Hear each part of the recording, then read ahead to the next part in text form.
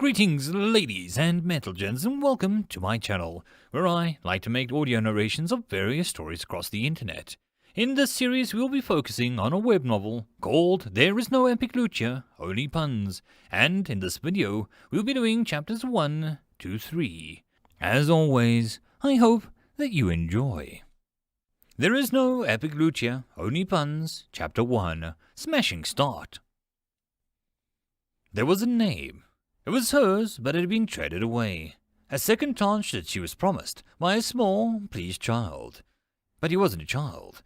Just what some sanity-chipping being decided what a child should look like to converse with her. A name for a chance. I'm being very fair, he promised. She knew it was a trick. Of course it is. That's the name of the game. The child had laughed with delight. She had felt the stars shiver at her noise. Now, maybe we'll talk again when you become interesting. Now, I have to go and meet the others. Maybe you'll meet them one day. The thing said casually. Then she twisted, breaking into 1,000 shards and shattered into countless motes that sundered into the basic existence of the universe.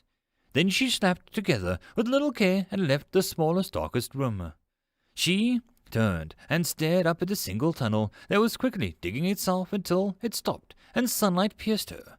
She turned, trying to move, slightly moving forward with no real sensation. Then, with a moment of shock, she looked down. There was nothing there. Empty air with the body and legs where it should have been. She turned. A pulsing orange orb the size of an orange set encrusted into the single stalactite. The sunlight hitting the orb made the room glow with light. She moved closer and peered into the orb. The light showed a tiny shadow of amber like glass. It was a perfectly round object that pulsed with a tiny light. The feigning symbol could be seen. 4. She shuddered. 4? This thing was her. She was just a number to that thing. Not the first, definitely not the last. Well, at least she wasn't a tree or a frog. Hopeless optimism was better than screaming fear, which was what she told herself. The house may be on fire, but at least she was warm. Ugh. She was going to die here as some orb thing. Without a name? No. She needed a name, something to find herself and use to hold herself together with. She pulled something that seemed to float by as she stared at the orb. Delta. It was kinda 4-ish. It was better than Orby or Screaming Wailing Ghost Girl. Definitely better than victim number 4.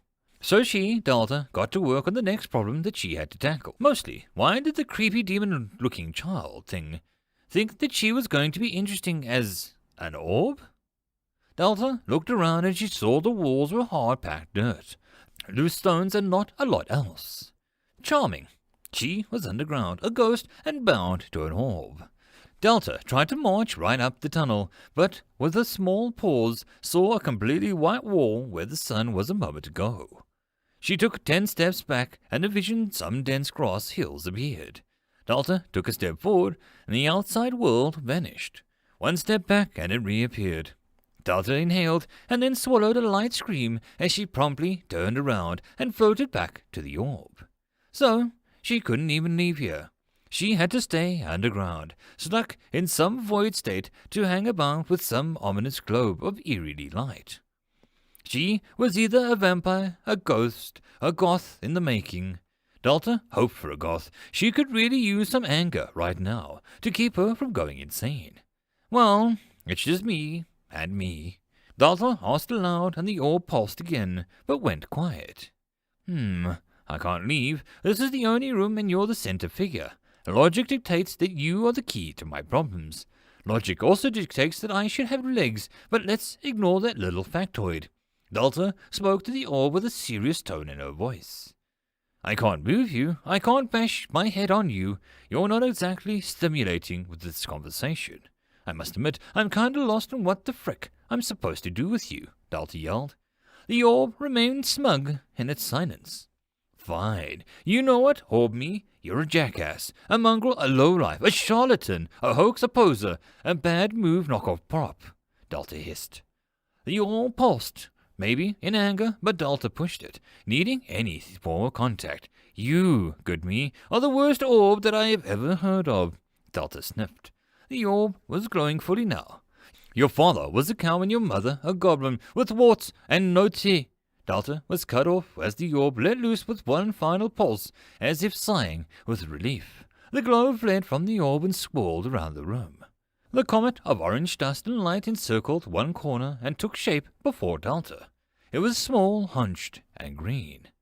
"Oh no," Delta whispered as the goblin sniffed the air before spotting the orb in its odd stone pedestal. "Job," it grunted. Delta could only crawl away, not making any noise, mind reverting to some tiny mouse state. She had nobody, but that thought only added to her panic instead of easing it. What if she couldn't feel anything anymore? Delta heaved as the goblin blinked. "Rooms?" it offered. Delta just stared at it where her hand should be. How would she hold sandwiches? How would she type on the internet? Wait, what if there was no internet? Delta howled and the goblin ran off, shrieking as the orb crackling with energy. "Me got door," it screamed with fear. Delta panted, feeling quite tired. She should just rest for a while. The orb seemed to agree and went dormant. Delta felt her head hit the floor and felt a twinge of pain. Good, that was still a thing. Goblin, until further notice, sighed with relief as the everlasting master of his new abode seemed to rest. He had been rather silly, suggesting he knew what the core, all hailed its greatness, should do now. Such arrogance on his part, the goblin watched the tunnel, not expecting any trouble. Surely the Great One would have traps ready. They must be so good that he couldn't spot any sign of them. Such a powerful master, so wise, so cunning. The goblin grinned and felt excited that he was one of the first. If he did well, perhaps he could receive a boss promotion. Oh, how much he desired such a lofty goal. "Me good boss," Goblin said with pride. That was when the entrance was breached by two more goblins. Runts, even a dungeon goblin like himself, could see it. They squawked and begged for protection. The goblin bared its teeth, not wanting such a riffraff near his grand master and holy object. The goblins pleaded harder, and voices came not far off. Deep ones, angry ones, eager ones. Goblin frowned. As wonderful as Great Core was, being so fresh, it was not prepared for anything more than beasts. At least that is what the walls whispered to the goblin. His tie to the dungeon was saying that Delta, the Great One, was not ready for this. Snarling, he grabbed both of the goblins and threw them down the tunnel. If they hurried, they could make a bargain. A deal so soon was, well, he didn't know. Deals with the dungeon core were handled with care, poise, and elegant intelligence, and with great thought. Delta opened one bleary eye at the begging goblins, making weird, yelling noises. She knew, somehow, that they wanted something. "Sure, whatever. Let me sleep," she mumbled and curled back up into slumber. She did not see the glow that filled the two tiny goblins. Nor did she see them grow and rip out the old fur and muscles and bulge out new fangs. Delta dreamed and smiled as a great cake of God blessed her with desserts. She drooled as bloodshed filled her dungeon that very same day that it was created. It was a record for this world, not that Delta would ever know. End of chapter. There is no epic loot here, only puns. Chapter 2. Take off. Delta counted again, but no matter how many times she shook her head to clear her vision, her one goblin had become 3, albeit with some odd changes. The 2 new goblins stood about half a foot taller than the one that she created. They also had some odd tusks coming out of the sides of their mouth. Master. Gob bowed to the flow. He had a name. Delta could sense it, and when she focused on him, she could feel the general vibe coming from him. Compared to her goblin, he was stronger, but not by much. Delta frowned. I can just sense how strong someone is. Or is it just goblins? I mean, goblins are a thing, so why not sensing power levels? Delta argued with herself. Hob, the brother, looked almost identical, but acted more bashful. Asked her. He mumbled, and Delta felt her unease grow. There was one other feeling she could feel coming off the 2 new goblins. The very Delta vibe. These goblins had a bit of her in them. Unlike her goblin, who needed a name that didn't end with ob, felt fully like the floor and the walls. Background. Safe. Francois, she asked, plucking another name out of the air. It was a hard-earned talent that had come from many monster-raising app games. The orb pulsed. Delta understood that herself, the ghost state, was more like a projection of her mind. The orb was her body, so to speak. Delta tried to ignore how fragile the orb was, and looked a lot more glowy than usual. Francois stumbled forward, bowing. Where did they come from? Delta tried to push the question as clearly as she could towards Francois. Delta didn't think that she could manage verbal communication in this state, but as her orb glowed, she saw Francois stiffen.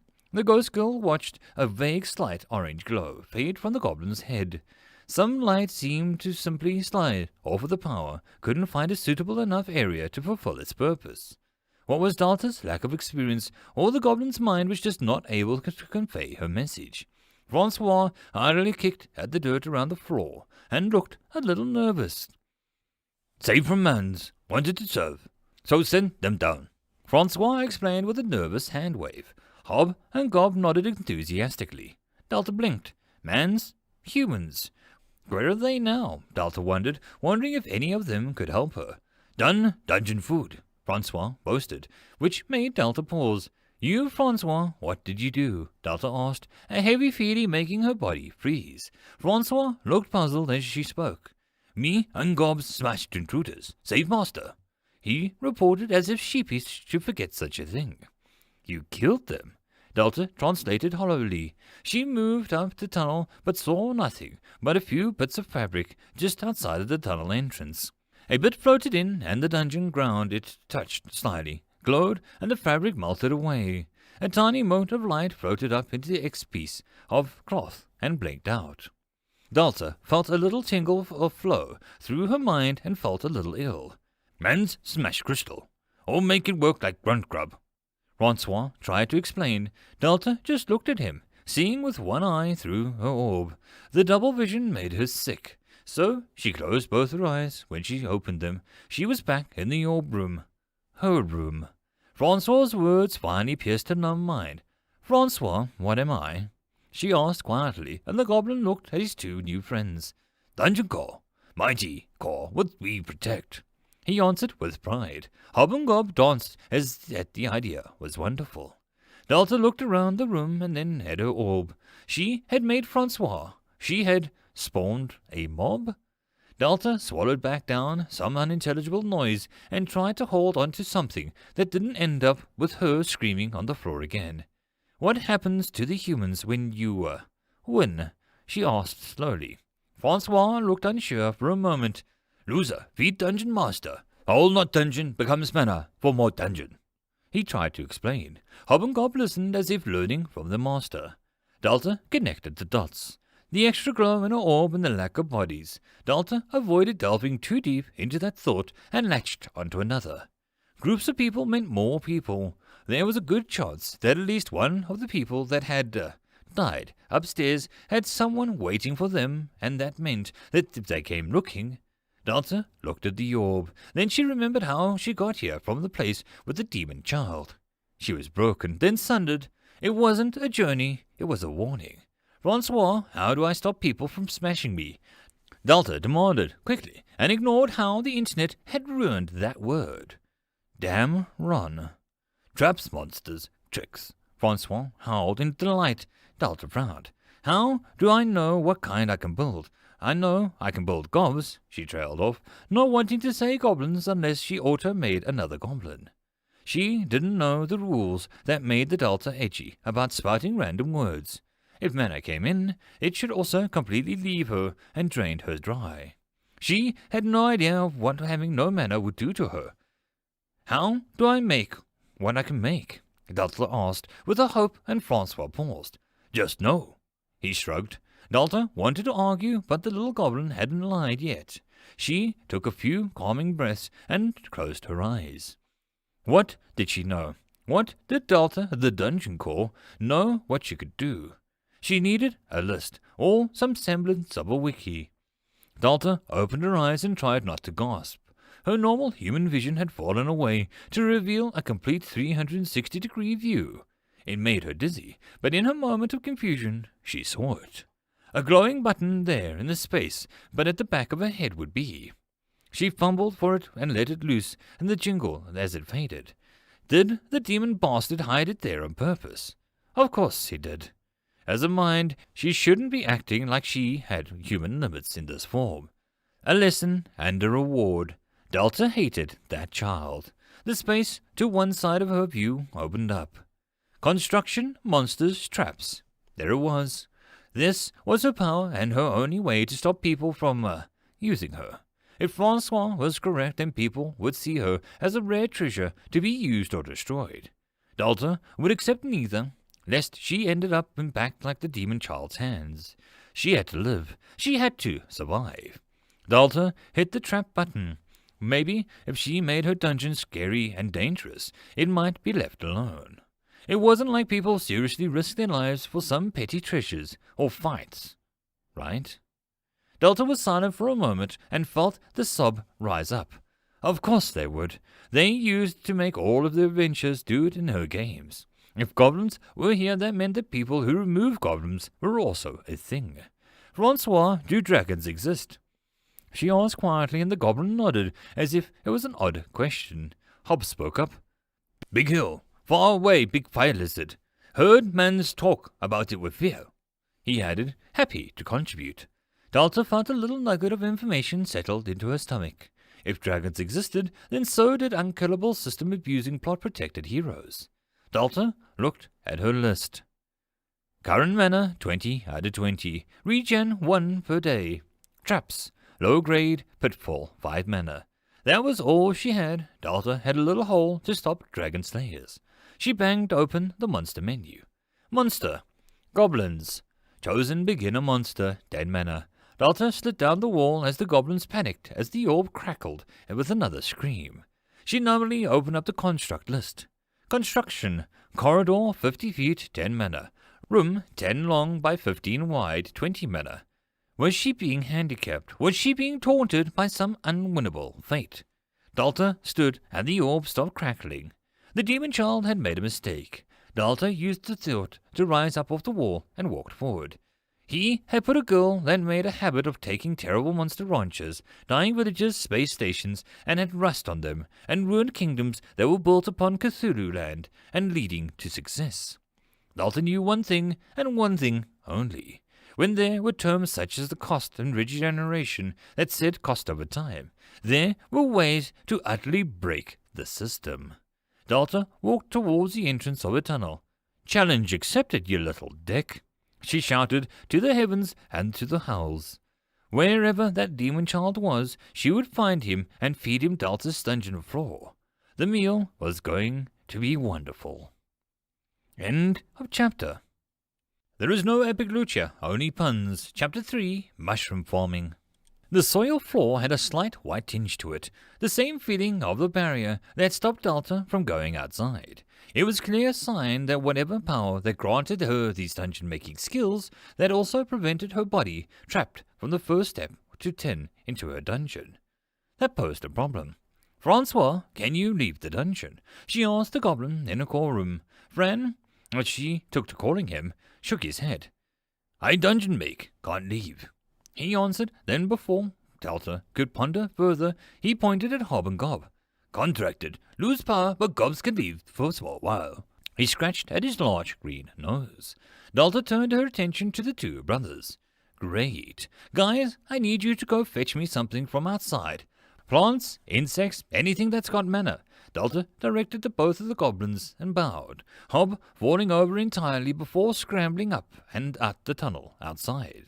They both visibly shrank and looked tired, but then ran off to their new task. Goblins weren't cute, but Delta liked their attitude.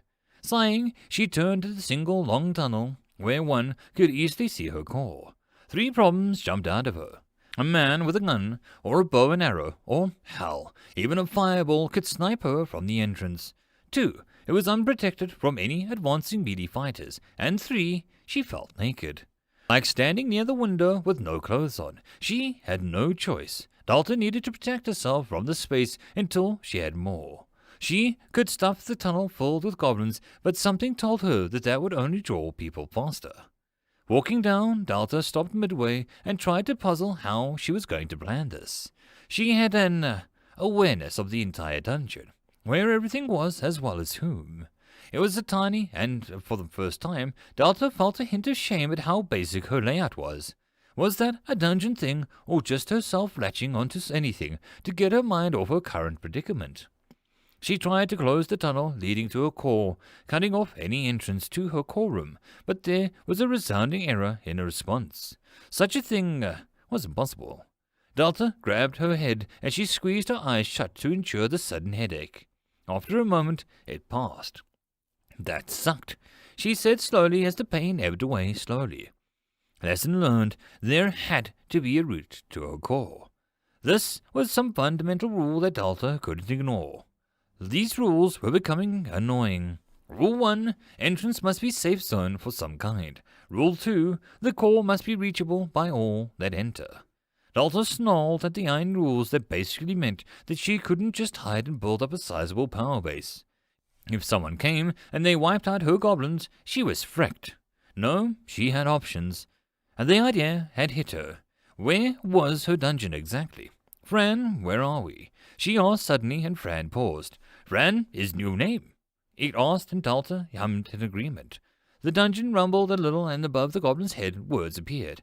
Fran, rare goblin. Oh, Fran his name. He hollered and danced. Delta just gaped. What? But I already gave you a name before. She argued weakly, and Fran shook his head at the orb. Random name, not important. Rand is personal. It's mine, the goblin said with another dance. Delta peered at the title. Rare, huh? Like a mob that had 1 in 10 chance of appearing. It didn't seem to cost her any mana, so what was the drawback? So, 2 questions. What does it mean to be rare, and where exactly is my dungeon? Delta inquired politely. Fran paused mid-jig. Rare means special. Bran is first floor special, the goblin answered with a little pride in his voice. Then he scratched his head.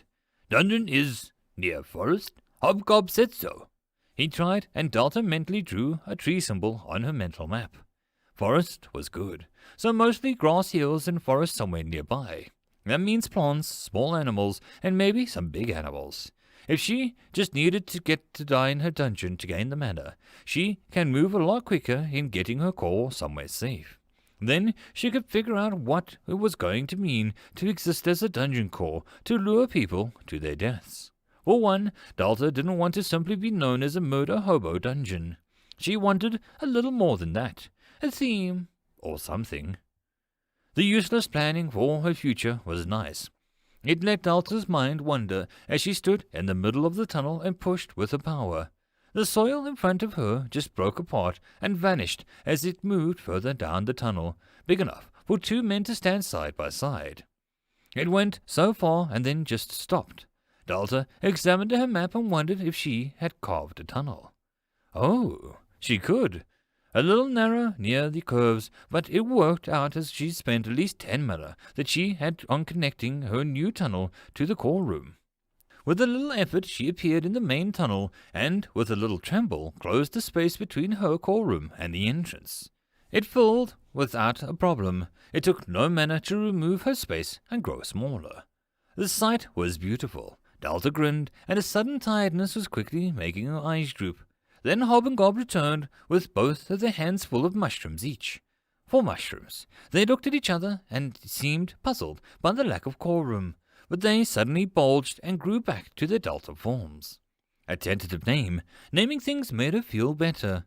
They rushed to the core room and dropped the mushrooms at Delta's earthly altar. Rooms, they cried. The mushrooms hit the dungeon floor, and they were quickly turned into those odd motes. They entered Delta's mind, and the taste followed them. Delta gagged. She wanted to throw up, but she had no mouth, so she just tried to cough up the taste. The frick was going on with those things? Most dangerous rooms. Nothing else want them, Hob bragged. Gob nodded in agreement and dropped 2 more on the ground for a small fur pouch that he had. No, Delta begged, but they were already being dissolved. The taste returned and Delta felt herself die a little. And then she lay there, sobbing. A little mana bar in her menu shot up by 6, 1 for each mushroom. Then another bar appeared. Dungeon points, 36. Dungeon points? Delta stood with a groan. Please try to find something else, she begged, and the 2 goblins, Hob and Gob took off with a low bow, laughing with their success. Delta opened up the menu and frowned. "What do I do with dungeon points?" she asked, and there was no answer. She fiddled with the menu for a moment. With some close examination she found something that she hadn't seen before, a little plus symbol hidden near the bottom of the main menu. When she touched it, and winced as she appeared all over the menu. Dungeon points 36. Purchase monster, purchase trap, purchase construction, upgrade monster, upgrade trap, upgrade room. Delta blinked and clicked the first option, purchase monster. Monster purchase, goblin, starter, common bat 5 DP, common spider 5 DP, mushroom spitter 30 DP, special requirement unlocked, absorbed a deadly poisonous mushroom. Had she unlocked the monster? Delta thought about it. She didn't see anything about humans like the ones that had come before. Maybe there was some hidden clause to unlock more rare monsters. If she devoured a rare stone, she could make golems. Make wolves if she killed some in her dungeon. This opened up a lot of options. Gob and Hob were amazing. They could farm her materials. Delta flicked through the other menus quickly. Construction purchase.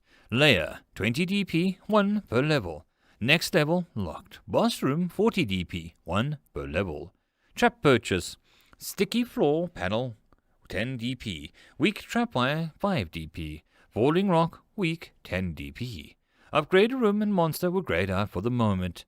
Delta could only assume that she didn't have the requirements to upgrade anything just yet. Her eyes lingered on the mushroom spitter. She had eaten the damn mushroom, and it did say that she earned a monster. That DP cost was pretty high, but at this point, if she was going to be forced to eat those damn disgusting mushrooms, she deserved this. She purchased the mushrooms, dropping her DP to 6. Delta switched menus and saw that her monsters now had 2 options. Goblin, 10 mana. Mushroom Spitter, 13 mana. Neat. Now she just had to get enough mana to summon a new monster. Hopefully, Hob and Gob would be successful in finding something. That wasn't those mushrooms. Gob ran and hollered as a pitchfork flew over his head, and the pig in his hand squealed in terror. Pink, flabby meat for the master. Hob ran with his palms full of mushrooms, the master's favorite.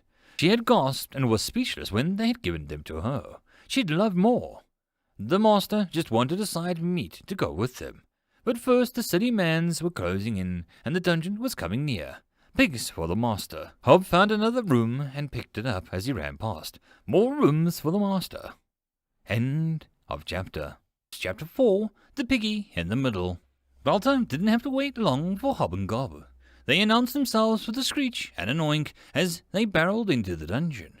Delta's mouth dropped open as they carried a rather large pig into the tunnel, the animal squirming and squealing just as loudly as the goblins. "Mans!" Hob warned. Gob was screamed at the pig and bit him. Fran stood up with a sharp look and rushed towards the entrance. Turning the corner of the new tunnel, Gob threw the pig down, and Delta closed her eyes for the next part as soon as the mana flowed towards her. It was plump and calm. Delta enjoyed the feeling. This feeling was much better than... She gagged, and her sight shot open as Hob dropped the dreaded mushrooms all over the dungeon floor. Delta bent over and felt winded as the vile taste of mushrooms overwhelmed her senses. "Man!" Gob shouted again, and Delta tried to inhale as he watched her mana numbers grow, from the measly 6 all the way up to 20. The pig had just gave her with 15 mana in a single pop. The remaining mushroom pushed past the limit as she struggled to reach the number beyond her max. 25. Then it began to trickle down as the excess mana seemed to leak away. This was enough for her new monster, and she hurried. Delta stumbled to her feet on the first bend in the dungeon. She picked a spot close to the wall, and the 3 goblins made warning noises at the person approaching the dungeon entrance. Delta focused. "Mushroom spitter," she ordered as she saw the orb pulse once. Then from the ground a cap appeared. Then it grew rapidly until Delta was staring at a mushroom almost as big as a child and firmly anchored to the ground. Then the living fungus wiggled and the stalk split apart horizontally to reveal a big toothy maw filled with some vicious green liquid. She would later deny having squealed in fright in any way, shape, or form. It goggled at the dungeon, and it blinked as two beady eyes glowed.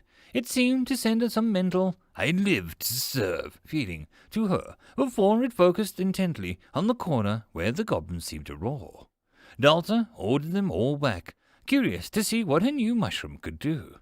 The grey flesh and dark cap made it blend well into the dungeon.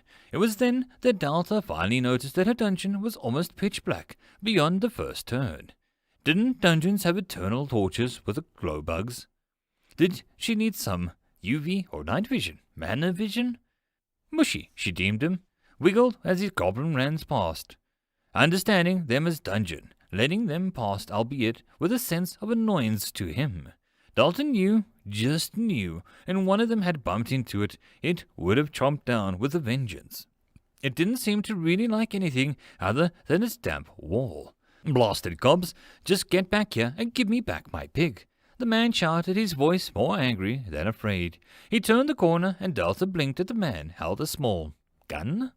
Dalta came closer, nervous, but the man didn't seem to sense her. The gun was a stone device held two hands, and had a small crystal plugged into the handle, and a wide muzzle, but the gun had an almost cartoonish iron sight. Dalta goggled at it, trying to understand what she was looking at. The crystal glowed orange, and Dalta tried to see inside, but the man moved through the air. As the man drew near to the close to the Mushy, did what Dalta guessed was what Mushy would do in any circumstance. It lashed forward and took out a chunk out of the man's leg. Dalta blanched at the sight of the man's wounds, but the man screamed and fired the device in his hands. The end erupted into a gout of fire that consumed Mushy. The fire mushroom screeched and then promptly melted. "Mushy!" Dalta screamed, feeling a little awareness of the monster fade as it was killed. The man gasped and tried to pull himself up the wall, gun pointed down. Dalta knew logically that the man had every right to defend himself and to get revenge for his pig. It was only fair. But Dalta also felt that a farmer with a boomstick was unfair. Really unfricking fair. "Fran, hobgob!" Dalta yelled, and the goblins rushed out. She closed her eyes, not enjoying the unfairness of the situation, on her side or on the man's. Mana flowed out, but Dalta ignored it. This was not how she wanted things to go. This wasn't how she wanted things to go at all. To survive, she needed mana and DP. To get them, she needed time or resources. Dalta either needed to kill or gather resources. Mushrooms came guilt-free. She could make the goblins understand she didn't want to kill anyone who didn't. This wasn't fair. She shouldn't have to be making moral codes for monsters and trying to live with the result. "Goblins, don't steal from the mans again. Just bring me things from the forest that doesn't belong to a man," she begged, and the goblins seemed to shuffle as they listened to the air. "Not one piggies," Hob said quietly. "No man's piggies," Dalta agreed gently. Her mana had skyrocketed from 11 to 32 due to the farmer's demise. The gun on the ground was also dissolved quickly. This wasn't a normal world of farmers and knights. That thing reeked of technology. She created a new Mushy on the same spot, the thing shivering as it still upset the previous Mushy's death. Dalta was sure that they were different mushroom monsters. They had different markings on their cap. The man had been worth 21 mana, more than her max total. Her new Mushy, the resulted dwindling back to 19. The gun finished being taken apart, the crystal as the last thing to go. Her mana shot up to 69 and Dalta blinked at the little box appeared. Torches have been added to the construct menu due to fire element. Goblin campfire has been added to the construction menu due to fire element. Flame gout trap weak added to the construction menu due to fire element. Dalta wanted to squirm and look, but the mana was already beginning to dip lower. She returned the main core room and fired another hallway tunnel to the north, the earth quickly giving way to space. Moved to the end, then she created a room. It crumbled into an almost perfect shape. But she was still 19 mana up. Dalta moved back to her first bend and threw down a pitfall trap. It left her 14 over. After that moment's thought, she created another Mushy in her core room, bringing her total mana to 21. The last mana held on, and she blinked. Not sure why it wasn't fading. Opening the menu, she felt surprise rise up, as her max total was now 25. How did that happen? Dalta knew that she had 20 exact when she had begun to spend. She built a hallway like she did before, another mushy after the second bend and the entrance to the tunnel, and a room. Delta eyed the new room, the deepest part of the dungeon now. It felt like she was less crushed, as if her mind had more space to stretch itself, and the room added 5 more extra mana. That was interesting. A lovely little discovery. Delta closed her eyes and sent a small prayer to the farmer. His death was helping her, but she needed to ease the bubbling guilt rising up, even if they were charged into the cave after a pair of goblins that Darwin's ward were level of stupid. Thanks, she added lamely, not particularly religious, but still hoping it helped. She eyed the furthest room as the 2 goblins left for the forest. It would be better to have a core there than in the middle of the dungeon. Would you like to move your core? Cost 10 DP. Delta frowned for a moment and then clicked yes without a word. One day she would finish a monologue without having a handy notification solve her problems. She had paid the price, choking as she saw she had 82 DP. The core rumbled and flashed, the earth altar holding it breaking apart. The orb floated gently up the tunnel, and then into another groan of earth rose up and gripped the core tightly. Just like that, she had a new core room, with another room to defend her. Delta snorted. Soon she would be good enough to be called a tutorial dungeon. With some grumbling, she moved back to the old core room, and saw Mushy was still skulking in the shadows. Delta hummed. It would be a shame to have such a whole room dedicated to one Mushy, when there was that layer thing that she could buy. Can I move the mushroom? She asked. The little box appeared. Moving stationary monsters costs 1 mana and takes 10 minutes. Would you like to move the mushroom spitter? It asked just as she guessed. Delta felt smart and crouched down to stare with some interest at the mushroom glowered as it slowly transported into the hallway by what looked like a magic plant pot, of all things. Delta began to flick through the menus after a minute. Magic was cool, but slowly fading mushrooms being carried down the hall was not as great as it seemed. The things that she could outright buy. Mana 20 out of 25, regen 1 per day. Construction, corridor 50 feet, 10 mana. Room 10 length, 15 wide, 20 mana. Torches, 1 mana per torch. Goblin fire pit, 5 mana. Monsters, goblin, chosen beginner monster, 10 mana. Mushroom spitter, 13 mana. Traps, low grade pitfall, 5 mana. And then there were the things that she still needed to purchase with not regenerating DP. Dungeon points 72. Construction purchase, layer, 20 DP, 1 per level. Next level, locked. Boss room, 40 DP, 1 per level. Monster purchase, common bat, 5 DP. Common spider, 5 DP. Trap purchases, sticky floor panel, 10 DP. Weak tripwire, 5 DP. Falling rock, weak, 10 DP. Flame gout trap, 8 DP.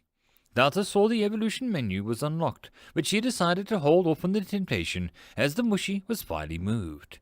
She flicked through the menu and tapped layer, and the map opened up in front of her, and the only empty room flashed for confirmation. Shrugging, Delta tapped it, and the surrounding room shifted as the earth rose and the walls bulged slightly. Tiny, hay-filled alcoves formed in a single stone hut, small enough for a dog or a crawling goblin formed. Delta grinned as she saw the changes that she had wrought with a single push of a button. The lair seemed to be a resting spot for humanoid monsters. The alcove suggested a place to snooze between battles. Shrugging, Delta added a fire goblin pit, and a box appeared. Would you like to make the lair a goblin camp? Bonus healing to goblins. Delta hit confirmation, then the room changed to having an empty racks of meat. The alcoves were replaced with a small tribal huts, and a decent-sized fire roared to life in the center, lighting the room up as it crackled with a merry purpose. Fran appeared and began to praise her. Delta waved it off, feeling a blush coming to her ghostly face. Fran sat down, warming his hands by the fire. Delta smiled at his delighted face. She opened up the menu and browsed through the upgrade menu. Upgrade menu. Total DP 52, total mana 15. Construction, upgrade entrance to the simple dungeon hall, 10 DP or 20 mana. Upgrade dungeon dirt walls into wood-reinforced dirt walls, 10 DP. Upgrade simple wooden torches into stone sconces, 10 DP. Traps, upgrade pitfall into deep pitfall, 10-foot drop makes it harder to get out, 15 DP. Monsters, goblins evolve into Goblin Thug, 5 mana and 2 DP, or Goblin Archer, 5 mana and 2 DP, or Goblin Apprentice, 5 mana and 2 DP. Price per goblin. Mushroom Splitter, Greater Mushroom, 10 mana, or Myconid, 10 mana. Rare, Monster Evolution, Fran, Goblin, can evolve into boss due to pigment absorbed, unable to begin process due to lack of boss room. Delta turned slowly back to the humming Fran. Boss monster? Delta looked over the construction menu and saw the list did indeed allow for a boss room. She just didn't give it much thought. In hindsight it was rather obvious, but why did Fran need a pig to become a boss? End of chapter. There is no epic loot here, only puns. Chapter 5, The Human Touch. Boss rooms are trials. Delta paced as she waited for Hob and Gob to return with more of those wretched things. Mana was already an issue on a large spending. Delta couldn't afford just to turn down a free source of income, especially when it came with free DP. She just wished that they wouldn't find something else. Anything else. So, as she waited, Delta wandered the boss room. Having one meant that her core had a final layer of protection before someone reached her core. That was good. She'd need to evolve Fran into something else with a pig as backup in the form of something that she may not want protecting her core. The mushes were hard enough to look at without fleeing. Seeing one yawning or just hissing at the air made her ghostly flesh break out in goosebumps. It was also just the idea of having a boss room meant that Delta was cementing her purpose as a dungeon. Fight the weak mobs, find the loot, beat the boss, level up, and go home. The bread and butter of any good adventure, except Delta didn't have loot or some grand treasure chest at the end. I'm not subpar, I'm still developing, she assured herself, and Fran's ears flicked, as if hearing, but choosing not to comment, as he enjoyed the new goblin camp. The little guy did look more healthy in the glow of the fire. Delta summed up his life as a dungeon core. Make a dungeon, lure adventures, kill them, grow, lure more people. Delta felt like she could maybe, with some effort, cut it down to just lure and grow stage somehow. Far be it for Delta to stop an idiot wandering in here with nothing but a pot in his head and a butter knife. Delta felt bad about luring in the unaware or lost, not the terminally stupid. That was practically doing the species as a whole a favor after all. You don't feel sorry for people who set their head on fire and expect to be fine. No, Delta wanted to have people agree to the game of a dungeon and goblins, win and get the shinies, lose, and well, thanks for playing. It seemed too hopeful, but if Delta could just show those that came near her that her dungeon was dangerous and unprepared should turn around and walk away, then she'd just feel better about the whole defending herself against humanity thing. Maybe I can, Delta muttered, and opened a menu to the construction upgrade section. Upgrade entrance into simple entrance hall, 10 DP or 20 mana. Delta thought about it. She could purchase both the boss room and the entrance hall, having 2 DP to spare, and potentially having a way more for her gobs to return. With more mushrooms. Delta swallowed back more gags and tried to focus. It seemed that making a boss monster had no actual price, that worried Delta. Nothing good was free in this little new life of hers, except for mushrooms, but they could go die in a fire. Once she got the boss room up and running, there did seem to be no extra steps needed for pushing Fran up to the next level of evolution, with a pick involved, somehow. Perhaps it was undoable, a one-time no-take-backies. Would Fran be her forever level 1 floor boss? Was that really a bad thing? Maybe down the line, when she had an uber wizards and 3-headed frost wolves, it would be, but for now, she had 2 fungi and 3 goblins between her and smashed to bits death. Necessity was the mother of bad choices. Delta purchased both rooms, and the boss room flashed red and refused to be purchased. Delta blinked and saw a map opening, her 2 rooms flashing red. Right, need a room. 2, make a boss room. 1 step at a time. A room cost 20 mana, and she had 15 going for her. Delta glared at the tiny single mana regen. One day, she would regen enough mana to spend as wasteful as she wanted. Oh, the gobs were back. Joy. She zoomed into the entrance and saw them carrying more mushrooms. But Gob had something in his other hand. He dropped it and it landed with a thud. Is that an apple? Gob, where did you get an apple? She asked. The goblin shook his hands free in defense. Tree, climbed with teeth, belonged to no man's, he promised. Delta watched it fade into a dungeon, consumed it. It tasted sweet, but Delta braced herself for the dropping of more mushrooms. Ugh. But the apple made her mind spin. The mushrooms gave her the mushies, and the fire crystal gave her some fire-related items. Gob, go bring me a few more branches and rocks, she requested. Delta thought about how her tunnels were just banished whatever soil was in the way, and she hadn't seen one rock or a root appear in any of them. It was just hard-packed soil. The apple finished fading into a menu popped up. Apple consumed, new menu unlocked. Item menu, healthy apple, 3 mana. Delta closed her eyes and then opened them again. Nope, she couldn't eat magic food out of fricking air. Why, was her first question, and that was a good one, she allowed. But why would she, a dungeon with no stomach or her monsters who didn't seem to need to eat, need an apple? It seemed a rather odd thing for her dungeon powers to have. Would she be able to plant them and in turn turn them into some kind of apple fiend? Exploding apple trees? Goblins throwing apples? Delta closed the box and put the thought to rest as Gob returned. He dropped 2 branches and some stones onto the ground. Delta watched with interest as the items vanished. Her mana was 22. The apple had given her 2 whole mana compared to 1 single from the mushroom. Was it because they were more healthy, or did the world hate the mushrooms as much as Delta did? Her mana shot to 32, the rocks about 2 mana each, and the larger branches giving her 3. Not that she needed to keep track of this. Gob would be going back for more soon. Delta rubbed her ghostly hands as she quickly made another hallway, shooting west from her core room and the new room to cap it off. That quickly brought her down to 2 mana. Her menu popped up as she finished. Wood functions are added to construction and trap menus. Stone functions are added to construction and trap menus. A quick flick through some of the changes. Her torches could be made into tiny lumps of stone on the wall instead of wood sticks now. No cost increased since it didn't seem to be very much better quality. However, as she peered at the purchase menu, she saw something very different.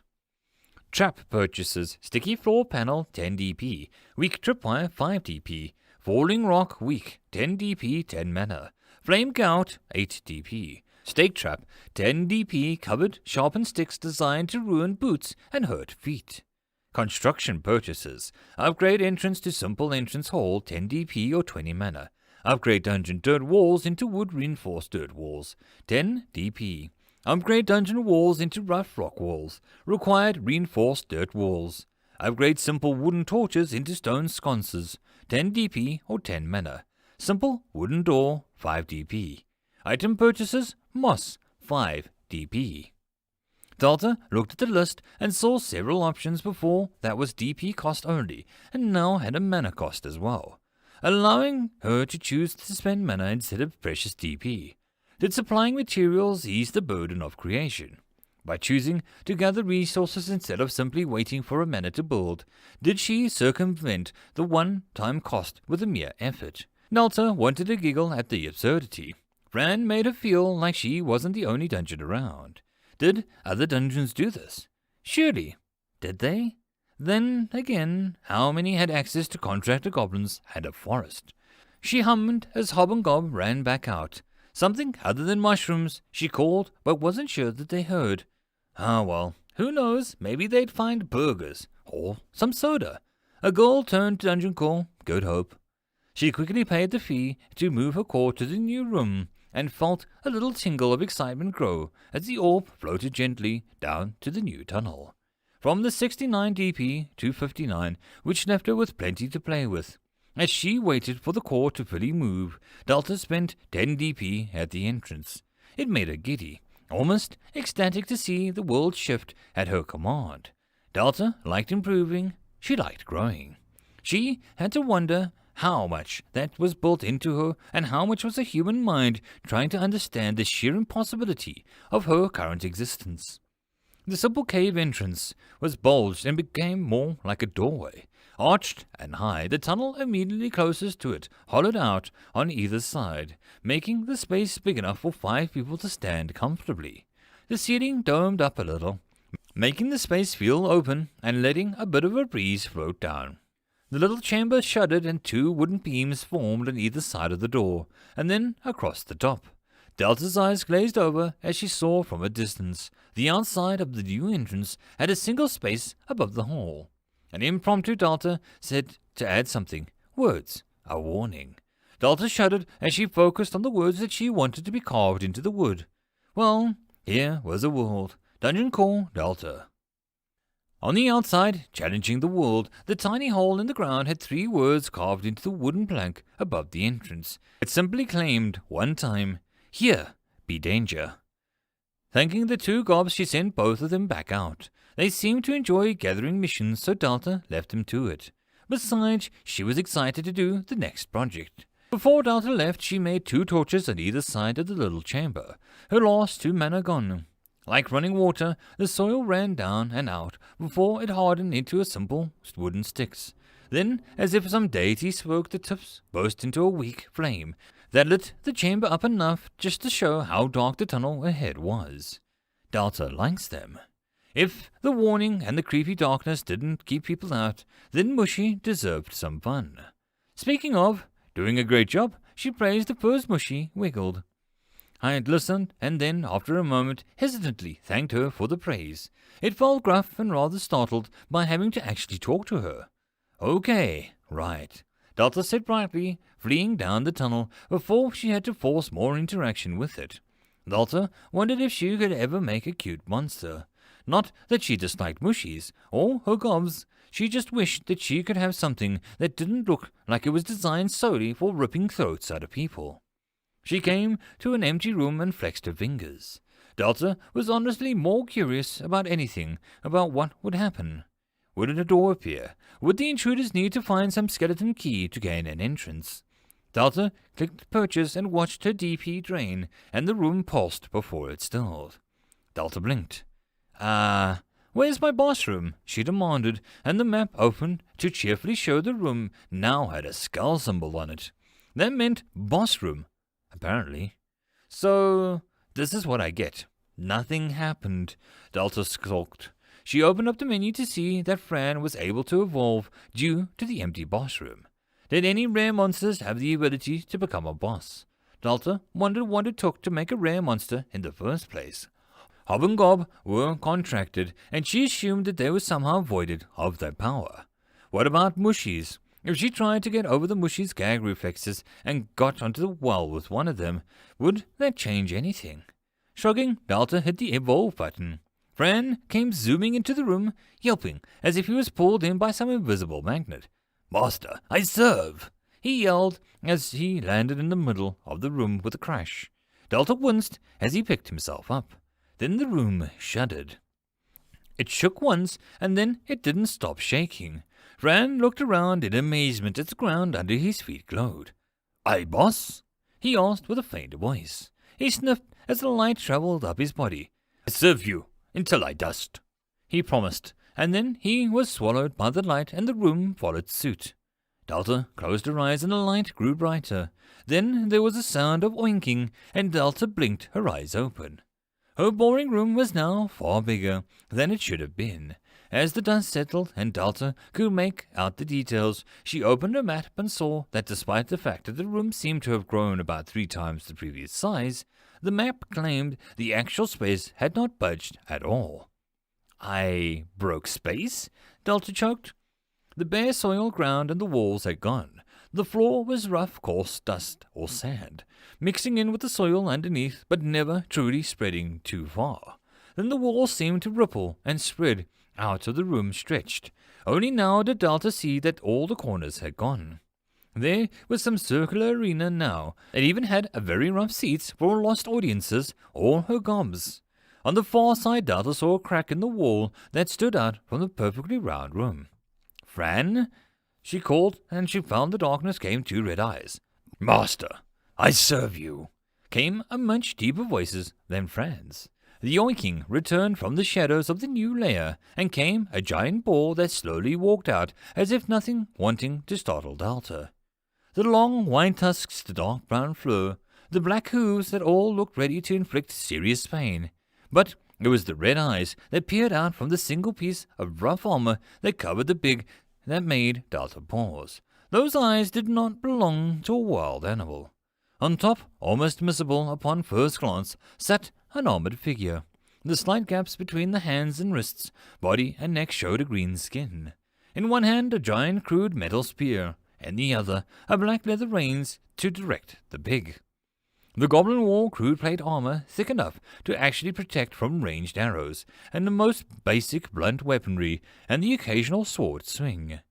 But Delta felt afraid for a moment as the pig would charge her. Then she remembered she was a ghost and started to breathe again. "Fran?" she asked, and the goblin raised its helmet to show a grinning face. It felt almost right, but not quite so. Delta tried again. "Sir Fran, the Pig Knight." Delta smiled as the name felt like a final deal of the whole matter, and torches burst into the light all around the room, like a roaring applause. "At your service, my lady." He and the pig bowed as one. Delta took it all back. Her monsters were adorable. She hid a smile as the pig bowed too low and Fran fell off, face-planting with a growl. The village of Durance moved on with his life. A man bargained with a baker, haggling the price of a wheat down to a tiny fire crystal at the back of the baker's shop to supply the heat to the ovens. A woman handed the bucket to a pulley system that a water pump drew water into. The machine whirred and steam hissed out of the pump, cooled. A man argued with a woman as she demanded help. "He's been gone for almost half a day. His family is worried. Mr. Thorne never leaves his farm or his family for long, and he's not even done his cow milking yet." The woman huffed at the man's side. He ran his hand down his wrinkled jacket, the blue thing being passed from one generation of peacekeeper to another. In a town this size, only one was ever really needed. "I can take a look about it, Penny." But the man is an adult. If he went for a walk or found some peace finally, it's not our place to poke our noses in. I have got enough trouble with Hedgar melting his potion room wall and seeing his neighbor bathing. The husband is furious. Mrs. Willings has gone and angered some pixies down the road, and now her house is infested. I don't think that we need to call the king down for a man who's been missing less than a day or so. Johnny and the boys hunted down some gobs down. Maybe one messed with his fence. You know Son keeps the fire pistol handy, Chris assured the woman. She soured her face and then reluctantly agreed. Her eyes lit up a moment later. Did Hedgar really see Goddy naked? She whispered, and with delight as Chris, our only beekeeper, Endurance sighed. He sent a prayer above for anything to take the attention away from the nags and gossips. Delta choked. No. She slid down the wall into a tiny box in front of her glowed with pride. Due to the consumption of mass poison mushrooms, level 1 has mushrooms freely added to the decorations and will now sprout on their own in the dungeon for free. Poison is reduced from the deadly to mildly toxic to avoid mana consumption. You can upgrade this later. Then before Delta's very eyes, little mushrooms poked out of the ground. They wiggled and then stilled, enjoying its new home. Then a new box appeared. Mushroom Grove Room unlocked. Cosmetic room with no bonuses. May build the room, regardless of max rooms per floor. Delta screamed. End of chapter. There is no epic loot here, only puns. Chapter 6, The Capped Limit. Boss rooms were amazing. Delta paced the hallway between her core and Fran's room. Not only did the new room push her max mana up to 30, it also increased her regen to 2 a day. It hadn't even been a full day since Delta had awoken. It had almost been... Delta didn't know. There was no time here besides moving wishes about took 10 minutes exactly, even if it was only a single meter away. Her only mana rose up from its own accord, and then she had a decent idea. Did dungeon calls expire? Did time affect her slower or as long as she was in a dungeon? Was she safe, immortal from age? Delta felt a little cold at the idea of being trapped underground for the rest of time. At least she wasn't alone. She had her mushies and gobs and Fran. Everything a sane mind needed to last more than 24 hours. Speaking of, the goblins had returned, shooting a dirty look at the single mushroom growing on the ceiling. She would have the hob remove it. She zoomed to the entrance, flying past the snoozing Fran and his new pig, over to the goblin camp, where the mushrooms burned as it appeared too close to the fire. It made Delta feel better. Hob dropped more unspeakables, 2 branches and a rock. Gob seemed to have been more adventurous as he brought back a little bit of everything. He dropped some dark berries, small stones, and some weedy-looking plants. They all began to instantly melt into mana. It was a shame. Delta wouldn't mind actually keeping some of these things once in a while. She waited, and before long her menu appeared. Wrensberries absorbed, healthberry unlocked. Clingy petals absorbed, decorative flowers unlocked. Sticky floor panel costs reduced by 1 DP. Delta hummed as she read this. The petals seemed to have an annoying habit of sticking to people's clothes. If Gob's furs were to be an indicator, did absorbing the sticky material reduce the burden of buying something? Sticky floor traps seemed pretty simple. An enemy stepped on it and got stuck. Delta paced as she thought about it. By taking more and more things that had a sticky component, she could cut her work in half. Still, only 1 DP was a little lacking in reductions. Delta had a feeling that DP cost was a one-time deal. Still, it wouldn't hurt to get a bit more. The berries were like the apple, the food that she could make. She was supposed to lure people in with them. The idea that food might be in her dungeon.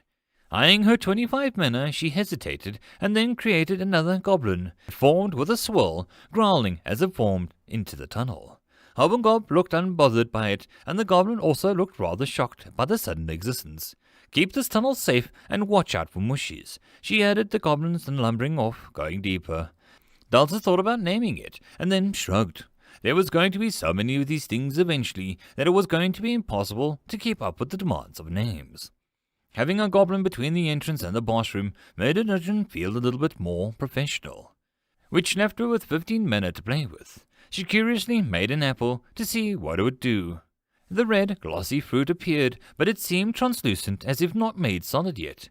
Delta moved it, and it reminded her of the trap placement. She had fun clipping it through walls where it buzzed in error. Hob moved over, not getting more orders, and moved directly through her apple placement. She had fun clipping it through the wall where it buzzed in error. Hob moved after not getting more orders, and moved directly through her apple placement. Something happened and quickly vanished as he kept moving. Wait, Delta called and the gob froze. She pushed the apple into him and the whole new menu appeared. Delta blinked, caught completely off guard at this new, odder brother for the personal menu that hovered above for her. Item placement, equip to mob, use 1, binds to soul, drop, monster does not respawn. Use on monster, out of battle, able to use item. Drop, equip. Delta inhaled and looked at the apple in her ghostly hands. Could she make the monster loot drop? Or soul drop? Delta frowned and let the goblin go without her brother to rest at the camp. They looked bushed and Delta felt a bit guilty for making them basically farm for her the whole day. She focused back onto the apple after making sure that both gobs were comfortable after a moment around the fire. Both of their grubby faces peered down at the hole at Fran's door. Respectful. It took 10 mana to summon a goblin, and it took 3 mana to summon an apple. If that goblin had an apple as a soul drop, that was 13 mana down. For what? Could she booby-trap the monsters maybe? Put bombs on them in case they were murdered? Delta didn't think so and opened her menu to start flicking through the options. She came to the goblin summoning page and frowned. She held the apple in one hand and then touched the goblin page, not hitting confirm, just poking in the general area. A new box opened. Goblin, a weak demi-being, uses large numbers, quick reproduction cycles, and rare shaman magic to avoid being wiped out. Has many evolution paths around the world. That was handy. Did that work with all her little things? She tried the apple. Healthy apple, a sweet apple that is the barest of healing properties due to being soaked in mana. Delta reread it and silently apologized for mocking the apple where it could hear it. A potential healing apple. Every good tactician saw the use of the thing that kept the troops fighting.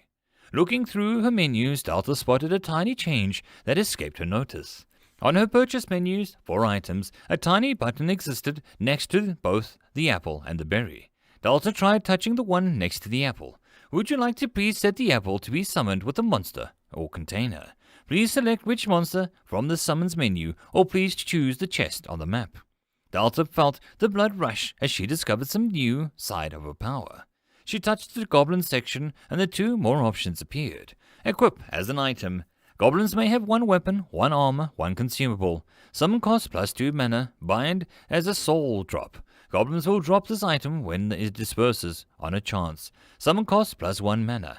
Delta fled back to her core room. She needed familiar ground to pace about. She barely saw her new goblin standing outside Bran's door, just staring. Odd thing. Quiz sipped on a sweet tea and drew a flask.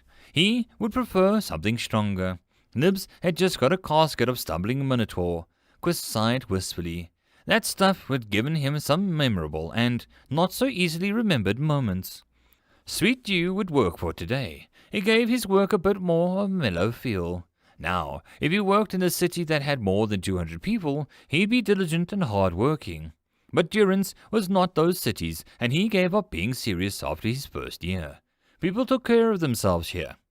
Being a peacekeeper was the thing that the king required of all towns. Mobs never made anyone happy who had to clean up their messes. Sadly, the taxman still came to them. A fair amount of those rotund taxmen had a second job to make sure that all the king's laws were being followed. Which meant that one day Quiz had found himself taken from his budding wizard studies and dumped into a PK office. A shack that had to be sword and shield symbol painted crudely on one side. No one else had wanted to give up their lives or their hobbies to be the person who had to deal with everyone else. Neither did Quiz, but he slept in the meeting and missed the chance to be pushed onto the deaf elder that lived down the street. Another sign that he needed to quit drinking. First, it was the bad polymorph spell, and now it was the peacekeeper nonsense. Quiz rounded the corner as a woman threatened an orange snake going around a tree. Quiz almost turned around, but the woman had her heap aid powered up, a model that was so out of date that Quiz couldn't hear the blade grumble, protesting as it actually worked. The heat blade was bothersome. The sword that channeled a fire crystal usually resulted in someone's house or livestock going up in smoke. No one wanted a repeat of the great goat fire of 4 summers ago. Quest waved one hand and the snake floated away into the grass on the other side of the woman's garden. One air spell, he used it mostly to sweep and float, but it worked just fine here. Oh, such a dove! The woman smiled as she thanked him, hiding her weapon as if Quiz would levitate her over the hedge next. Just keeping the peace, he said, with an almost automatic response these days. His voice sounded dulled as he longed for his bed. But he only did this job for 3 reasons. The free drinks at night, the lack of paperwork, and the third reason was he honestly was scared someone would burn his hut down if he didn't keep confiscating charged crystals, crossbows that had been enchanted, unstable homebrew potions, herbal mixes that should really not have been mixed. Then there were the more sane people that just hacked their own limbs off when they got a bit too drunk and fancied themselves knights of the Valrune kingdom. Quiz didn't know healing magics or healing potion mixtures or any herbal remedy for stupidity. But he did know that his old blue coat still inspired people to at least pretend to be rational. Quiz considered that to be a gamble on any given day. He just really wanted people to run out of magic supplies for the month so that he could sleep all day. Now that he thought about it, the air did seem crisper. Mana was a bother. If it was here, your life was mostly great. If it was gone, your life was mostly not great. Mana made things grow. It made people strong to illness and cold. Nothing like actual magic, but it helped. Quiz knew very fairy tales like the back in his nose. Not seen it himself, but definitely sure it was there. Mana made magic, magic made reality. Reality was something they all had to bloody deal with. Some hurrah for magic. Some old maids still believed living on mana-rich land blessed you and your brats.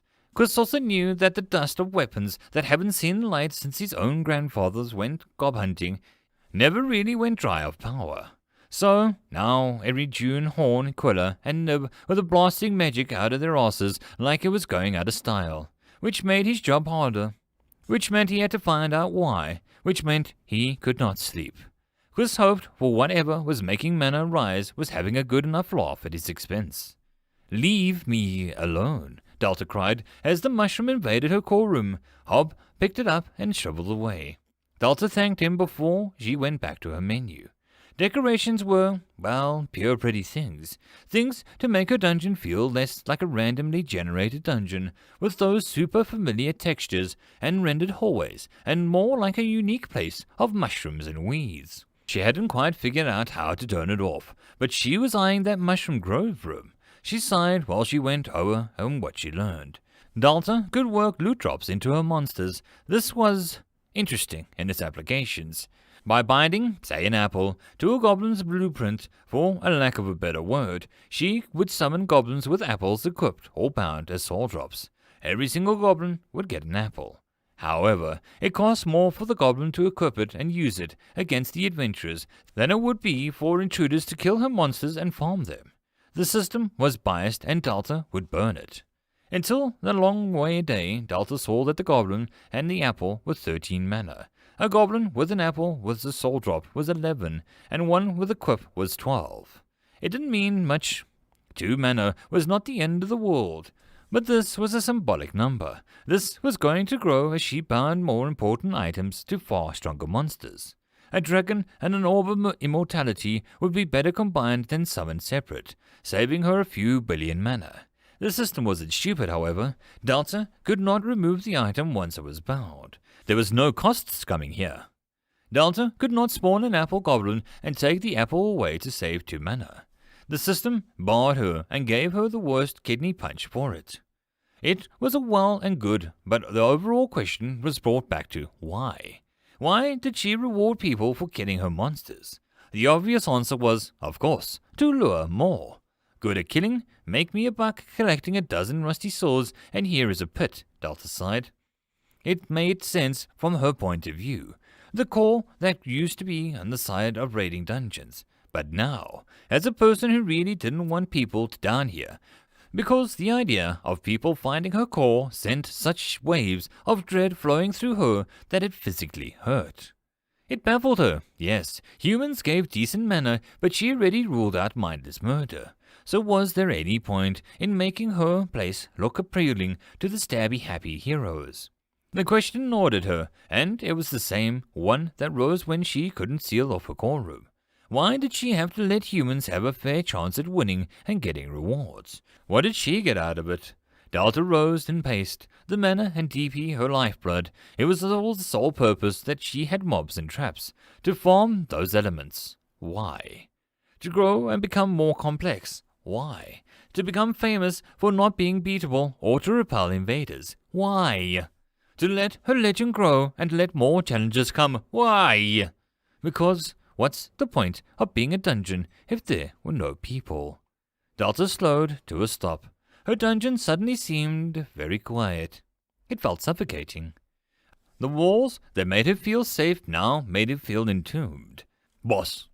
A voice called, deeper and more powerful than the rest. It took only a second, but Delta was in the boss room, and a rounded room looked like a polished, but Delta wondered if it would slowly chip away once people flooded in. "Dungeon feels bad. Master, okay." Fran wondered, and Delta sighed. "Why do we want men's in the dungeon?" she asked, not sure what to expect from Fran. The pig sniffed and oinked in his sleep. Fran was busy jabbing it with his spear, but stopped. The goblin looked over. "For power, to grow in legend dungeon," he said with excitement, and Delta frowned. "But I don't want to kill them. The men's, I mean," she added, and Fran just nodded. Delta waited and Fran stared. "What do you mean, yes?" Delta squawked. Fran jumped and his pig squealed in fright. "Master just needs to delay. Stall men's till full and power, no?" he asked, confused, and Delta just stared. "Fran, are you saying that I get mana from things just being in my dungeon?"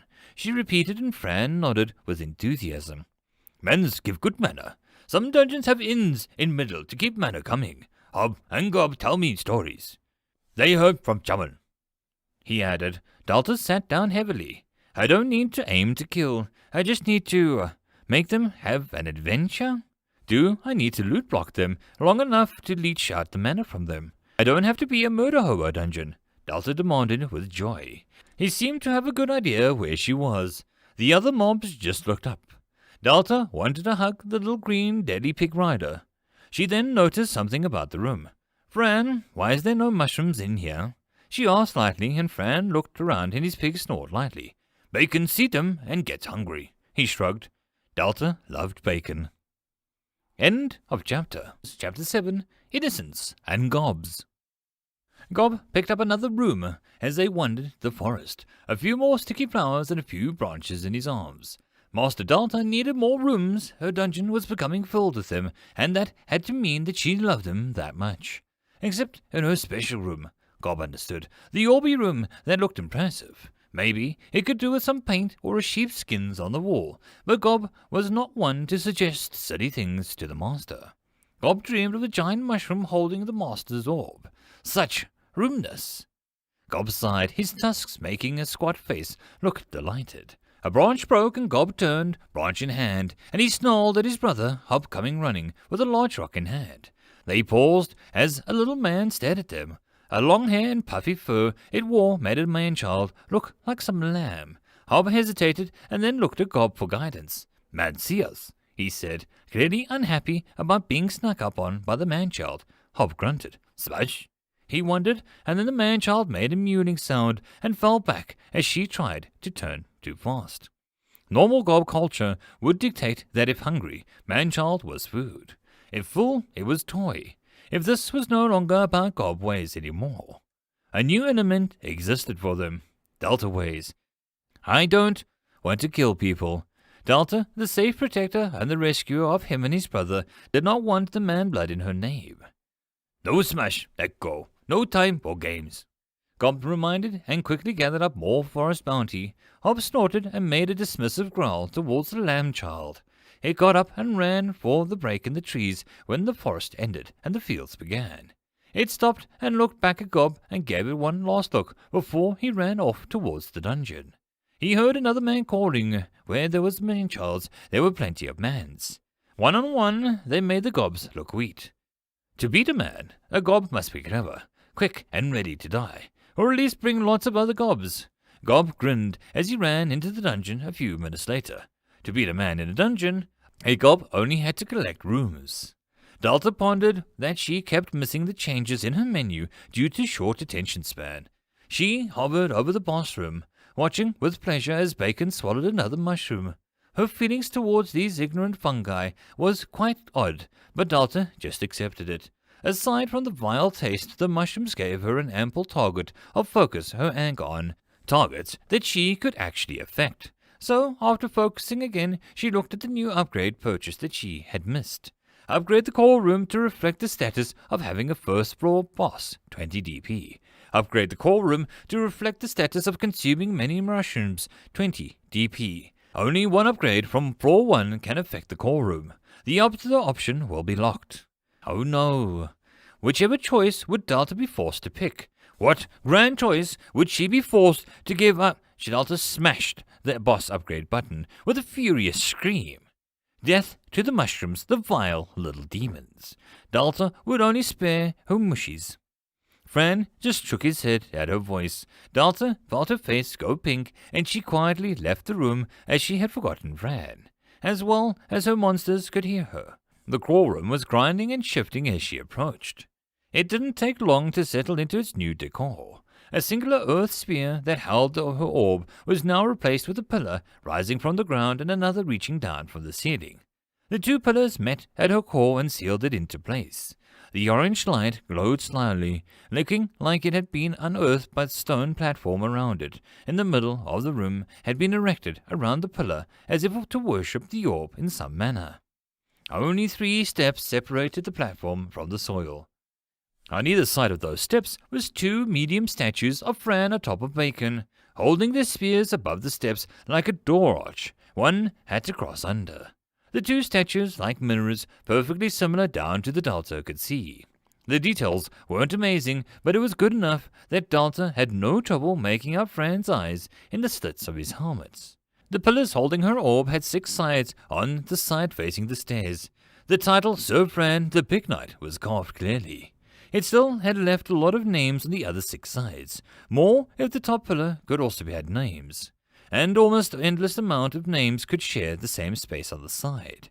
Delta walked slowly around the room, feeling pride grow in her chest. Sure, she didn't know this would be the result, but Fran, the boss room, her new core room. Delta had earned it with the help of her monsters and her own general messing about. It wasn't much in the grand or any scheme of things, but to her this was important. This room symbolized one very important thing to her: progress.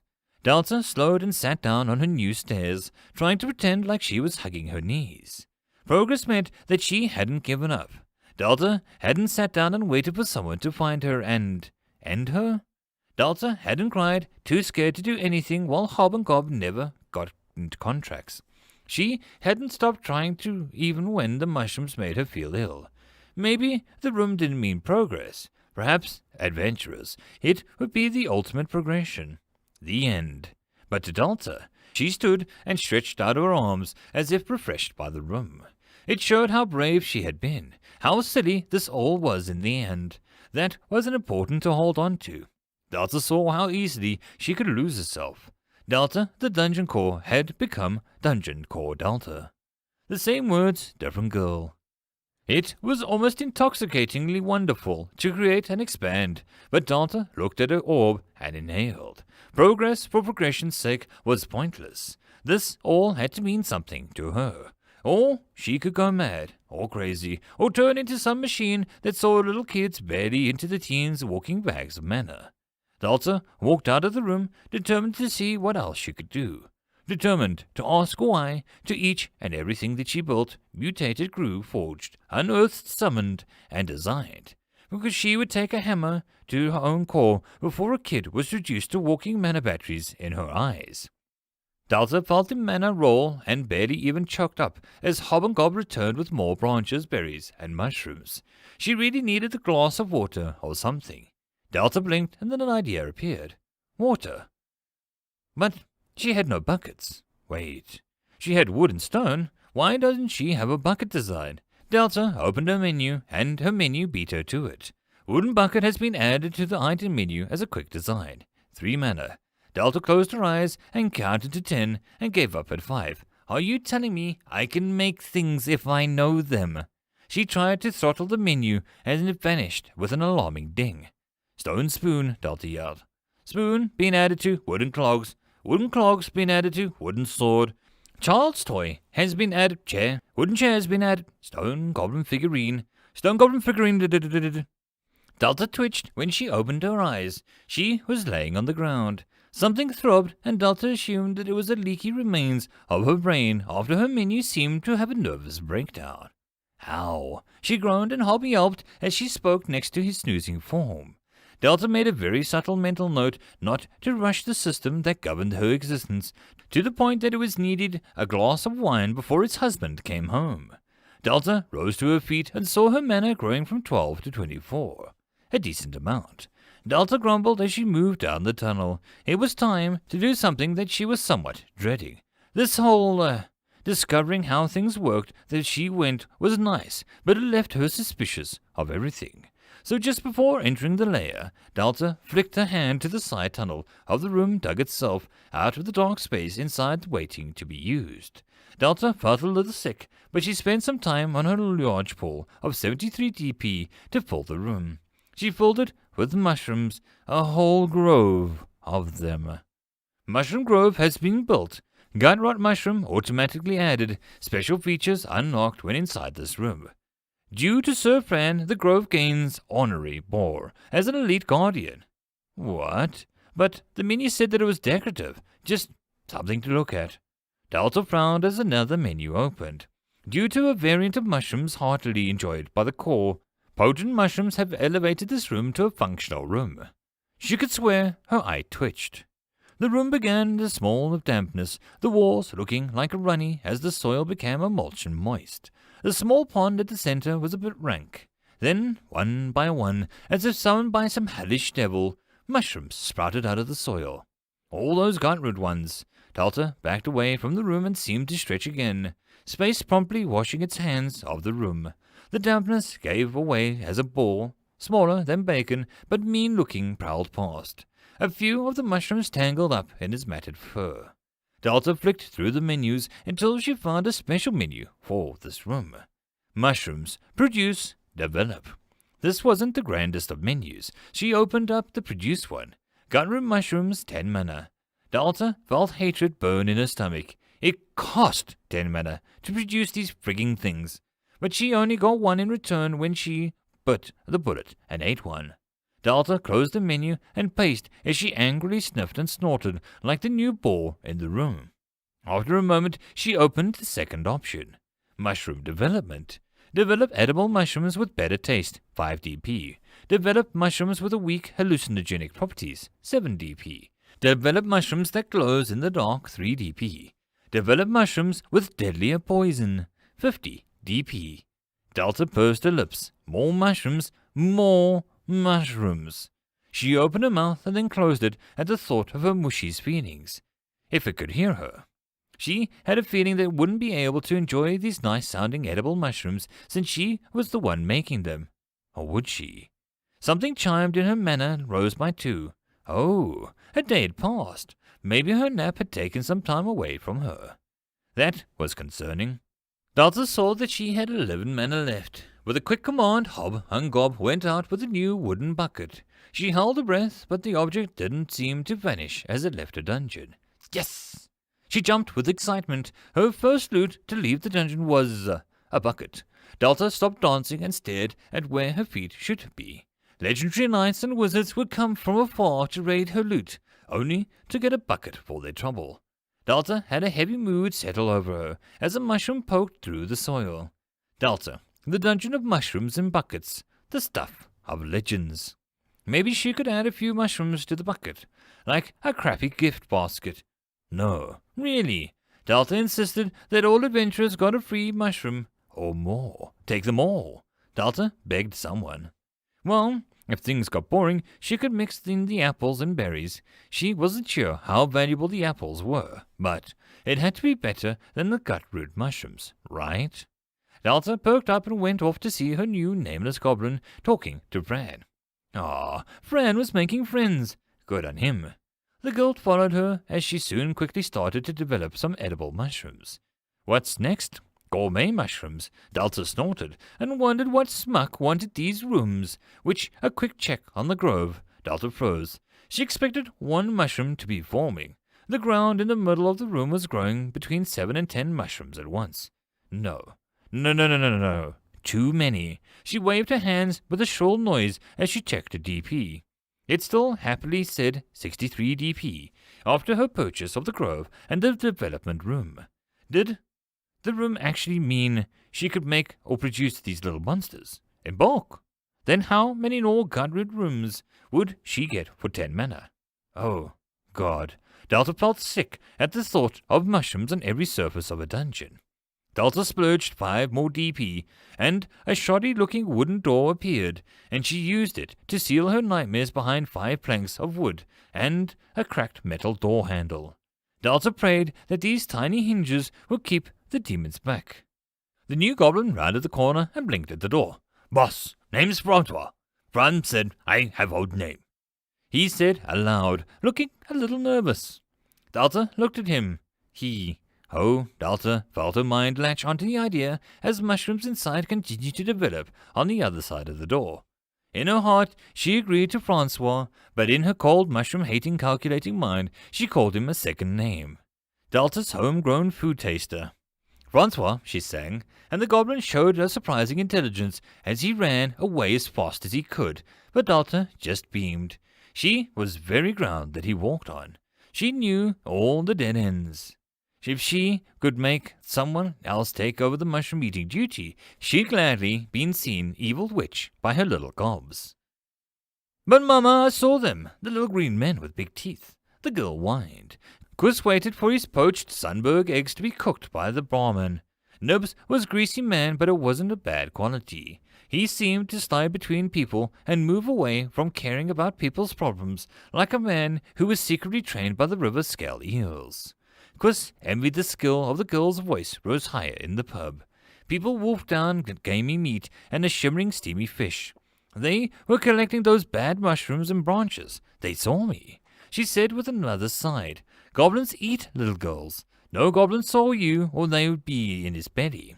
The mother chided. Harsh, but true. The girl had a fighter spirit in her, however, and refused to back down. They said that they had no time for games and ran off, she added, and Chris chewed that over, and his egg arrived. Cooked a little extra, just the way he liked it. What made goblins not eat a girl and not torment her? Orders. Orders meant a war chief in the making. Chris frowned. His old peacekeeper booklet had a quick page on signs to look out for when chiefs rose in power. People begin to go missing. Goblins act strangely. They become quieter. Chris chewed in his eggs. He chewed them with a scowl.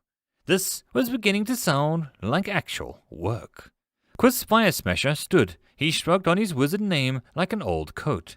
The name was made from the ancient ritual of picking two words out of magical hat at the same time. He considered himself lucky after Boda, Lady Whipper, or Samuel Rainbow Dream. He dared not dwell on the rare person who got 3 names. Solomon, Leaky Darkness Hole, you were never forgotten. Chris admitted, but you were never mentioned in public. End of chapter. There is no epic loot here, only puns. Chapter 8. What wicked web we weave. Dalta watched Francois gulp down another cream-coloured mushroom. He looked to be rather enjoying it.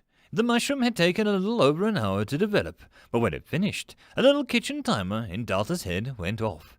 It was cute, the noise, but Dalta suspected that she was being made fun of. It was also concerning for later, the noise in her head when multiple developments would be finishing. Alarming. Francois looked puzzled at her snickering. Shame quickly filling her after the pun spurred her own recheck of the menu. Crunchy mushroom, 3 mana. A slightly odd mushroom, while not at all that good, can provide some nutrition, leaves an aftertaste that lingers.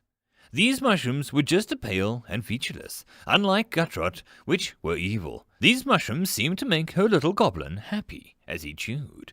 Delta made a face as Francois smacked his little face.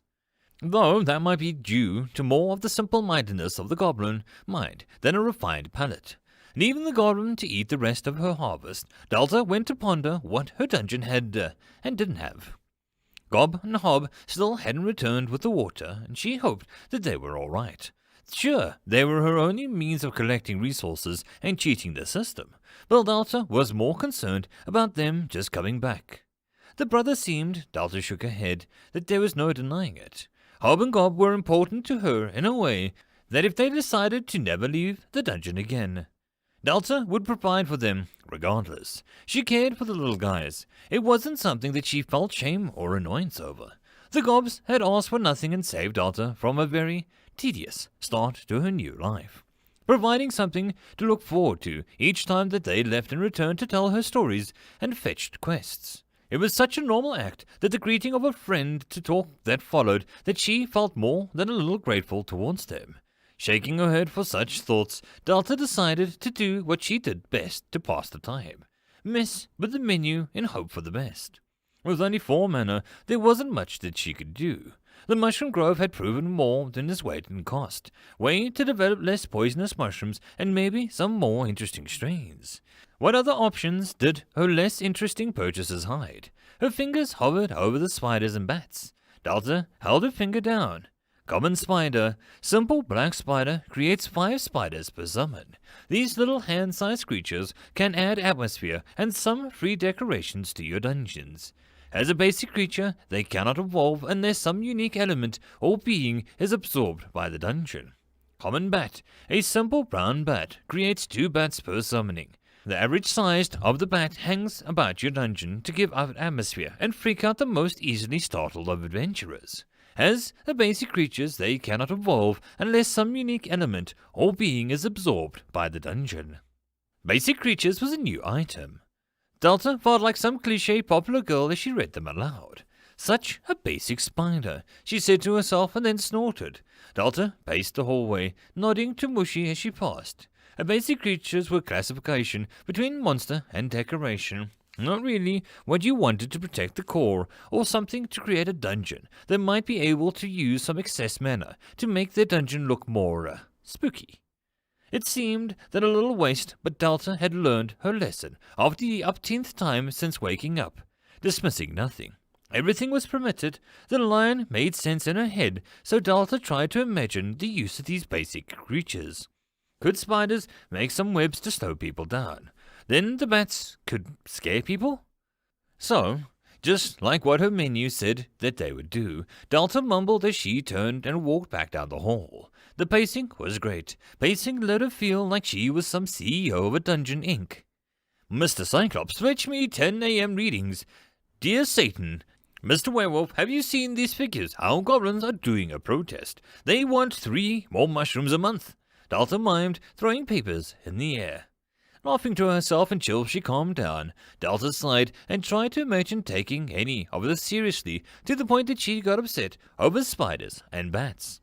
Delta didn't have the time to be so asinine over the details. She'd get things done when she got them done. That was when Hob and Gob returned, carrying a bucket that sloshed and split as with the liquid on the ground. Delta raced towards them like a kid who had been waiting all day for someone to bring her presents for Christmas. Gob poured the water on the dungeon floor, and Hob dropped some shiny rocks and pebbles. The water soaked in and the soil dried instantly, and the water was turned into mana and DP. Common water absorbed, algae absorbed, pebbles absorbed. Water themes unlocked the menu. Delta grinned. You did awesome, guys. She praised, and her mana jumped from 4 to 26.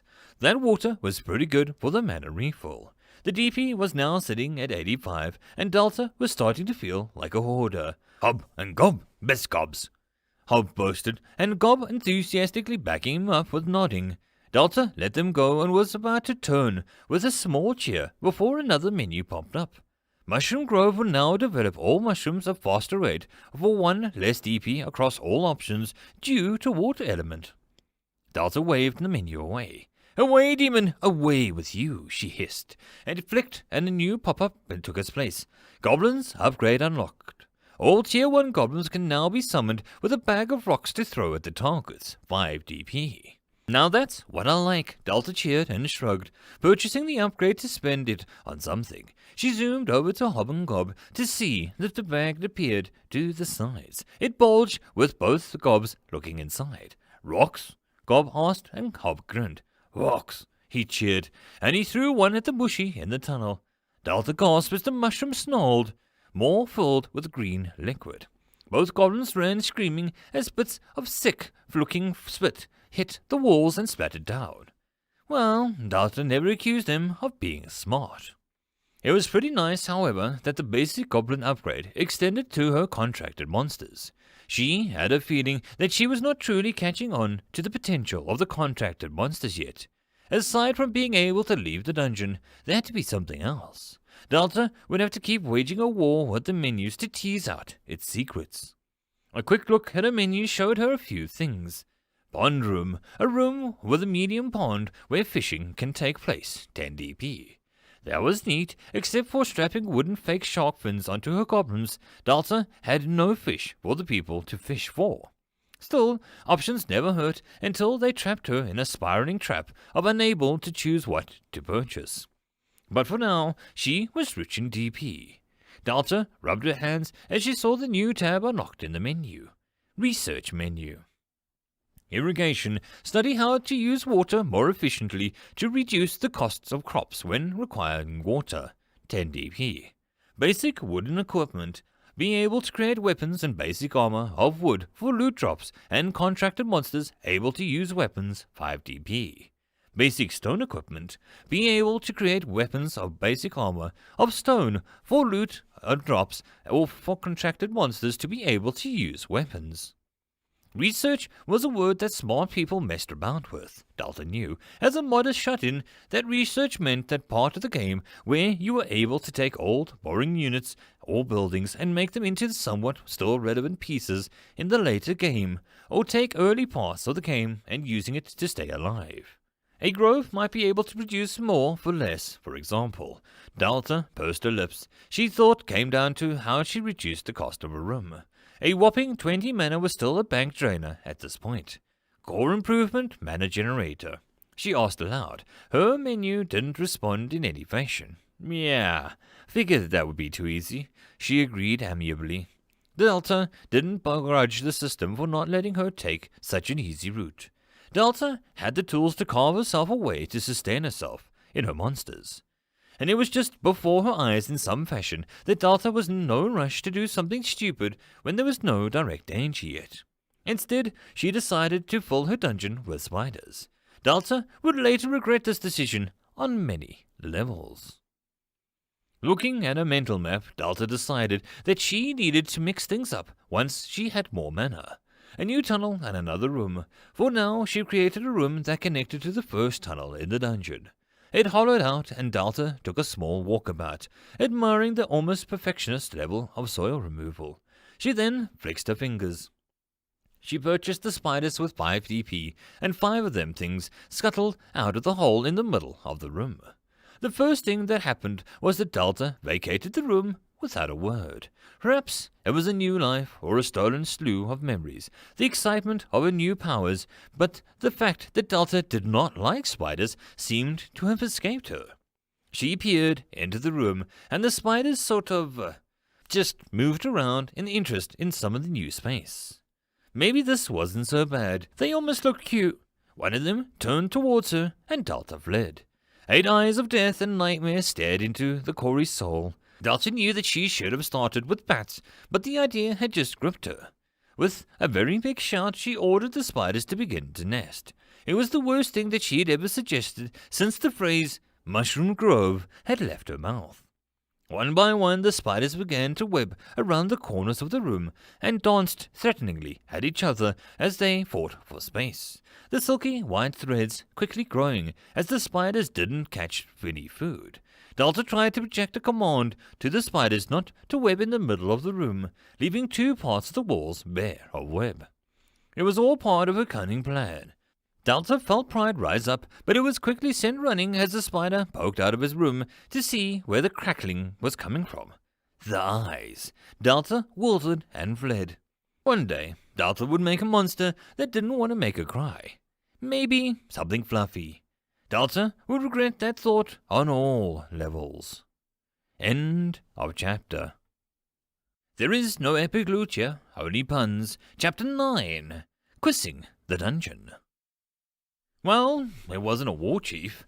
Quiss eyed the hole set into the side of the large clearing. The sign tacked on top of the entrance was clear and intent. Quiss rolled his tongue along, digging out the egg from beneath his 2 teeth. Normally, a dungeon usually did its best to lure people in the byways of warmth, alluring entrances, woman's laughter, a flash of gold. Things that might have the average man enticed.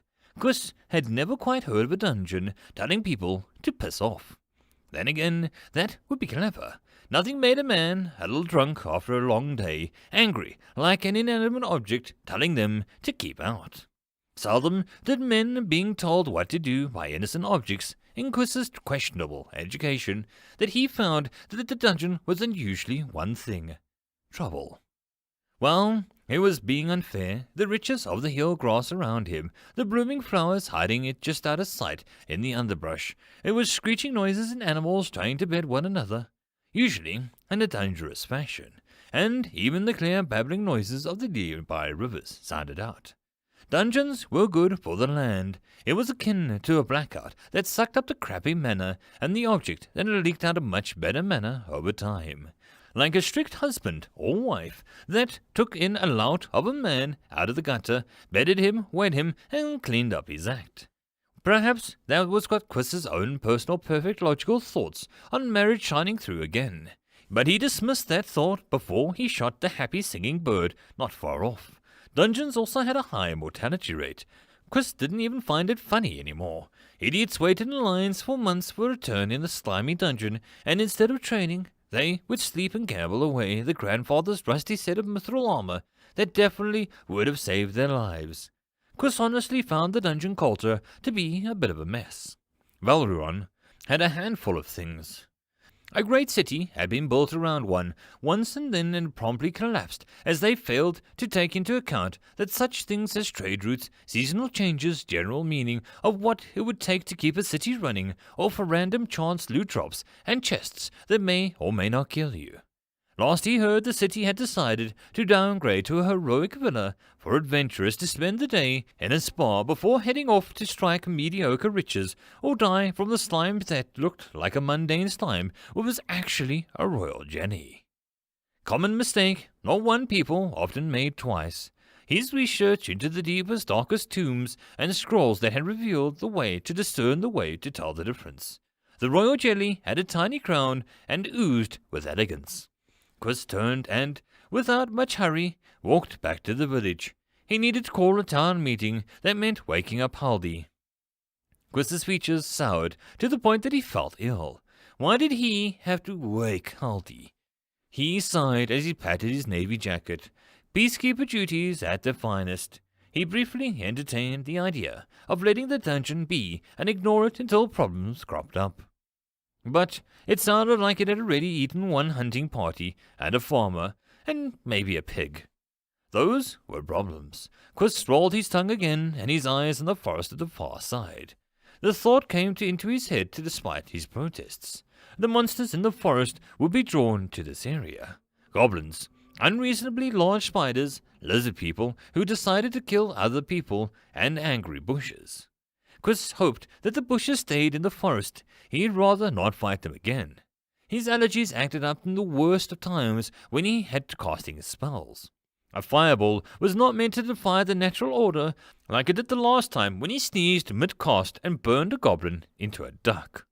The room of webs was coming along nicely. Delta zipped in and zipped back out, doing the dance when she thought some web had pierced reality and touched her ghostly self.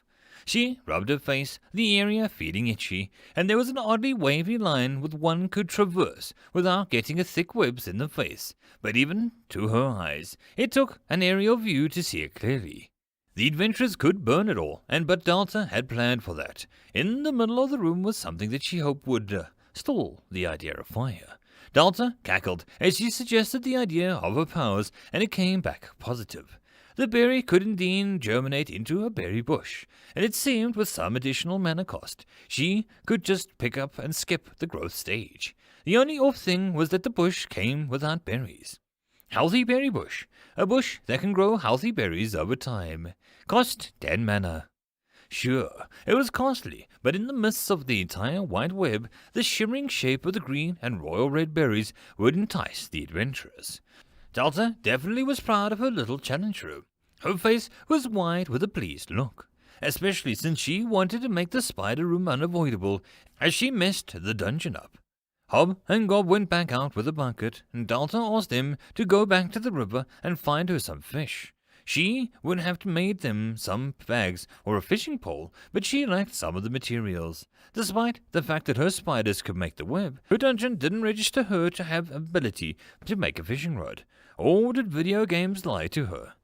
Delta perished the thought and hummed cheerfully down the tunnel as she waited for the delicious mana to return. Still, with nothing to do, she peeked in on the grove and got another development going. She randomly picked a glow in the dark ones and moved on. Wow, she still had 78 DP to spend. How fast was she supposed to be growing? Shrugging, Delta read through the menus, looking for something to catch her eye. Upgrade dungeon dirt walls into wood-reinforced dirt walls 10 DP. Delta looked around and then purchased it, with a small thrill running through her body. And then the dungeon shook. Oh, no. Stop making that noise, she begged as the entire floor shook harder, and the walls began to glow softly like a firework, flashed brightly, as Delta's non-physical eyes go blind. Flipping flops, she cursed, and she rubbed at them. The shaking stopped and Delta blinked blearily at the almost solid-looking dirt that her tunnels now had. Were there planks of wood were across some patches. Every so often the dirt was oddly angled and pieces of lumber had nailed to support beams, never straight and never fully hiding the dirt behind it. The tunnels were also a little roomier. Delta felt off like someone had just added an extra ear to the one side of her head. She tried to pace up at the space and made her confused. This was a little annoying.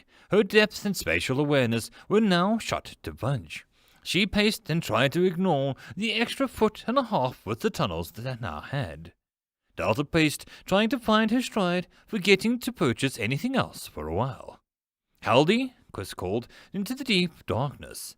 The yawning abyss of the doorway before Quiz beckoned him closer, like a snake with a hypnotic rattle.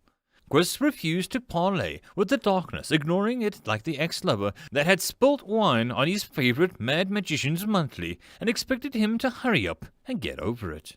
Well, sadly for the darkness, Quiz's Fire Smasher held grudges like a pro mage, often with no reason and often lasting until the grave took him, and even then he would come back as a ghost just to spite them. It was just the small things. "Haldy," he yelled, and the air trembled as the being inside shifted. People on the street behind him grabbed their young or old and hurried away. Quiz yearned for one of them to take his hand and hurry away with him. No one did, and Quiz chalked that up to another reason to dislike people. The master of this terrible place approached the sunlight, and it seemed to move equally away from him. "Haldy?" Quiz repeated, and the figure moved closer. "Ah, Quiz, come for another sample," the old man offered with a smile. Quiz ignored the silver dish of various cheese and cocktail sticks, holding them together. The man was a little over eternity. His features ranged from ghastly to nightmarish. His average speed per word was just between glacial and time-stopping. "Haldy, I need to use the bell," Quiz said calmly, ignoring how one of the cheese samples was bubbling. Haldy nodded twice. Quiz was sure the seasons passed by the time that it took Haldy to finish the second nod.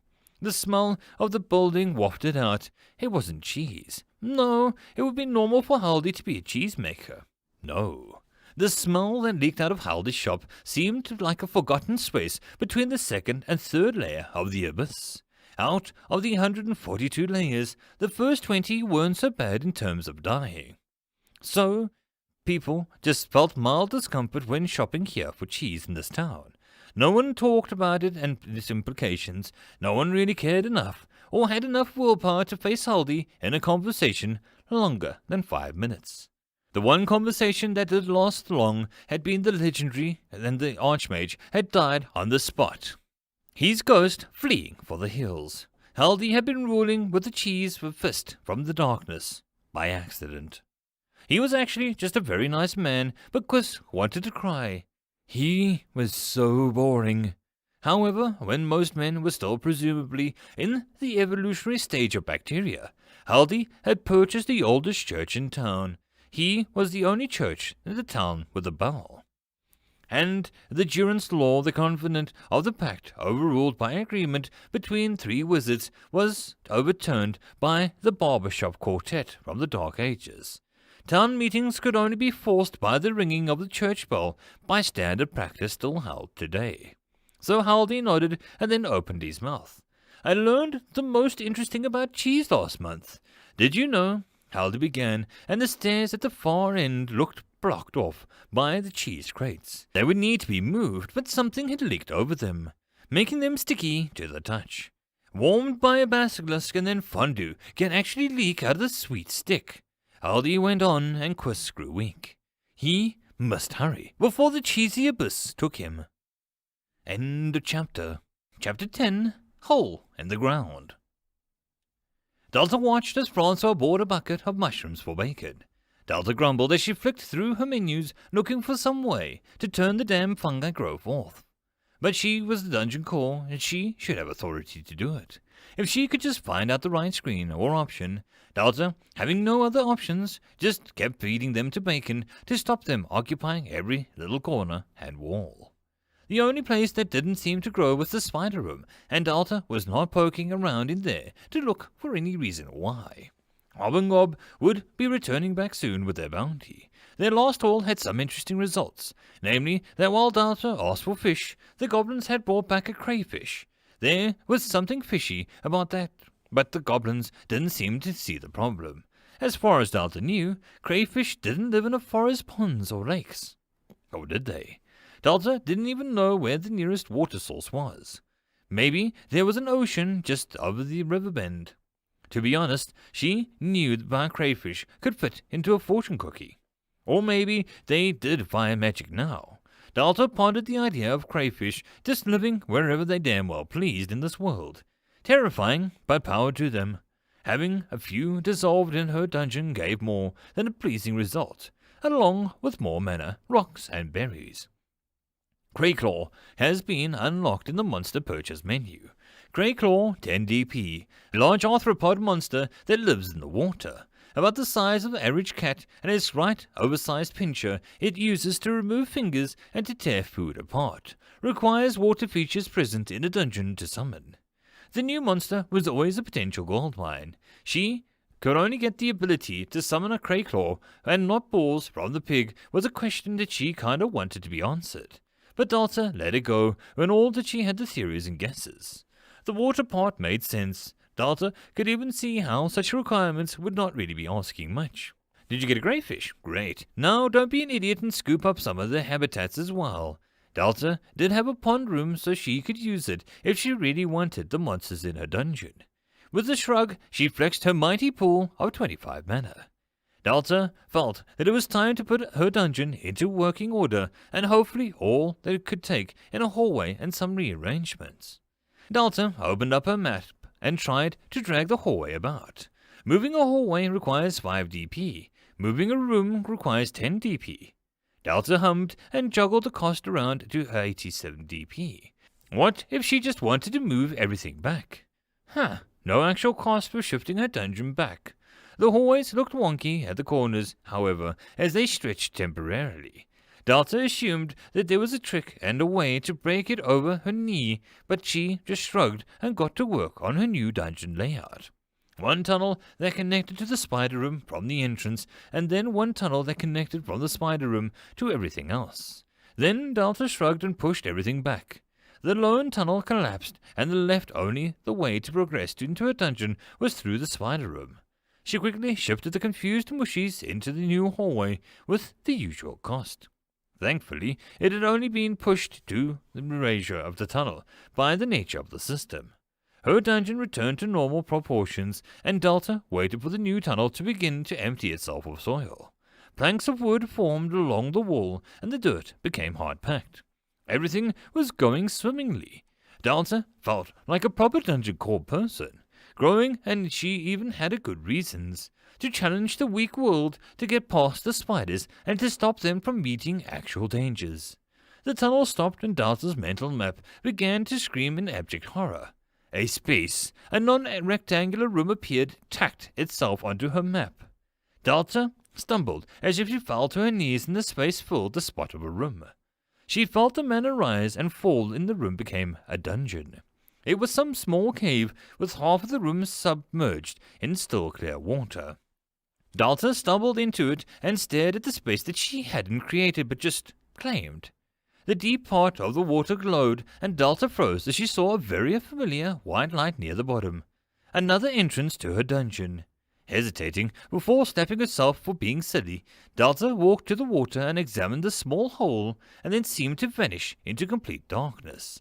Some underwater vein that fed off the river, or a sea maybe. Well, at least Dalta didn't have to build another pond room for her fishies. Her mana was at 55 and her DP pinged at 132. Dalta scrambled to spend the mana before it could slip between her fingers. Her mind didn't offer suggestions, so Dalta exploded another tunnel and room into existence as her menu rang with a little jingle. Cave Pond has been discovered, 30 DP spent to claim this room. 45 mana and DP gained from converting elements. White shell absorbed, common white-tail fish absorbed, yellow belly cod absorbed, sand crab absorbed, common water tangles absorbed. Dalta's eyes twitched as the bells from the soft, friendly metal band just kept coming and ringing in her head.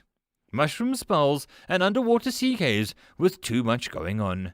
Dalta just wanted to take a nice dungeon layout.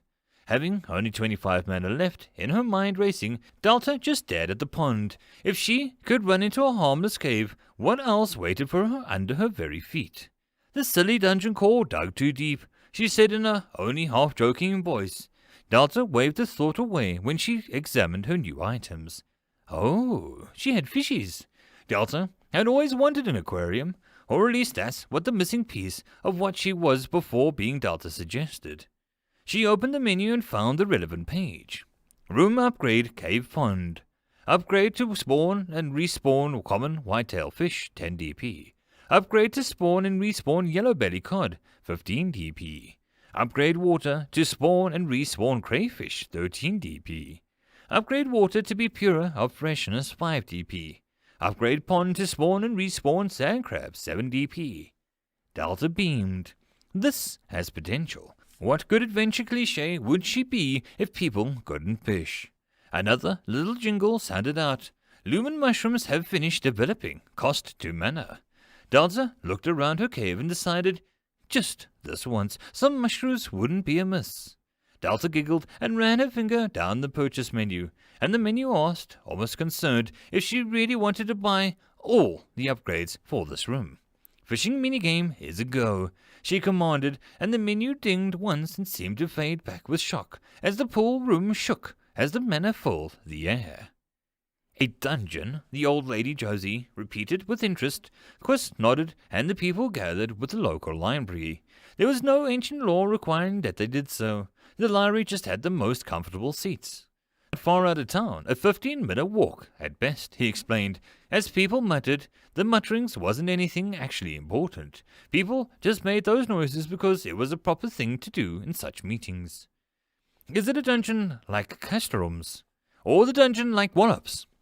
Asked the man who ran the pie shop. His pies were good as were his prices. His selection, however, was abysmal. Chicken or fish, and Quist never could really get the man to answer what kind of fish were in the pies. Customs Wallops requires a consent form and a proof of age. Quist reminded them, and a few share of people grinned impishly. People, focus. We don't have all day to act like school children. The actual school children will be released soon, and half of the people here will be on bound to go home and feed their spawn, Quisp said waspishly, and the people just stared at him. Now, I can confirm with the tracks outside the dungeon that some logical leaps that may be faulty to the court of law, that this dungeon may have already consumed 1 farmer, 3 men hunting goblins, and a pig.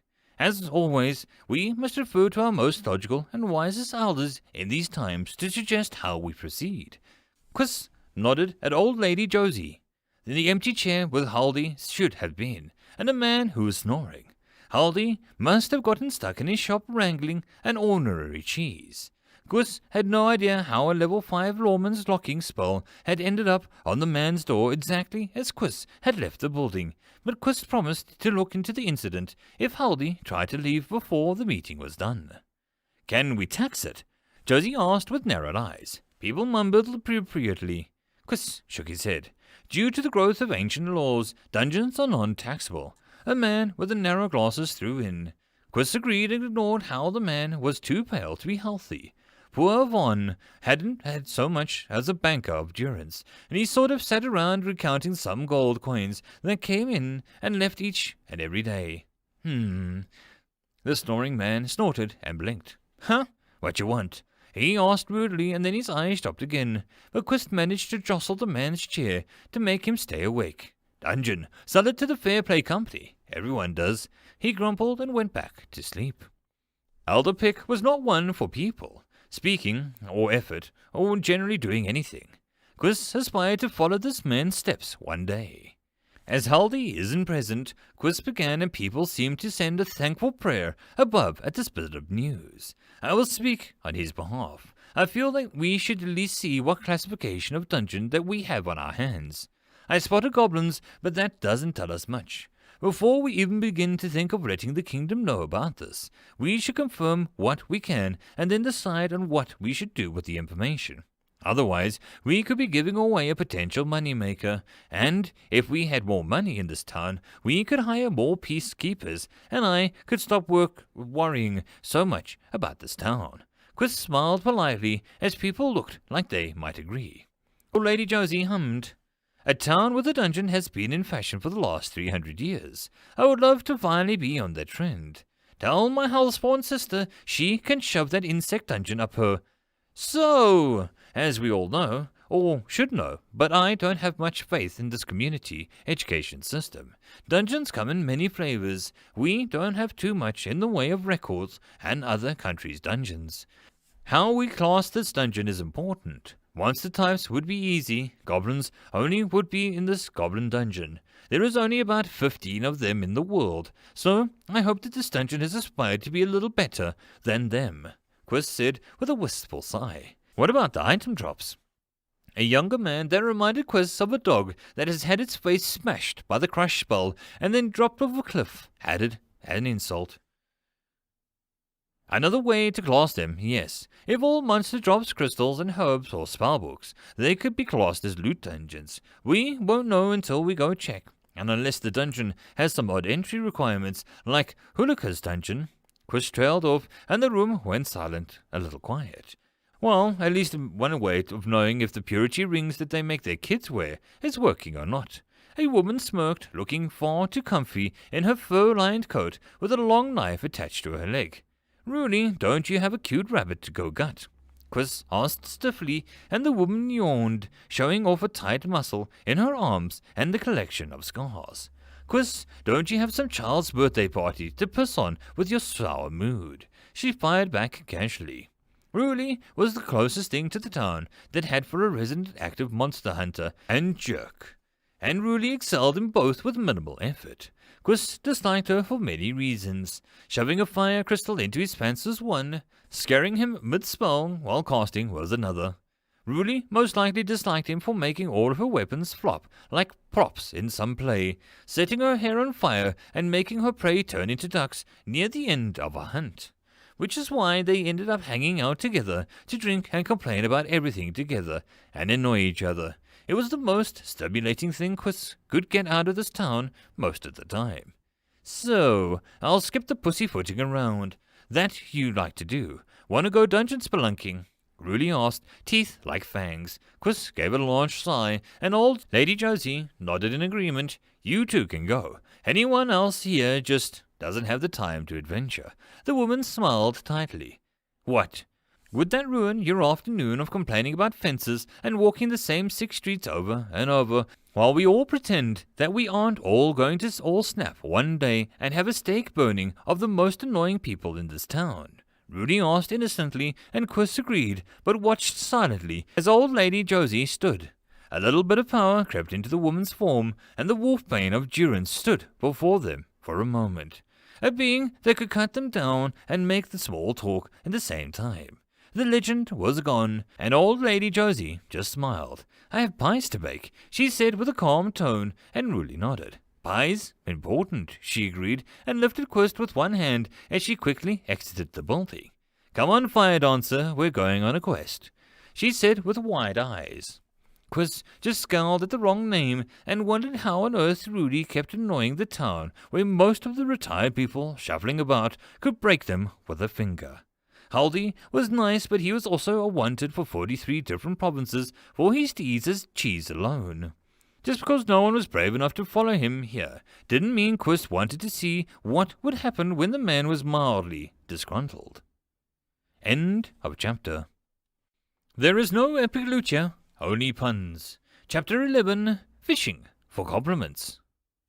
Fish was a basic creature.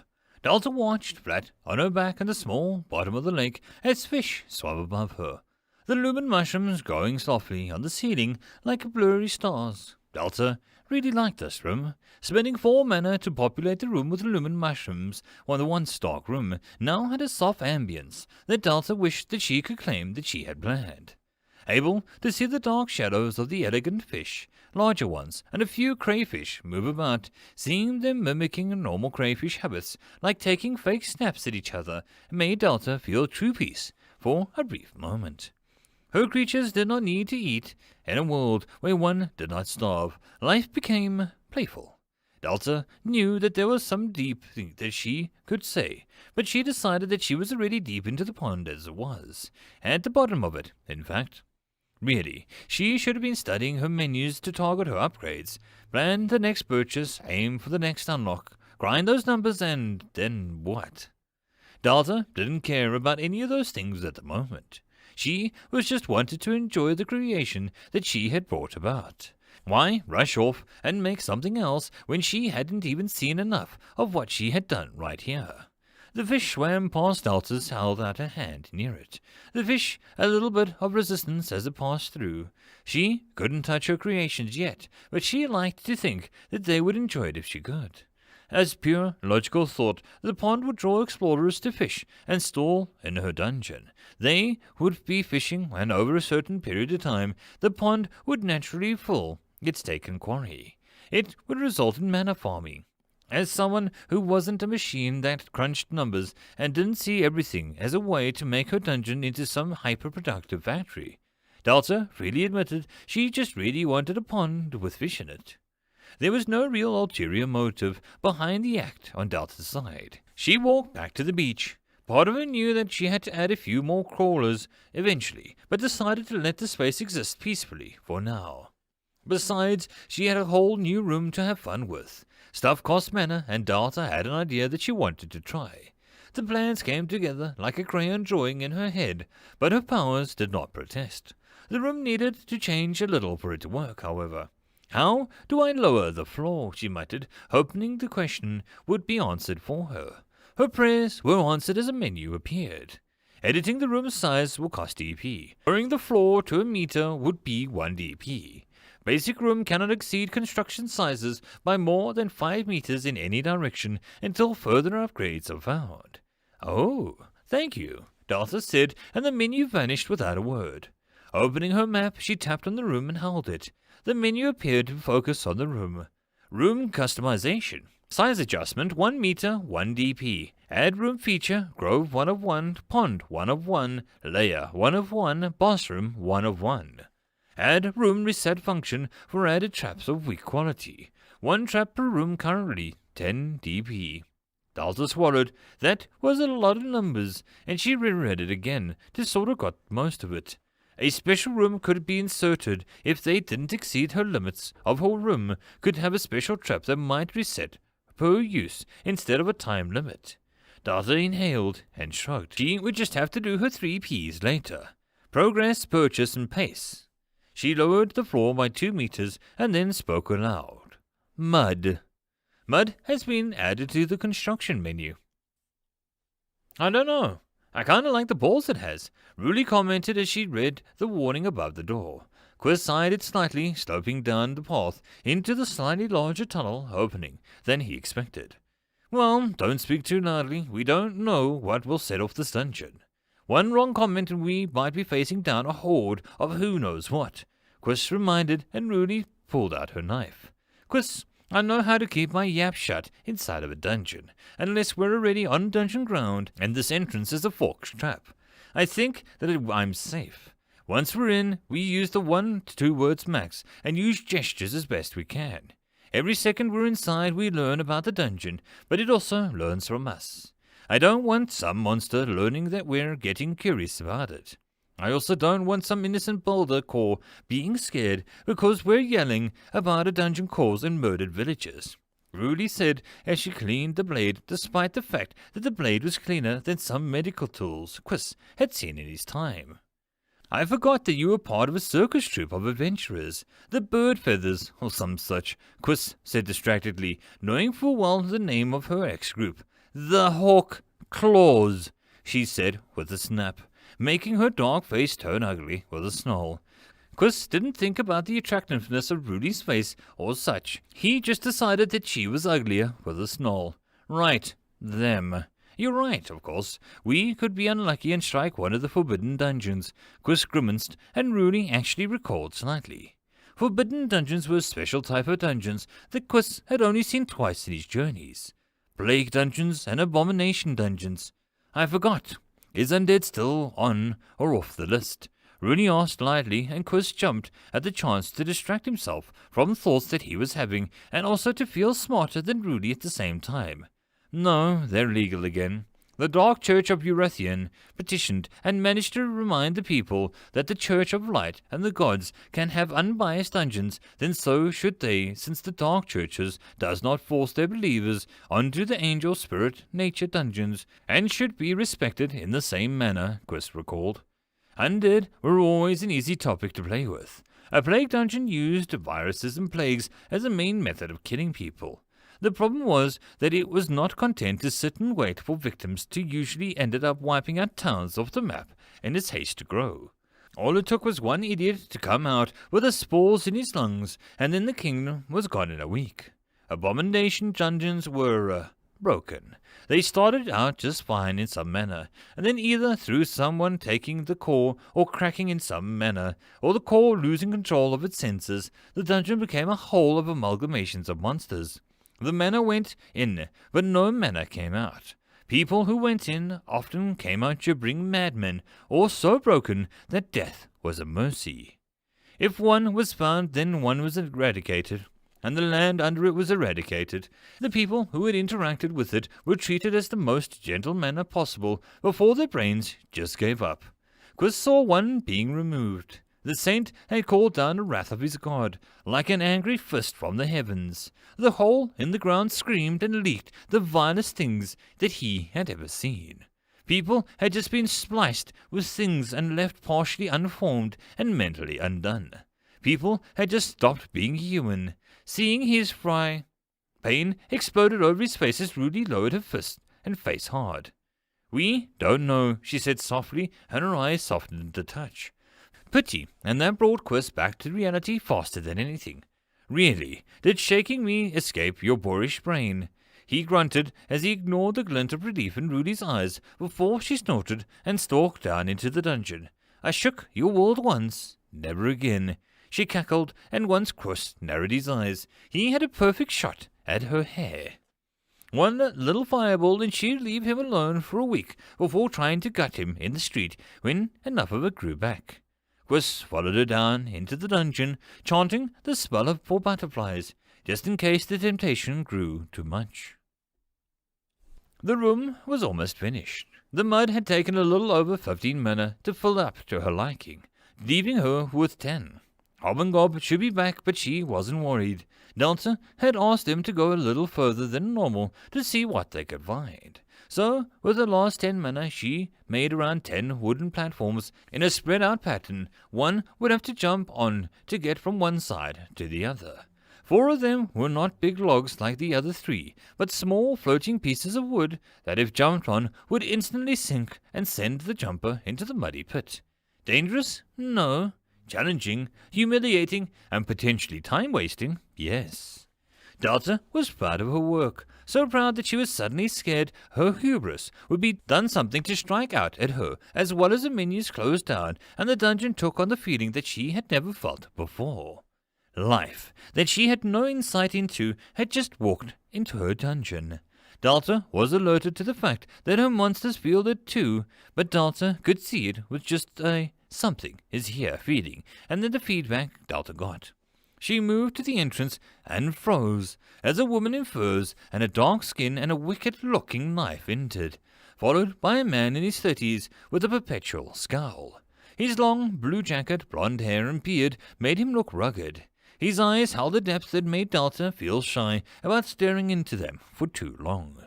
The woman looked more honest, and Delta liked her eyes, a dark, simmering red. Red eyes were cliched and often meant evil, but Delta had a feeling that this perhaps was more of a humans might have slept with something that they shouldn't have way back in the day situation, and odd-colored hair or eyes might be common here. Though, if one's hair color began to change when one was powering up, Delta was done. She'd sleep with the fishies until her DP hit the max and she'd open up a wormhole to get out. "Feeling?" the man asked, and the woman grunted. "Norm, moving," she said, and she headed down the tunnel. She was going to the spine room. Delta flailed on the spot. People were in a dungeon. People. Walking, talking, smart, real, not goblins. Delta followed as they began to turn the corner, almost tripping over a gut-root room in her haste. "Mushrooms," the man said, and the woman paused.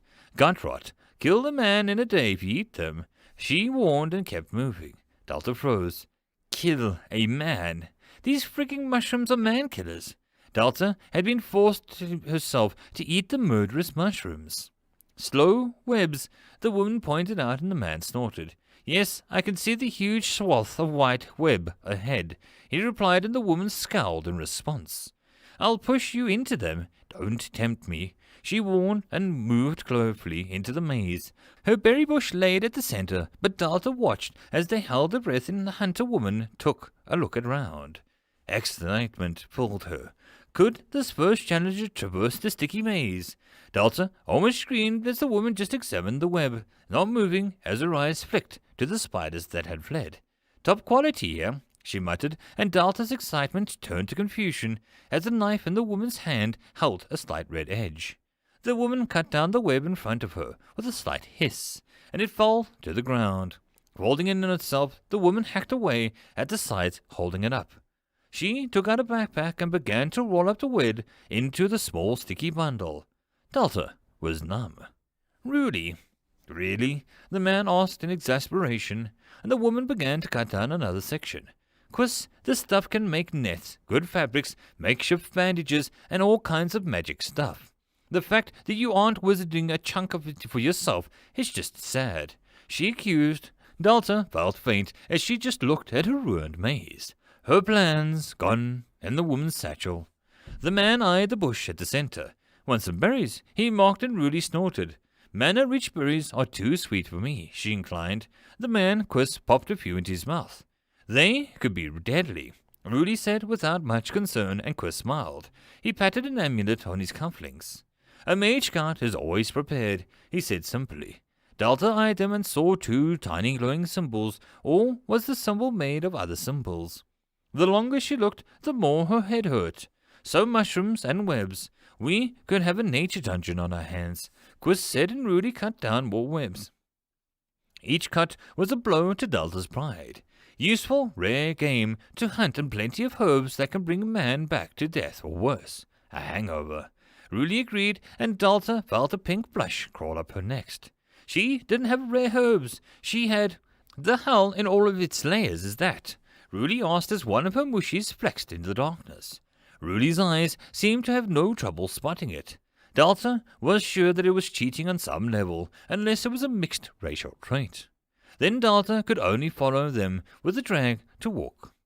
Dalta felt like she was failing all the dungeon tests so far. What do you see? Quis wondered, and his body rested casually, with his belt where his holster rested. More fire guns, just what our her mushies needed. It looks like a mandrake had a baby with a fungal creeper, Rudy said bluntly, and Quis paused. Is it dangerous? He asked, and Rudy took aim with a knife. It glowed with the edge, but the glowing light of the blade only did one thing. It gave her mushi a target. It gargled and fired, and Rudy bent down, but Quis didn't seem to share his knife vision, and got hit square in the chest, full of the splash of Mushi's best. He cursed and stumbled back as Rudy threw her knife in the unwavering hand. Her poor Mushi gagged as the hot blade buried itself in its mouth, and it went up in flames. Dalta stared. It hurt to see it wrinkling and turning black. Dalta could feel the pain wasn't anywhere near as bad as it should be. Her Mushi's feelings more overcooked than in pain. It still didn't make her happy. These people had come into her dungeon, tore down her maze, mocked her berries, and killed her Mushi. Dalta was annoyed. She might even say that she was angry. But did that mean she was about to make a return trip for these people? Hell. No, Dalta couldn't fault them. What did Dalta expect was that she left a Mushi in the darkness of a hall. Petting, hugs, these people acted logically and with common sense. A mushroom monster with glowing green liquid looking ready to fight. Dalta would have run, personally, but for the brave, the course of action was so right that Dalta just felt sad at how her visitors must see her dungeon now. It was frustrating to be this powerless. Dalta so used to the time being her foe, not with this inability to act. Dalta turned and looked, making sure the Quis was okay. Maybe she could make Hob give him an apple or something, provided that he also didn't shank him. Damn it! This stuff stings like a bitch, Quis groaned as he stood, his shirt soaked to the skin with a red where the liquid touched it. Come on, I smell water ahead. Rudy grunted, and Quis snorted at the image of Rudy sniffing in the air like a blood wolf. Sure, let's go bathe in dungeon water. I didn't need my legs anyway, Quiz said as a snark in his voice. Shut up. Gotta get this gunk cleared off. Rudy snapped and Quiz could only agree. Unknown substances in a dungeon was bad, almost as bad as finding some in your in-room. I don't know what it is about me and nature. First it was the damn bushes, and now it's the mushrooms that are out to get me too. Quiz grumbled and Rudy led him to the next room. He stopped talking. He stopped complaining. Huh. This is beautiful, Rudy said casually as the expanse of water reflected the growing mushrooms like the glittering stars. The room was like a private paradise, hidden away from the cruelty of the world. The soft white sand, the errant crabs that scuttled away at their approach. Rudy slowed and peered down. Water's super clear, and I ain't seen nothing but the usual fish. If there's a monster down there, it's got camo and we're wrecked either way, she said cheerfully, and Quiz just glowered at her. He bent down to use the water and began to soak his clothes. What did the dungeon make of them? He had to be watching. Was it furious at the destructions of its monsters, annoyed at him for using this wonderful place to clean himself? Maybe it was neither, and the trap was about to be sprung on them, and the silent assassin monster in the water. You know, this place ain't bad. These glowing mushrooms don't grow around here. Never seen them, I mean. The water looks nice. Shame I don't have a pole, Rudy admitted. Quiz ignored her. He too was busy sipping the water. It's good, he whispered, and opened his sense of taste to the world, letting it be more than mere signals to his brain. Mana-rich water, not simply water created by mana. Quitch took a deep gulp and felt better. Rudy blinked and took a sip herself. Ha! Pretty refreshing. What gives? She directed a question at Quiz, and he tried to phrase it in the shortest way possible while not doing his education shame. The dungeon made the water good for your body's mana, like super weak mana potion. You could probably float in it for a few hours and feel amazing. This dungeon is pretty creative or powerful, Quiz said aloud. He could respect fellow workmanship. Rudy nodded slowly. So webs, lots of mushrooms and water. Oh, and those goblins there might be around. I think nature feels good for now, but I think we can be specific that the old-timers need details, Rudy grinned. Quiz could only sigh as his skin irritation ebbed away. Sure, the town of Durance now has a mushroom forest dungeon, he proclaimed. It would make a nice catchy title if they ever wanted to advertise the place. Saying it aloud, he was sure that even the dungeon core might approve. Delta was screaming and trying to choke the man known as Quist with her bare hands. End of chapter. There is no epic loot here, only puns. Chapter 12. The Nature of Give and Take. Delta watched as the two people eyed the dungeon further in and talked quietly to themselves. Quist had snagged a few of her lumen mushrooms from her pond cave. Eager people will die first. We did 2 rooms. Let's not get greedy and run into something that we might not be prepared for, Rudy said finally, and Quist rolled his tongue against his teeth. He finally nodded after a moment. You're the expert. Quist and Rudy raised one eyebrow doubtfully. She crossed her arms and tapped her knife out of what seemed like a habit. Quist Fire Smasher, the man who burned a dragon to death. Right, sure, let me be the expert. Rudy shrugged, and Quiz actually looked annoyed at the moment. You know full well that we don't discuss the past. Not mine, not yours, not anyone's. He warned, and Rudy scowled. Right, let's all pretend that we just don't do that, she said and pushed past the blond man. Delta was unable to look away from the scene. Burn a dragon? Talking about the past? Delta felt like a minor background character compared to these two. Wasn't she the big new dragon Cory thing? Who were these two? Rudy and Quiz navigated back to the entrance, and Delta felt a twinge of panic. Who you in contact was vanishing. Delta was ready to send Francois after them, but they both stopped just before the entrance. I always feel like an idiot when doing this, Quiz said aloud, and Rudy glared at him. Don't disrespect tradition. Manners never hurt anyone but your ego, she replied, and both of them put an arm across their chest and bowed their heads a little.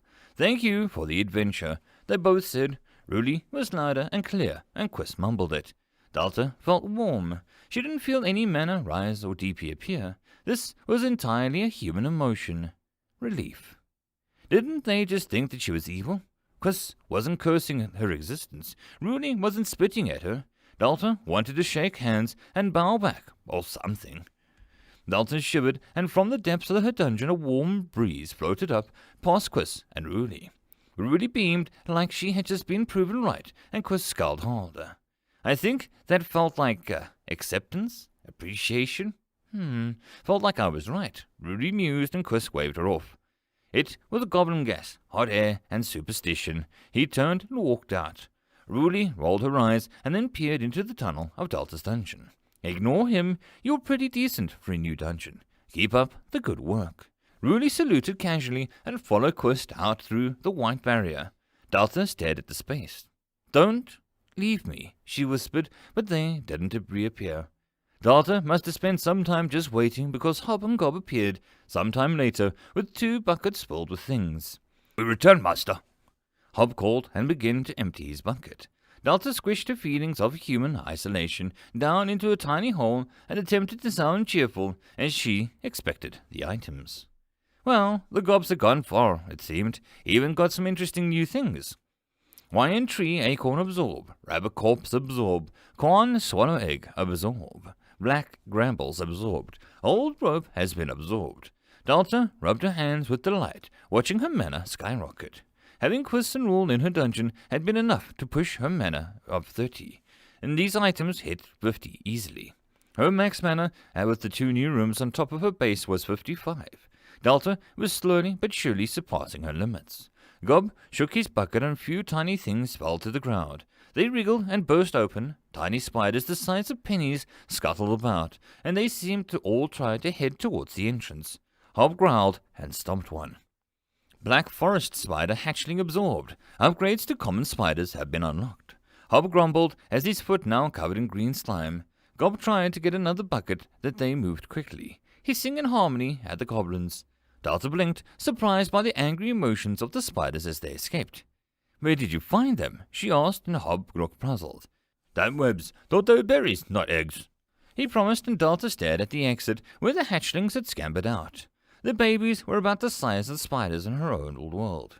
Dalta just had to wonder how big the adults were, and how the heck 2 gobs were able to get the egg sacs away so easily. Were her 2 gobs that skilled, or just lucky? Feeling uneasy, she hurried to her now decreasing 65 mana and continued to shake a dungeon about, happy to see her menus had returned. She moved to her mushroom grove into a new place. If she was going to be known as a frigging mushroom forest, then people might as well see her grove. She placed it just after the mudroom and made it so that people would have to pass through it to reach the goblin camp. Then she spawned another room between the grove and the goblin camp, and as soon as she did, a menu popped up with a little message. A max of 5 rooms have been reached, excluding special rooms. Level 1 cannot hold any more core-related rooms. Dalta felt a little sad. A room limit per floor. It had sensed something, and the first floor of the dungeon was the smallest and easiest in terms of difficulty. But what about the end-game dungeons? Their floors were massive. Dalta was pretty sure that there was no endgame here, other than time passing, so she guessed that it was fair that all dungeons had some same rough floor space. Maybe some dungeons could bypass the limit, and Dalta wondered if she could do the same. For now, she took out an uneasy feeling of escaping spiders and channeled it into something that she could have done a while ago. Upgrading. First was the case of the dead Mushi. It was ash, and there was no healing from that.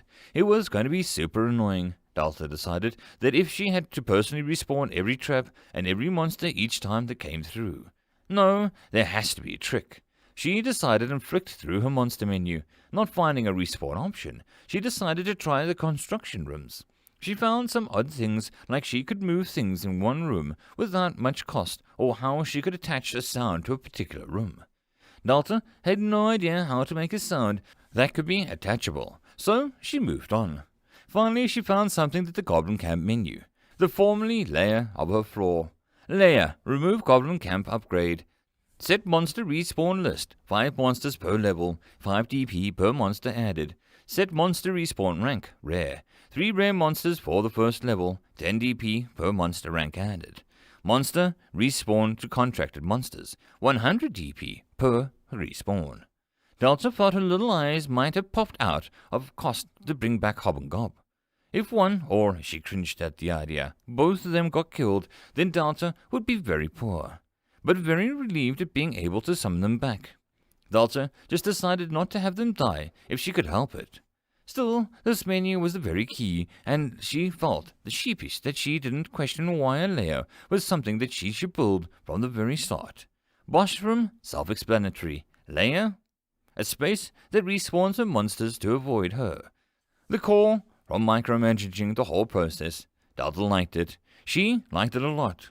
Considering she had 121 DP, Delta just wiggled her fingers and filled the slots. Francois and her single mushy would now respawn roughly around where they had died. She hoped. With 45 mana kicking, she created another mushy behind the mudroom and that way the pond room. She checked her menus and was pleasantly surprised as she checked the bats and spiders. They did have respawn features naturally. Her spiders would take an hour to fully reappear and don't seem to count as a total monster count. Delta guessed that it was because they weren't really monsters, just local wildlife imitations, so she could add bats if she wanted. Instead, she created another 2 goblins, bringing her mana down to 7. The pair appeared and looked almost exactly the same, but one had a little snaggle tooth. "Welcome to the dungeon," Delta greeted, and both goblins bowed their heads as Hob eyed them.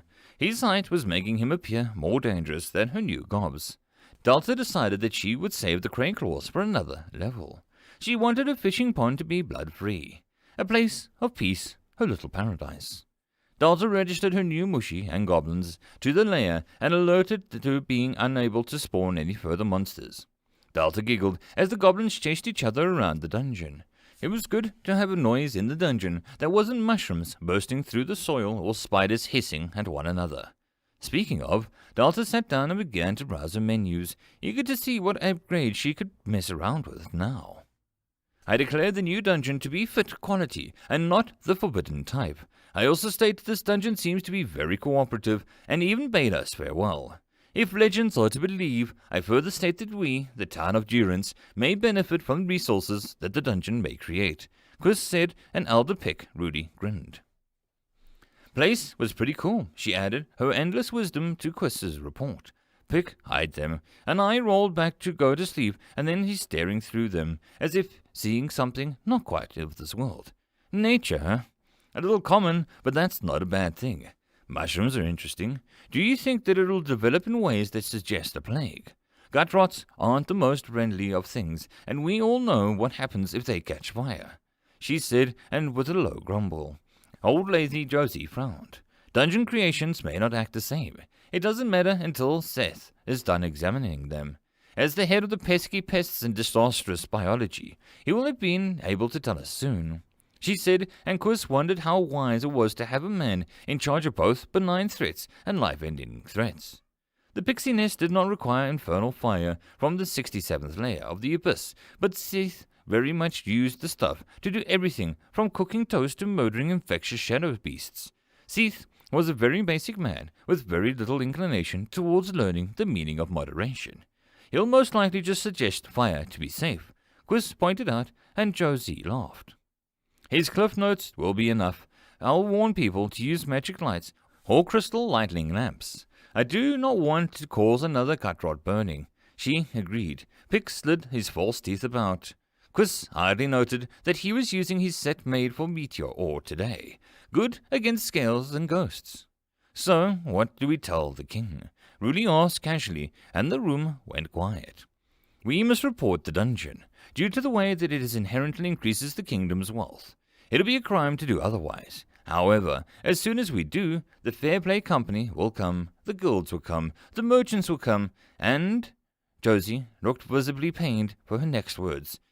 The teenagers with their backstories will come, she managed, and Pick's teeth fell from his mouth. Chris shuddered as Rudy grimaced. Chris eyed the report on the desk in front of Josie. One word on it would be an ash. Well, sadly, we can do nothing. The message will arrive when it arrives, Pick said after putting his teeth back in. Josie hummed. Due to our town being so small, we do not have any royal transport or messengers, only the peacekeeper, who just happens to be our only active mage capable of making the journey to the capital, and I cannot, in good mind, risk sending him away. Our monster hunter must guard the dungeon. Oh dear, I guess we'll have to wait for the next tax collection to pass the message on. Josie sighed as she sipped at a flask. Ruli was smiling, but spoke in a serious tone. Would our mage not be able to magic the letter to the capital? She wondered, and Pick smiled.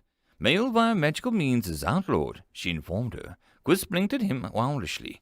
When? He asked, outraged. Jose and Pick shared a look. Just now, they both agreed. Quiz stared at them. He cleared his throat, and he took in a very polite tone. What about receiving magical mail? He asked. His Mad Mage Monthly was coming soon. Also, the Wicked Witches, but they didn't need to know about that. Josie shrugged. Can't be blamed if someone sends you mail. I myself am waiting for Hunter's Digest and my calendar to support the cause of failing night education. I paid for it all, after all. Before the law took hold, of course. Josie nodded, and Ruli looked even more wicked as she agreed. Not because the calendar has the knights appearing increasingly scantily clad for the viewer each month. She asked, and Josie just gave them both a look and told the meeting was over. Quiz turned without a word, not wanting to wait for Pick's reveal of his monthly pleasures. Quiz, Pick called out, and Quiz mentally screamed. If this dungeon has any good materials, let me know. I need some new chompers soon, and I've pushed all of my good sets beyond their breaking point. Pick sighed. Quiz felt both relieved and concerned. Pick without protective gentures was a problem. Pick brushed religiously. Everyone knew that. No, the problem was that the man used to be known as Pick the Demon Eater. The name was pretty clear of what Pick used to do. Having his teeth exposed might be trouble, as Pick chewed on everything without thinking. Quiz himself had lost worst edition of the heat spells for cooking during his visit to Pick once. Yes, elder Pick. Quiz bowed at his head, and he left before Josie dropped an unfetched quest on her head, or worse, an escort request. Quiz would rather spontaneously combust before he ever did one of those again. Dalta smiled as she read over her menus. Item purchase, rabbit haunch, 7 DP. The Brambles haven't unlocked a new trap by itself. It had said upgrade and had been unlocked by the tripwire trap. And Brambles by themselves made for a good obstacle. Trap purchase, sticky floor panel, 9 DP. Weak tripwire, 5 DP, upgrade unlocked upon purchase. Falling rock, weak, 10 DP or 10 mana. Flame gout trap, 8 DP. Stake trap, 10 DP, covered in sharpened sticks designed to ruin boots and hurt feet. The acorn was interesting. It seemed to be added to the construction menu under a new option. Construction purchases. Moss 5 DP, brambles 5 DP, small wine sapling 15 DP. Delta was starting to get excited when things cost a little more than normal. Delta didn't know what or why a sapling cost so much, but she imagined that a tree overlooking a pond and didn't think twice before she bought it. With having purchased it, Delta felt a light bulb click in her head as she remembered that she could get more information on things before she purchased them. Thankfully that no one knew about this little slip-up. Delta held her finger over the menu. Small wine sapling, a rare plant that grows in the forests. Over time it may become a tree. It is notoriously hard to grow in controlled conditions. At its current stage it is known for the ability to turn into general antidotes from the poisonous creatures that live around it.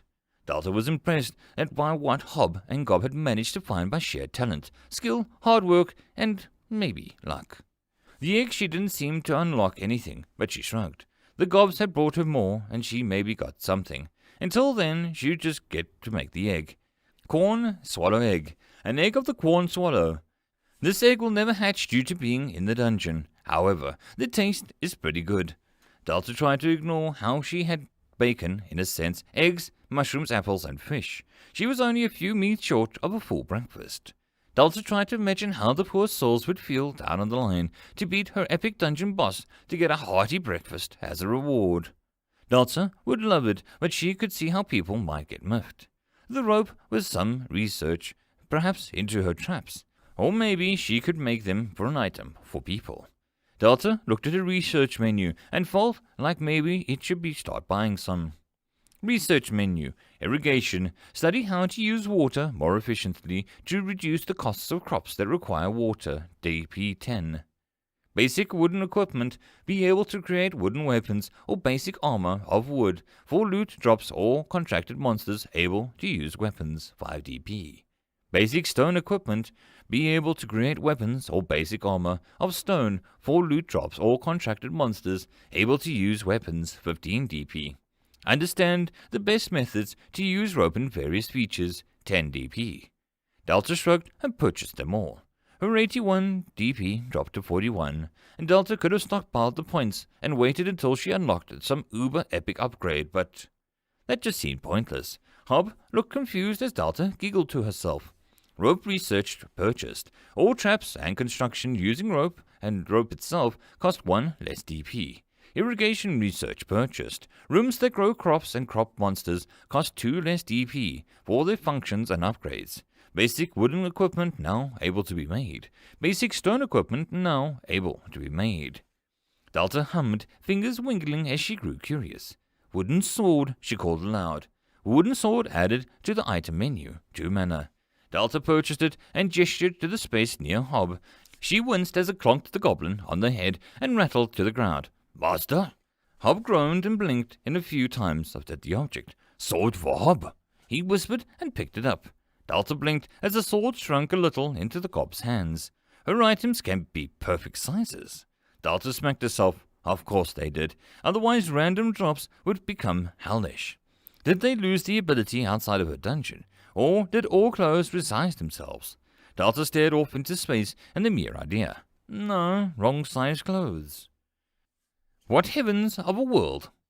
Gob returned and dumped more mushrooms and stones into her dungeon. He cheered and vanished again. Gob was a lot more energetic than Hob was. Her mana pinged to 12 and howled. Delta wandered off, dazed. Hob charged into the boss room, showing off his new weapon as Delta walked through. Fran grinned within a few moments and had disarmed the Gob without much effort. Delta let them play as she looked at the last thing on her menu that blinked out at her. It wasn't a new option, it was actually one of her very first ones. Delta could have messed about with the newest upgrade. Common, black spiders, upgrade web to be stronger and less flammable. Will still catch fire if now open flame, but takes more effort, 10 DP. Delta could have given the Room of Nightmares more power, but she decided that she needed to be a little more serious. She went to the mushies before her boss room, and she eyed the option. Mushroom Spitters, Greater Mushroom, 10 mana, or Myconoid, 10 mana. With some hesitation, Delta hit the button and the new menu appeared. Greater Mushroom or Myconid. Delta focused on the mushy before her and hit Greater Mushroom. The mana left her and the mushy went rigid before cracks appeared all over its body, and then a new body burst forth from the shattered shell from the former self. The Greater Mushroom was like a mushy, but also very different. Delta knew this description was useless, but didn't care much, as she was too busy screaming and writhing form before her. She fled to the end of the tunnel. She stared back at the monsters. A good 2 feet taller than her old Mushy stared back. Mushy looked like a giant mushroom with beady eyes and a maw with acid inside. The Greater Mushroom was like that, but someone decided it wasn't scary enough and made the spongy skin dark red and the small beady eyes large and narrow glaring holes. The mouth now having actual teeth and the light green acid that was now bubbling dark green liquid that hissed in the open air. Oh, and it now had thorny tentacles that it was using to feel about in the dark. Delta peeked around the corner and the mushy. No, it wasn't just a mushy. This was something else. This was a great mushy. Delta knew that she should have gone with the spiders. Or wait, would they have gotten more evil as well? Delta felt the conflicted and fled to the core room, screeching past the great mushy, who looked confused. In her core room she slid down the closed door and sighed. She opened her eyes and began to scream again. On her stone platform, on all 4 corners of the thing, were 4 giant stone mushrooms. Her menu opened up, and a little cheery ring, as if trying to surprise her. Due to the core's love of mushrooms, the Mushroom Grove, the development of 2 or more mushrooms, and earning the title Mushroom Forest Dungeon, to 5 or more people, and evolving one mushroom monster, you have gained a free mushroom statue decoration item for your core room. Delta got up and ran with a blood-curdling battle cry at the menu, which promptly ran away from her, the thing ringing in alarmed panic. The spiders moved into the forest, anew and fresh, and the only goal was to return to the Queen. End of chapter. Chapter 13. Hook, Line, and Sinker.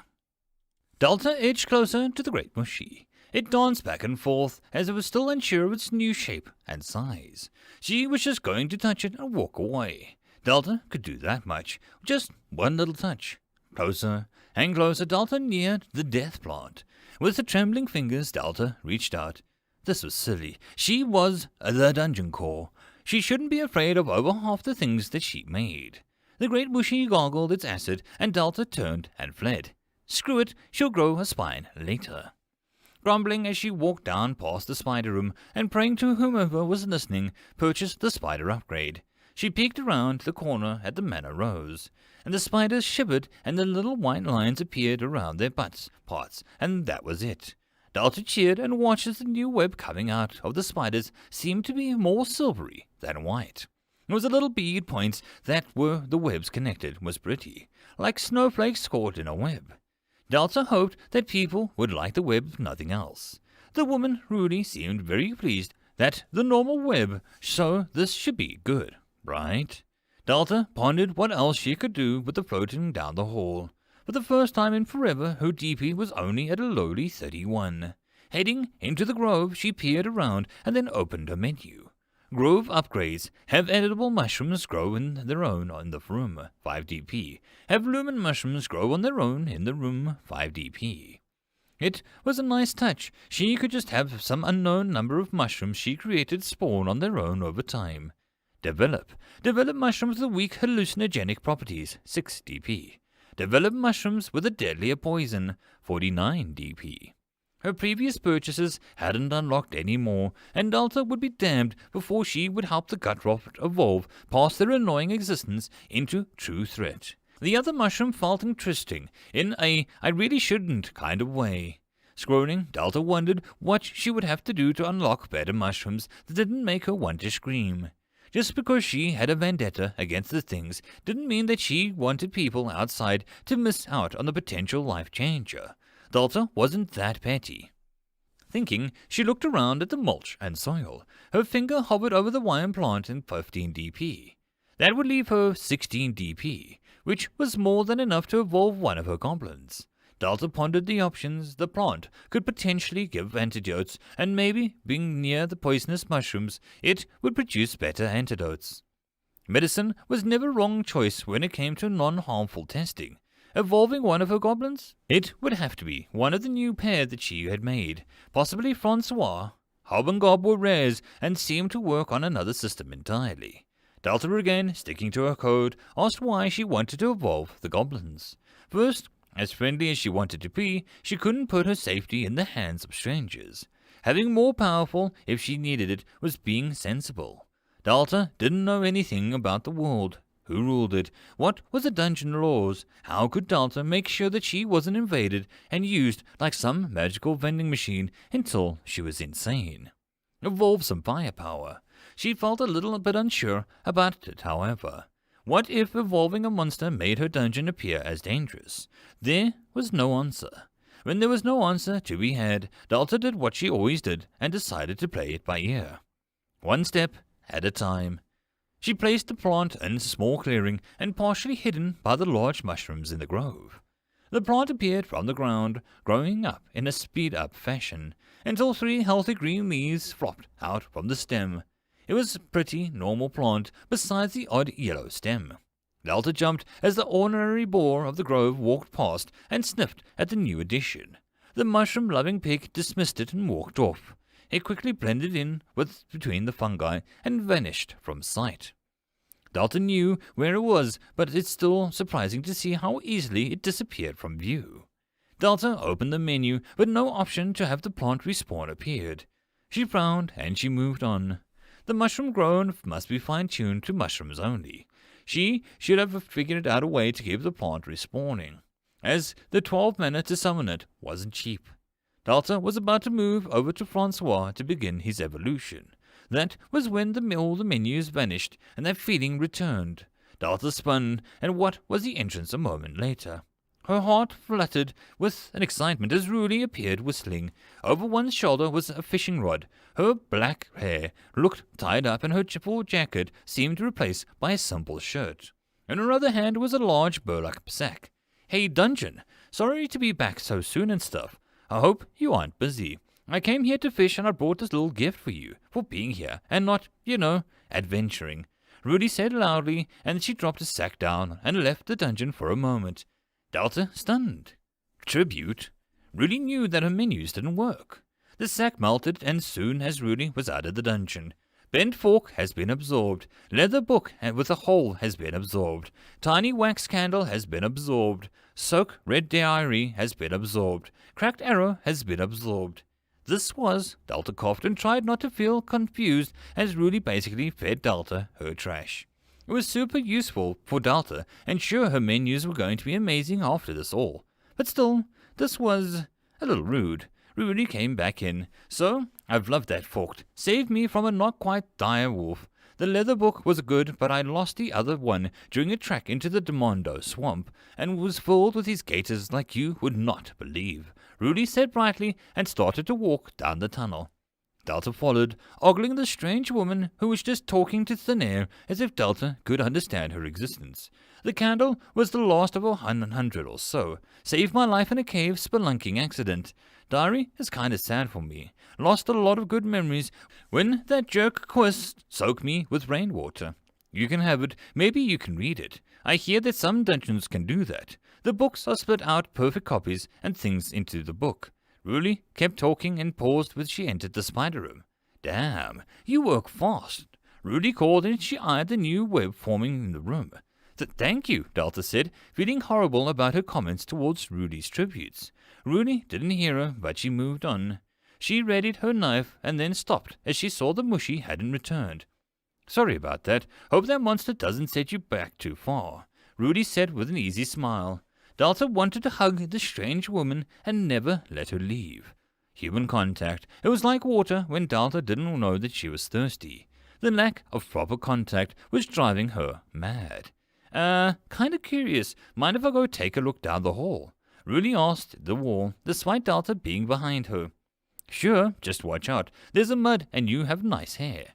Delta waved in panic. Rudy took a stroll down, and that was when Delta saw that since her room had no doors, Rudy could just peek in and whistle. "Nice. I've got to make Quist do this." She grinned, and she pushed her fishing pole into the mud and looked surprised. "Huh," Rudy commented and turned back around. "Not to be rude, but you forgot that a rock or spikes or something," Rudy said with good nature. Delta felt the brush coming on. No dangers. She twiddled her fingers together and she mumbled. Rudy whistled as she headed back towards the pond. This one-sided conversation was driving her mad. Delta thought about it and rushed over to Hob as he was sitting at the camp. "Hob, I need your help," she called, and the goblin stood at attention, his sword at his side. "Orders, master?" he asked, and Delta directed him down the hall.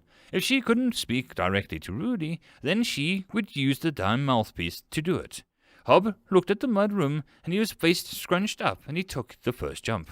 Left, then right, then left, and then forward. Delta groaned as Hob tumbled into the mud with a splat. He was always mixed up with a bit going out. Thankfully the wall had little holes in it to climb on both sides. Hob crawled out and dragged the mud along the tunnel. Delta peered and saw Rudy setting up a little wooden stool, and she had the odd pack. No, don't attack or scream. Delta peered in and saw Rudy sitting on a little wooden stool, as if she had an odd backpack. No, do not attack or scream, Delta warned, and Hob looked like Delta had just cancelled Christmas, or Gobsmas. Now repeat after me, began Delta. Rudy was in a mood. The meeting was over, Quist skulked off somewhere, and Rudy was fishing. A good way to end the day, in her opinion. It would take something spectacular to ruin her mood now. Oi! Something spectacular spoke from behind her. Ruli had already turned, knife in hand. The sight of a stinking mud-covered Gob with his hands up was not a sight that she was accustomed to. Gob screamed and attacked. There really wasn't much else to the basic ones. This one held its gaze and kept its hands up in surrender. "I come with words," it said, and Ruli raised an eyebrow in surprise, but her aim never faltered. "I am Delta, Dungeon Core," the Gob repeated carefully, and this time Ruli's aim did slip. "What did you say, Gob?" she asked, almost spitting out the question, and the little green fella snarled and almost rose to her bait. Mud spluttered as he moved, but she stopped, when he visibly flinched at something. "I am Gob, in service of Delta. Delta is Core," the Gob said, mouth working awkwardly around the big words. Ruli wanted to disagree on principle, but decided not to shank the Gob for another minute. What if it was right? The dungeon was communicating, and Ruli would be shooting the messenger, or stabbing it. "Master comes to you, dungeon. Master thanks you, forgives." The goblin became more confident, and sadly worse with his words. The mud-covered Gob looking proud, as he completely butchered his words, and was nothing Ruli was comfortable with. "Thank you, Delta," she repeated, and the Gob nodded. "Master, have Q. Co." He's confused. He tried to interpret what the dungeon was telling him. "Questions?" Ruli said, holding her knife very tightly. The Gob nodded, and Ruli hesitated. This was not normal. Dungeons talking to people was recorded and known to happen. Those dungeons happened to be 50-plus floors behemoths, with cores the size of boulders, and the intellect to match. Then again, Quiz and herself never checked to see the floors. Quiz sounded so sure that it was new, and if he had been wrong, and this entrance was some new power of the dungeon, and they were still sitting on a world of wonder. "Ask your questions, dungeon, but answer me this, so that I know this Gob isn't tricking me. What is 4 plus 4 minus 5? Ruli called after a moment, and the Gob blinked. "Tree," it answered smugly. Well, Ruli couldn't argue with that. "Dungeon Core Delta, I am pleased to meet you," Ruli said clearly and slowly. There was no telling what state of development the core was at. Ruli would just have to calm and honest. This was also meant that she could hold this over Quiz. Ruli knew the dungeon could hear her. It probably decided to reveal itself after Ruli's tribute and friendly talk. Some dungeons were like animals, sensing intentions and not caring for words. Some dungeons might only take people on word value, dismissing context, sarcasm, and humor. The core of Castrum was known to like a good joke. Do mans lie dungeons? The Gob soused, and Ruli blinked at the question. Did people like dungeons? Geez, talk about a hard question. Ruli decided to take the human way and focus on the trouble from the dungeon alone. Yeah, almost always. Some dungeons can be bad, but we think you're good, Ruli said slowly, and wondered what Quiz would do if he was here. Yes, well done. You can talk now. Leave me alone to fish. Yeah, this was better left to Ruli's tender care. What's bad? The Gob itched at a large nose, and Ruli shrugged. If you make things that make people sick, illnesses or viruses, or if you, well, it's hard to explain, but if you're going to go insane, you know what that is. Ruli asked and hoped that the Gob listened. Act not right. The Gob translated. Ruli sighed with relief. It was honestly scary how fast this dungeon was understanding her, as if it was new. Ruli thought back to the many dungeons that she had been in before, and knew that this wasn't like that. The dungeon had something none of those had. Dungeon called Delta, she began, and the Gob cleared its throat. Master said, you called Delta. He added sourly, as if to really hope that Ruli would say no, which definitely made Ruli agree. Delta, how many levels do you have? She asked, and then spoke quickly, and the Gob opened his mouth. If you don't mind telling me. She smiled, and the Gob shrugged and held up one clawed finger. Just 1 level. Delta, this dungeon core, outthinking course level times the size with 1 level. That was so far from any dungeon stats that she knew, and Ruli knew a lot about dungeons. This dungeon went from an odd to a little scary. Ruli felt sweat gather from her forehead, and she felt stupid. She had faced down beasts that would chew up everything in here like nothing. Ruli took a breath and then asked another question. Do you know what the most dungeons don't talk until they have 20 or so floors? She pushed the fact out there, and the Gob looked up at the ceiling as if waiting. Time stretched, and only the Goblin looked a little nervous before he sighed with relief and then spoke. No, master only know this dungeon. So the gob shrugged and Rudy nodded. That made sense. Delta most likely knew how special it was. Boy or girl or other, Rudy suddenly asked, deciding that she needed pronouns. It might not be too much for the core to fully grasp gender just yet, and that was girl. The gob said with a confused tone. Rudy blinked and then nodded. She decided that she would let Delta talk. Master asks if mans will lend her. The gob growled and questioned out, and Rudy was pretty sure that she had just told the core that people liked the dungeon in its uses. The goblin listened to more. If master makes gobs, big gobs, it added, and Rudy clicked her mouth shut and then tried to translate that in her head. Goblins into big goblins, like thugs or shamans, like evolution. Rudy repeated the word out loud, and the goblin nodded enthusiastically, and Rudy just grinned. Sister, we're counting on it. Dungeons grow so that we kind of expect to see new monsters soon, but, to be honest, your dungeon isn't that hard.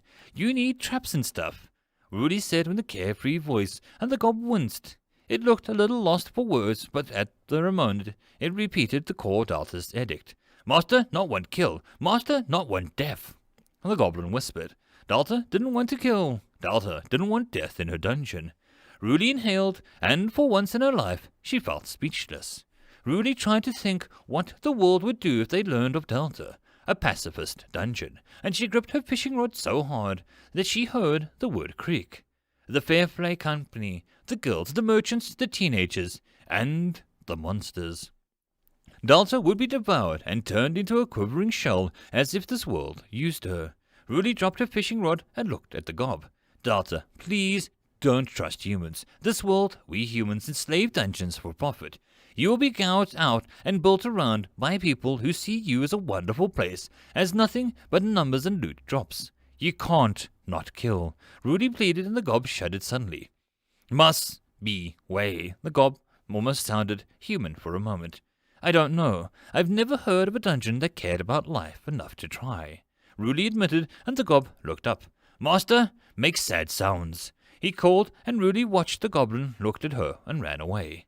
Rudy felt like she had won over a quiz, and really didn't care much for it. This was worse than she thought. Way worse. Rudy felt that the piece of garbage that didn't even deserve to be eaten by the dungeon. Someone who's a jerk and could ignore hurting the dungeon's feelings long enough to help it. And she needed someone who didn't do anything important or have too much pride for her to bully them into doing it. Rudy needed quiz. End of chapter. There is no epic lucha, only puns. Chapter 14. Conviction. Delta sat quietly as Quiz stalked about the pond room, and Rudy snapped questions at him.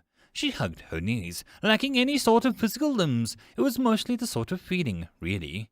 Delta's mood seemed to be summed up as somewhat not good. Rudy's words swam about in her head over and over, but Delta just waited as Quiz argued with Francois. Delta wasn't sure if she was so happy to have the people so close now. Rudy's message seemed pretty blunt, and what Delta would have to do. Not because she was a maniac, or because people would come for her, and if Rudy's tone had been any indication, Delta didn't want to be a murderer, not even by proxy. Delta also didn't want a life of pain and misery. The coin flipped endlessly in the air, one thing being the death of people, and the other being the death for Delta. It would spin for now, but Delta felt her mood darken as she knew that it wouldn't last forever. The only upside was that the mana was nearly full, and that was pretty interesting, and she wondered how fast her mana regen would be if her dungeon was full of people. She relayed this question to the two guests with Francois' help. It depends. A mage like myself or a decent hunter like Rudy would provide ample mana due to our natural stores. We both possessed a decent share. Mine is naturally higher, of course. An average farmer would give you about a fraction of that. It's natural evolution and competition between people and dungeons, you see. People become stronger over time to produce more mana. They grow bored of the weak dungeons and move on to stronger dungeons, where their strength is challenged, and the dungeon that needs more mana receives stronger sources of mana to draw upon. Quiz sniffed. Rudy rolled her eyes. Don't let nerds like Quiz fool you. We can't actually measure how much mana people have. Dungeons can be done with the guessing and time. People, and a general estimate, still, this mage can cast 20 fireballs compared to this guy that managed to cast 100. Can also give you a decent idea instead of wasting time calculating stars, ruins, souls, and the hubbub with the mana point count. Rudy sniggered as Quiz hesitated and then agreed. Mana points are a flux system of calculators. Quiz said quite dryly, and Delta was absorbed all of this with a great interest. Calculators? The goblin managed and Quiz's face became pained. Rudy snorted and the attempt, but Francois showed no signs of shame at his words. Calculators are, how do we say, obsessed with numbers. They can generally form most professions that fit into the realm of dungeon adventurers, but seem to see them with a lot of clerics, mages, and rangers. Quiz mumbled, and Rudy's eyes the goblin. Doesn't matter how good a weapon has served you. Doesn't matter how many times a shield got you through a dungeon. Doesn't matter if your spell stone was gift from your dear friend. Calcs toss it all away, and the slightest chance for more power. The shield that may be slightly better made for an enchanted sword that looks better. Calcs will talk crap and explain why it's logical, or just the sane thing to do, to just dump good pieces of gear that can still serve you. It's greed, plain and simple. Rudy looked like she wanted to spit out, but held back out of respect. It's efficient, I cannot deny that, but it's callous too. I admit that I have some bad habits in common with them, but the nature of these people have become infamous to a degree that the name calculators is often the same sentence as pretty foul curse words. Quiz paused and looked down at Francois. Is that fine? It's drooling, he asked, not sounding all concerned as Francois' eyes were blank as he stared at Quiz. Rudy wiped her own mouth and yawned. Nah, you just drone on. Rudy snapped at Quiz. Delta giggled and blinked in surprise that her bad mood ebbed away slightly as the two talked. Francois heard her and danced slightly. Drone, drone! It cackled, and Quiz looked at her with just swallowed a lemon.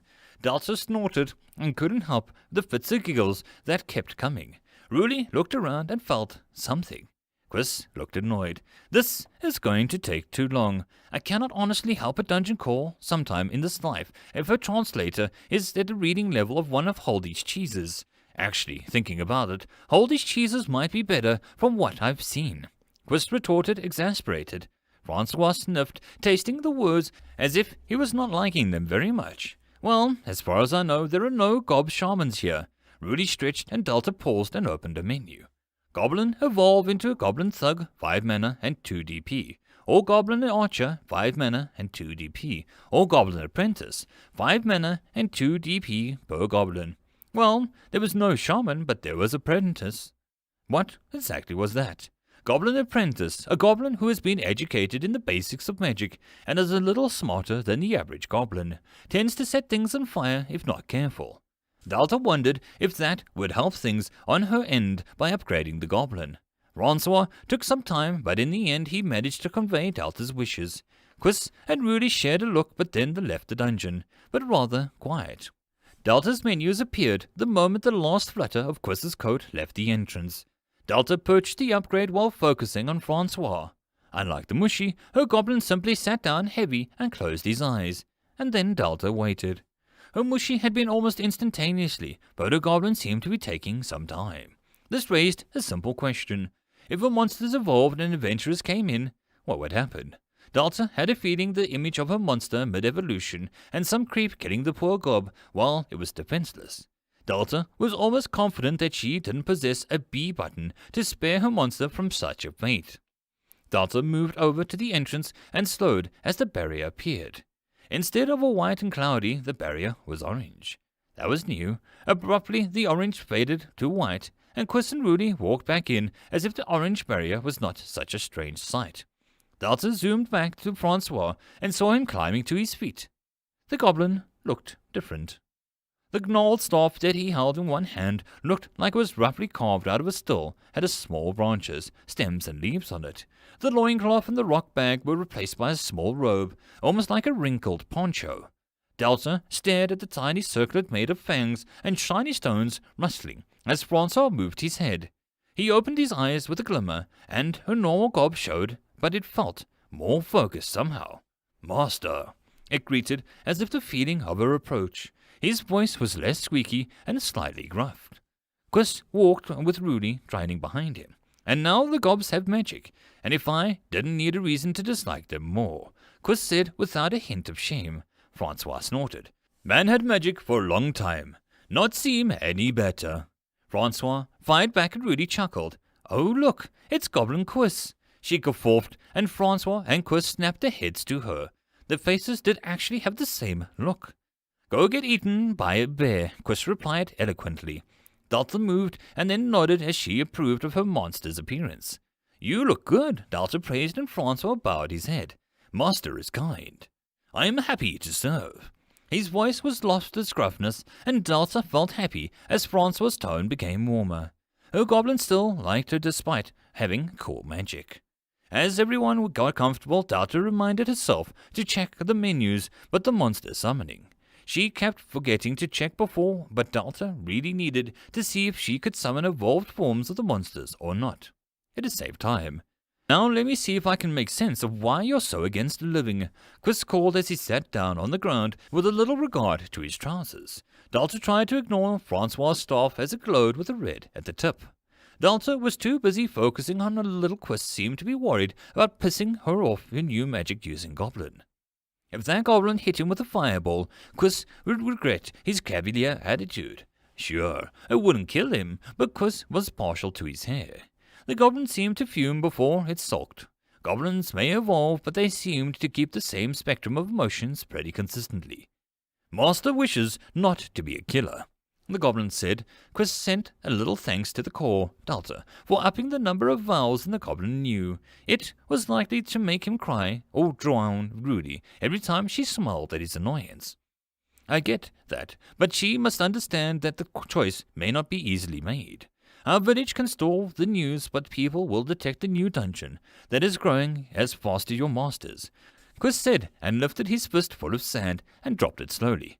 I do greatly respect her choice and understand her reasons. To be born and to decide not to want to just kill is a sign of a very intelligent woman, Quiz added as an afterthought. The goblin slowly nodded. Why must you tell? The question came and Quiz drew a crown in the sand. It's the law. Dungeons, if unreported, can grow beyond a town's mean to contain or control the things go bad. The kingdom of Val'ruun, the land on which this dungeon and our town is, passed an ancient law that dungeons must be recorded and made public. This was to prevent potential rebels or usurpers from harnessing the power of a dungeon to fuel their armies in secret. Quiz scratched his nose. History was a minor hobby of his. He liked reading about the stupid people and how they met their end. This type of throne takeover happened 3 times.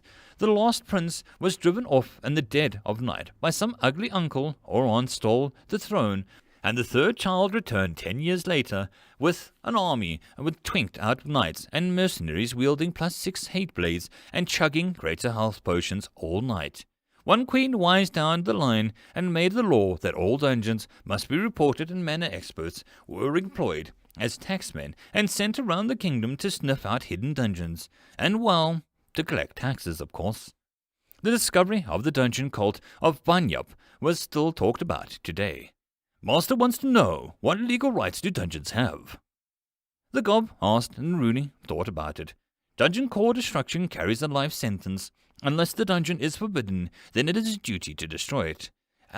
Building around a dungeon, other than structures as considered outposts, is illegal unless the mayor of the nearest town gives permission, unless there is no town within a mile. Rudy listed with her fingers. Quiz wasn't sure if Rudy was trying to be polite, so he decided to help her out. They don't have any, is what she's trying to say, without hurting your master's feelings. Dungeons are seen as golems or tech limbs, subservient like dangerous monsters people keep around due to the rare properties or the status symbols. You have no privacy rights, you have no right to a court of law, you have no right to demand protection, you have no rights to holidays, you have... Listen, this world sees dungeons as factories for food, minerals, materials, monster harvesting, magic weapon developers, and so on. Quiz's tone had turned bitter. He didn't like telling a dungeon that seemed to be so very undungeony that it had made him feel guilty that he listed how, to humans, she was a beast. Livestock to be fed winter after winter for springtime returns. Delta made old thoughts Quiz had put to peace or didn't really want to think about bubble up, and he found himself growing annoyed. So, you see, you might as well get on the level with your brothers and sisters. Build some spikes, make your monsters dangerous, and accept that people are jerks, and they deserve it if they bother you. Quiz snapped and really shot him a dangerous look. The pond was quiet. Quiz felt his usual indifference settled in as he got ready for the dungeon, getting angry and asking him to leave. He had done what Rudy had asked and told the dungeon what she needed to hear. Being the dungeon sucked, and Quiz couldn't imagine ever wanting to share their shoes. Murder machines or slaves, what a cruel fate. No, Master politely says that the giant load of troll dung. Quiz's indifference was not prepared for that flat disagreement. Delta, I hate to be a jerk twice in a minute, but you have to understand. Quiz began, but the goblin just cut him off. No, you will understand. My master says this. I will not kill. I will not be scared into killing. I will survive and keep myself. If you do not believe, my master says that it is fine, and thanks for your concern. Master will lay down and die if people come for her. She has a bathroom. She has scary things. Master also wants to say that she will stick to her goal. A no innocent kill run. The gob stumbled over the last part. Quiz was speechless. It was not just a goblin, it was the very air itself that seemed to pulse. Master will make rules, Master will warn, Master will give chances to run. Personally, I think Master is too kind. The goblin examined its staff with interest. He listened and then appeared to sigh.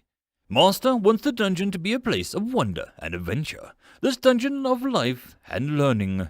The goblin seemed to listen for a while. Quiz followed his gaze to the section of wall. Nothing there, but who knows what the beings of the dungeon saw compared to the outside world. Well, if you want to try, I can help, Rudy shrugged, and Quiz shot her a disapproving look. How will she grow if she doesn't kill? Quiz reminded her that the goblin snorted.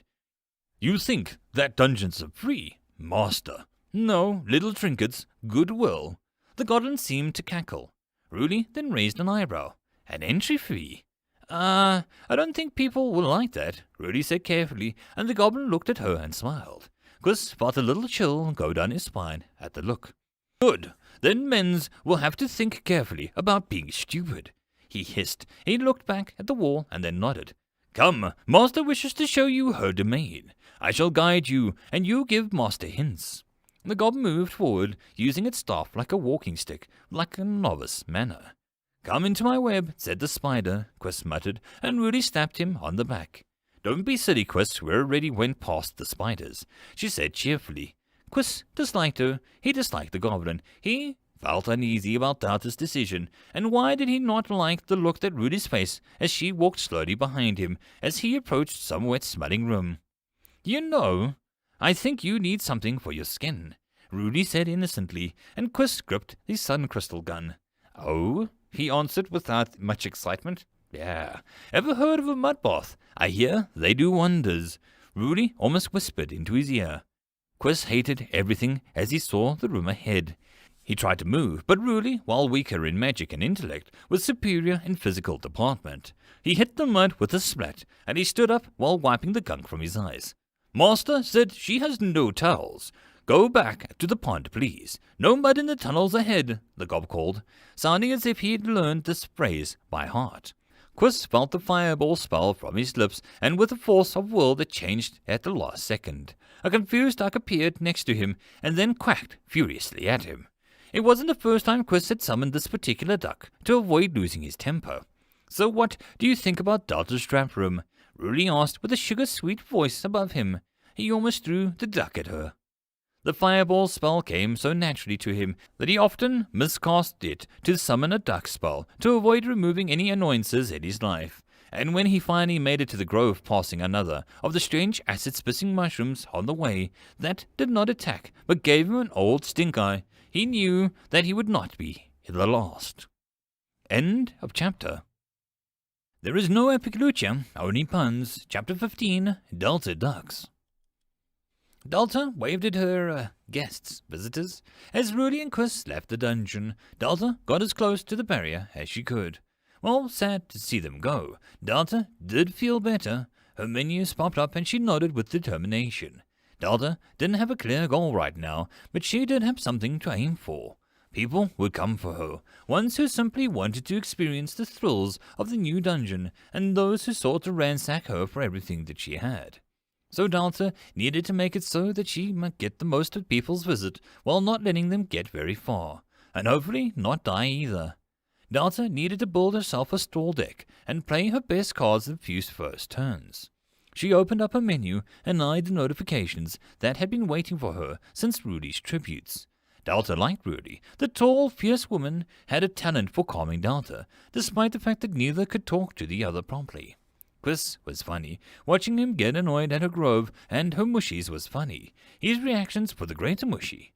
That had been slightly more alarming when Quiz looked ready to unleash fire from his hands, magic that she hadn't actually seen any before now.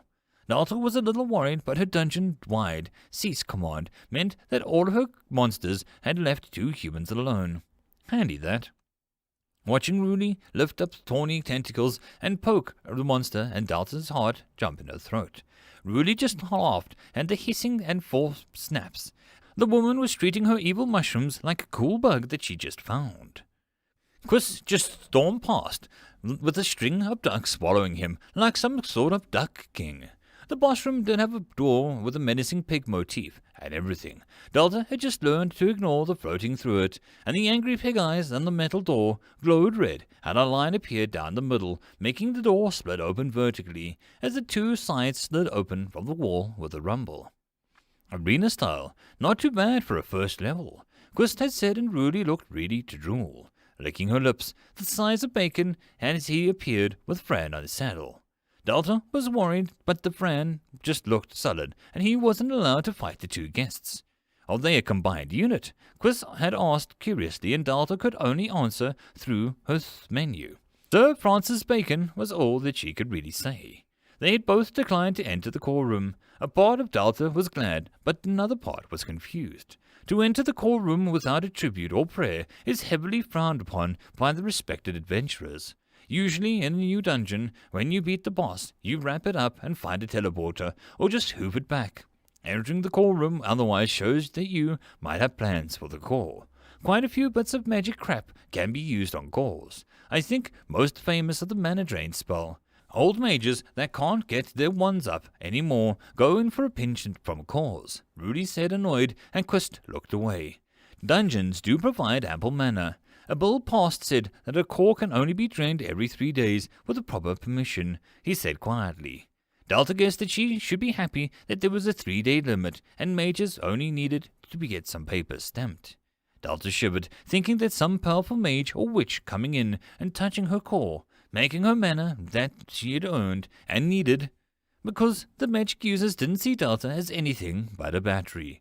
This would kinda suck, but it all had Rudy, Fran, Quiz, and her pond, and the Gob brothers. Delta kept them in mind as she looked at her menus. Common metal elements added to purchase and upgrade menus. Durable leather has been added to menus. Wax has been added to menus. Ink has been added to menus. Feathers have been added to menus. Delta had noticed something else as well, a few other things. Her mana had maxed out in Quiz and Rudy's visit, but it didn't exceed that limit at all. That was something new. Ambient mana leech only filled her up, not topped her past her max. Delta could accept that. Another thing that was the 2 monsters appeared in her summon list. Greater Mushroom, 25 mana. Goblin Apprentice, 18 mana. Delta could just outright buy her upgraded monsters, but the cost alone left Delta a little wide-eyed. It costs more to buy one second form than the summoning and upgrade cost of a brand new level 1. Delta guessed that would be fair. If the second form was cheap, it would make the first forms pointless to experiment with them purely due to the costs and numbers involved. Good thing Delta didn't use numbers as a way to live her life as much as she did with a gut feeling. With some stretching, she eyed the 52 DP and 55 mana. Delta was running on a full tank, and she could not wait to get started on some of the tips Quiz and Rudy had given her. Quiz's advice was mostly just to upgrade her boss and hope for the best. He really did seem doubtful about Delta's life choices. Rudy was a bit more excited. She had never helped the dungeon improve its creativity, and Rudy doubted many people had. Already, that fact alone made Delta steam ahead with her plans with a big smile. With some references to her menus, Delta and Rudy quickly devised several ideas Delta could try. First up, Delta purchased a weak tripwire trap. Weak tripwire trap, a small thin piece of thread that is pulled tight that make a venturous trip, can be combined with others or linked with other traps. Delta knew that without wanting to create anything overly lethal, these things did seem useless to her right now, but Rudy had a really good idea. Delta moved into her spider room and set the trap. From one side of the room to the other a single tripwire near the floor appeared, only briefly disturbing the webs with a small movement. If people wanted to farm her webs, then they would have to be careful or they'd end up wearing it. Just in case, she commanded her spiders to run if the webs got torn down. With a little thinking, she shifted the room slightly on all the walls. It only cost 2 mana, but now all the walls had tiny little holes where the spiders could flee into, so that they didn't have to die if they couldn't outrun people. With a grin, she eyed the very little bush. Curious, she held her finger to it, not using her mana. Rent's berry bush. Upgrade berries to be better and give off a nice aroma, 2 DP.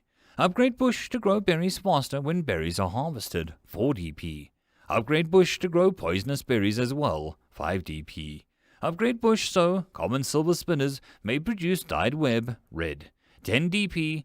Rent's bush will lose ability if removed from close vicinity of spiders. Delta did a little dance at the sheer options that one object had. Her berry bush could be useful. She tapped the simple aroma upgrade and watched as the red berries became a little bit darker in color. Delta sniffed, but sure enough, there was a slightly sweet smell in the air. Curious, she walked to the entrance and could just barely smell the berries. Delta's urge to make the ultimate bush of an S-rank berries in the very first room rose to a huge wave, but Delta managed to resist. She zoomed to the pond, and to be honest, neither Quist nor Rudy had any complaints about this little place, but Delta had seen a few things that gave her ideas on what to add, and what some of the nice touches. How to phrase this? Stone big enough to sit on. Delta called and the menu took a few seconds. Stone-shaped seats. Delta shook her head. No, like natural-looking rocks that you might sit on in the wild. She clarified, and the menu hummed for a second. Small boulders with slightly flat tops. Sure. A bit mouthy, so let's go with comfy rock seats, she suggested and watched as the blueprint formed. Comfy rock seats added to menu 4 mana. Delta clicked it, and a vague outline appeared in front of her, and Delta tried to imagine how best that it would look with these rocks. Delta made 2 slightly to the side, and 1 just at the water's edge for a fisherman. Rudy's stool made her realize people might like somewhere to sit and while they wait for something to bite. That was when she thought hit her. Delta quickly walked over to the water and clapped her hands. Gather up, she called to the lake became filled with all the life that gathered around Delta as best they could. Delta wanted to squeal, and she felt like a princess. Guys, people might throw hooks in. Not gonna lie, they kinda wanna eat you. But I like you all to sometimes bite and struggle against the bait. Their bait could feed me DP and mana, and that's important. Delta said with a stern voice. You should all respawn due to the room, so try to have fun? She said weakly, and she knew the idea was silly. Then again, her mushy had felt very little pain when it had burned up. Perhaps this was a good thing. The fish all flopped a few times, the crayfish danced as they all sunk beneath the water again. It was good. Now the people could fish and eat her fish raw? Delta paused. There was no wood in her dungeon unless people wanted to burn those gutrot mushrooms. Delta grimaced. They would get sick from the fumes. Not good. Campfire, she called. Wood kindling added to the menu 3 mana. Delta clicked, and a stack of 5 to 7 wood appeared, and they appeared to be the same length as the dungeon had used for wooden torches. She placed it between the 2 stones near the wall and tried to think. She didn't think that the smoke would be a problem as such, in a huge room with nothing in it that should catch fire. Delta nodded and decided that the room was about finished. Feeling interested, she held her finger over the new pile of wood. Basic wood kindling, a stack of tiny sticks that can be used for a tiny campfire. The dungeon must be truly kind to supply such a thing. Upgrade sticks to logs 4 DP. Upgrade distance the heat reaches 6 DP. Make all fish cooked upon it extra tasty 10 DP. merge kindling with the pond room so that it respawns when it would every 6 hours, 15 DP. There was much to be done, and Delta eyed her DP. What once felt so big was now shrinking rapidly. Hob and Gob, Delta prayed that they had hurried. She was having too much fun to be cut off due to the resources running dry. Next thing she knew, the menu would be offering her microtransactions with how sad she was feeling. Exchange 10,000 mana for 10 DP? Menu, do not infect my existence with, such filth. Delta warned in the menu before she rippled nervously. Then again, she didn't pay for her mana either, so who was suffering? Unless it's a good deal, she amended. Francois called at her attention, and Delta eyed the menu and purchased the respawn option quickly before she left. Delta appeared in the mudroom and peered about. Francois stood on the other side and pointed down into the mud. Delta looked down at the angry quacking of a duck that stared up at Francois with beady eyes. Quiz forgot his familiar, or one of them. Delta frowned. Quiz seemed to love ducks, cause every time he got spooked, another one appeared. Delta couldn't blame him. Every time Delta got spooked, a monster appeared. Francois, scoop him up, Delta said with exasperation. The goblin grumbled and climbed down, his staff shooting sparks as the mood turned sour. The duck flapped and moved down the tunnel. It moved quickly down the passageway and nimbly moved into the mushroom grove, where the ball walked out at the quacking. The duck quacked at the ball, shuffled on the spot, hesitant to attack due to Delta's orders. "Ducky, get back here!" Delta cried as the duck ran past a dozen or so gut-rot mushrooms. The duck moved swiftly past the 2 goblins that she had left behind. Num and Billy stared at the duck waddled past with speed that Delta was struggling to keep up with. "No, Mr. Duck, that's the boss room," Delta warned, but the door was already opening. Delta hoped the bacon didn't roll over and crush the poor thing in its sleep. Quist threw the ducks into the nearest water source that he could find.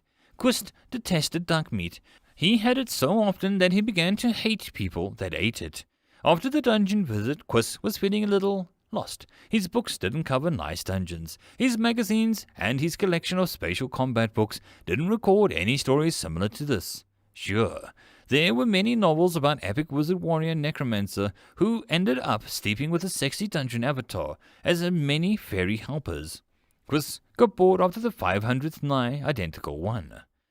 Delta made him ponder. Pondering made him curious, his curiosity made him itchy to study, and his studying could not be done until his peacekeeper duties were done. Damn, really could smack a few walls about and call it a night. Chris had to deal with people.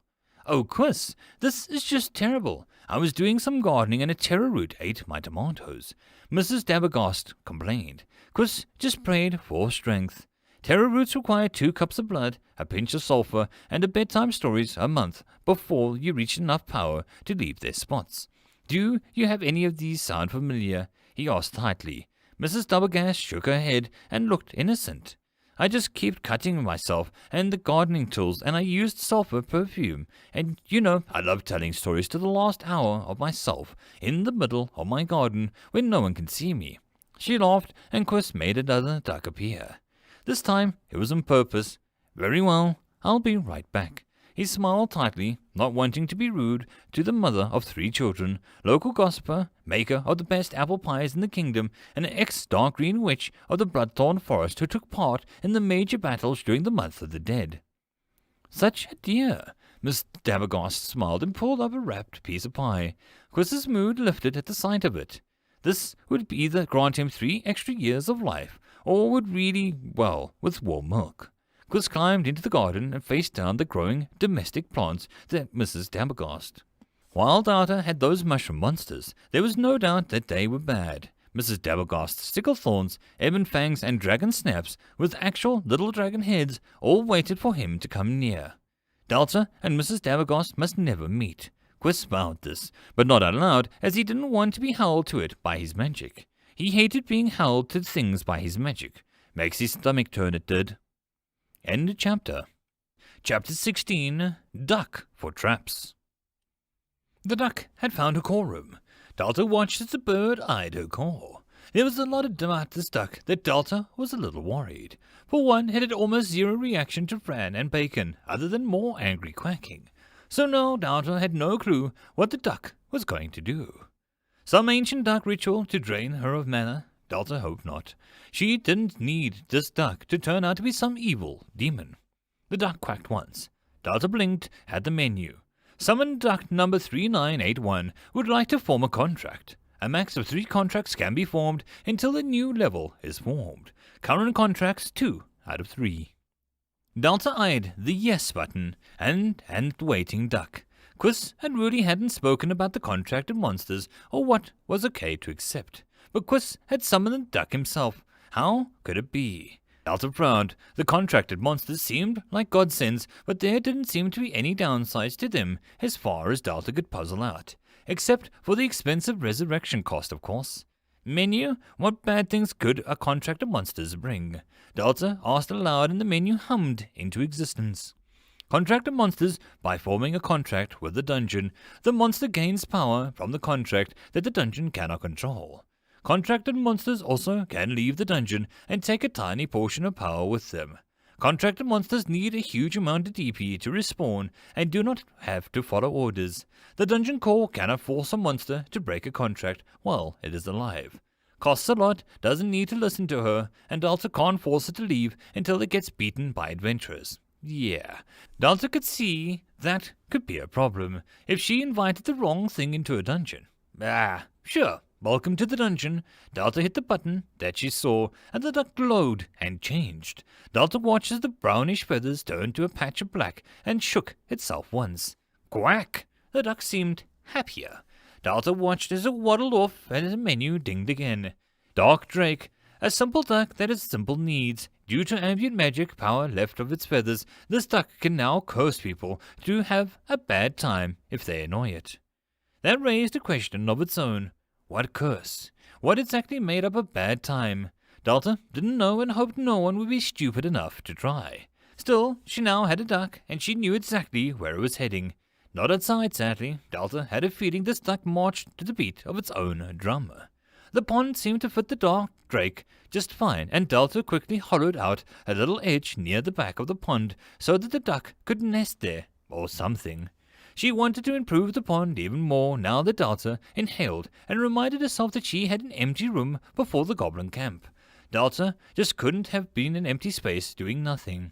Floating back, she eyed the space and remembered what Quiz had said offhand. If they live beyond that door, it's a bit weird that they don't guard this one. That was true, and Delta felt giddy as she lowered the floor, but only about half of the room, and forming a slope to felt off. So she flattened the side where the people would enter, and Delta looked up at the entrance that was somewhere around 8 feet off the ground. Can I lower the entrance? She asked, and her handy menu responded. Lowering dungeon beyond this point entrance will require 15 mana. Do you wish to lower the dungeon? Entrance will not change location. Delta hesitated and then agreed. She stumbled as the dungeon shook, her mental map not changing, so much as her awareness felt like it had gained a new depth as her half of her dungeon lowered itself down and put everything beyond the room on a higher elevation. The tunnel connection sank down until it was now even with the ground on the lowest part of the room. Step 1 done. Delta nodded and turned to the top of the hill where the exit awaited the people who entered. Menu, give me the mana cost for a wooden goblin watchtowers. Delta requested, and she mentally winced at its cost.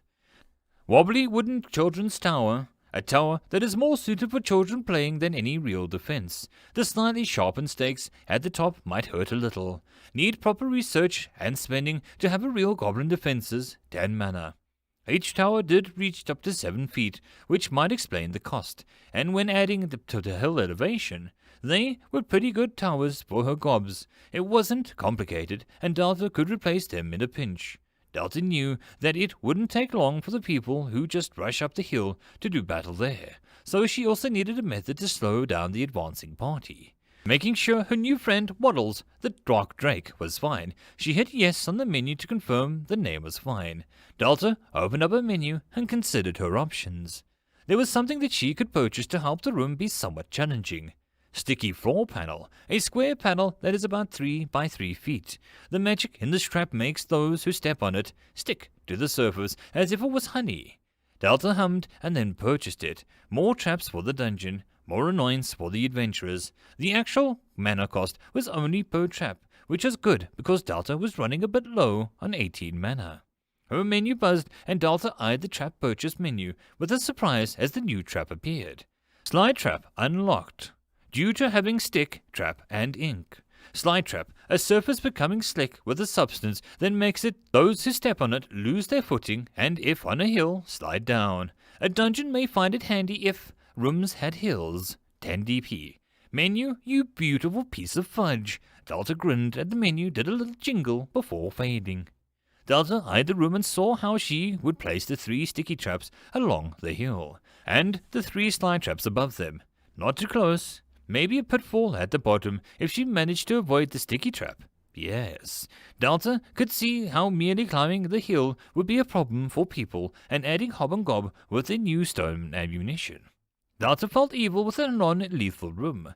Well, unless the rock took someone in the eye, then it would be somewhat dangerous, but Delta could only do so much with her limitations. It wasn't her fault if someone stared at a goblin throwing rocks and didn't bother to wear a helmet. There was no guilt at all. Since she had no guilt about something that may happen, Delta quickly asked the menu about eye patches as rewards for beating the room or something similar. Add a second floor to the dungeon, 200 DP.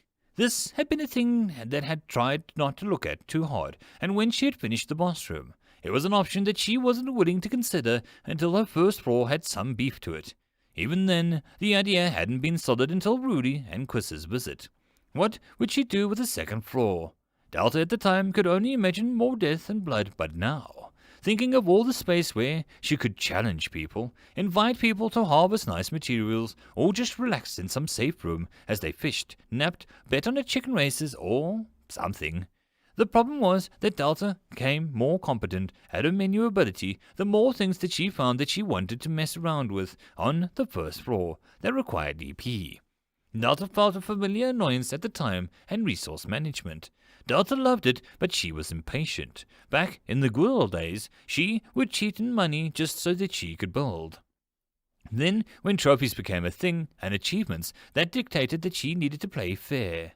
Delta knuckled down and got to work. Another floor, even with the bare bones, offered more space for people to explore. More things for people to spend time on. Sure, that didn't get DP from people just wandering about, but if they dropped items, or if they made tributes on top of her goblins collecting things, then she would have ample time to collect things and build up her DP. What she needed now was, well, the one thing that she was dreading: adventurers.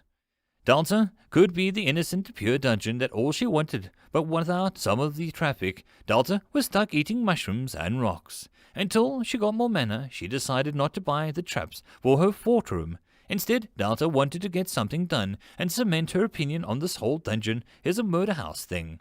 So she moved her entrance and stared at the 2 walls that only had torches flickering on them. Menu, I want to make a signpost and put it on the wall. Delta requested and the menu appeared. Shoddy signpost added to the menu. 2 mana for 10 words. Delta felt like there was a bargain to purchase 2. 1 for each one.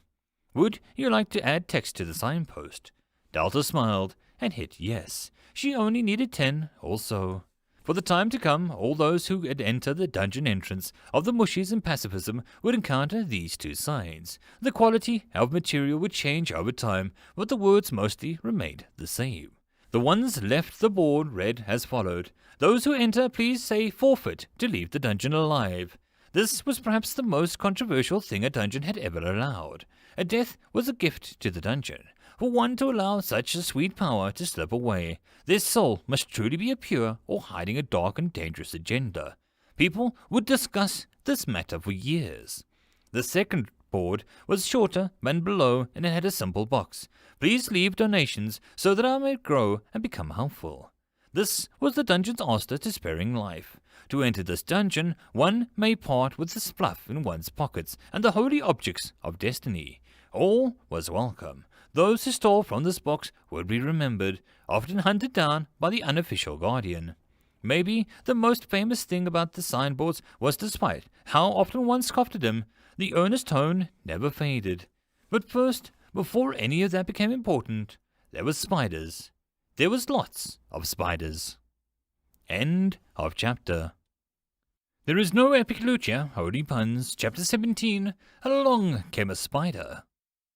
Waddles quacked a few times as Delta spoke aloud. He was rather chill bird once he got left alone to swim and not say being summoned into a pit of mud by an annoyed wizard. Delta guessed that was only fair. So, I don't know, what should I do next? I mean, I definitely need to aim for a second floor. Delta mused and Waddles seemed to agree. Francois cleared his throat. Second floor would be good. More space to build and more protection, he nodded, and Delta agreed, trying not to blush as she had perfectly good talking partner right there. Delta stood, blowing out a sigh at her 16 manner. She could do a few things like place traps over a tower and a trap. Walking around her dungeon, she saw that the entrance hadn't budged from the spot that it had been lain before. But she saw the ground go down, and the door went. Did the second floor half go up or did the first floor half go down? Her menu said she definitely moved the first part down. Delta just let it go and chalked it up to a funky dungeon space again. Hob and Gob came running into the entrance, and Delta was a little sad that they didn't stop to see her signs. It came clear why as a spider about the size of a donkey came rushing in after them. Holy fur! Delta cut herself off as the goblins began to grow again, power returning to them. Hob waved his sword, dropping his bucket of goods. Delta was only barely aware of a mana hitting 29, due to the approaching nightmare with 8 legs. The spider made Delta's spiders look like little puppies. The drooling large fangs of black void-filled eyes. Delta didn't even know why she noticed her mana grow. Wait. Delta eyed the bucket and the fading goods. There was something in a dungeon. Why was her... Delta could still open a menu. Oh my gosh. Delta whispered as Hob took a swipe with his sword again and Gob took out an eye with one of his stones. HP bar? Delta waved her hands, her mind was going blank. Her friends were about to be eaten by a big evil spider, and it didn't even have a white line around its butt, which made Delta's spiders cooler. Nothing happened, so Delta gave on forcing a video game mechanics to appear for now and tried to think of what she could do. She couldn't do much besides give Hob and Gob stone weapons, and she wasn't sure how much mana she would need to upgrade them both and give them proper weapons. Run! Just run towards the camp, Delta ordered, and the Gobs hesitated and then took off, the spider hissing like a coarse brush hitting a brick wall. Delta moved with them and almost froze as the spider tumbled, all 8 legs, over a tripwire, becoming covered in the silver web as it crashed into the far wall. She couldn't believe that worked. What happened? Delta shouted and Gob just yelled back as he turned the corner. Waiting for us, he panted. Well, that wasn't good. Delta opened her menu and the map and saw that the spider didn't spontaneously combust, drop dead, piss off Waddles, and drown, or have some new world allergic reaction to the mud than her first option would be. She smashed the confirm button on her purchase. The spider ignored the grotto and moved fast down the wall, the hairs on its body refusing to stick to the silver web for long. Her Gobs crossed the mudroom faster than they had done in any of the previous attempts. They slowed at the sight before them. Delta nearly did too. There was a splat and a sound like a demon being born. Delta urged her goblins onwards and stared at her purchase. The spider managed to pull itself up and over the far side after a minute. It froze and Delta just nodded. Run away, she whispered, trying to mentally will the thing to get a hint, and the spider hesitated and then launched forward. Delta watched as a newly evolved Mushy swung its large arms and fists down and utterly crushed the front half of the spider's body. The myconid was the second evolutionary path of the mushroom spitter. It lost its acid and its ability to strike from the shadows and a lot of reaction time if caught unaware.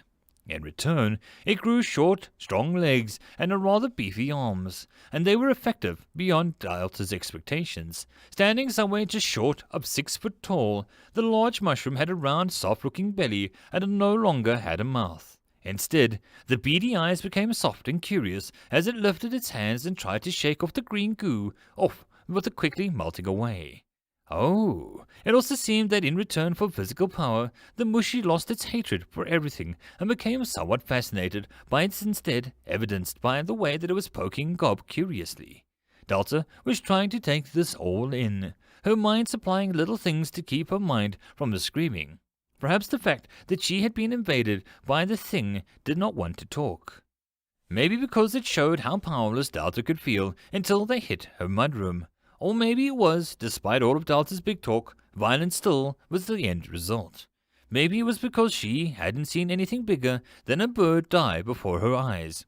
She had refused to look at a farmer's death, but she had made this choice, and now she had to deal with it. All of this sounded very logical and understandable, and it was very neat. Delta hiccuped, and her dungeon ate the gill. "Monsters aren't mans," Francois said as he exited the grove, shooing the guardian boar who was trying to nibble at his robes. "Monsters contain hatred. It becomes the will of the gobs. With spider, it becomes hungry. Hatred makes monsters different from animals. Animals fight or run. Monsters can do those too. But they think they remember. Monsters can eat mana as well. Monster is powerful and draws them, as well as boneheads." Francois snapped and smacked both Hob and Gob with his staff. Delta just looked at the spot where the spider was. "Do all monsters hate?" Delta had asked as her newly named Mr. Mushy picked Francois up and put him on his cap hat. Francois' face soured. "Not all, but no more monsters evolved or grow. The less hate holds sway. I not know if monsters can free themselves or just live like it. When monsters grow big enough, then the hate is a choice." Francois swatted at Mr. Mushy's attempt to pet him, and it looked odd that the mushroom couldn't see where the goblin was exactly. "What about my dungeon monsters?" Delta needed to know, and Francois just grinned. "When I was born, I feel need to protect, not hate," he said casually and steered the Mr. Mushy onwards to the grove. Delta felt relief at that, and then, unsure if she was truly wanted to know, asked Francois one more question. "Can you befriend monsters?" She wanted to know. Her question was delightfully cliché, and Delta felt no shame in it. Francois just shrugged. "If Master wants it, she will find a way. I am confident in your power." He complimented. Delta felt a little touched at the comment and moved to keep up. Compared to all her terrible mushroom experiences so far, Mr. Mushy was adorable. If all of her mushrooms could just be so cute as the myconid, then Delta would be a lot happier. Looking at him, she watched as the boar squealed and fled from the stomping Odd and the cheerful mushroom man. He looked like a fun guy. Delta snorted and giggled, which made Hob and Gob look confused. Francois was too busy trying to avoid the mushroom, then hit it in the face where the impromptu steed ran out of control. Delta turned and looked towards her entrance.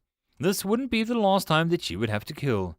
Delta just had to accept that life wasn't going to bend to let her avoid the messy parts of being a dungeon. Hatred would drive monsters to seek her out, if Francois was right. Delta just nodded with determination. As long as she got no enjoyment for it and didn't lure them in, then Delta wouldn't cry for the monsters that died. Delta looked at the tunnel where the last of the spider faded, tiny green splotches of blood. She clasped her hands together, a little prayer in her head. Maybe now the spider didn't feel the hatred, and that was one tiny comfort Delta could take from this. Black Forest Spider absorbed, cost for deadly mushroom reduced by 5 DP. Common Silver Spinner Spider upgrade cost reduced by 2 DP. Mild poison added to research 12 DP. Delta nodded. "Thank you for your donations." She nodded and moved on with a purpose. First was the tripwire. With 29 mana and 58 DP, she could begin making progress in her heal room. She owed it to the spider to make the most of the points. Delta paused, and her spiders were making angry noises as they collected the torn webs and discarded it. "Oh, sorry," Delta chuckled nervously. She directed them to throw it into the tunnel entrance and leave it there for the next person to enter to pick up. "Don't worry, I'll get this dungeon in tip-top shape and make sure that you guys get improved as well. After all," Delta said as she moved through the web as she spent the point to add a few wooden supports to the center of the room to give the spiders more places to attach webbing. It gave her berry bush a nice special feeling too. We dungeon folk have to stick together. She offered, and her spider shuddered and played dead. Delta crossed her arms. "I think I'm hilarious," she muttered. So, this is why outgoing mail is banned for the next few days to weeks. Chris called out to the town square. Well, it was more of an oblong rectangle that had an errant triangular tumor hanging off of it. "But I need to respond to my girlfriend," a whiny man complained. Chris wasn't going to say it, but he didn't need to. Rudy was here. "Your girlfriend that lives in Tarunda?" "Yes, come on, Collard. No one buys it." Rudy said, her eyes closed as she tried to snooze on her chair. She was the only other person on the little podium that had once been summoned to debate one of the great demons into selling his legal rights to take the souls of their cattle. In return, he got a lot of cheese. Quiz could appreciate the craftsmanship of the little desk before him and was why everyone seemed to be unable to ignore him as long as he looked ready to rant. Anyway, we decided to keeping the dungeon a secret from the town people was wrong, and we didn't want to clean that junk out of our houses if you die. So, the dungeon is there. Don't go into it without permission or without letting everyone know, so that we can all take bets. As the king's law states, you must either be over the age of 16, have a demon bound inside your soul, wield a sword that no one else can use, be mute and heralded as the hero of this timeline, have a magical birthmark tied to some prophecy, or have a parental permission to enter the dungeon. Quiz reminded. Quite a few of the teenagers and younger kids grumbled at this. The two blonde kids that were mute that had been hailed as heroes in some fashion in the crown shrugged. Quiz knew one wanted to be a vet, and the other was too lazy to go anywhere. Smart boys, in his opinion. What's the dungeon like? One excited girl asked, and her little pigtails bounced as she jumped on the spot. Nice, has a few spiders and goblins, so don't go wandering in. Rudy answered for him. Quiz knew the kids loved announcements like these. It got out from the school. The only teacher in town who managed 6 different classes of students in a single day stood to the side, smiling politely. Mr. Jones was a nice man, and if Quiz ever felt like he needed to die slowly and painfully by having spawn, he wouldn't mind if Mr. Jones teaching them. He baked cookies, listened to students, and never had a student fail since he took over in the last 5 years. It was the only hope of this community had any reaching a standard of education. Quiz also knew that the man was hearty. He confiscated a black wand from the student yesterday. In a town like this, magical weapons were a dime a dozen, and outside of this town, they would all sell for a small kingdom's annual income. Thankfully, Mr. Jones dispatched the skeleton army that the brat had raised before history class was over, and had a stern talk with his mother of the student, the Black Bog Witch, who was now the town's glass and metal craft shop owner. The woman could make cauldrons like no one's business. How she managed to make them in clay, she kept to herself. Mr. Jones was all right in Quiz's book. The fact that he was a knowledge demon from the 142nd layer of the abyss didn't make the clean shirt and nice tie any less attractive. Many women and men had often fought with their spouse about who would get a go at the parent-teaching meetings to stare at his straight teeth and lovely hair. Quiz cleared his throat, and the silence had stretched on. So, please don't die, or I'll have to do paperwork. He ended the meeting with a little gavel bang, and then ended the podium's magic, and walked away. I liked it, Rudy said as she caught up. Holding up one hand, she read off an imaginary headline. Don't die, idiots, local peacekeeper cautions, she announced. Quiz had his small smile as they both entered the local pub. Nibs nodded and poured in the usual. It was good to relax, and Quiz knew that he'd better enjoy it. Delta would be cooking something up that appeared innocent, but in reality would make Quiz feel old soon enough. At least in his melody mead he tasted good, and he burped a little, and birdsong came out. He snorted as some heavy berserker metal flowed from Rudy's mouth. In the night that followed, neither Quiz or Delta could predict the danger that would come. This was not the hungry spiders that moved closer, but also one of the most dangerous types of creatures in the kingdom. Teenagers. End of chapter. There is no epic loot here, only puns. Chapter 18, I am Dio. Delta hummed as she added a second sticky trap to the night to the fort room. After the spider attack, she felt hesitant to send her goblins out together until she could properly equip them. Delta didn't feel like it was the end of the world. Maybe she could ask Rudy to collect trash, or if Quiz had any junk that he wanted to get rid of. Working with people, the idea was absolutely wonderful. Delta hoped that both of them had many friends that they could invite to her dungeon. Rudy might. Actually, she had boasted about being the rudest woman in town. But maybe Quiz. Delta cut off the thought before it could even sprout, and instead of hoped that Quiz would keep on visiting. He was nice and handsome, but his attitude was like a cactus with an antisocial behavioral problems. Kind of a prick, but not suited and unprepared. Still, Delta didn't give up hope. She'd take precautions, fought up during the night, and wait for the relative safety of daylight before sending Hob and Gob back out to collect more. Contracted monsters were useful and somewhat odd. Waddles was gone. Delta could only guess that he had gone through the water tunnel to somewhere. Delta really needed to see what was down there one day, and she just needed an aquatic monster that could speak. Merfolk, were they a thing? Usually dragons and merfolk came as a package, Delta hoped. She wouldn't even mind if they were more creepy kind. Under the pond, Delta sung as she made her way to Mr. Mushy was okay. The giant bipedal fungi was having a fun petting the Grove Guardian and the boars to spare. Delta sneaked away before the boar could complain. With only 19 mana and 58 DP, Delta needed to pass the time until morning came. Moving back to the spider room, she opened up the menu of the room and she hummed as she saw the message. The room is inhabited by spiders only. The room is used for the purposes of webs. This room is near the front of the menu. Finds it's weird that it is so peaceful. Would you like to upgrade this room to spider room? All things inside the room will become bound and cannot be moved outside of the room. Cost 10 DP. Delta wanted to cackle. She tried and sounded like she was just about having a good time. She hit yes, and the room flashed, and nothing truly changed. She opened the menu again. Spider room. Upgrade total number of spiders that can be in the room, 5 DP. Restore trap after dungeon is empty, 8 DP. Make spiders more durable and less likely to die, 10 DP. Make a great amount of berries with each spider that dies, 5 DP. Delta really had to appreciate the sheer detail that her powers could go to. The ability to punish people who murdered her spiders was nice. Having the trap to able to fix itself was also nice. Delta wondered if that would always have been the choice if her nature, to the point of view, made such an option come into existence. Delta hoped so. It meant that if she could keep trying to be herself, her powers would help her. It would be nice. Not everyone was a comic book hero who could struggle with their awesome demon power every chapter.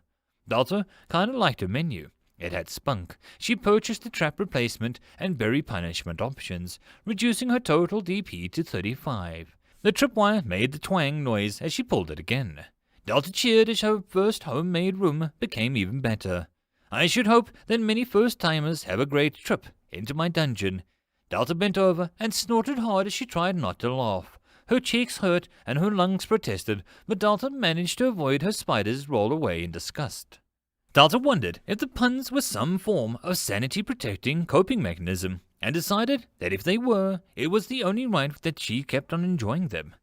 Master, Fran called from Delta and was the boss room for an instant.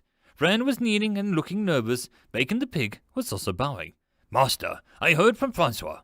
You do not intend for me to do my job? Fran asked with concern, and Delta just stared at him with confusion. Job? She echoed, and Fran gripped his spear, tightened. I must defeat invaders. I make those who seek you die. He stated, and Delta felt like lost, and the tone became upset. Delta got on the floor on the ground with him. Fran, of course you will. I just don't want you killing those who surrender or flee. She consoled, and Fran didn't meet her look. That makes mans will speak of my tactic will become known. I will be exploited. He responded and sounded angry. Delta could see how that would be an issue. But I don't want to kill people who simply want to explore. She added her own feelings, and Fran squirmed. He looked at his metal spear. A boss must protect Core. I must protect you, he said quietly, and Delta was quiet for a few seconds. Then protect my will. I need you to let those who surrender in earnest go. Those who challenge your strength should be offered to the ability to grow and become stronger. I want them to become stronger. Fran, defeat is not a failure in this case. Pushing those cannot handle the lower floors back is your duty. Delta explained, and Fran was quiet. Those that spit upon your mercy. Master, those who would abuse your greatness. He pondered, and Delta hesitated for only a few seconds. Those who surrender and then attack, or those who refuse to back down. I have done what I can. Treat them as scum or respectful warriors as you see fit. I cannot protect them from their own hearts or desires, Delta said, feeling the words a little odd and not really something that she would normally say. Delta frowned and tried to think of why she had said them. Nothing answered, and she let it go as a slip of the tongue, or maybe the dungeon part that she had merged with speaking out. Spare honorable and unprepared, punish liars and fools. Dran translated, and Delta could only smile weakly. If you kill someone mid-battle, I'll make sure to warn people, and nobody can sue us. She waved her hands, and Fran looked confused. I will stab this Sioux. I will defeat you, master, Fran promised, and Bacon snorted with determination. Her manner and DP shut up, and Delta blinked. Looking around, she saw Waddles had returned, spitting some red weeds onto the shore. Yes, excellent. Defeat the Sioux. First name, Mary. Be right back, Delta said apologetically, and rushed off to the pond room. Her menu rang out. Bloodweed absorbed. Bloodweed? Waddles, what had he found? Delta appeared in the duck, closed his eyes, and he looked done for the day and nestled back into his little alcove. Delta opened the menu and her eyes bugged out, her mind going blank. Mana 67, DP 83. Delta could feel the mana flow through her. Waddles, what was that? She demanded, but the duck kept snoozing. In a panic, she had no idea what to do with all of the sudden excess mana. This bloodweed had given her 48 mana. This was the biggest boost that she had ever gotten, except for maybe the fire crystal. She moved quickly in the goblin camp and picked one of the two normal goblin monsters, Num or Billy. How they acquired those names was not something Delta had a clue about. Hob and Gob seemed pleased by them, however. Picking up Billy, she spent 5 mana to give him an evolution. She slammed her finger down and hit the one in the middle. Goblin Archer, 5 mana or 2 DP. Billy glowed, and when the light slowly died down, he was wearing a little odd green hat and a tunic that he had rather rough-looking bow in his hands. His arrows were all different sizes, and he had rude words carved on the shafts. The feathers looked suspiciously like chicken feathers. That still left her with 8 mana over the limit, so she hit Num with the other evolution. Goblin Thug, 5 mana and 2 DP. Num became a lot bigger and more muscle-bound, and his loincloth turned into a thick fur pelt, which stretched over one shoulder like a Tarzan leotard. In his hands was a 2-handed wooden club, with some creature's serrated teeth on the edges.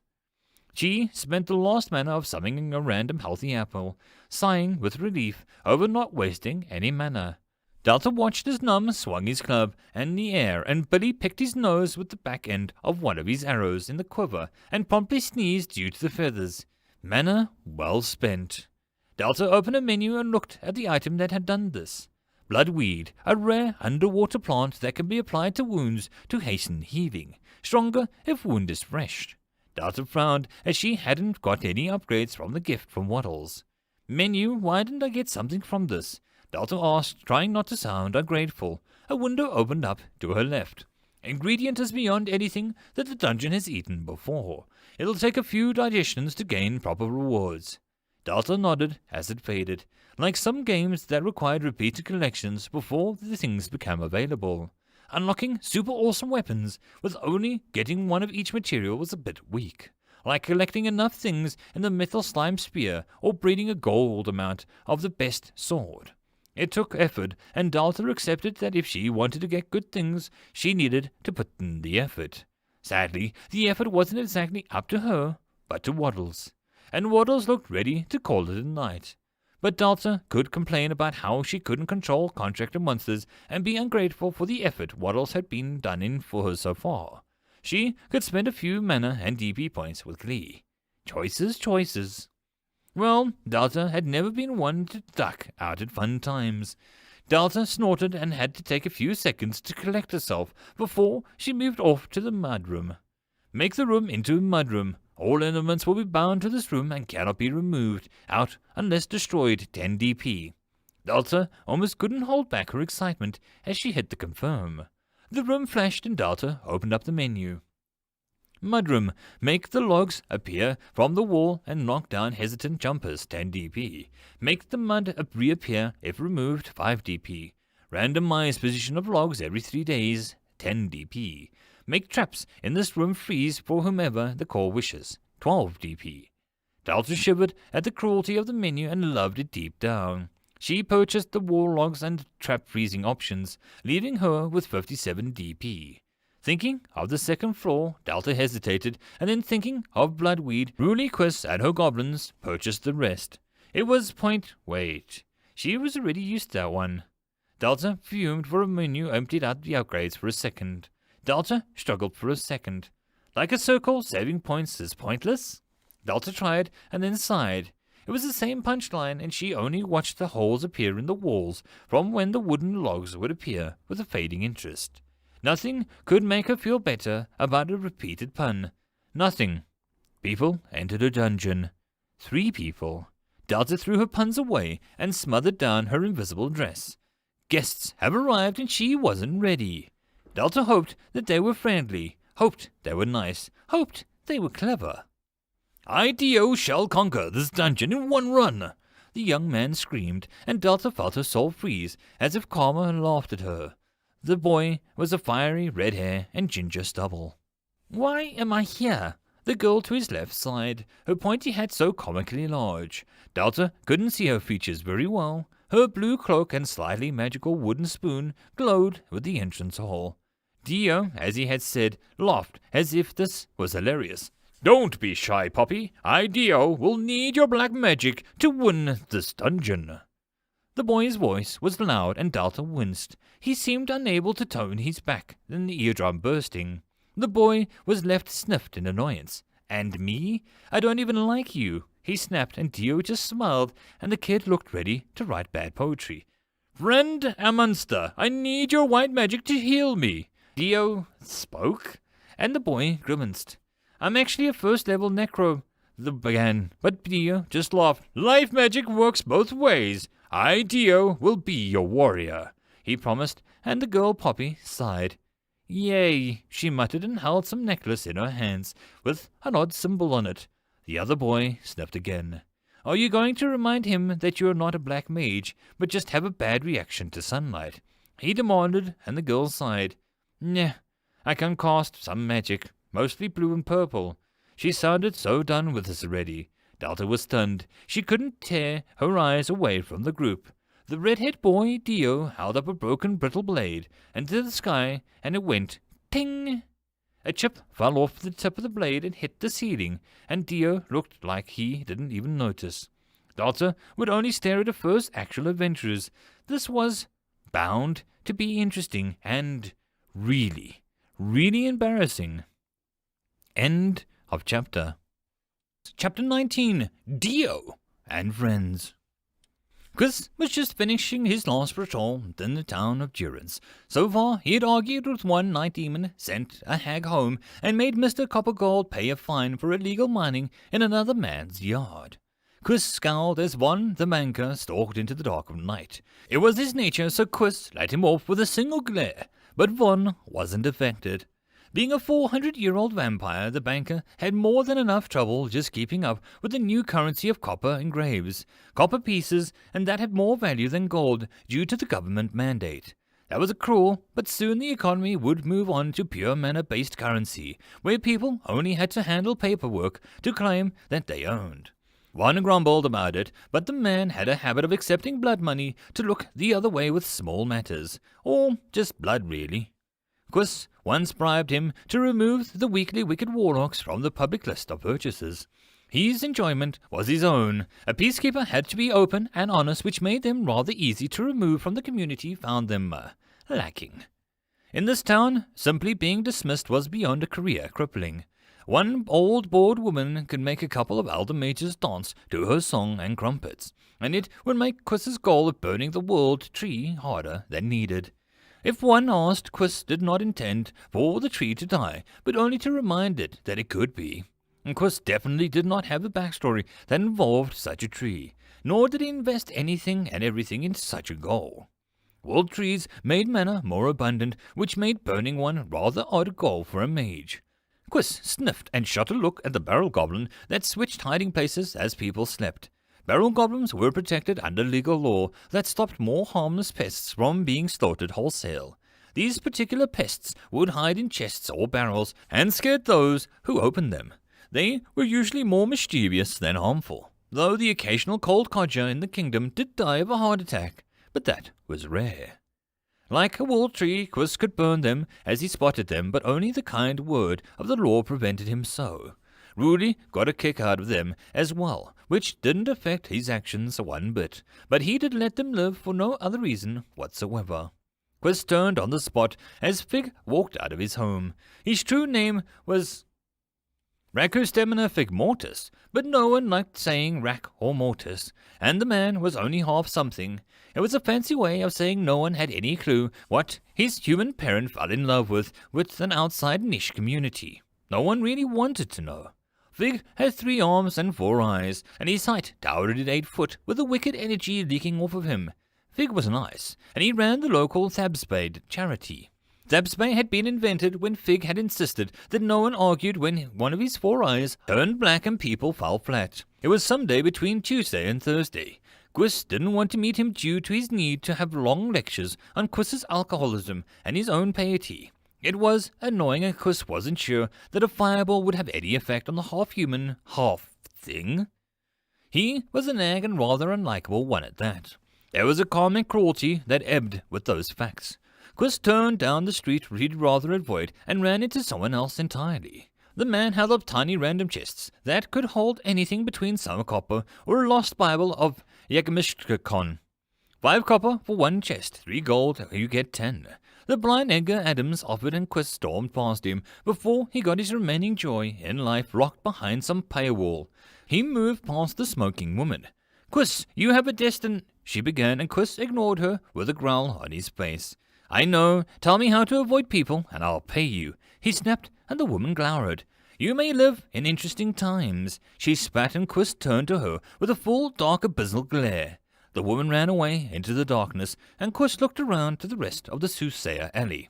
Anyone else have any illuminating commentary? He asked quietly, and one man held up a hand. My hamster's knee bones are telling me that you're about to become a very important character, the old man ranted, and Quiz felt a fire rising up in his throat. He calmed it down and exhaled. The village burning days were behind him. His village burning days were behind him. I think that you and Rudy Drakensbane should have good chemistry. The love which proclaimed, and Quiz pulled out his book of finds, and the street magically became very empty. I'm a peacekeeper, not the local cleric priest, who gains power listening to your cretins. I'm Quiz Fire Smasher, and I will not be slandered by being shipped up with some vulgar woman. He called out to now silent row of buildings. No one answered, and Quiz considered his job done for the night, lest no more children would be proclaimed as heroes on his watch. Then again, if he had some confused children with him, people would mostly leave him alone as they focused on the fresh meat. The girl with the wonky scar of a star in her chin, goldmine to these people. Quiz moved past the street and was only thankful that the merchants that screamed all day slept, and he didn't need a +11 staff of draconic summoning. He'd had enough of dragons to last him for the next 10 years. The Gym Shadows? Sure, he'd love to be ignored by people. Shame most people that lived here couldn't be fooled by anything short of a heroic illusion, and then some. Quiz walked to his hut, where someone had left a bunch of horseshoes on his doorstep. They looked to be fresh off a centaur's berserker, and Quiz gathered them up. He had no idea who kept leaving him good luck charms, but he was hardly about to turn down free stuff. Ruli would sooner leave him a centaur manure than she certainly wasn't her. The gifts confused him, but he peered out of his window and saw no one. Maybe it was a joke? Quiz didn't get jokes. He just often failed to get other people's sense of humours, unless he was so drunk that rocks on the side of the road looked amusing. He turned off the glow lamp and went to bed, praying that some new fool would apply it to the peacekeepers tomorrow. If Delta and the dungeon had got anything right, it was that having minions to do your work for you was amazing. Outside of the peacekeeper's hut, a dark figure moved, away from the hiding spot that they had been sitting for the last 4 hours. The way Quiz had picked up those gifts, it was scandalous, and a person felt too shy to even think about the event. Maybe tomorrow they would leave an elder tree and fruits. Yes, Quiz would like them. I challenge you, Dio shouted at the spiders, and they simply moved around his feet. Dio jumped back and pointed his broken blade at the spiders. I challenge you, he repeated. And he had been going on for 10 minutes, and Delta was too shocked to do anything other than stand there in stunned disbelief. The two others had stayed in the tunnel discussing homework. I'm going to do my paper on the futility of life and why death always wins, the guy said, pushing up his glasses, so they shined off the torch perfectly, and he seemed aware of where all the light sources were at any given moment. The girl nodded. Mine is on darkness, she muttered, and Dio watched the spiders fled away from his voice into the walls. Ha ha! I won! He called, moving forward, tripping over a tripwire and rolling into the webs and wall. Why am I here? Amundsen asked himself, and the girl shrugged. He overpowered you, and your spells suck, she said bluntly. Amundsen glared, but he shivered as Dio walked back to them, his rusty armor and broken blade covered in a web. I want a rap, he shouted through the web, and Poppy clapped slowly. Yay! She cheered with an energy of the dead. Amundsen eyed the room with a sudden deep understanding. These spiders may be poisonous, and the webs may slow us down if we hit the tripwires. He pointed out that Delta was pretty sure her spiders weren't poisonous. They did have a white line around their butts. Awesome. Spiders drain fluids from their prey, and the life drains from me. Poppy said to Dio, gave her a thumbs up. Agus fuels, he complimented, and Poppy removed the web from his face. Nah.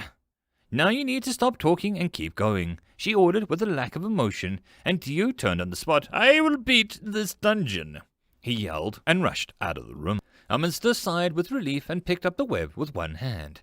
This stuff looks to be good stuff. Peacekeeper Quest did mention spiders, but this is beyond normal. He inspected, and Delta felt shy as he inspected her work. Poppy just shuffled after Dio's distant screams.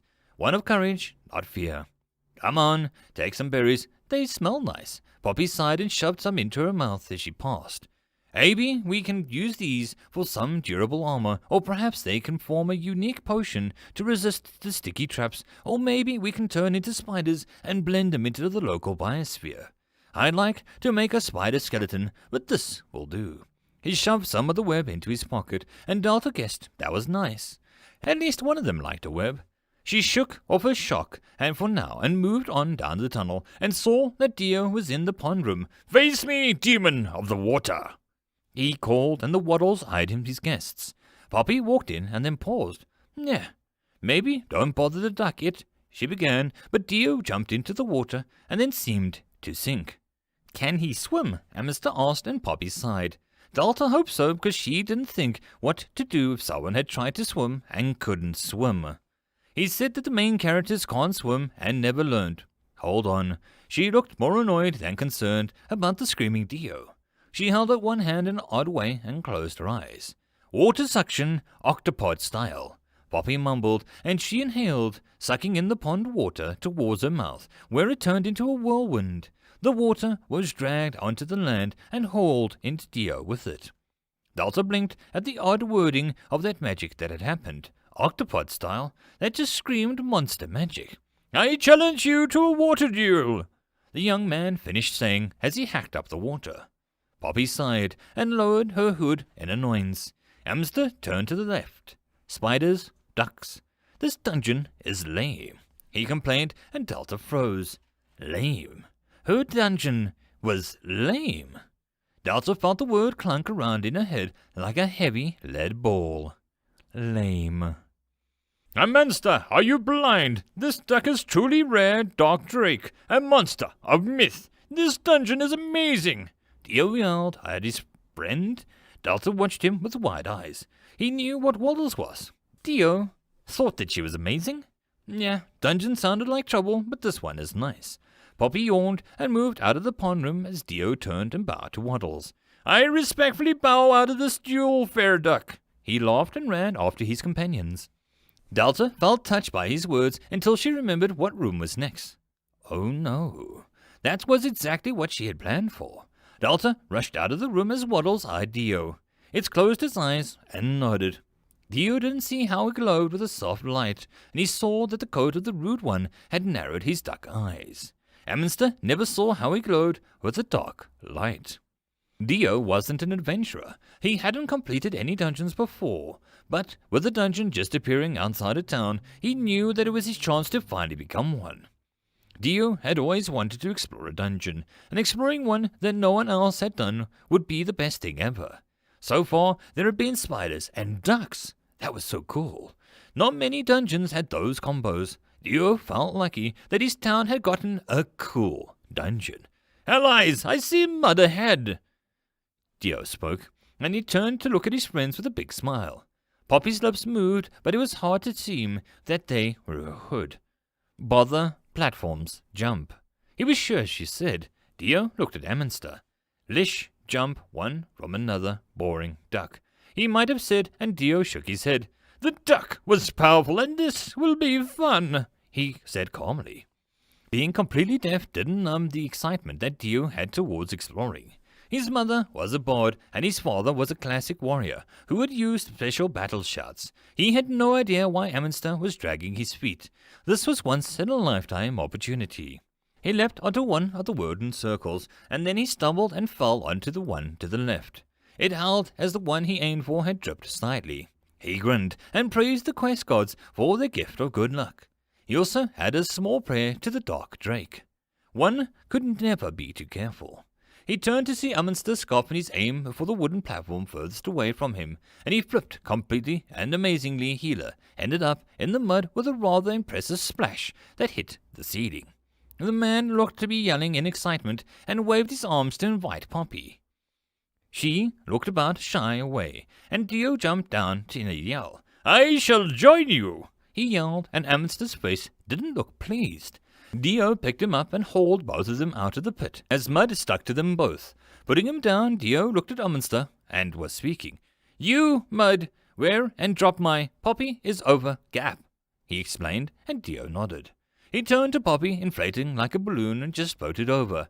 "Nya, balloon-style frog," she said, and she landed. Dio grinned. "Frogs are cool, which makes you cool," he said with a soft tone, and Poppy paused and then looked away as if embarrassed, which couldn't be, as the black mages were too cold and aloof to feel such things. Dio walked on and loved how the mud made his homemade armor look professional. He turned the corner and saw a huge room filled with mushrooms. This dungeon was so cool.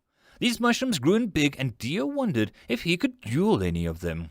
Amundsen managed to some kind of obscure cleric detect spell and touched a random mushroom, which in turn revealed to actually be a boar. The mushroom covered in the boar turned and began to chase Amundsen. "I help do got this," the healer shouted with confidence, and his face half turned. Dio almost couldn't see what he was saying, but guessed Amundsen had the boar and handle with his great white magic. Poppy worked after him with her hood down low. Dio felt lost as he had nothing to do. Panicking, he turned and saw movement. A walking mushroom man. Dio danced on the spot and walked up to the jolly thing that was softly walking after Amundsen and the boar with interest. "Hello! I would like to duel you," Dio called out, and the mushroom man paused and then slowly looked at Dio. It waved and Dio waved back. It waved and Dio waved back. It waved and Dio waved back. The mushroom seemed to hear something in it, and it pulled its arm back. Not to the fullest extent that Dio noticed. It aimed a punch right at him. Dio almost squealed and dropped his sword, then hesitated. A fist fight. It wasn't heroic, and his skills were... Dio swallowed as he complained and ducked another punch. His foe demanded his best, and Dio, the mighty hero, would not back down. He shot forward and aimed a fist. Delta could only stare at the perfect hole through her mushroom grove, where a good chunk of her grove had been simply erased by the sound of the young man's attack. Delta was shocked. She gently directed Mr. Mushy to bow and sit down. Dio, the "oh my god, he's a monster" adventurer, bowed back and picked up his sword, which he swung with a novice effort. Even her goblins would swing their clubs better. Delta felt scared of these children, wondering what kind of village that they came from that they have that level of power. Her dungeon vibrated, and Delta could only watch as the 3 large spiders rushed in. "No! Run! These kids are the real monsters," Delta warned in vain. The spiders came, and Delta prayed for them. End of chapter. There is no epic loot here, only puns. Chapter 20, A Bory End. Dalton watched as 3 more spiders rushed into the tunnel. They scrambled over each other as they burst into the web room. Since Dio and his friends hadn't left yet, her tripwire hadn't been able to reset, which was a shame because the speeds that the large spiders were going, it wouldn't take them long to reach the grove where the teens were milling around, as Ammonster managed to lose the ball in a sharp turn and refused to get off of the very tall mushroom that grew on the one side of the room. The ball prowled around the mushroom, snorting. Poppy pulled down her hood and Delta couldn't tell if she was laughing or just mumbling loudly. The girl didn't actually do anything to help Ammonster. And as long as there were people in her dungeon, Delta couldn't use her menus. While Dio had proven to be enthusiastic in his fighting, Delta had no idea if Poppy and Ammonster were powerful. The spiders crossed the mudroom, 2 of them hitting the mud hard and the final one hitting the right path. Mr. Mushy bore guard the room, she called, and Delta watched as Mr. Mushy put Dio back down on the ground from where the Dio had been sitting on the large cap to watch Ammonster struggle to cheer him on. Dio had seemed to enjoy his peaceful her monster acted after their duel. Their boar snorted and ran off onto the thicket of the mushrooms, blending in. Francois, get them out of there, Delta called as a magic goblin rushed down the hall. Delta had a feeling that they could handle themselves. It just didn't sit well with her stomach to let people who looked a lot younger than she felt comfortable with and face danger that she wouldn't be able to slow down or maybe even stop. They had come to adventure, not to deal with the consequences of Delta's harvesting missions. Dio might be able to kill them, Poppy and Ammonster too, but it didn't make it right. Delta would rather ask first than assume. If one of those spiders got lucky and bit, or something equally as bad, then Delta would have to see someone's child die. A young life snuffed out. Delta gripped her hands into fists as the spiders burst into the far end of the room, the large arachnids scattering as Misty Mushy swung his fists. "Mans, come!"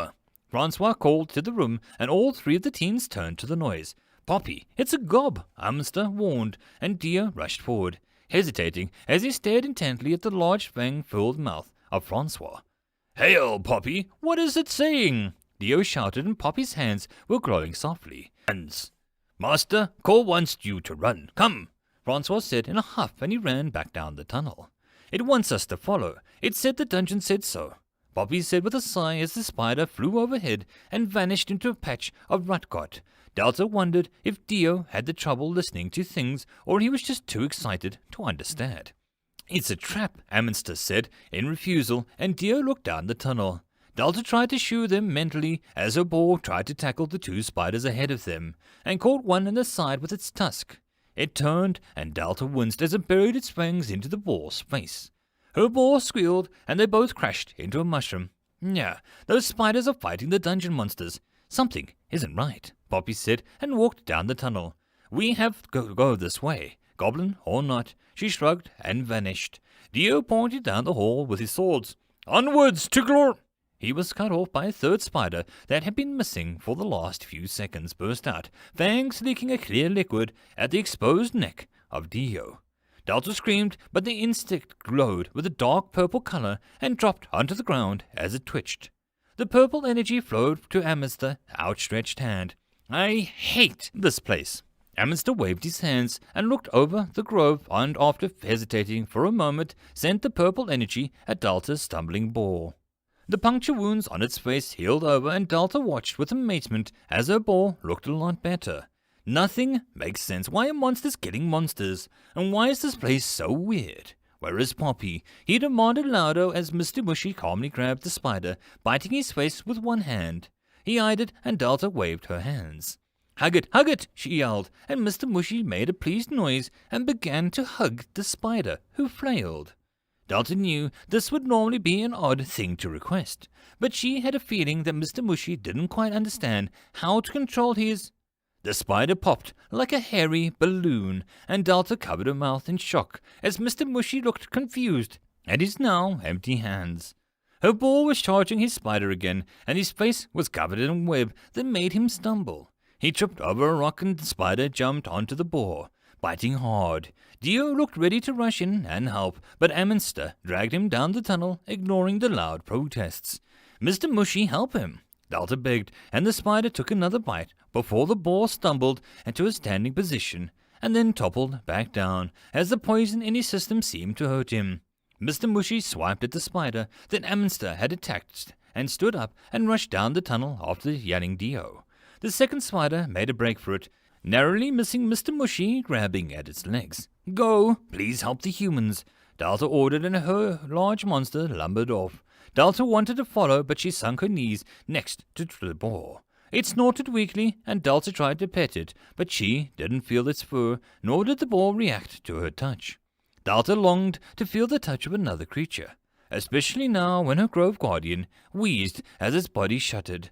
Delta whispered softly to it, "You were amazing. You were so cool," she said, and she couldn't stop her eyes from becoming hot and blurry as the tears formed. "You couldn't even have a name, and I didn't spend that much time with you. And I asked you to fight me, and you did. Thank you." Delta choked out, and the boar snorted weakly as its tail whipped once. Delta lay next to it, her mind screaming that she didn't have time for this, but it hurt to even think of leaving it alone in its final moments. That was it. That was what it was like to be a dungeon, to watch those that you talked to, saw, felt happy, and to have around die so this game could be enjoyed. Delta didn't like it. She didn't like it at all. She didn't check to see if the boar was able to be respawned, or if she had purchased such a thing. Now it was too late, and Delta felt a horrible person for not even checking. Not even able to do so now due to her guests. The boar closed its eyes, and then before Delta's own eyes, melted into a white mist and vanished, leaving behind a large wooden shield with a boar motif in front of it. The slightly jutting out tusk made it look dangerous to hit someone with it. "Boar, you dropped loot. You were even cooler than I thought," Delta whispered, cheeks blotchy as she stood, turning in a hurry to catch up with the fleeing adventurers. A menu appeared as she left the room, and Delta tripped and crashed into the ground as she read it. "Honorary boar will respawn in 1 hour once the dungeon is empty."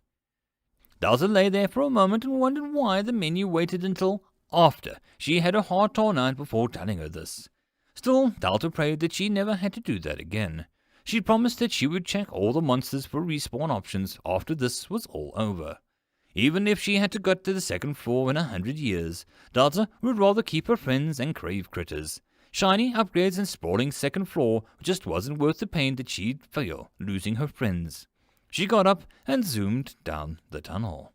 Francois II was not accustomed to many things that had happened in his short life. Being created, he had a rough idea of the things that he was supposed to do and the things that he was supposed to kill. When he became an apprentice goblin, that list evolved to things that he had to deal with. Things that he should choose to deal with, and things that the master forced him to deal with. This one was one of those things that his master made him deal with. "To the towers! Spiders coming!" Francois yelled as Billy, the goblin archer, hesitated at the sight of humans, but shot down the tunnel at the approaching spiders. He turned and pointed at the 2 spots. "Sticky trap, follow me," he ordered, and began to weave between the traps and up the hill. "Yeah, this is a goblin mage. Do goblins speak to people?" the girl in the large hood asked as she shuffled up the hill, as if the goblin-eating spiders weren't just about to enter the room. The fire-headed child rushed up and cheered. His voice made Francois's ears bleed. The last one, the dark-haired man with glasses and a scowl to match the quist man that stalked up the hill. His aura was dark and foreboding. It also smelled like strawberries. It was an odd combination, and Francois turned and aimed his staff down the hill at the first sight of the hairy leg appeared. "Burn!" he cackled, and a fire erupted from his staff, making one of the beasts scream. Fire was wonderful. Fire was powerful, and he'd rather burn things than be forced to talk to them. But his master wished him to be nice and polite. A box appeared with the upteenth time since he evolved, and he growled. "Would you like to evolve?" Francois waved it away. Billy fired another arrow into the spider that rushed up the hill, sliding as its legs hit the first trap, and its body was sent off balance by the legs suddenly not moving. Hob and Gob threw rocks, and they squished into the spider's body.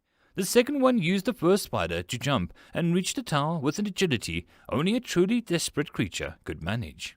It got one leg up, and numb with the thug slammed down with its toothy club. The spider slid down and crashed into the first one. Yeah, salamander style, fire acid. The girl said, and the energy level of the various mushrooms that spouted around the dungeon, which was to say, not very much. The result was interesting, and Francois enjoyed seeing the bubbling red liquid splash down over the tower like a stream of boiling oil.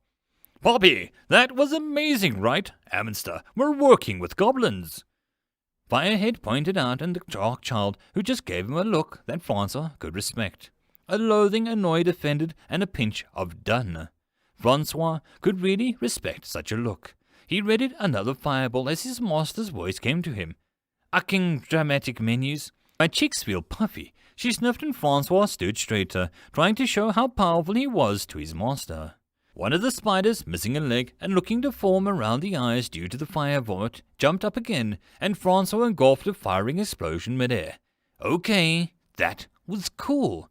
Master Data complimented, and Francois looked smugly at the other goblins, but then Billy shot an arrow through one of the eyes of the final spider. How he did such a thing with those wonky arrows was beyond Francois. "Poppy, didn't they say that the dungeon wanted us safe, or out of the way? What do you think that means?" The child screamed, and Francois pleaded with his master to go mad and command him to end the child's noise, one way or another. It never came, and the hooded girl just looked at me thinking, "Obviously, you idiot, the dungeon was only playing and might have to deal with the elders of the town. We could be in a massive trouble since it has to waste resources to guard us, or to put up with our antics. If they find out, then—" The dark child trailed off. "The dungeon doesn't want us dead. Yeah, sounds like we caused it hassle." She agreed, and the child with the death wish spoke again. "Ah, we owe the dungeon a lot. I have 6 coppers in my pocket, and a ham sandwich in case of a heroic break time," he offered, and Francois knew that it was the best tribute that they had got yet. That fact was both sad and annoying. Sen hoped to finish the spider off with Numb. Oh, and Sen got back to the grove for the shield. "Please, don't know the W.R.E can respawn in that room that he dropped loot. Did you?" Master asked, and Francois rolled a few answers around before picking a nice neutral evasion. "It sounds like a nice surprise, Master."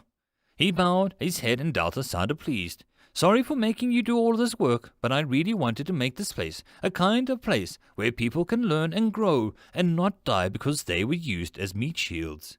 She explained, and Francois watched as Numb and the sound-breaking child shook hands and seemed eager to outshout each other. He felt his eye twitch. I mean, it caused W.R.E some trouble as well, since I should be preparing better, and I guess that was just me being pig-headed. Master snorted, and Francois felt that he should burn this world. Just one little spark in the right place. But no, he needed to be nice, and he needed to be diplomatic. "Would you like to, Evo?" Francois bit down on a scream. "I see. Have you looked everywhere?" Quiz asked, and he rubbed his sleep from his eyes. The woman in the blue dress and white petticoat just nodded. "Everywhere," she answered, a voice so soft and tender that it was like the wind sprite dancing past his ears. Next to her was a man who just looked concerned. Mr. and Mrs. Brondo, parents of one Dio Brondo, looked worried, but they voiced their concern in the most silent of manners. Quiz just handed them a piece of paper and a pen. "Write things down, it'll go quicker." Quiz tried to aim the polite, but ended up sounding deeply deprived of cranky. The next couple actually spoke, and each word was like the nails of the back of Quiz's eyeballs. "Well, I got up for my energetic 4 a.m. jog around the village when I saw Ammonster's room lacked the usual gloom about it. So being the number 1 dad, I knocked and waited exactly 12 seconds. Kids need their space after all. And I opened it to find that he was gone. It was odd, because the sun would be out soon, and Ammonster had declared that he's eternal foe, but I think that it just stays up all night, summoning cantrip-level demons. The man beamed, and Quiz felt the urge to go back to bed and rise up. Father Wallum, number 1 head priest of the town, was amongst many other things, was the father of Ammonster Wallum. Quiz just smiled, lips cracking at the effort. The man was also a saint-level cleric, and who could smile him off for this very spot that he stood and should feel so inclined. He handed him a piece of paper and went to the last two people. "All right, Quiz, you look like crap." The gruff man nodded and Quiz felt some faith in humanity returned at the speaking to someone normal. "Gone. You look like something a bear spat out." Quiz grunted and his wife nodded at him. "Peacekeeper Fire Smasher, I hope this day finds you, dull," she said curtly and Quiz gave her a long look. "Madam Roth, I hope you stub your toe." Quiz responded with an equal politeness. Gone and Sally Roth were parents of one Poppy Roth. The girl wore a hood so big, Quiz was expecting her to start chanting and hitting herself with a plank of wood any day now. Poppy was also a rare blue mage, not a skill that you could learn, only be born with. Well, besides the mutated one-offs that sometimes happened when people cosplayed as a monster for too long. Or with a few body modification doctors in some cities, but they were more often used to rid oneself of a bothersome birth trait or ability or an embarrassing growth. Not everyone liked to turn into a dragon, not everyone liked to attract animals when they sang in the shower, and everyone, bar hardcore witches, hated warts, of course. 3 kids. Where, oh, where could they possibly be the day after Quiz announced the new dungeon, just outside of town? It was a puzzle, and one Quiz would normally allow for people to figure out themselves. But with Delta involved, things could get really weird. Well, the dungeon sounded like she was on top of things. Quiz could only hope that she could control the 3 teens long enough for Quiz to get there. "I, Dio, challenge you, Sir Pig Knight," the boy screamed, and Delta went to a happy place. It was filled with people that didn't rush off and didn't challenge her battle-lasting boss. "Fair intruder, I accept. Now we must set the rules, due to my master's screaming." Ran coughed and Dio looked puzzled. "Rules? Did you say rules?" Ammonster said as he crawled under the flailing Great Mushy. Delta had forgotten that Mr. Mushy had never met his cousin. In fact, Mr. Mushy was so happy to meet his evil, demented family member that he was hugging it with the cheerful noises as the Great Mushy hissed in fury. "Yeah, this dungeon is weird, but it's nice," she yawned. Ran pointed his spear at Dio, who held the new shield that had dropped from the W.R.E. "Now, my master says that you can start at any time, and you may forfeit." It was all the Fran got out before Dio charged. "For glory!" he yelled. Delta looked at the absolute chaos happening around her. 3 teens fighting her boss on one side, a screaming cheerful mushroom on the other side, and Francois with the screaming at the thin air over by the door leading to her core, whilst the rest of the goblins were sitting on the stands cheering for Sir Franon. "No, no, no!" the goblin mage yelled at the air as if trying to make something go away. The act looked familiar. But no one was dying. Bran took careful swipes and made Bacon do rather obvious charges towards Poppy. Dio landed on the pig's butt after a few flying leaps and tried to grab Sir Fran. Bacon then showed that what happened when a pig devoured too many gut-rod mushrooms in a short period of time. Quiz stormed into the dungeon with the mood grew darker. He came up short as 3 goblins, of various size and class, carried the 3 moaning teens out of the dungeon entrance hall. "Darkness take me," Poppy whispered and Dio groaned quietly. Ammonster didn't move. "Master said they do well." The gob with the little green hat had bow said. Quiz watched as he had 3 teens on the ground and only 2 hands. "What happened?" he asked, reaching down and doing a quick check of their vitals. "Bacon did a gut rot." The fur-covered gob muttered. Quiz didn't know what exactly meant, nor did he have any inclination to find out. The smell wafting off the teens gave him an idea, sadly. "Is Delta around?" he requested, not wanting to even think about the damage that these kids might have done in a single night. All the goblins looked up at the same time.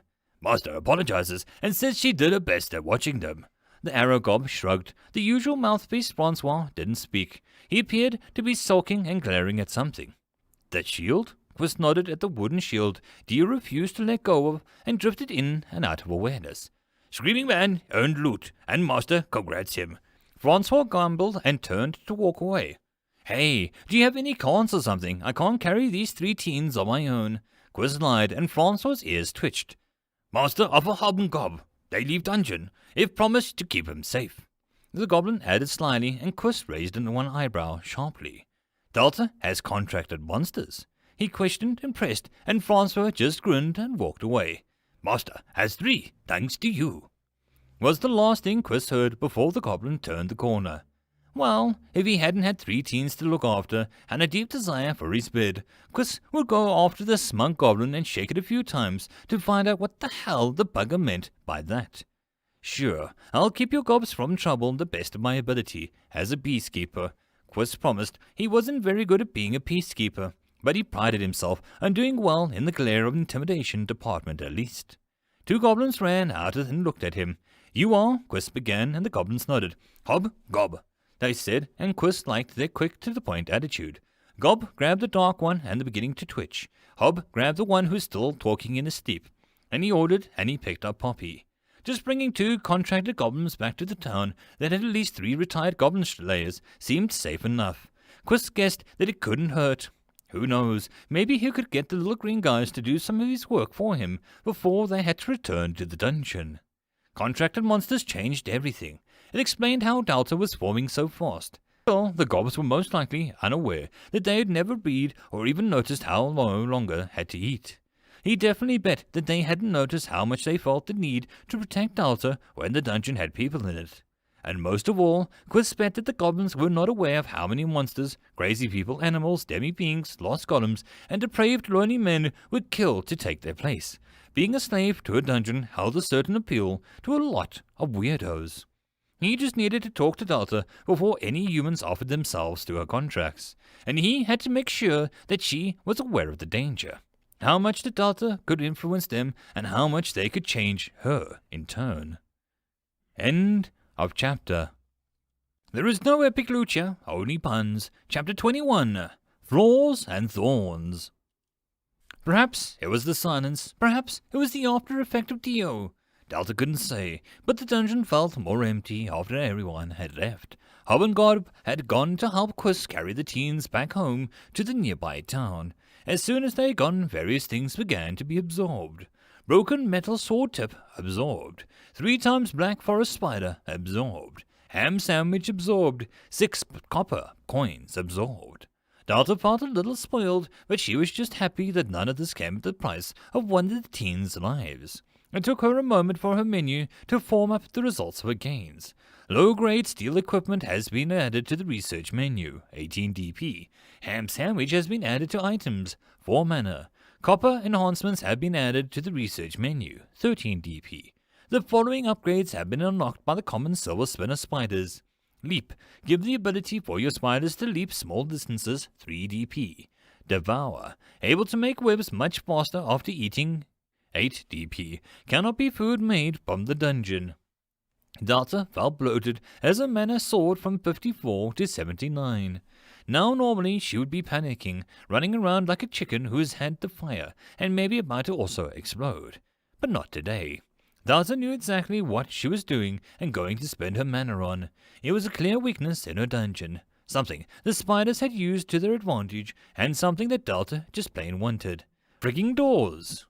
Delta stared at the entrance chamber, the place the door just a little in front of them formed, like a stand from the ground up, until she had a door that looked like 5 uneven pieces of wood, planks nailed together, and a single wooden beam across the top and bottom. The hinges looked like a stone. All in all, it was a crappy door that Delta could imagine Dio pulling up its hinges like some comedy skit as he got too excited. But Delta was pleased and tried to remain positive. It wasn't just 1 door she was going to be adding, but 10. Delta rushed around placing doors at the entrance and exit of every room. Excessive? Delta didn't really care if it meant future spider attacks were slowed since they lacked thumbs. Or would some monster spiders have thumbs? Would Delta be assaulted by Spider-Man? She hoped not. Her pun game might not be up for the challenge. Delta placed her final door after the goblin camp and stretched with relief. Sure, she had down 40 mana, but her dungeon now had the first set of barriers. Curious, she held a finger over the door. Simple wooden door. Upgrade wood to be more solid, 4 DP. Upgrade door to be armed with a low-grade trap if opened. Pitfall. No other trap usable for harmful results. May still be specific other traps. 8 DP. This upgrades affects the doors only. Make slightly decorated door requires copper research. Upgrade doors to be reinforced with metal bands requires low-grade steel research. Upgrade door to have a lock locked until key item is found, or made. The menu apologizes for the bad wordplay and can only blame the dungeon.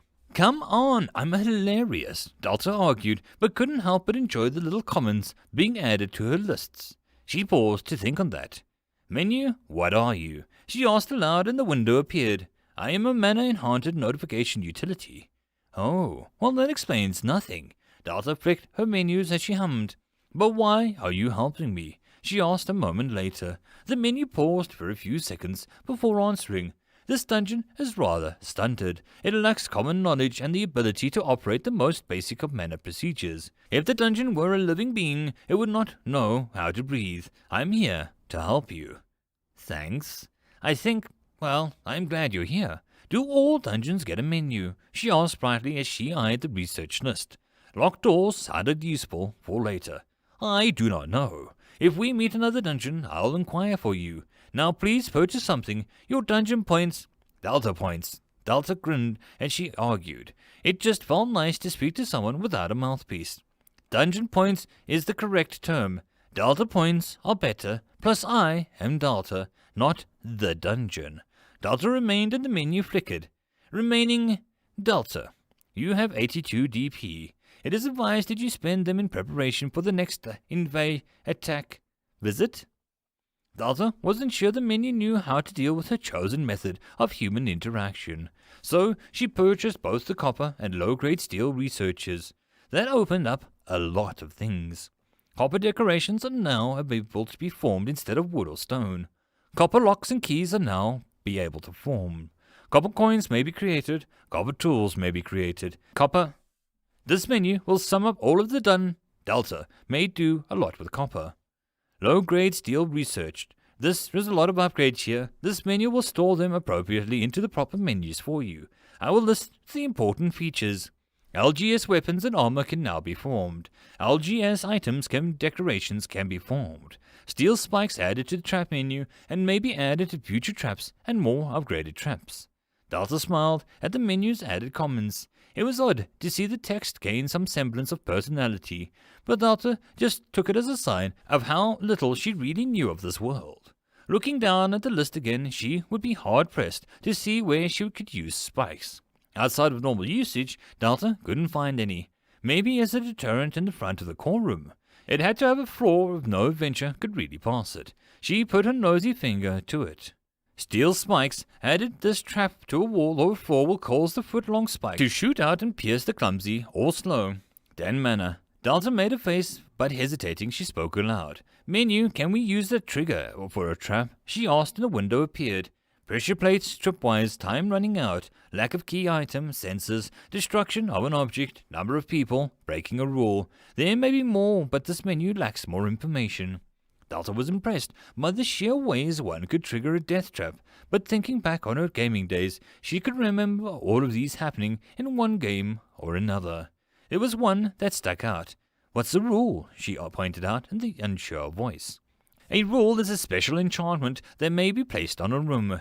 The people who enter are told the rule and must obey or suffer the consequences. A rule cost at the very minimal will into the hundreds of mana to sustain and hold. They can be abused or have loopholes, as no one rule can be perfect. So, if I made a rule that all the people who had to enter had to quack like waddles until they left, that would be... She trailed off and the menu chimed in. Rules that affect people cost far more. They are the epitome of the ability. It is easier to place the rules on objects or tasks. Ah, that makes sense. So solve this riddle or say the right word, and the door opens. A puzzle room that doesn't require setting up a pressure plate. Delta paced as Francois entered the core room. Master, the dungeon been invaded by mimics. Doors have been appeared everywhere. He warned and Delta blinked at him. Francois, I put the doors there, she said calmly, and the goblin looked at the orange orb. But they do look bad. I thought that they were bad mimics, so I hit one, and it just fell apart. I set it on fire. He shuffled backwards as Delta's mind went blanked. You burned my new door, she repeated slowly. The menu had a side shifted. Goblin apprentices tend to set things on fire. Oh yeah, I did say that before. Delta just inhaled and went to replace the door near the pond. They weren't crappy, just rough. Dalta grumbled, and she respawned the door with a huff and upgraded the doors with a solid wood upgrade, dropping her DP back to 47. The door in front of her was near the spider room, glowed as the shoddy wood creaked and became much tighter, packed together. The actual wood itself became sturdy, and Dalta guessed that it would even take some serious blows if they could be properly closed.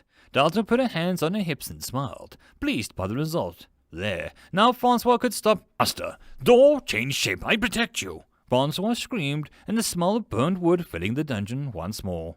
Dalta turned and stomped down the hall. Menu, how do I strangle a monster? She demanded. Dalta needs an avatar of sorts. A basic projection would not suffice to interact with the world, but it would allow them to see you. Her anger melted away with a sudden blankness, her emotions hidden behind a veil of cotton, unsure of what she just heard. Avatar, she just repeated. An avatar, the ability to project yourself into a physical shell that interacts with the dungeon. The most basic will give you a floating ball of orange light to match your core. Only monsters will be able to see you. How much? Dalta demanded, and the menu was quiet for a moment. It is not a matter of cost, but requirements. To develop such an ability needs the dungeon core to grow. The core grows when new levels become created. If your desire is to use a body to talk with, the guests, then I advise you to seek more levels. Dalta stood there for a moment. To talk, to greet, to smile, to ask people not to attack. It had only been 3 days and Dalta was going mad. With no sleep, she was constantly aware of what she couldn't do. To think that she'd just got a few new floors, that she could speak to Dio, laugh with Rudy, and throw puns at Quiz. It was a temptation that she couldn't resist. But she needed at least 200 DP for the next level. That was more than she had at any one time.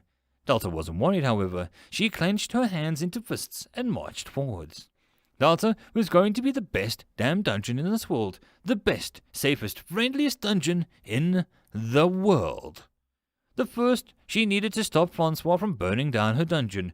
Second, she needed someone, anyone, to stop by and help her out. At this point, Dalta hoped it was anyone. Holy Dabergast was not one of the wasting perfectly good sunlight. She smiled at Von the banker as he fled from the first rays of sun. Such a lovely man. Like Lorna Tear, the man bloomed best under the moon's touch. Holly hummed as she walked through the town, basket on one hand. She nodded to the people as she passed, knowing her cheeks were the usual rosy red. Holly couldn't help her naturally cheery complexion. Holly hummed as she stopped to pick up Puppy Pop, a common daisy offshoot with a rather bitter smell. Holly put it into a basket and kept walking. People would call the plant a weed, but Holly knew if it was cooked at a low temperature with some golden spit, it made for a lovely poison. Not that Holly had much use for poisons, beside the odd insect poaching. Still, it was relaxing to brew these days. She smiled as Holly appeared in the shadows and quickly entered his shop, something wriggling in his hands. That reminded Holly that she needed some cheese for tomorrow's dinner. Her dairy cups blossoms were done for the season, and Holly couldn't count on them for any fresh cheese. Quiz walked past, arguing with 2 little goblins. Holly watched as one drooled, and Holly patted her pockets, but sighed as she had left her collecting tubes at home. Ah well, next time. Quiz was making friends, even if they were a bit odd. Holly went past the baker and stopped for a sample of today's selection. Valky, the woman behind the counter, stood to attention. Early as usual, Mrs. Dabergast. The sun's only just come up. Valky said politely, and Holly knew that this woman was one of the more recent arrivals in the town. Holly liked her. The poor dear was clearly nervous about being in durance, and it showed in the way Valky didn't meet anyone's eyes. Yes, well, this town did have that reputation. Holly beamed, hoping to show Valky a proper neighborhood welcome. First, she fell down with her magic and strangled the growing bricker-brambles, what had begun to dig into the woman's shop and do untold amounts of damage. Holly loved her plants, fungi, roots, thorns, mutated tomatoes, and the occasional dryad party, and even the odd tree boss, but she wasn't going to ignore how much some people just weren't equipped to deal with them. Valky, your shop smells amazing. You must rise even earlier than me to have all of this done. Are you, by any chance, a secret baker of the Tau Mountains? Holly teased, and the girl blushed with a pleased expression. Holly eyed the dessert, and that looked like the jam spread over a strawberry. It looked good. No, Mrs. Dabbagast. I just learned it from the capital. It got expensive, so I moved here. I think my teacher's teacher once served a hero back in the day, but that's about the extent of my history. I didn't expect this town to be so, Valky suddenly blushed and Holly smiled. The deer was a blushing bride bloom in human form. So, like the rumors, don't worry. Just be yourself and you'll find a place in this town of your own. I'll scrounge up some of the old recipes from the people, and I'll see if I can take advantage of the more unusual markets around here, Holly promised, her curly black hair falling into her eyes before Holly brushed it back. Valky looked deeply pleased and handed Holly a dessert that she was eyeing. Then I insist that you take this for your troubles, the girl said, looking away, and Holly accepted the gift. It was like the good old days. Help those in need get the treats. Holly would have to make sure Valky became active in solving her own problems where she could. It wouldn't do if she started making requests to the wrong people. Holly encouraged the sweet suckles on the roof to grow faster. It would cheer the girl up a tad. Saying their farewells, Holly continued down the road to the outside of the town. She picked several more plants as she spotted them and headed down the town towards the forest. Chris's announcement was certainly a good one. At first, a dungeon did seem highly bothersome until Chris told them about the good nature. Holly hummed loudly, several bushes and trees around her, swinging to her tune. Dungeons did contain the best plants, and while Holly didn't expect too much from the new deer, any hints of a good growth would make Holly's life interesting. What if she grew divine saint beans, queen jewels? Oh, it could even maybe grow the legendary but unwanted death blossoms. They were a bit gothic and had a habit of spinning their flowers around, firing seeds at people in a perfect circle as it hissed. In return, one could escape death in some fashion for a period of time. Holy Dabbagast only knew that the lacking options. One could influence how a new dungeon grew by giving it a particular set of tributes. It was highly frowned upon, as it could rob equal opportunity from other adventurers and job classes, but Holly didn't see any harm in allowing a dungeon the option. Webs, mushrooms, goblins, and mud. This was the nature-aligned dungeon for now, and Holly was all too happy to keep it that way. Well, the first floor anyway. The deer could have fun doing what she willed with the others. Holly had put up scrambling down the 70-floor dungeons on the shelf as soon as she had her first child. It was one of Holly's best memories, when her water broke in the dungeon during the final boss. The dungeon had been so freaked out that it had been boss murder itself so that Holly could leave faster. She should send a letter to it, had it been some years. If Holly remembered right, the Fairplay Company had set up a shop in the dungeon, wasn't able to grow past its current floor, due to the company preventing it from doing so with the meddling.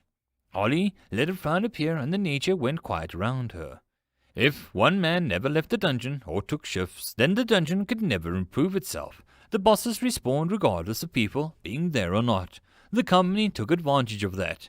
Holly had remembered seeing the complete map, trapped treasure, secret tunnels, and all sorts of unsavory things available for people to buy.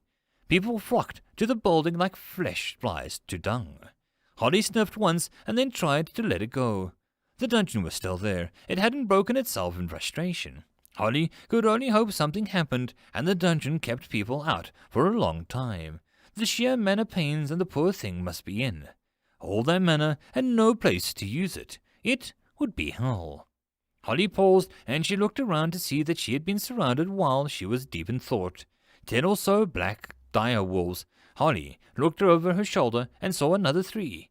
My dears, now is not really the time, she said disapprovingly, and the lead wolf snarled as he met her eyes. The rest growled, and Holly saw they still had blood in their muzzles. Holly wondered if that was really how her day would start.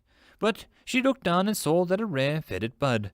Well, this is just perfect, Holly smiled, and the one wolf barked and snarled, sending drool dripping down the one side of its face. You see, this little beauty can live off water, sugar water, some ales, some wines, and blood. So, let me tell you cute little thing something. Holly put her hand on her mouth to hide a smile. You think yourselves the crows who have found a wriggling worm just so juicy. But you see, I'm no lovely worm. I'm a root that you're nibbling at. You see, where you annoy the root, the tree gets angry. Holly warned and the wolves all began to circle her.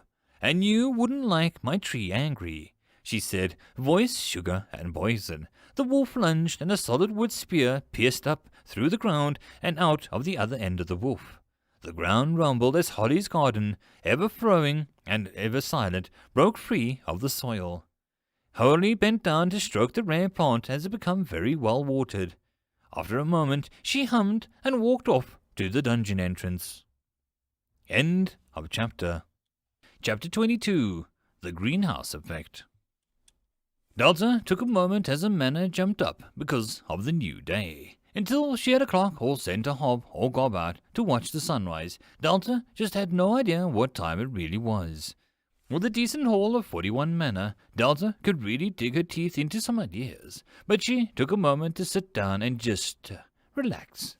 There was a very real urge just to not think about what happened in the last day and keep building, upgrading, researching, and absorbing. It was escapism, and it came with a handy menu.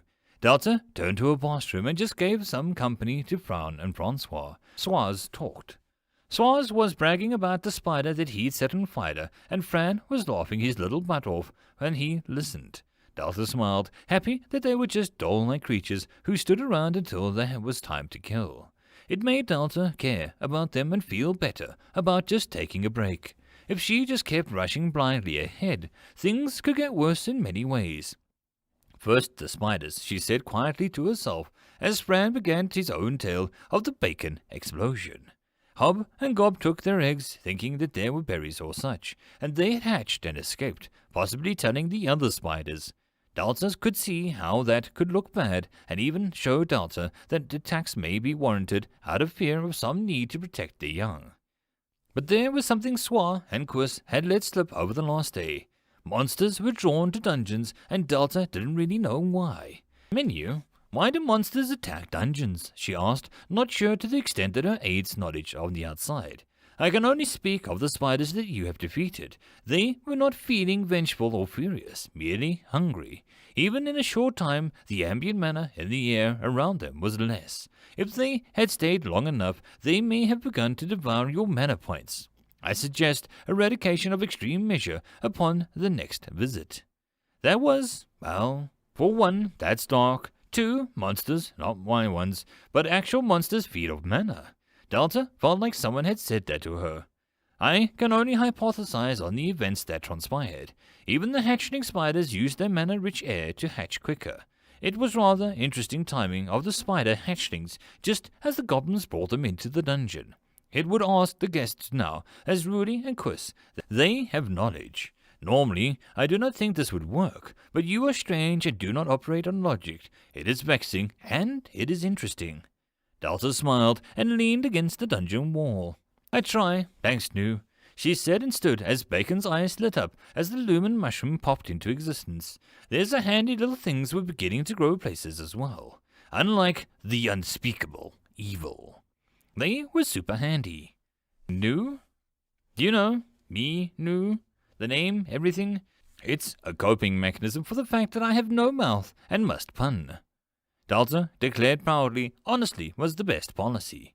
Delta didn't want to pretend that the fact that she was a powerful, monster-making, magic-building dungeon didn't bother her. It was one of those things that lost an arm or a sense.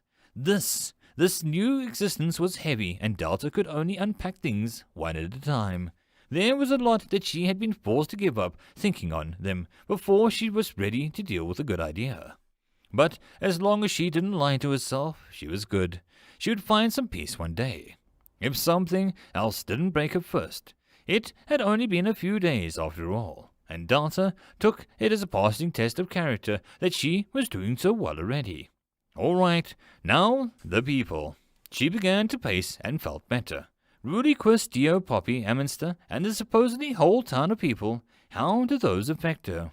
Well, so far there had been nothing but good experience. People had been nice, Dio had been funny, Rudy was awesome, and Quist gave her a duck, indirectly. But there was a whole world out there. A whole world. Nu, what is this world called? She asked quietly. I do not know. You are my world. Delta spluttered and waved a hand at the screen. "No, you can't just say things like that," she protested, and the menu chimed in a low tone. "Say what? My existence extends as far as your dungeon goes. I can only know the way things work and what happens in this gauntlet of fun. Logically, you are the extent of my world knowledge, geographically, historically, and development and entertainment." Delta patted her cheeks, the action more real than her actual body part that she may have had. "No was just so oblivious." "No, you're a boy, menu," she grumbled, and the menu didn't respond, but simply grey box flashed and turned a perfect shade of blue that was to copy Quiss's coat. "Match found. Quiss is male. I shall emulate his plumage if that is your desire. I do not have a vocal ability or a desire to match Dio. That is not what I... You know what? How about we just go spend some mana and see what we can improve?" she offered, and the menu opened up the various sections. "Agreed. You must be the very best." Delta bit her tongue as the words instantly tried to slip out, a tune playing in her bed. La la la. Delta sweated as the effort to keep the menu went quiet. "Torches, quickly," she commanded, and a new box appeared. Upgrades and purchases for torches. Upgrade simple wooden torches into stone scions, 10 DP. Allow torches to be relit after 30 minutes if in a condition to do so, 5 DP. Allow torches to become carryable by adventurers, 3 DP. Increase duration of torches' life when being carried, 2 DP. Add a copper decoration based near the base, 5 DP. Allow flame to be a natural blue, 3 mana.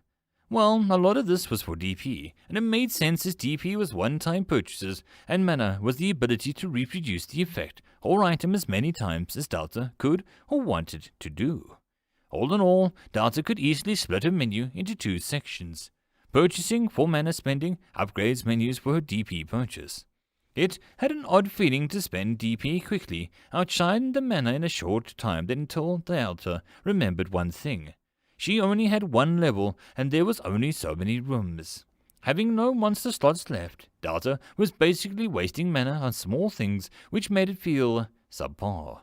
Delta shook her head, annoyed at herself. When the next floor came, she would be spending mana out of her rear to populate it with monsters and traps. It would become precious again.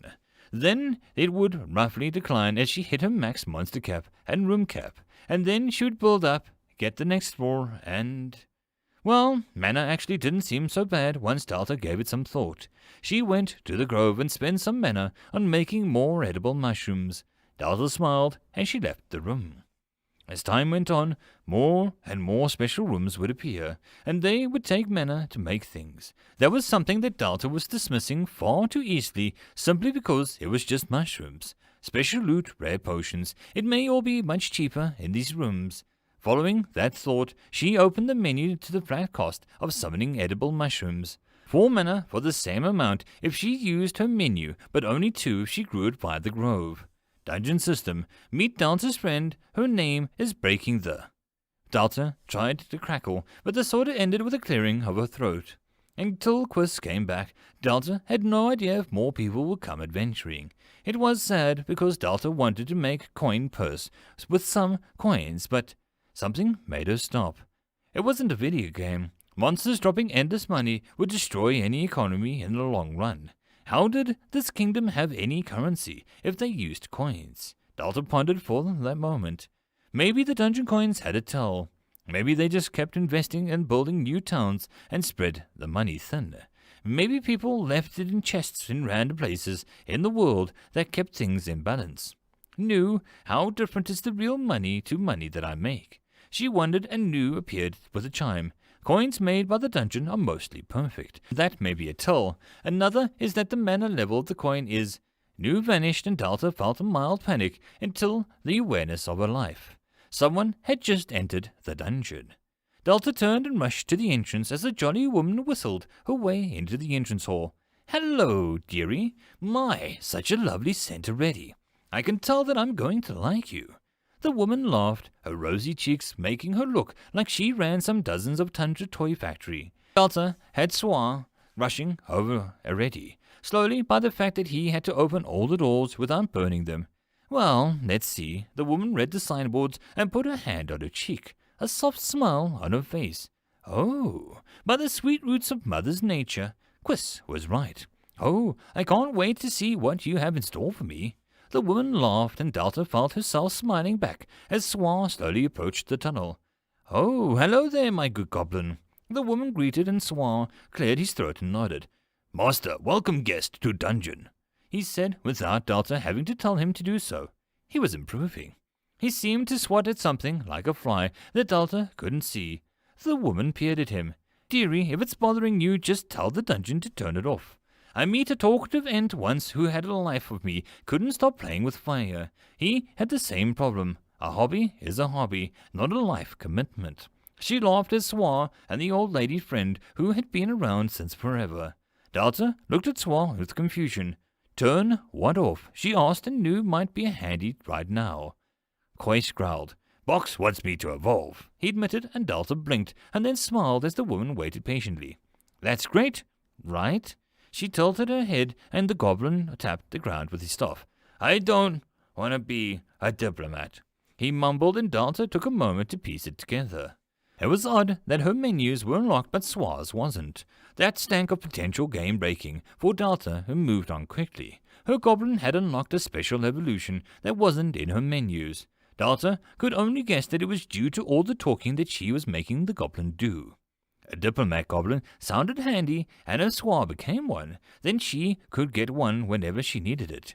And it was seemed to be free. So, all in all, it was an opportunity, and only an idiot would pass it up. Delta smiled. "I deny you that evolution," she said, and Swa shivered, looking around as if looking for a ghost. Swa was a monster, and her defender and her voice to the people, but most importantly he was a friend. Delta would sooner eat nothing but mushrooms than forcing her monster to do something that they detested. Delta didn't want to be a murdering dungeon, so her monsters shouldn't have to do something that they didn't want to either. It was a childish logic, and Delta didn't care. Swa hadn't let her down so far, so why mess with what worked just to fill up the menu or grab a small advantage? "Master, thank you," Swa whispered, and the woman looked off as she spoke.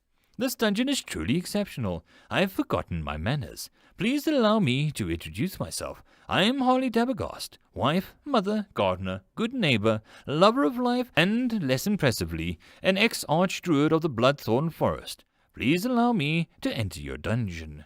The woman did a formal curtsy, with her white apron and messy bun making image more real rather than silly. Yes, I would love a guest." Delta yelped as the woman's eyes sparkled with a green glow for a moment. It didn't seem like a threatening gesture, but one of assurance and promise. Delta whispered what to say next. "Master says, Miss Gasp." Swa stumbled over the long word, more nervous than unsure that Mrs. Dabergast bent down and shook the goblin's clawed hand. "Call me Holly, or my friends do, or at least I want them to," she joked, and Delta looked at it with amazement as the dried flower in Holly's hand seemed to ripple and flush with life, looking like it had just been picked off the ground. She slid the flower behind Swa's ear and nodded seriously. "Dungeon called Delta, let me enjoy this quiet. I bring tribute, but I shall wait to give them so that you may take them and absorb them just as I leave. No good leaving a tribute on the floor. Dearie, you need an offering table. All the good dungeons have them." Ollie seemed to find good news in every shortcoming. Delta loved it. Quiz was running. He breathed hard as he looked at his face was enough to send people scattering out of his way. Under both arms he held a hob and a gob, and their slow run was only going to be damned quiz. Mrs. Dabergast was in the dungeon. The thought repeated itself in his head as flames leaked from his nostrils. The damned woman was going to see those mushrooms, those spiteful spitting mushrooms, and she was going to bring them back here, and make him look for something in her garden again. Mrs. Dabergast only needed to see the creature, study it, to make her own version. Quiz saw Rudy ahead, and the woman looked ready to stop and talk. No time.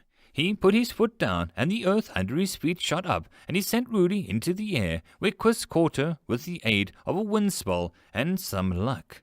Quiz was 3 seconds away from sending Rudy into the garbage can, but thankfully she landed on his back. "Quiz, what the f—" She was cut off as she looked down. "Oh, hey guys, you're Delta's gobs," she said, conversationally.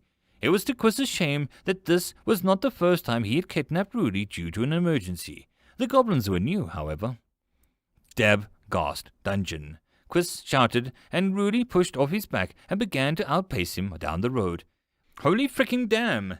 Move your blonde butt. The woman is going to turn my fishing spot into some snapdragon hell, Rudy said with horror. Quiz thought of getting Mrs. Tabbergast's husband, but decided the man would be too busy running the tea shop. Besides, the man doted on his wife so much that he wouldn't be able to do more than give her a wry look and a shrug at Quiz. Love is the useless of the art of war. Quiz pounded on the ground harder as he left the village behind. His mind chimed about the Moon Clan, a long-existing group of mages that used the emotion of love and other forms as energy for their eye-melting beam attacks. Effective, but Quiz would sooner throw himself into Delta's mud than watch the same naked magical dress-up sequence 5 times in a row and listen to the religious speeches on love. Thankfully, sadly, the clan had been attacked by rabid demon rabbits that dug holes through their most sacred text and a few years back. They never could function quite the same after that.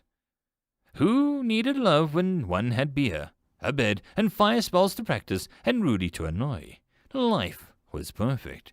Well, not perfect, but it wasn't something Quiz found repulsive.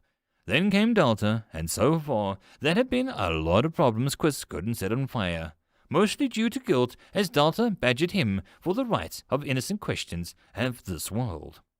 Now, Mrs. Holly Kirstthorne Dabbergast was going to do a little visit. Quiz wondered how this had all gone so rightly wrong. End of chapter. There is no epic lucha, only puns. Chapter 23. Nature vs. Nurture. Delta thought Mrs. Dabbergast was a little odd. The way that she hummed at the spiders and smiled at the webs, the way she enjoyed the pond room with almost no words, the lack of judgment that she had for the mudroom, despite the fact that she knew already which platforms was a trap and which were logs would swing out from. And then she saw the grove. Oh, Delta, sweetie, this is wonderful. Such a rich and plump soil, the right moisture. Oh, being a dungeon, it must be so lovely to control every factor. Mrs. Dabbergast said with an odd look. Delta blushed at the compliment, and she didn't want to tell Mrs. Dabbergast her first reaction to unlocking the mushroom grove. It just didn't seem healthy. Mr. Mushy walked out, and Mrs. Dabbergast seemed quite pleased by the sight. Mr. Mushy, who was also rather pleased to see Mrs. Dabbergast, in return. Delta watched as the woman's hands touched Mr. Mushy, and the feeling washed over her. It felt invasive and warm, like a warm hand in the night Delta hadn't been expecting to feel. Nature's cry too high to resist. No, Delta said in shock. She waited, but no other menu appeared. I see. A clever creature. I see how it is used to have poison sex. It's ant-like, a mind attached to a plant. Mrs. Dabbergast hummed, and the grove seemed to perk up at her voice. In her hands was a dying lumen mushroom, and one of the gut-rot ones.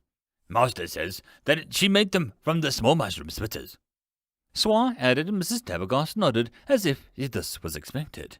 I did sense the feeling of a second evolution. I would say that it was at least a Class 2 threat. A very good job for a little Level 1 dungeon. She smiled at her words and made Delta's smile grow. Thank you. Class? She asked, and Mrs. Dabbergast nodded, and Swa repeated the question. Monsters, humans, have a bad habit of sorting things, you see. We sort our clothes, our food, and our fellow humans and monsters. A Class 1 would be a wonderful goblin. A Class 10 would be a demigod of the forest about to show some woodcutters why insects are nature's clean-up crew. Mrs. Dabbergast smiled softly. Delta imagined and tried to guess what her duck was at. One? Was it based on killing power? Swa repeated a question, and Mrs. Dabbergast chuckled as she moved through the grove, examining things as she went. No, it is far too easy to place things with power at top. It is more fluid. A lesser demon with the power to inflict paranoia on a community may have a higher rank than a demon that would just kill them all. In all honesty, based more on the ability to kill them. A feeling or a plague has no sword but may clash against, and a god may have no heart to stab. A curse may take too much to end. she said quietly, and then looked down at the ground. I think that in the end humans are class 15. We are a greater danger than any dungeon or demon. To you, to us, to the world. In this world, I can no longer see why we exist, and I wonder if such an answer exists. Mrs. Dabergost said blankly, then, after a moment, smiled brightly. But I think we make great pastries, and I shouldn't ramble. It's very rude, she laughed, and then her eyes lit up as she spotted the only real plant in the grove. Delta dear, a Wyam sapling, you cheeky girl. Mrs. Dabergost smiled with true delight. The plump woman walked over and began to trace her finger over the plant. A Wyam tree is a story of hope. Did you know that? She asked aloud, and Swa repeated her, she shaking his head. Mrs. Dabergost smoothed the soil out a tad. A woman who was wed to a tyrant ran away with her lover, and he promised that he would return as if he was to kill the tyrant, so the woman may be free. She never gave up hope or despaired in the nights that passed. She waited so long, she turned into a tree. To this day, she waits for him. Mrs. Dabergost recalled, and Delta wasn't sure what that story could be hopeful. Mrs. Dabergost chuckled. Many see it as a tale of sorrow, but I like the woman's wisdom. If you had to pass the time, become a tree. One could debate, since no Wyam acorns exist anywhere else, that the true tree exists in a forest of myth. I've looked and never found it, but I could never get an acorn to grow in my garden. I wonder how you did it. She mused, and Delta peered down at the rather normal-looking plant. Master said it just took it and grew. Swan repeated her words, and Mrs. Dabergost nodded. Dungeons can be such wonderful places, such sights, ideas, and life-changing views. I have seen the halls of metal, seas of gold, stars born underground. She said gently, and then put a hand on her cheek as if she said, I've seen horrors, dungeons that made every level a mockery of a human, plants that burn and scream. Delta, my dear, you are truly a lovely creature. I hope. No. I know that you will be someone to impress me. Life is a gift in this dungeon. Your kindness is a pleasure. Mrs. Dabergost sniffed, and Delta looked a little stunned as the woman stroked the Wyam sapling.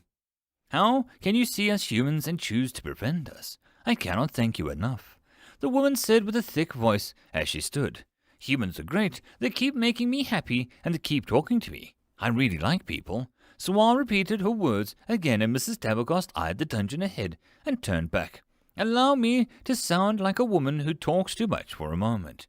You are a seed that is only learning. Humans are not the great for the long run. If the numbers spoke of in overall and were really a race that you want to know, some, Durance for example, hold some very lovely people, and I would come back soon. I'll make sure to keep this joy, if only for a little longer. Mrs. Dabergost promised, and Delta felt uneasy. Who would, and what kind of people would be bad? She asked, and Mrs. Dabergost looked like she was thinking for a moment. If someone ever tells you that they are from the Benord industry, then you should kill them. Mrs. Dabergost said bluntly, and walked down the hall and over the mudroom. Who are they? Delta needed to know, and the woman slowly neared the pond, her face holding on to her long curls. Dungeon growers. Mad people who think that they have a divine right to make you into whatever they want. You, perhaps it is too soon, but if you do absorb too much of something, you will be forced to take in its aspect, Mrs. Dabergost admitted with a dark tone. Delta froze. Mushrooms. The word hit her hard and fell silent. She had no control over the appearance of things, and if someone had, for example, made her eat nothing but dead bodies. Delta pushed that thought away as the woman left the spider room. Control your land. Dig it deep and claim this world as yours. Your wit, as well as your power, will prevent these beasts from making you into their image. Mrs. Dabergost smiled and left her basket on the ground. My gift. It was a lovely tour, my dear. She laughed and left, her frame vanishing beyond the white barrier. Delta wondered if the woman had intended for her words to make Delta uneasy. They had, and Delta looked at the bare, open gap, and at the deep sigh. She had designed this place to be open, friendly, and safe, and the idea that people would force her to become some idea made Delta uneasy and a little scared of the open door. New appeared and started listing the things as Delta stared at the barrier. Rose seeds absorbed, glow moss absorbed, lumen mushrooms cost 1 less mana, lumen mushrooms now cost 1 mana in the grove and cannot grow any lower, spotted cap mushrooms absorbed, maldiol fern absorbed, minor silverleaf absorbed, herbology and its root absorbed. All plants purchases have been reduced by 1. Delta eyed the list and then took a deep breath. Mrs. Tabagost's words had been somewhat dark, but the woman seemed to care, and Delta clasped her hands together towards the barrier. "Thank you for your tribute, and the warning." She bowed her head and earnestly, and then swallowed hard and straightened up. "I won't give up my joy," she promised, recalling the woman's words. The pain and that had been briefly shown on the woman of Mrs. Dabagost, lowering her guard. "Nu, why did your book give me an upgrade?" she asked seriously. "The book contains the proper manner of maintaining and helping common plants. It'll take effort to create a perfect environment for plants, and thus take less mana. I see the book is very well written and has a great deal of facts for this menu to take advantage of. But Rudy's diary," she trailed off and note chimed. "Diary is damaged and ruined. It'll take 5 TP to restore it." Delta blinked and then smiled, and she giggled. "Nu, you are the best. We need to go do that right now." Delta hummed, and it hit the confirm button. The menu screen flickered. Rudy Darknessbane's diary has been restored. All monsters that use Inner Soul willpower will have its upgrade and mana cost reduced by 5. That's good? Delta tried, the word sounding confused, and Nu made a no twang sound. "I would expect so. It has several keywords of importance to you. I expect that the latter is more due to your friendship with Rudy than any logical reason. Can't lie, I kinda want to give Rudy her diary back and make me happier, more friendly," Delta grinned. Nu suddenly glowed. "Nu," Delta turned and faced the screen fully as the words formed. "Due to inspiration of Dio and Rudy's diary, the final form of the Thug Goblin has been unlocked. Thug Goblins may become Fighter Goblins. Goblin final form is naturally for Thug Goblin 2. Fighter Goblins, a goblin who uses its fists at devastating damage and has a very good reaction time, likely to do silly challenges that may or may not make this menu sigh. 30 mana and 10 DP. "No, I can unlock evolution paths," she asked oddly, and Noon made an error noise. "I guess so? Wow, great wisdom." Delta, teased in the menu, rippled. "I am only modestly smarter than the dungeon core. I will improve." Delta spluttered and waved her hand in the air. "Did you just mock me?" she demanded, and the menu made a sound of bells tinkling. It faded without a word, and Delta was confident that she just got laughed at it. Rumbling, she turned to her other 2 menus and examined them. 86 mana and 92 DP. Delta rubbed her hands and wondered what she would do. Her eyes were one of the new gains and smiled. Rudy grumbled as Mrs. Dabagost waved at them. Quiz was escorting her back to the village like the gentleman Mr. Dabagost knew him to be. Rudy was sure that the woman was enjoying seeing Quiz's face twitch. The goblins at her side walked and grew as power flowed in through them. Contracted monsters were always cooler than home turf, and it wasn't much something that the dungeon gave them, but rather a perk of the contract itself. Entering, Rudy eyed the entrance chamber and the door in front of her. Delta had been busy, and it was also brighter, much brighter than Rudy's eyes remembered. Looking up, Rudy spotted what she thought were stars, and it took a second for Rudy to see that it was actually tiny growths of white moss that glowed along the dungeon ceiling. This first tunnel alone mimicked the starry sky so well that Rudy momentarily questioned what she was still in a cave, not some transient wide open sky above her. It was pretty, and Rudy followed it, and the feeling of the dungeon mixing with this soothing sight made Rudy's nerves confused. Danger, or not? Rudy looked into the spider room and saw more moss, the webs twinkling, and Rudy watched as the room looked like some silver winter wonderland as the light above reflected off the tiny beads. It was. Rudy took a breath and tried to keep the lid on a smile. She rushed through the open doors and into the pond room. It was, Rudy laughed, as the water only made the moss glow more pretty, and it reflected the light perfectly. Rudy sat down and then lay down on her back. "You know, Delta, I am not one for pretty words, but you really made this place into something. Rudy praised, and the empty room was a warm breeze blew through the room as the black duck on the far side cleaned its feathers. That was when the fish leapt out of the water and its scales gleamed silver, the glow moss making it sparkle. Rudy sat up with a mouth open. Well, was that a metal fish? Rudy squeaked and crawled towards the water edge. She could see nothing but odd shapes, but her heart beat wildly. A real prize. A challenge. Rudy stood and roared at the starry ceiling in acceptance. Delta just smiled and reread the menu. Steel-tailed fish, an upgraded version of the common white-tailed fish. Due to coating the scales in a low-grade steel, the fish can deal damage as if used as a weapon. Delicious meat is inside for whomever manages to descale it. Type, unique evolution. Only one may exist per pond. Rudy's quick departure made her laugh. Delta was sure that the woman would be back soon with her pole. Delta would be right. Delta would also be greatly underestimating how much attention this one fish would get. In the end, Delta would regret this on many leagues of water. But she would also love it in many, many more ways. End of chapter. There is no epic lucha, only puns. Chapter 24. Unruly. Delta hummed as she waited for the return of Rudy. The moss really was a nice touch. Her once drab tunnels now felt really pretty. Delta had only left the mudroom and the bathroom untouched. Delta felt that the mudroom was too exciting for the moss twinkling above, and Fran requested he keep his ceiling dark. Delta wondered if the goblin would like something more interesting. Some statues, some thorns around the edge of the room. She would have to ask him soon, but first she sent Hob and Gob back to gather more things, as they seemed eager to get back to work for her. Delta was pleased that they were happy to work so much. She eyed Waddles, who slapped on the steel-tailed fish back into the water as it tried to playfully smack Waddles. The duck seemed happy in its alcove, using dried-out tangleweeds as bedding, and she didn't seem to want anything, or, if it did, it wasn't being too obvious about it. The pond ripples, and Delta pulled our thought out of the heel of her head about the fishing pole. One could say she almost fished it out of her mind. Delta snorted and spoke aloud to New. "Can we make fishing rods or poles?" she asked, and New took a moment to think.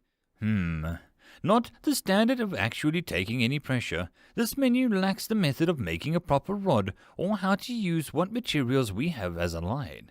Silverweb may work, but I do not know how hooks, reels, lures, bait, and we need a template to work on. I need to learn from watching your creation breaking over and over. I doubt you would have the mana to waste so easily. New was right. After the moss she had finished the fish upgrade, she had dropped from 86 down to 26 mana. Not a huge problem since Rudy had been back soon, and her presence in the dungeon would replenish that along with what Hob and Gob would bring back. Still, she had 26 mana to use. Delta pondered what to do, since her knowledge on fishing was rather lacking, and she didn't want to murder anyone in simple act of getting it easy. After all, she was a passe fish. Delta left the pond room trying to contain her laughter as she wiped imaginary tears away. She passed Soir, who was dripping with mud, as he stalked into the pond room with a grumble. Delta smiled, and then her mind pointed something out. Delta hadn't told Soir about the steel tail. She turned, but Soir yelped as she was letting out a lot of splash and quacking. Delta backed away and quickly fled down the tunnel before she risked getting involved. She hid in the core room to think up her next plan of action. A rare fish would encourage people to come and spend some time to get it. Free mana, and everyone had a good time. So what was her dungeon missing? It had had decent doors, entertainment, Mr. Mushy, low moss, mushrooms everywhere. A boss. God, she sounded like the first forest dungeon of a video game. Still, sort of the tutorial, but also a part where people could grind. Delta didn't want to be boring forest dungeon. There was always a little maze or a collecting fruit to shrink and grow the plants to get around. Her mushies were big enough, and Delta hesitated and knew the most of her upgrades in her dungeon were nature-based, and Mrs. Dabblecast had only given her more reason to grow that way. It was really nice of Mrs. Dabblecast to help her like that, and Delta hoped that she would come back soon. The woman's words were alluring, cheery, but mysterious. Delta focused on the thought hard. More monsters were an option, but without a way to respawn them.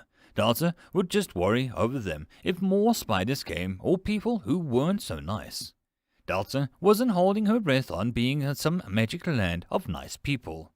Delta didn't even know the level of technology in the world. Fire guns, sword and magic. It felt off and Delta wasn't going to risk a poor Mushy for another firegun wielding farmer. So, looking at what was left, she looked at her mana purchases.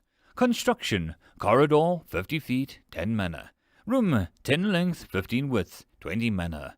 Goblin fire pit, 5 mana. Simple wooden door, 4 mana. Solid wooden door, 7 mana. Monsters, goblins, chosen beginner monster, 10 mana, come equipped with stone bags. Goblin thug, 17 mana. Goblin archer, 17 mana. Goblin apprentice, 17 mana. Mushy spitters, 13 mana. Myconid, 27 mana. Greater mushroom, 27 mana. Critters, common silver spinner spider, 7 DP, and a simple black spider with a white line. Created 5 spiders per summon. These little creatures can add atmosphere and some free decorations to your dungeon. As basic creatures, they cannot evolve unless some unique elements of being absorbed by the dungeon. White-tailed fish, 2 mana. Steel-tailed fish, 10 mana. Made with cheap steel scales and tastes good. 1 per pound. Crayfish, 4 mana. Yellow belly cod, 4 mana. Traps. Low-grade pitfall, 5 mana. Weak tripwire, 3 mana. Sticky floor panel, 5 mana. Delta whistled at the list, how much this once tiny list had grown, and at how scary that this list was still a tiny microorganism compared to some dungeons out there. Well, one step at a time. Epic dungeons didn't form in a day, especially when they had sworn of DP-filled humans for light snacks. Delta guessed eating the occasional animal-like monster wouldn't be too bad. There was no reasoning with them, and what else could she do? Enslave them, banish them, force them to grow from a conscience. Delta didn't know, and until she had some answer, she wasn't going to stress over it. If they ran, Delta would let them go within reason. If they fought to the death, Delta would deal. It was bad enough that her own spiders would terrified her. Having huge versions come hissing into her dungeon, making Delta feel all too happy to have Mr. Mushy escort them back out. Delta shivered at the memory of the drooling fangs and quickly banished the thought. Back to the manner of the menu, and she had a lot of options but struggling to justify them. She could make loot for her monsters to drop, but that was asking people to shoot you and then painting a giant target on your back. If people thought her monsters gave them amazing things, they would kill them. It was the simple fact of going into a dungeon or being an adventurer. Holding a finger to Swar, she saw a menu appear. Goblin Apprentice, Swar. Evolve, no paths. Remove from active roster. Become a unique monster, 3 of 5 challenges completed. Assign to a room, issue a command, assign a job. Delta only wanted to see if she could equip her non-contracted monsters with weapons. She wasn't expecting to have her world forcibly expanded. No, I explain this? Delta said in a high voice as the screen appeared. This is not simple. I changed the larger words as best I could. It is really what it says on the screen. Normal summoned monsters can evolve. You do know that evolution is, correct? Delta felt her hands twitch as she felt like she needed to strangle the smug screen. Yes, I know what a flipping evolution is. I evolved 3 goblins and 2 mushies. Delta huffed as she felt her cheeks grow with embarrassment. Indeed, evolution is simple. Choose a monster and choose a path. If you summon something and do it like that, you can erase it and make the room for more monsters. You may assign a monster to one room so it becomes attached to that room, and you can override a monster's thinking and directly command it to do something. It's not like an avatar, but the monster will simply cease active thought and act like a doll.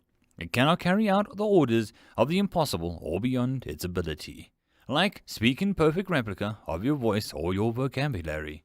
Assigning a job will have the monster take part in a special room to enhance that room's functionality. If you assign a similar monster to a boss, it'll be a minion for the boss to use in battle, but that depends on the boss and the boss room. Delta was speechless. New was just dropping this all like Delta should have known about it, about this secret arcane knowledge, and how summoned monsters can do way more than just hit things. Delta took a deep breath, and when she finally spoke, her voice was calm. It was very calm. And unique monsters? She asked, voice sounding pinched. There was all too much at once. I don't understand. I didn't add. Oh. New took a moment to look it over and then ding in surprise. Your monster seems to be breaking from its mold. Let me look into the information and number. Please hold. New went quiet and Delta frowned. Show me as well. I might as well be able to help or something. Delta offered and New made a soft noise. It's best not to. Your cognitive range is... Delta narrowed her eyes, crossing her arms as her voice took a deep, sharp tone. New, don't call me stupid. She warned, and the menu hesitated. Very well. Then Delta's mind exploded. It felt like a fire erupted behind her eyes as she spun. Normal walls of dirt flashing with countless tiny nodes that were all linked together. Glowing lines of blue, red, brown, black, green, and something she had never seen before rushed past. She toppled over as her eyes met a single gut-rot mushroom. How could it be just a mushroom? Each cell, lacking any other word for it, was work of pure numbers and illogical reasoning. It was beautiful, and it was horrifying. Parts were simple as 1 + 1 made a number that stretched on forever, but it also didn't. The cap was a working lattice of mana and creation, her mana, her creation. It pulsed at every second of every day, for every aeon. This mushroom would be forever perfect. It was hurting her so bad. Delta wanted to scream, but that was the thought. That thought was a perfectly calculated memory of a normal reaction of being Delta, and it hurt. Then it stopped, and it was a mushroom again. It was just the pest that she had used to seeing it as. Delta curled up for a moment as New appeared. Are you well? I tried to hold back on the heaviest of information. Delta rocked back and forth slightly. New, hi, she hesitated, and the menu turned very soft shade of blue. You are illogical. You do not think like a dungeon. You cannot handle the basic of the basic of the basic thought patterns needed to be a dungeon. But in that illogical mind there is a great power. Do not think that you are weak. I am sure if you were a dungeon mind, we would still be lacking a boss room. Can you stand? Delta thought about it, a phantom pain of seeing the sheer work behind having the ability to think, and then stood up.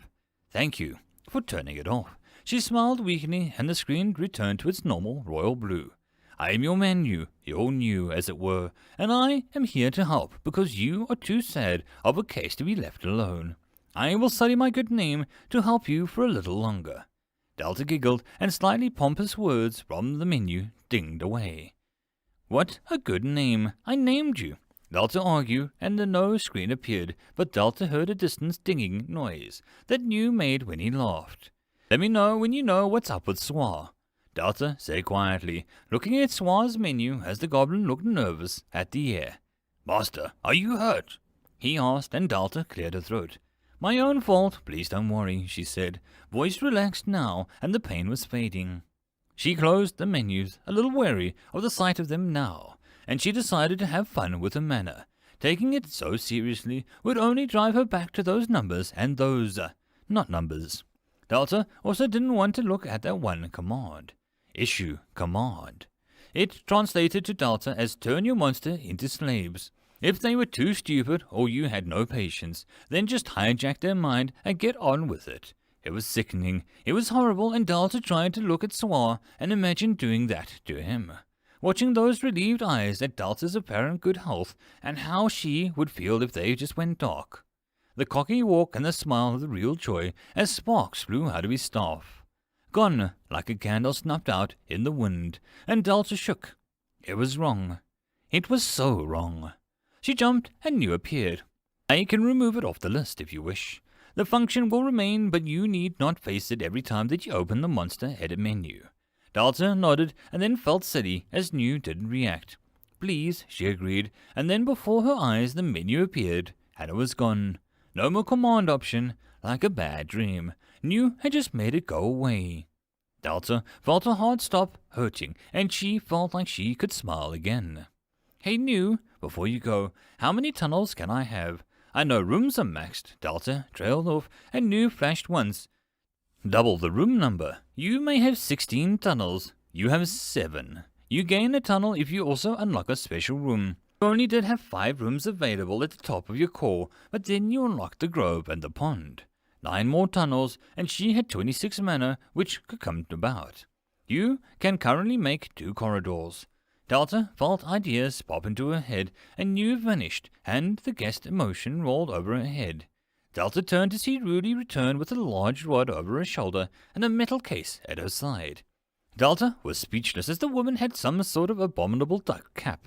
The jacket was a dozen or so lures attached at the front, and her big, thick green boots that looked like they were made from stomp through a wall zone. Not fish peacefully in a cave pond. Her rod glowed, and the hook glowed with a menacing light. Delta felt afraid as Rudy began to laugh. Rudy, the hunter, comes from the hunt of night, she announced, and at her side a familiar face appeared. It is I, Dio. I am here on punishment under the service of Rudy. The young boy beamed, and Rudy itched her nose. Supposed to make the cut logs and admire nature, or some crock, but I need someone to keep the fire going and fetch the drinks from the cooler, Rudy said without shame. Delta smiled hesitantly as Dio pulled out a sack. I brought a tribute for the awesome time that I had. He yowled, and Rudy winced as she plugged her ears. She spun on the lad and made him look at her face. Indoor voice, kid, she warned, and Dio paused. All right, he said very loudly, and Rudy grimaced as a result. Quieter? She sounded hopeful, and Delta was sure that she was pushing it. I am now whispering. I bet you can't even hear me, he called enthusiastically. Rudy sighed and walked inside towards the pond. Rudy, have you seen the ceiling? It is growing. Dio sounded delighted, and Rudy hid a smile as Dio tried to jump and touch the moss. Delta giggled, and her monsters came running in response to Dio's voice. Thank you for the tribute and happy fishing, she called, and both of them paused as they seemed to feel a warm wind of something. Glad you missed me, Rudy mused, and Dio slapped his hand on the wall and slapped it down on the lower part. Dio handshake, we can do it from now on, he promised, and Delta laughed so hard that she cried a little. It was like she had friends outside the dungeon, real friends who treated her like a human. Delta walked next to them, pretending that they were all going fishing together. Num, the goblin thug, was waiting for them, and Dio rushed forward to shake its hand, confusing the goblin. Num, why are you here? She asked, and Num puffed up his chest. Me your mouth, me smash words with ease. He howled, and Dio blinked as the goblin raised its club with some torch. Delta looked around and saw Swar was hiding in the camp, away from Dio. Billy was napping in the grove, snoring away atop the big mushroom like some sort of colorblind smurf. It left her with Numb. He may be a bit slow, but at least he wasn't numb, Skull. Delta snorted, and the Numb guffawed despite not knowing why Delta was laughing. And then Dio laughed because he was just that happy, which made Rudy look at them both with a long face. God, it's Goblin Dio, a match to go with Goblin Kuss, she mumbled, and her eyes lit up so the pond room came into view. She made some high-pitched noises and pointed a fishing rod at the pond. Tonight I hunt you, metal fish. Servant, pass man, elemental soda. She called, and Dio rushed to the metal case with a salute. Num, looking confused, saluted too and followed Dio like a puppy. Delta sat down, head in hand, and she just enjoyed the sight. End of chapter. Chapter 25, Slimers. Delta hummed. She paused and then corrected the tune. There we go. Now she had it right, hopefully. One day soon, Delta could find a way to record music in her head. What would she need that for? Magic songstones and a fully functional jukebox. Delta giggled as she imagined adventurers inserting coins into a jukebox before a boss room to get into the right mood. She would ask New about that. With the mana slowly filling up due to Dio and Rudy, she was having all sorts of ideas. First, she would make Rudy's diary in a restored state, from what she remembered of the menu. Rudy's diary holds many secrets and hints to great power, and many recipes for fish dinners. 15 mana. It was oddly expensive for a book, but Delta was gladly pay it for Rudy's company. She had even made it before Rudy came back. News World had rattled her a little. All those numbers, all those connections. Delta shook her head as Dio cheered when Rudy pulled out another yellow belly. She growled as the steel fish avoided her hook. Rudy threw the fish back into the water as she chased her quarry. Dio sang loudly as she turned the two fishes on sticks above the campfire. The two fish cooked lovely, and Dio licked his lips. Spin, spin, cook, cook, lovely fish, cook for me. I'm Dio, and you are dinner. Let us have a good time. Dio's singing voice was... Delta had no words. The little song flowed from Dio's mouth. It was soothing and inviting while not being ear-breaking. How was that? Delta wondered if someone had switched his normal and singing voices at birth. Rudy flicked the rod back, and Waddles slipped into the water and dived. Damn, can't hit the drake.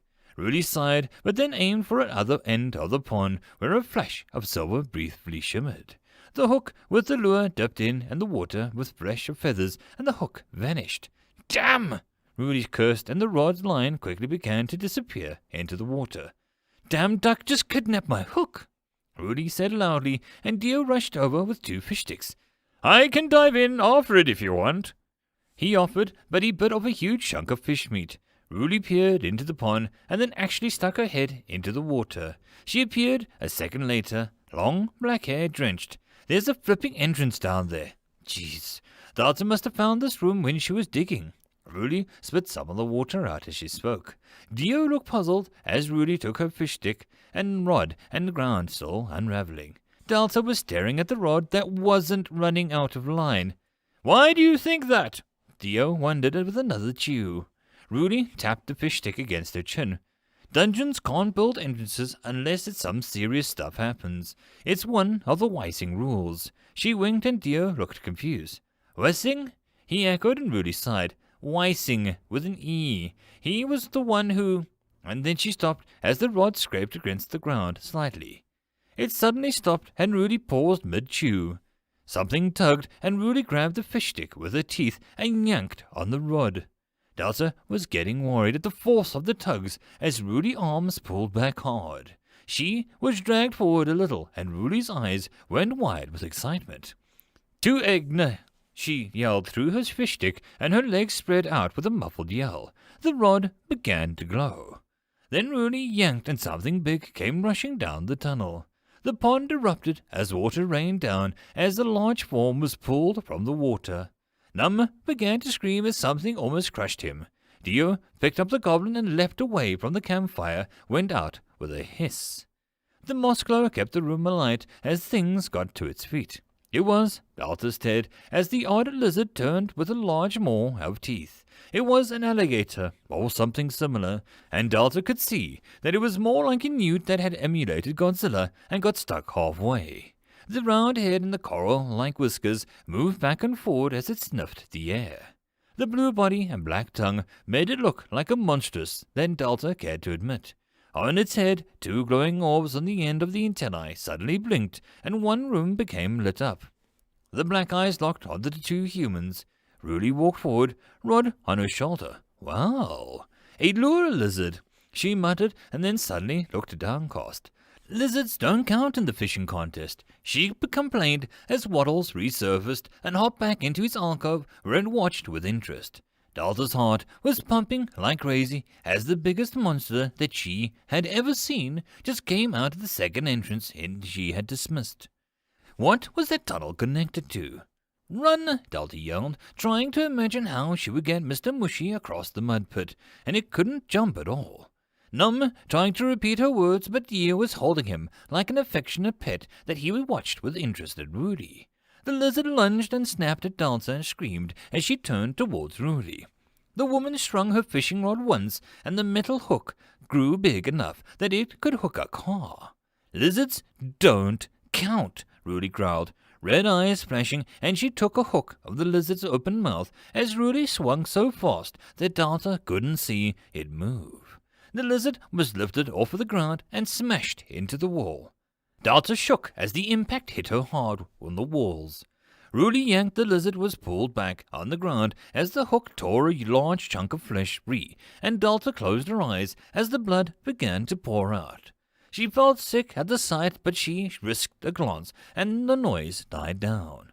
Rudy unhooked her rod as it came loose from the lizard's brain. Rudy had gone through the mouth and pierced the brain. Rudy looked at the ceiling.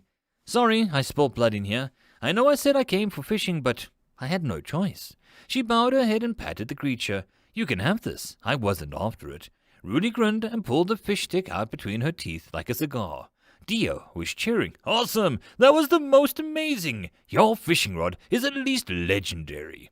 He shouted with glee, hands waving as numb, and dropped to the floor, and Rudy smirked. "Yeah, but it's banned in any official competition," she said as she rolled a wheel with the line and pulled it back in.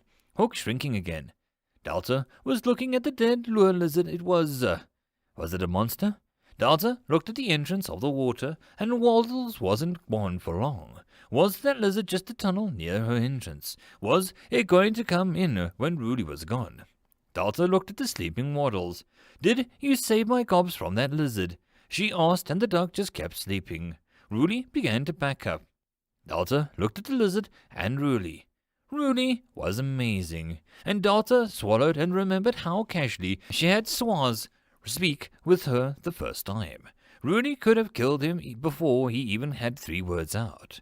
The woman had a legendary fishing rod and hung out with Quist. There was something about that should have tipped Delta off about Rudy. Now Rudy was leaving her monster corpse. "I'll be back soon. I want to catch that damn fish on my own strength before long." She grinned and cleaned the hook of the rod with a dirty cloth. Dio rushed up with the metal case and saluted. "I will return when I am not grounded," he promised, and Num looked unsure as Delta didn't answer straight away. "Thank you," Delta managed, which made Rudy nod as she nudged Dio towards the entrance. "Don't tell Quist I messed up the fishing. He'll never let me live it down." She looked sheepish as Dio nodded and took a deep look. Delta was also nodding. After that, Delta wasn't going to piss off Rudy if she could help it. Delta waved them off and eyed the menus as they reappeared. "Oh, that's good." Delta smiled and sent a small prayer of thanks towards Rudy and Dio for their gifts. Gifts. Delta's mind went blank for a moment, and then her mouth opened in shock. Rudy's diary. Delta rushed Gob out after them in a rush.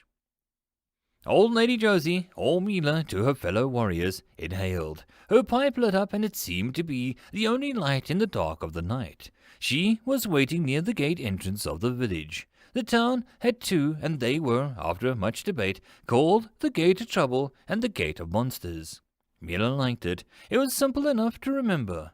Her pipe lit up, and Gavin's leaves burned. Her lungs lit up as the dark poison infected them, and then instantly healed as the antidote was inhaled.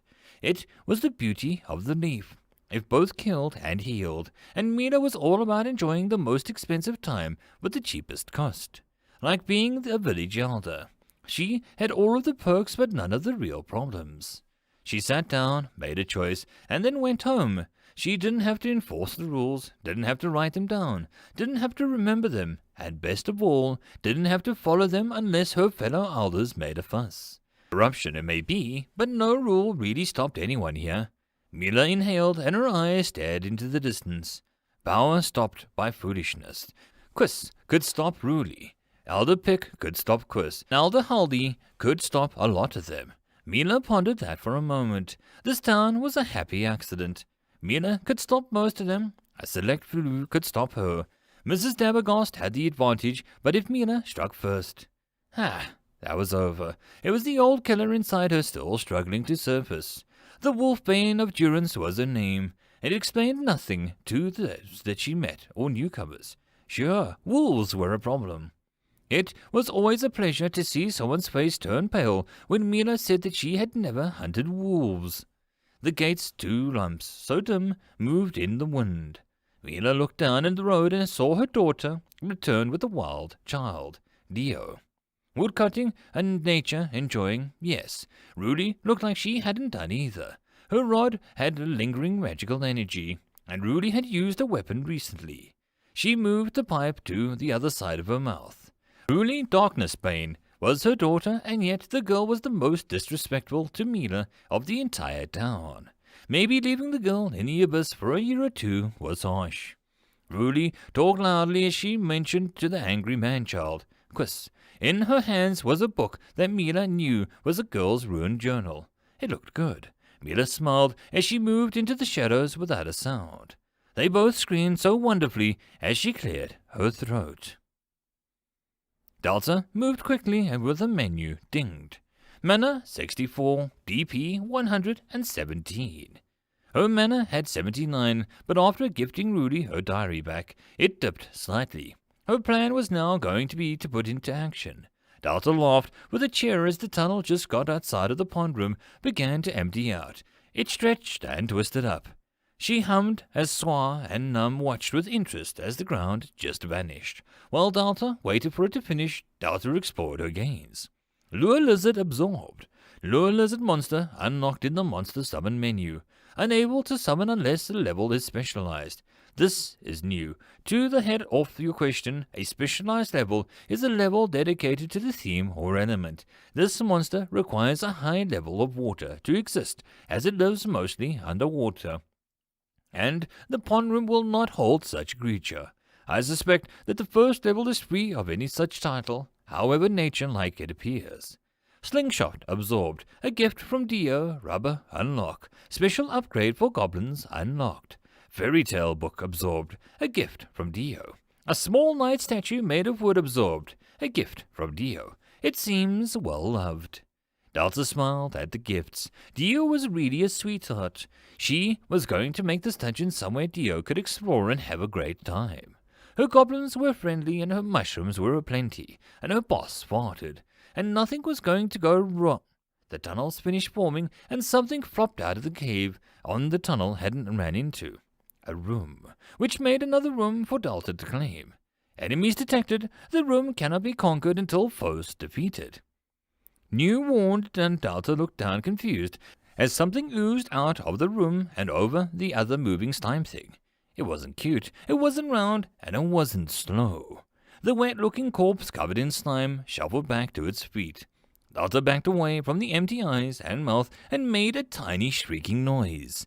Oh God, oh God. Delta moved slowly back and down the tunnel. What is that? She whispered, and New appeared with a warning noise. From the Book of Fairy Tales, Slimers, lost children who fall into rivers who come back as algae-covered corpses. They feed off the living.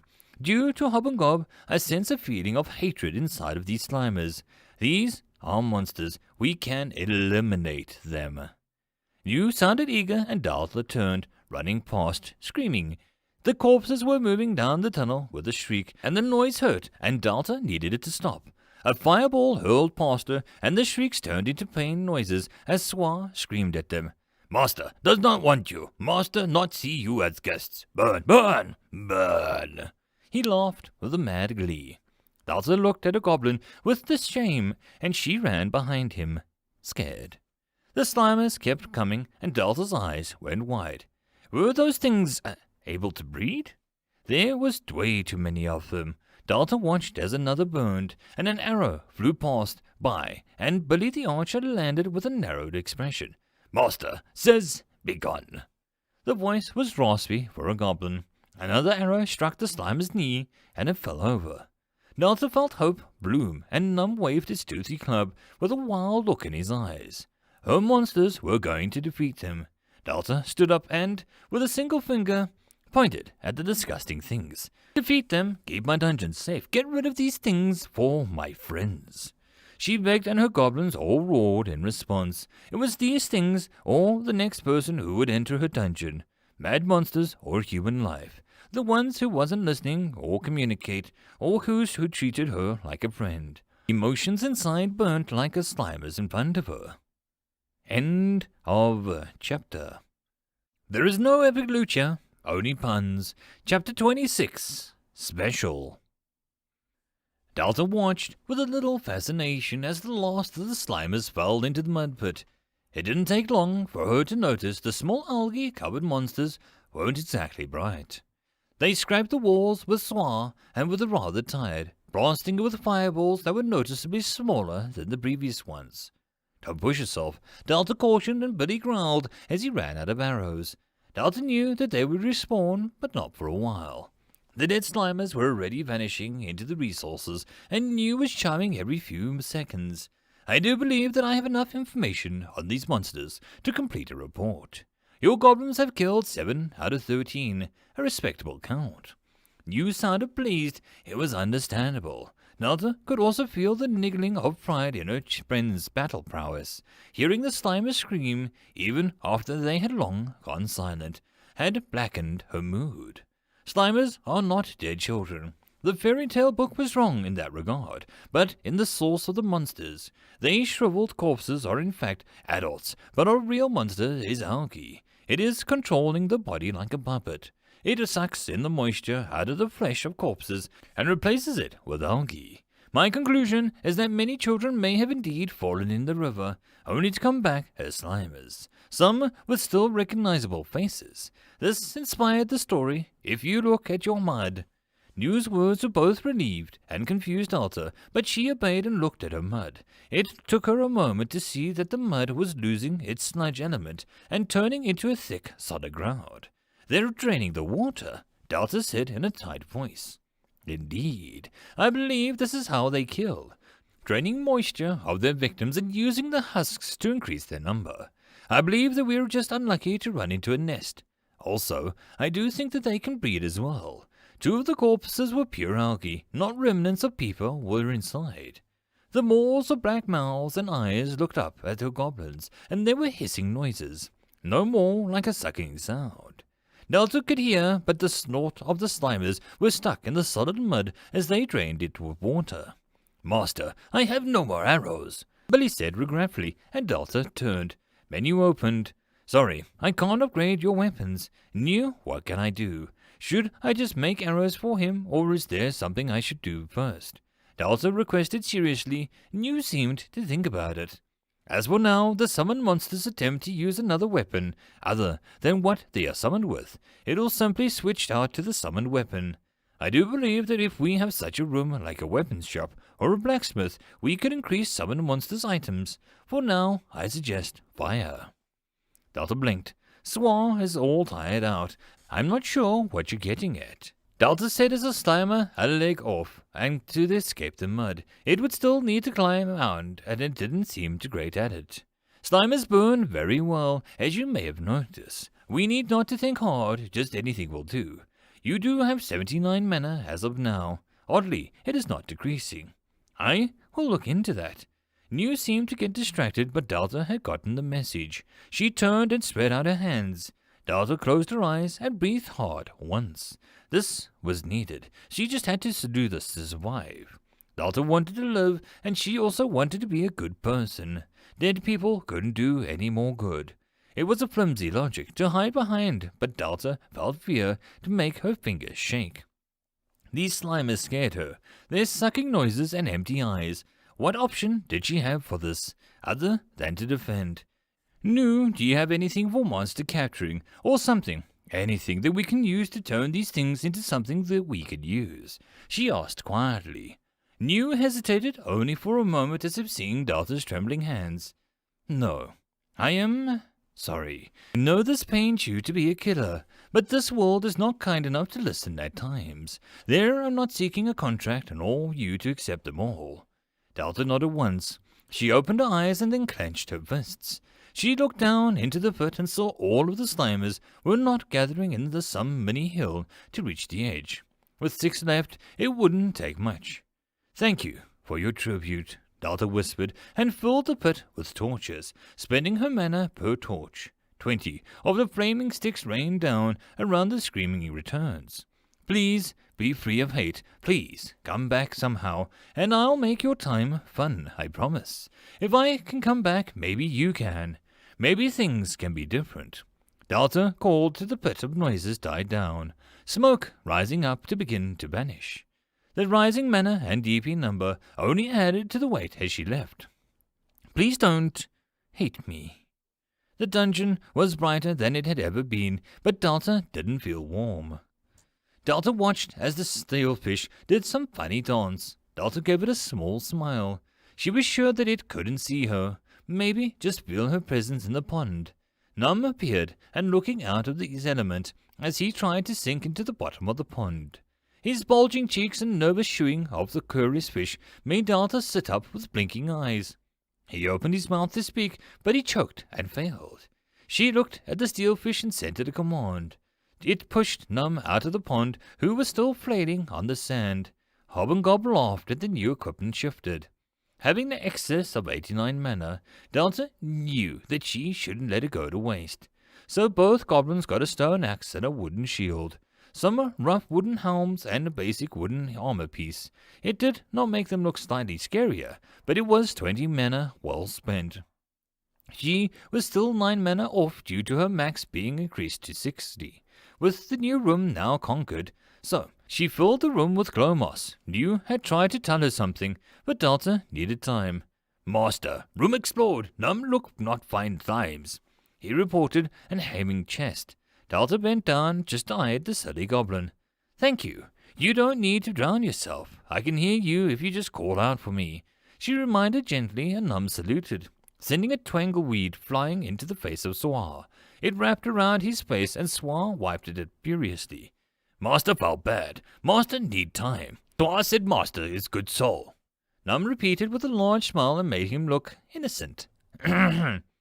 Swar shouted, weed muffling his voice. He held up one finger and the thing burned to ash. "Nasty weeds," he grumbled and ran up to Num's location. "Master, box is back, but I like this one." He beamed and Delta took a second to understand. She opened Swar's menu, and sure enough, an option was glowing. Swar has completed 5 challenges, and he can now become a rare monster. Refuse an evolution. Use your wisdom to something other than use magic. Talk to humans survived certain death from the Rudy due to words. Love fire. Kill or help kill 10 monsters with fire. Have a name. Swar can now become Swar the Pyromancer. Do you wish to evolve Swar?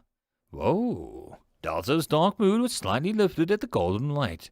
She reread the list and couldn't see how some dungeons would struggle to do this if they couldn't name their monsters until floor 20. Then a human had to name it. If a human named a monster, then that meant that the dangerous or special. Refusing an evolution, Delta almost confident that no dungeon would do such a thing at level 1. Delta grinned. "Suck it. Delta is the best dungeon," she boasted, and then looked at Swar once more. Knew what are the ups and downs of a rare monster. She asked and the menu appeared. "It is good to see you, feeling better. A rare monster is a monster that does unique things not common to the type of monster, or does something very well. Swar may use earth or fire. However, due to some reason, Swar only sees the use of fire magic. I wonder if this is a reaction to the mushrooms you fed him. However, a rare monster does evolve without the cost and can be respawned at any layer. 3 rare monsters per level are able to respawn. Second, they evolve into classes or powers not available to other goblins. Even if they repeat the steps, it requires the right mind and soul to do it right. Third, they will create or produce soul drops that you did not create. This means if they were to ever die, you could gain a rare item from their death. Fourth, rare monsters bring people to the dungeon. They are rare, so that brings attention. Things may not be good for you, so I suggest creating a loot that Swar may drop if found, if nothing more than that to fend off the curious. Delta watched as the menu grew larger and larger as New rambled. So Swar is going to be unique, respawning loot-creating badass. She summed up and New dinged in agreement. She hummed and eyed Swar, who was dancing with excitement. "Do you want to do it?" she asked, and Swar almost cackled with a cheer. Delta couldn't help but giggle with him. The mud pit needed cleaning, and her values felt stupid as she hypocritically tried to stay peaceful while burning things alive. But her friends made her moment feel okay. "I will allow you this evolution," Delta shouted, and Swar began to glow. The golden light engulfed Swar until even Delta couldn't see him. Honestly, Delta expected a black choir to pitch in and have random church windows smash as Swar transformation died down. Delta felt her brows shoot up as they did. Suar's face was covered by a wooden mask that depicted an evil-looking dragon. His loincloth robe was now a straw skirt, and his fur pelt had acted like a cape. Some red beast now that had the colour of a new sun. His staff became a blackened, and the tips glowed with embers.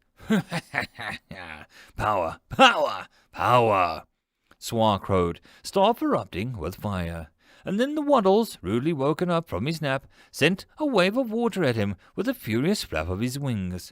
Suar looked less majestic after that, as his staff steamed and his mask tilted to one side. Suar's face had markings of red bands along one eye. "Master, I wish to burn the duck," he said with a growl, and Delta giggled again.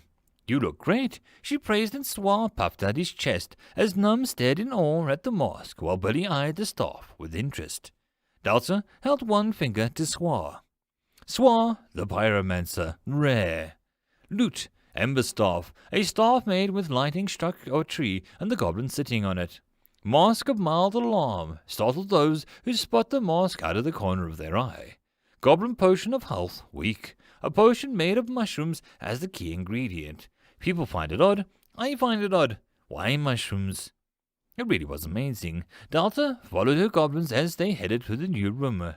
If you're feeling better, I would like to state that what I was saying before. I do believe that we have found the reason for the numerous Slimers and a purpose for the next room. A mana spring. News words made Delta hurry faster into the new room. A spring of mana, like a fountain or something. She asked, and News menu kept up pace. A natural source of mana. Many exist, and they come in many levels of purity and rarity. This one seems to be rather common, but I do believe that it will have a great boon for us. I mean, it made the Slimers gather in numbers. Delta moved into the room and saw it for the first time. It was a rounded space with many trenches and alcoves. Odd stains and dark gains were still fading away, but Delta could see where the Slimers had stayed in this one spot for a long time. It was around the single crack around the ground, and it glowed with a blue energy, and every so often an orb of mana floated out of it. Patches of grass and tiny insects buzzed around it, and Delta knelt down and stroked the ground. "It's beautiful," she said with delight, and New dinged in agreement. "Mana springs naturally increase the mana that you gain each day. I do believe your increase is now up to 12 a day, instead of 2. I remind you that the spring is very common, and may be found quite easily if one knows what to look for." New's words held a tone of victory, but Delta also began to smile. 182 DP, 12 mana per day on top of the guests and her gobs collection, adding in any more spider attacks. It was picking up, and it wouldn't be long before Delta would be making some very important choices. What are mana springs and why do they exist, she wondered. From the book of fairy tales, the world has a giant seed. It leaks mana, and the works like with life. The vein is just a collection of these great seeds' work. Extra mana that had nowhere to go after the seed finished making the world. The seed left as a gift for those who dared to look, and the aids for dungeons that would turn the seed's work into the world with the worthy. After the Slimers, I add my scrutiny to this. It may be just excess mana found in pockets of earth. Common, non-elemental mana is abundant. Delta stared at the crack and narrowed her eyes. She then reached inside. It was warm, and then it was cold. It was solid, and Delta panicked for a moment until she suddenly became air. The mana was cycling through states of being. It was everything and yet nothing. "So, I have to make this a shrine or something?" she asked. She imagined the room was some church, like a space that would draw people to stare at the glowing crack. Delta paused after putting out the bad image of her head, and decided to call it a spring. New seemed to be chuckled. "No, I think we should make it a storeroom. The Slimers have taught us a good lesson. Having the right tools at the right time is important, and I think that we should hide the mana spring from those who would siphon it with an excess of junk and tools for the goblins to use. Hide the treasures under the junk. That's rather devious." Delta grinned, and New seemed to jingle. "No, it's simply efficient. I like that word. I think we should apply it more often when possible. Also, you have not checked the list that we gained from the battle. I shall report now. Slimers times 13 absorbed. Slick algae unlocked, Slimers unlocked for summoning, new upgrades for several traps and plants available later when current options are upgraded. Delta nodded and then bit her lips. Slimums as monsters could summon. The ideal just sat with her, heavy. New locked the Slimer option away so that I can't see it in my menus unless I ask for it or you think that it will save a life. Please. She requested and the option faded from her menu. This made her feel better. Delta did wonder how many more monsters that she would lock away in the coming days. She shrugged and stood looking at the room. She knew exactly what a storeroom needed. Something that in any good place should have a few blonde kids coming out into the forest the first time. Pots and barrels. Lots of them. Delta would not regret them per se, but she definitely did not see what crazed mania that she would inspire Mr. Japes and the Potter endurance in the coming days. End of chapter. There is no epic lucha, only puns. Chapter 27, Leveling Down. In the end, she created shelves, crates, pots, barrels, and a single chest. It wasn't a big chest or a small chest, but it was Delta's chest and she was proud of it. The more she created, the more ideas came to her. There was bound to be many things that Delta ended up creating out of curiosity and not actually find them that useful.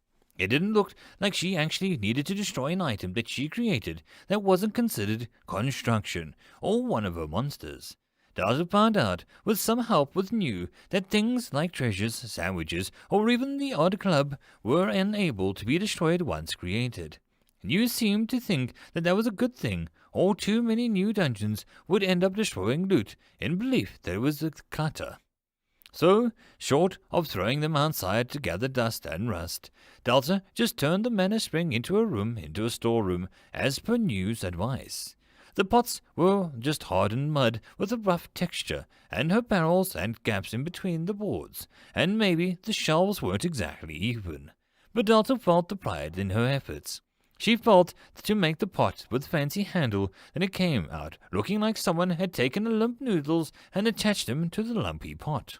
Delta named it the first pot, and it was saved into her menu as a new design. New's lack of commentary told her exactly how bad it was. She spawned a few arrows and shells and looked at the torches that her goblins had brought.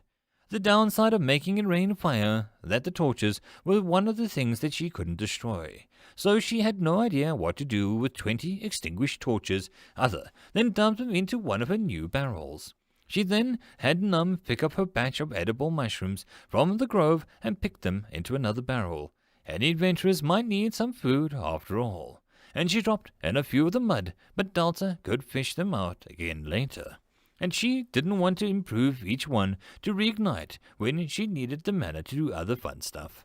Come on to Delta's dungeon and get a free torch with every trip. She tried aloud and her goblin shared a look, and Swa muttered. As a frigging mushroom, he said, nudging Buddy, who looked down with a grin. Delta just glared at them. Sure enough, several types of mushrooms were already appearing in the room. Lumen mushrooms made bottom shelves glow with a pale blue light and the ever-present rotguts. A few edible ones appeared, and Num plucked one and ate it.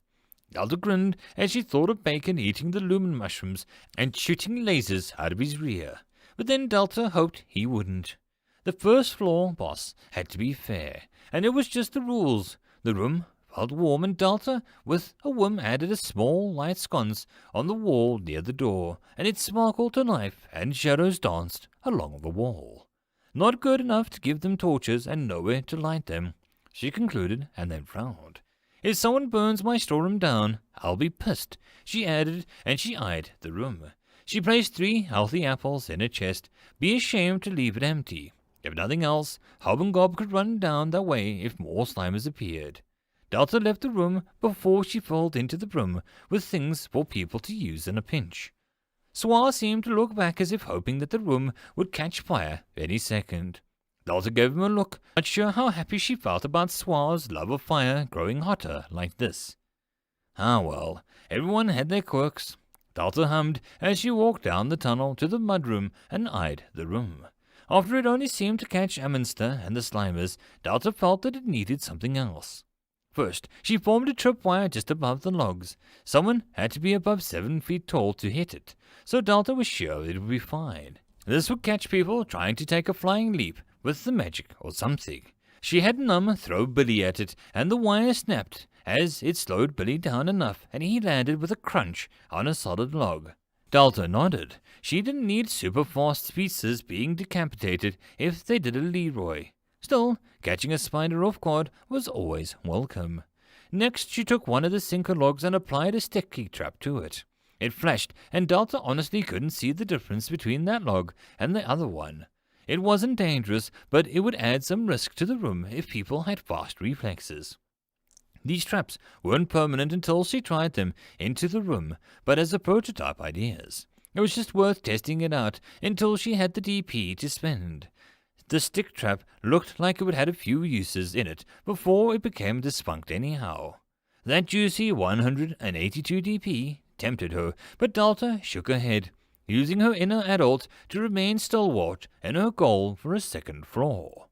Overall, she still had 34 mana to mess around with, and Delta tapped her chin. She could already see what would slowly become her biggest problem as a dungeon core. Choices. Should she do that thing, or maybe those things? What if she did one thing and it unlocked a whole new world? Delta was spoiled with choices and which were making things harder as her new life settled. She shrugged and headed to the grove. Delta guessed that she could only do what it felt like it was good choice. Sure, she could have New go over everything in her dungeon, reporting what was valuable and what was needed, and what could maybe make mana generated 2,000. But in the end, it just wasn't Delta. Efficient planning turned into perfect planning. Delta guessed it would be good for everyone involved, but if she had to wait until something was perfect choice, then she would never get anything done around here. She patted boring and flexed her fingers with a smile. She opened the menu and selected a gift from Mrs. Dabergast. It was a mushroom, and everything about it made Delta narrow her eyes with suspicion, but she found it on multiple occasions that an item absorbed did not carry a taste. Maybe it did taste great, or maybe it was just her new Antichrist. She just did not know. After all, absorbing the thing did not taste of anything, as it was mixed with many other items at the time. Delta may never know unless someone brought another one in.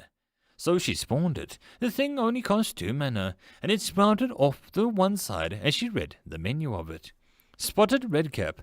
The mushroom is so commonly depicted in stories and artwork that the true name got replaced over time. It is charming, if not completely mundane. 2 mana. It was a harmless, and Delta could appreciate it for being so. Welcome to the grove. Enjoy your home. She nodded with a little round mushroom appeared, and the white spots and the red under the skin made it look cute, and the mushroom ornaments on the old ladies put next to the gnome statues. She opened up the grove menu and selected the grove to start making some more for the dungeon. Delta guessed that it was all right that she could enjoy the nice mushrooms. It did give her dungeon a fairly kingdom-like vibe, and she checked on the wiren plant and saw nothing had changed. Do plants grow over time in here? She asked, and New appeared with a ding. No, not unless you upgraded to do so. A room with a particular job could do it, but I doubt we'll unlock something like that for a while. Delta guessed that was fair. She decided not to place the medial fern or the silver leaf plant until she had a better room. It would have been something pretty cool. Delta grinned. Maybe it would be a power plant. Delta snorted and took a moment to calm herself. Delta hummed as she read her grove menu. Mushrooms. Produce. Godrod mushrooms, 9 mana. Crunchy mushrooms, 2 mana. A slightly odd mushroom that, while not as all that good, can provide some nutrition. Leaves an aftertaste that lingers. Lumen mushrooms, 1 mana. Spotted redcap, 2 mana. Rather mundane. Develop. Develop mushrooms with a weak hallucinogenic properties, 6 mana. Develop mushrooms with a weak hallucinogenic properties, 6 DP. Develop mushrooms with a deadly poison, 44 DP. Develop mushrooms with a peaceful air about them, 5 DP. Delta grinned as more options became available due to her adding the mushrooms to the grove. Same, it took the new mushroom to get it. However, with the tongue sticking out a bit, she swiped right to see what the actual room had for upgrades. Grove upgrades. Have spotted Redcap's Grove on their own in this room, 5 DP. Allow Guardian to eat mushrooms to gain bonuses during battle, 20 DP. Allow you to create crossbreeds within the room, 30 DP. Allow guttural mushrooms to explode like mines if touched, 10 DP. Delta stared at the list. Crossbreeding. She rubbed her hands in a nervous gesture. Delta wasn't sure if she wanted to take the first step down the evil scientist route. First, she was just a harmless mushroom. Then it was mushroom monsters. Then it was a clique of fungus zombies. Delta shivered and took a moment to calm herself. Some breeds would be helpful if she used the spotty caps as a base. Well, then it would be fine, and if she got one out that had the word peaceful in it, and Delta was sure that she would avoid making eldritch abominations of the mushroom world. Sorry, adventurers, your princess or prince is another castle, but let my fungus zombie eat your brain, she said with a sigh. It was something to ponder.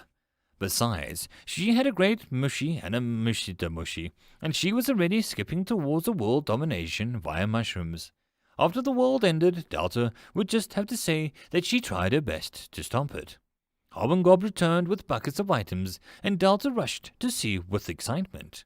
It was mostly the same. One bucket had water and tangleweed, and more of the same fish floating dead on the top of it, while the other had more mushrooms and some grass. Delta watched as they became absorbed. Windlegrass absorbed, little-finned guppy absorbed, flint absorbed. Delta watched as a DP climbed, and climbed. 199 DP. Delta felt a scream rise before Hub grumbled and dug around his shoe and pulled out an acorn that was lodged there. Toesies feel better.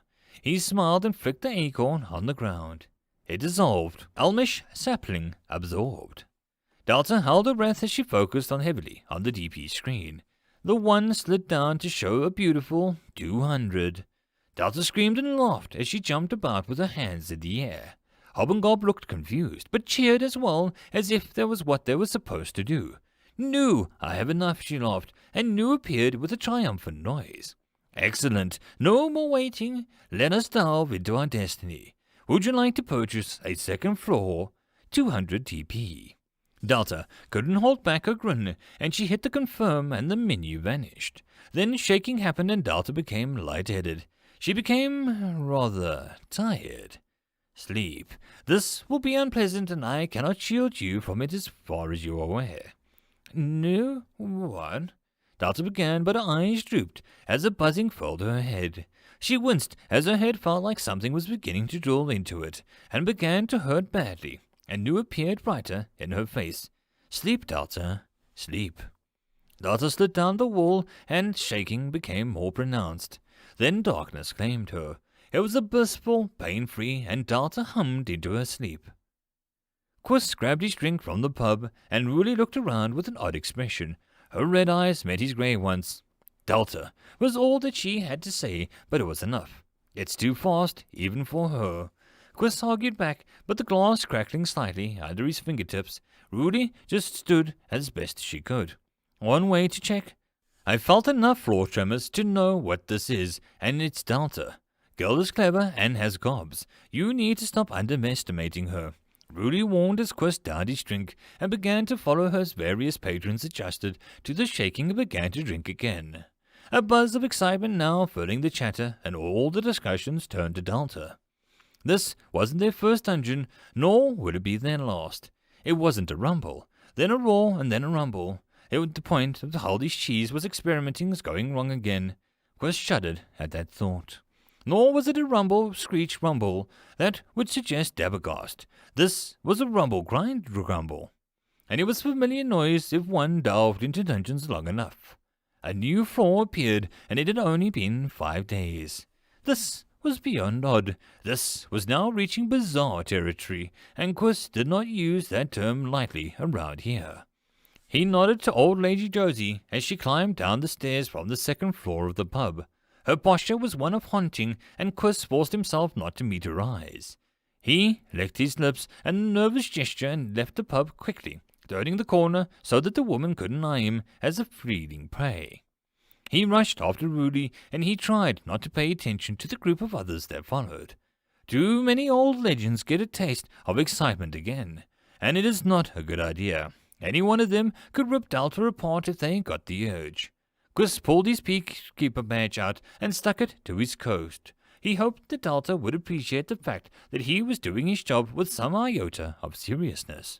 He spent the next hour pushing and herding the public back to town. Gus hated working. End of chapter. Chapter 28. Guilty Roots. Delta dreamed of microwaves. The machine dinged and Delta snorted, awake in alarm. With a moment dedicated to remembering who she was, Delta blinked a few times. She felt odd as she stood up, and it took a moment for her to remember why she had fallen asleep. Sleep. It had been something that she hadn't done since, before the demon child. It had been a while since she had thought of that being. Delta yawned and grumbled as she scratched her back. Her first tunnel twinkled into the lumen mushrooms. It was bright, so that she guessed for a normal people it was only a low level of visibility. She felt lopsided, as if something extra had been attached to her left hip. It took her some effort, as she walked and not turn and tumble. The extra her had weight to it like a twin that had been attached to her body, but Delta found none of the emotional attachment. She stretched her awareness and immediately pulled it back in alarm. Delta had never known how to view her floor in its entirety, but now she knew, and it made her mind spin and stumble. It was just up and down that she felt, but down and round and up and away. And her true self, the core, felt odd. Delta rushed to the core room, only to see the staircase into the core room, and not orb. Hesitant, she moved towards the stairs and felt her vision blur as the space lunged forward. Her sight clearly grew on the new space, her core now relocated in some new area. The second floor. This was her second floor. Delta gasped as she stumbled. Her knees hit hard as she felt the new space. It was unknownness, hit her like a hammer. Delta had never been this low or this deep, and the new challenge, it was new opportunity. It was scary. Delta gasped as she tried to stretch her awareness out, and only to have the feeling bounce back after a single room. Delta climbed to her feet. She had bought this. Delta had wanted a second floor. Why? Her confuddled mind demanded answers, and Delta could only rub her eyes in response to the empty question in her rows.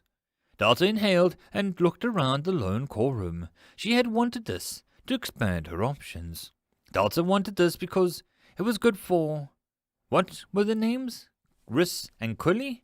No, that wasn't right. Rudy, yes. The woman who made Delta feel like she had friends. Delta took a moment to go over everything. She had come from... Earth, and she had been born in a cellar. Dungeon? Dungeon felt right, and she shook a few moments forward and felt stronger as she kept stretching her awareness. She was Delta, and she wanted to be good to humans. This rang true, and Delta felt her headache ebb away as the memories returned. She was a human, and she did not want to kill. This hit her so strongly that Delta almost fell to her knees again. Once she felt strong enough, she stood on her own two legs. There was a second floor, and it felt like a tiny dark spot on her mind. So empty, so unreal. Delta knew that she had so much more space to do with tremble. She forced herself to return to the first floor. The influx of information was almost overwhelming, and Delta stumbled again. Hear me. Can you hear me, Dungeon Core Delta? The familiar ringing, Delta grabbed onto it with everything that she had. It was so exhausting to think, so hard to remember. Delta grabbed the blue light and it flashed. Restoring mental stability, 50%, 80%, 100%. I am sorry. I seem to have unwillingly taken your personal numbers into myself upon the creation of a new floor. Are you feeling well? No? Where am I? Delta rasped at the menu before he dinged. The first floor. I relocated you here when not all connections reached satisfactory results. Forgive me if I upset you. The words were empty as words, but it could be that Delta sniffed as she felt the concern emanated from the simple screen. She stood and felt power return to her body. I couldn't remember who I was, and I couldn't remember you or the gobs or people. Delta wiped furiously her nose, knew it was quiet for a moment. Creating a second floor may have added stress to your good nature. I am taking the data in now, and I promise, I swear, I will I will protect you, Delta. The words seemed to change like bad static, as news seemed to force some words to change sizes. It's okay, we're here and I feel okay. I think I'm going to be okay. Delta took a deep breath to calm herself. My word is my life. Sadly, you do not have access to an avatar yet. I am sorry. I know you really wanted one to communicate with the guests, and it will look hard into the next floor as best as I can for you. Delta sniffed back the tears as everything came rushing back. She felt happy to remember who she was. She felt sad to not have a working form. Delta felt happy to have new. It all mixed together, and Delta sobbed as she tried to hug the screen. She felt some warmth before she opened her eyes to see empty air. Please do not cry. I do not and I'm not equipped to deal with it. I am not equipped to deal with it. I am not equipped to deal with it. I am a menu. I am not equipped to deal with it. I wish I was. Delta watched the menu faded away for a moment. She grabbed at the air where it was in futility. No, come back. I didn't mean to upset you. Delta whispered. She tried a few more times to summon him, but only got the basic menu. After a few moments of silence and fear, New appeared. I'm sorry. Can we focus on what needs to be done? I wish to stay with you longer, and you can only see work as possible option. Of course. What? New, tell me, what does the second floor grant me? Delta tried to order as best as she could without her voice shaking. Everything was moving too fast and Delta felt scared. Her first floor had never scared her. It had always just been joy to improve. But to feel this, it made Delta afraid of looking too closely. Delta was no dungeon at heart. Normal dungeons would take this change with ease, but Delta struggled to even focus on it. The second floor of this first goal of many new dungeons. This floor grants you the choices of new monsters and a new theme selection. Please choose before we continue. Monster selection for the second floor. Skeletons, burning ember spirits, frog tribesmen. Theme selection DP gained to allow the core to get a start on the second floor. Heat caves 10 DP. Flooded mines 10 DP. Jungle floor 50% bonus due to previous floor 15 DP. Delta blinked and reread the list. Several things jumped out of her. First, the idea of having burning anything near a jungle floor or a flooded floor was just silly. It was basically asking for a handicap. Having skeletons in water sounded like a good idea, but Delta closed her eyes and the slimers appeared. Undead scared Delta silly, even by proxy. The empty gazes and the bare bones, the human noises. So she decided to select the frog people and the jungle theme by process of elimination. Sure, Delta could make frog people work underwater, but she felt a little attraction towards the jungle theme due to one thing. Her plant purchases would surely grow well on this level. Delta felt more herself as she made the illogical choice and picked the frog people and the jungle theme. Her core room flashed from a normal soil to a wooden boards changed to a leafy root color, and each corner gained an odd tree. Its roots formed the floor and its branches stretched across the ceiling as it grew rapidly. Smaller trees and dense thickets making up the walls of the room.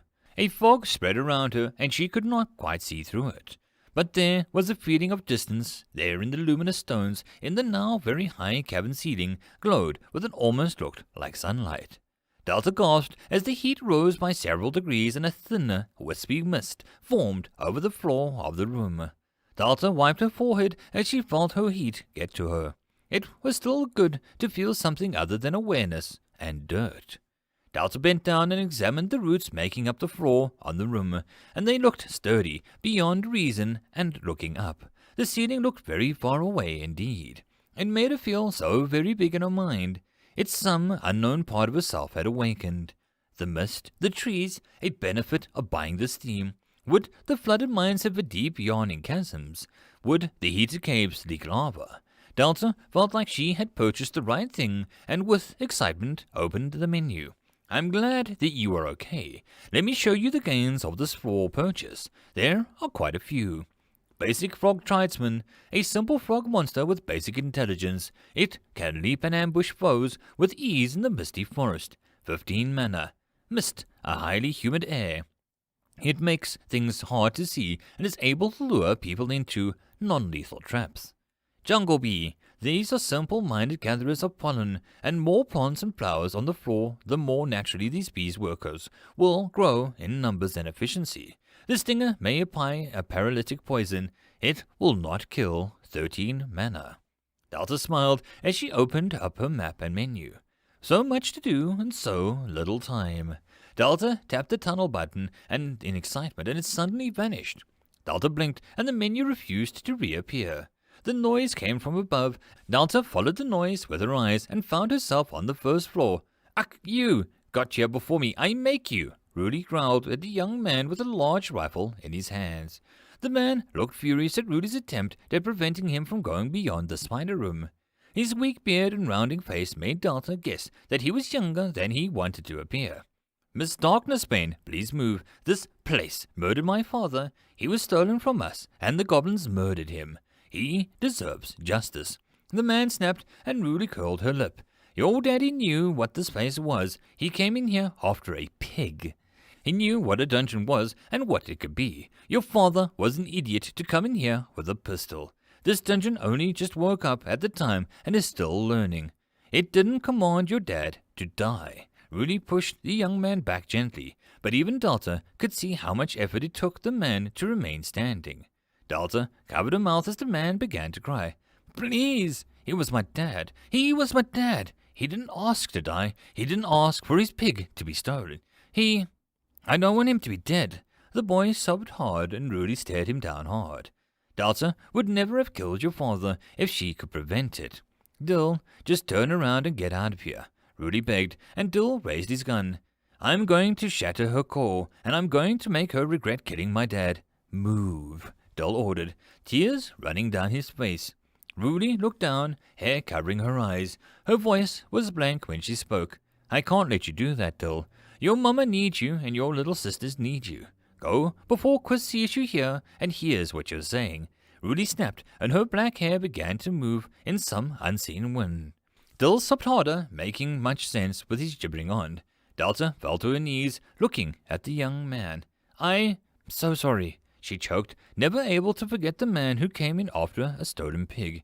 His death and fire crystal a boon, but his death a stain on Delta's soul.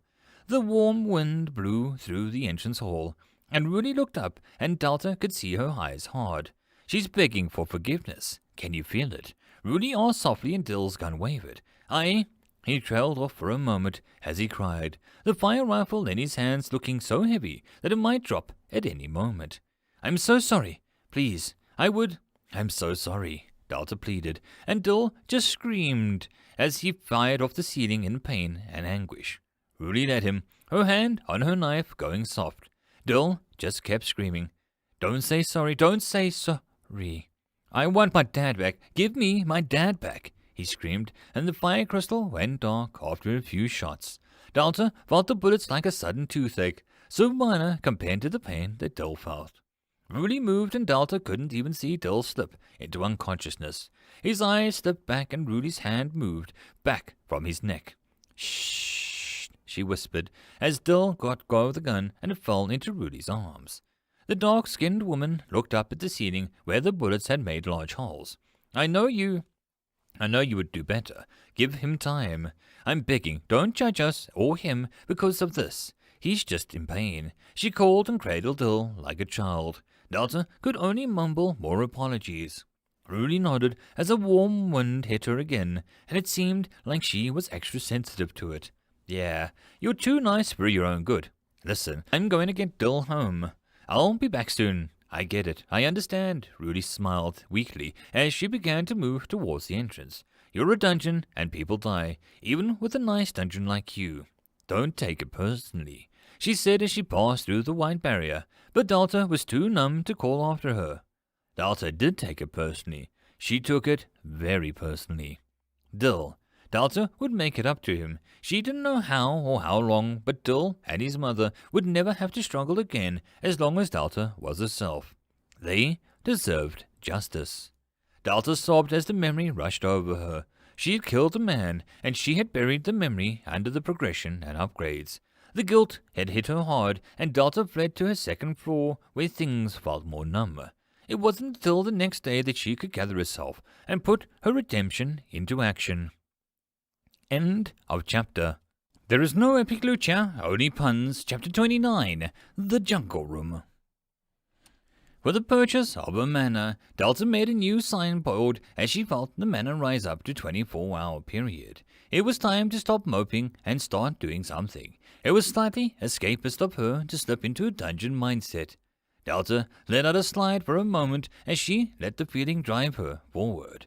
The board above her tunnel was simple. To the farmer who raised ill, I am sorry. It was messy and held only 1% of the guilt that Delta felt, but it was all that she could do for the moment. She promised that she would do more in the future to make sure that Dill saw how bad she felt. Something to really show how she really felt towards death of people in her halls. Horrible and sad. Delta eyed the sign and nodded as she moved down the tunnel. It would take time and DP, and she didn't have for now. But she promised to make a proper memorial for the farmer soon. She didn't care what it took, nor did she care how long it set her back for. You did? No. Is my reason faulty? We will try to make an area for this man. I feel this is a thing you desire. New, alert me when something of a memory or memorial becomes unlocked. Delta ordered quietly. New dinged in compliance and faded. Delta inhaled and tried to gather her thoughts. There was so much to do, and she really didn't have a clue where to begin. Her second floor and her first floor had much to improve to begin, for now she had mana to waste and Hobgob was sent out to gather more materials. It would keep her resources high and the DP department. With 53 mana and 20 DP, she didn't have tons of options. She decided to split the number between the floors for now.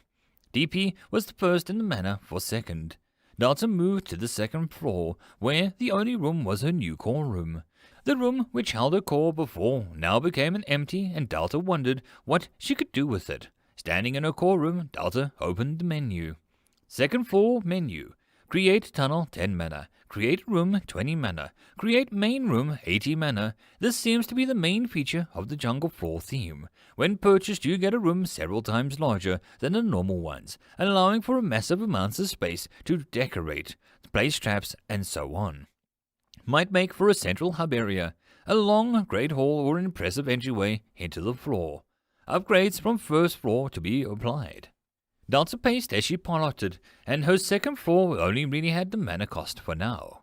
She quickly checked and found that no monsters could be placed or come near the stairs or traverse to the first floor. Delta could see the same white barrier that protected the main entry from when she tried to place a trap near or a monster.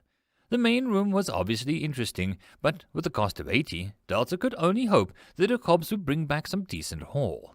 She needed at 27 mana to buy it, and that could make the small rooms for now and raise her max mana limit, but that also seemed to be a time-consuming issue, as buying 2 rooms would only give her 75 mana.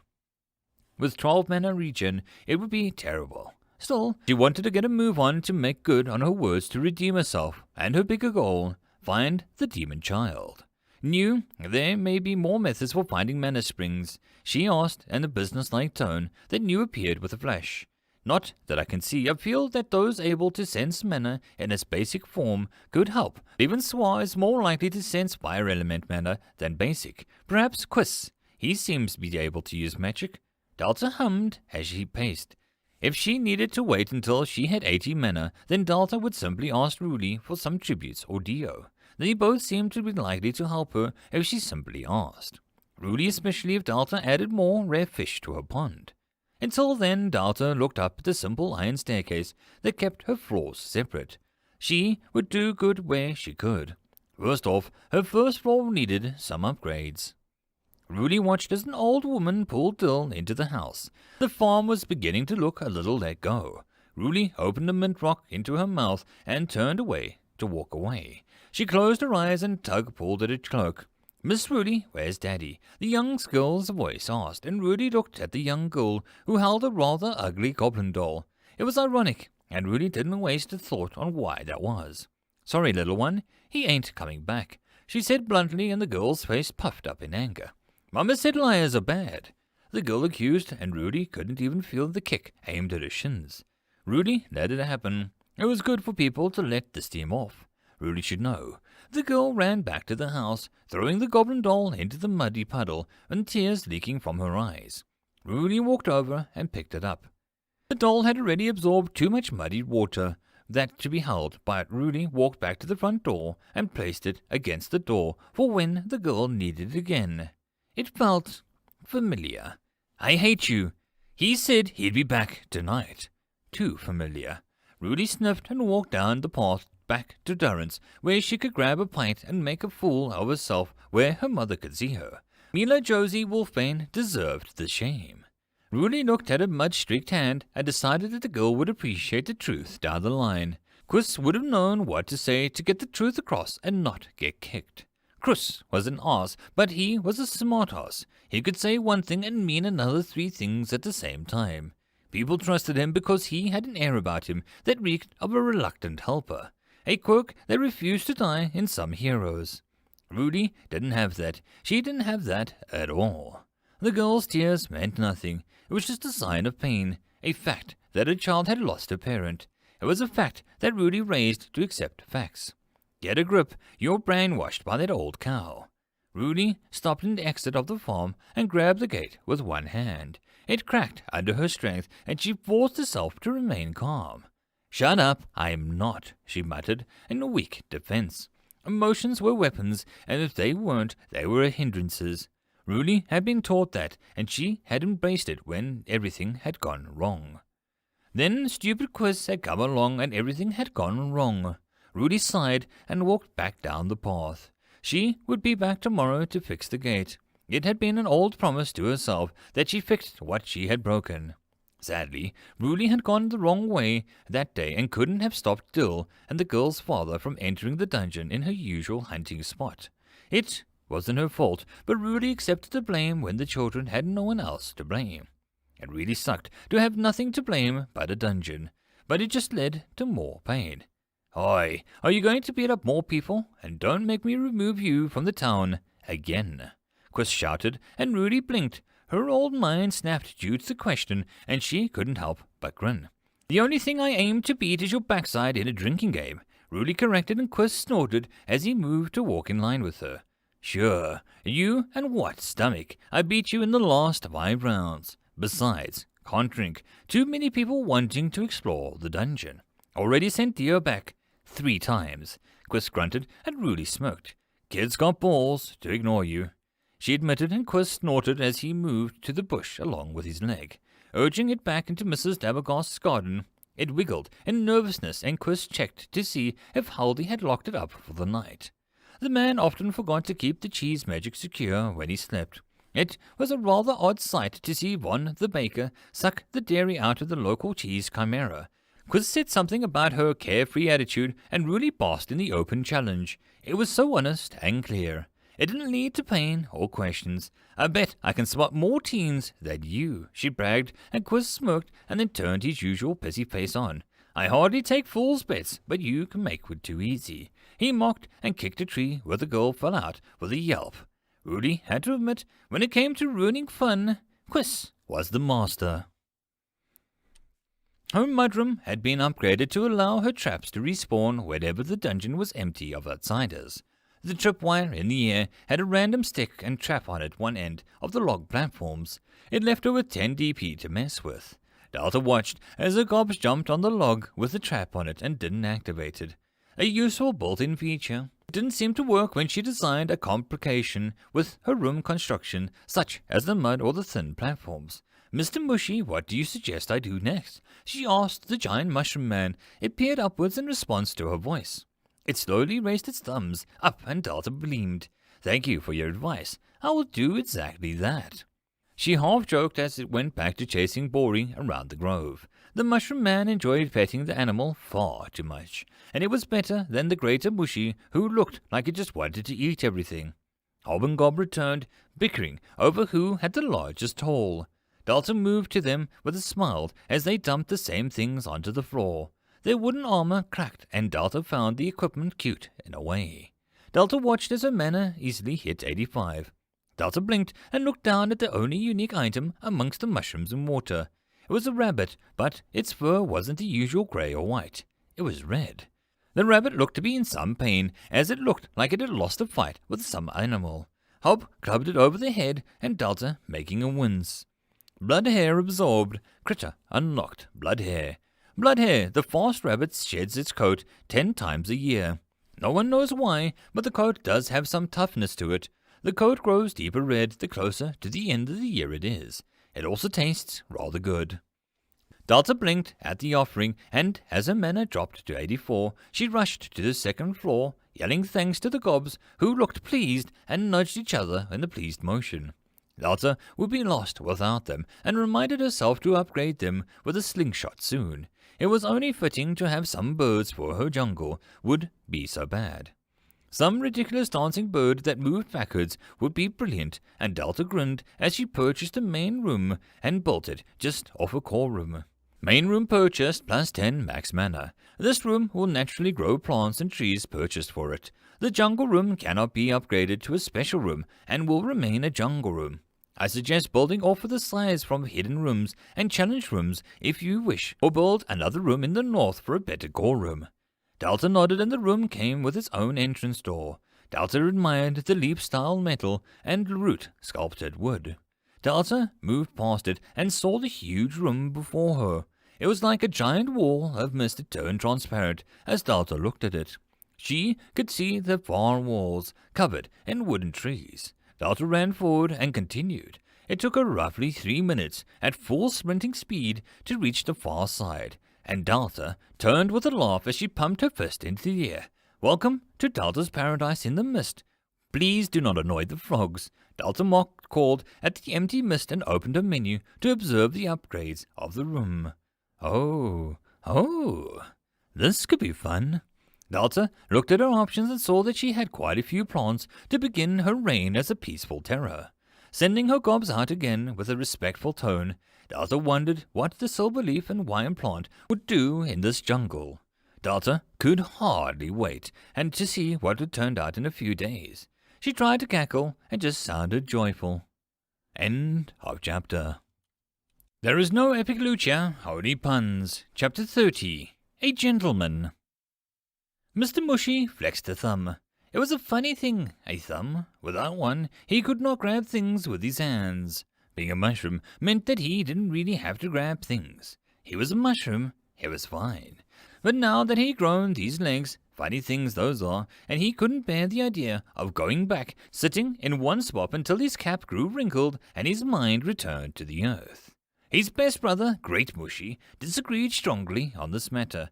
Mr. Mushy nodded, understanding how his brother's thorny vines and dangerous spit made moving a little less tempting.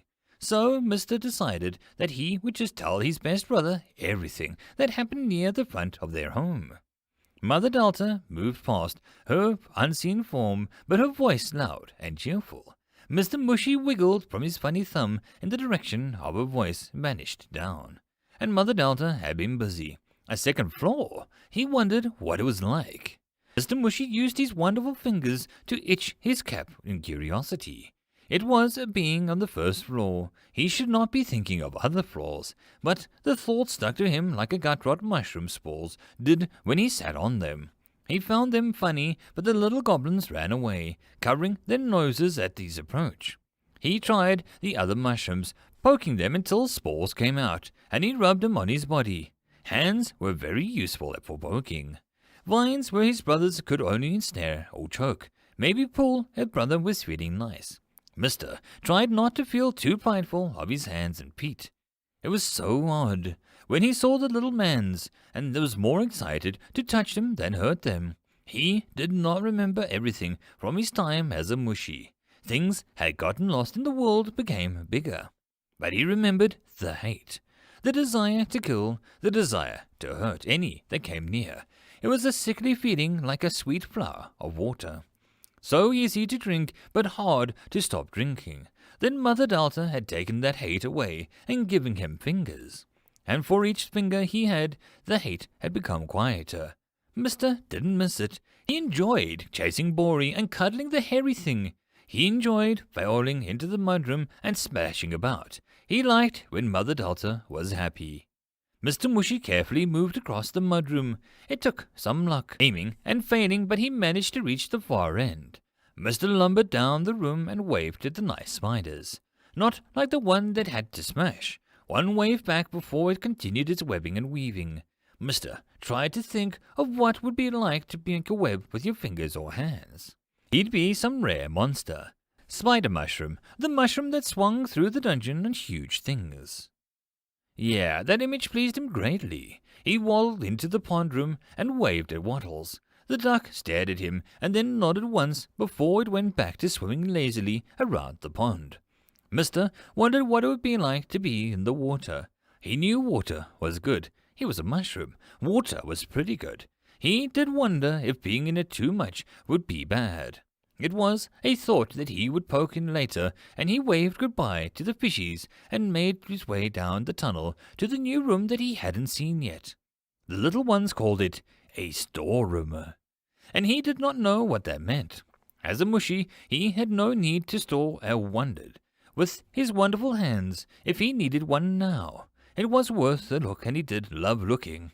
The room was nice. It felt like Mr. had walked into some well-moistened room. The air seemed to hold a nice Christmas to it.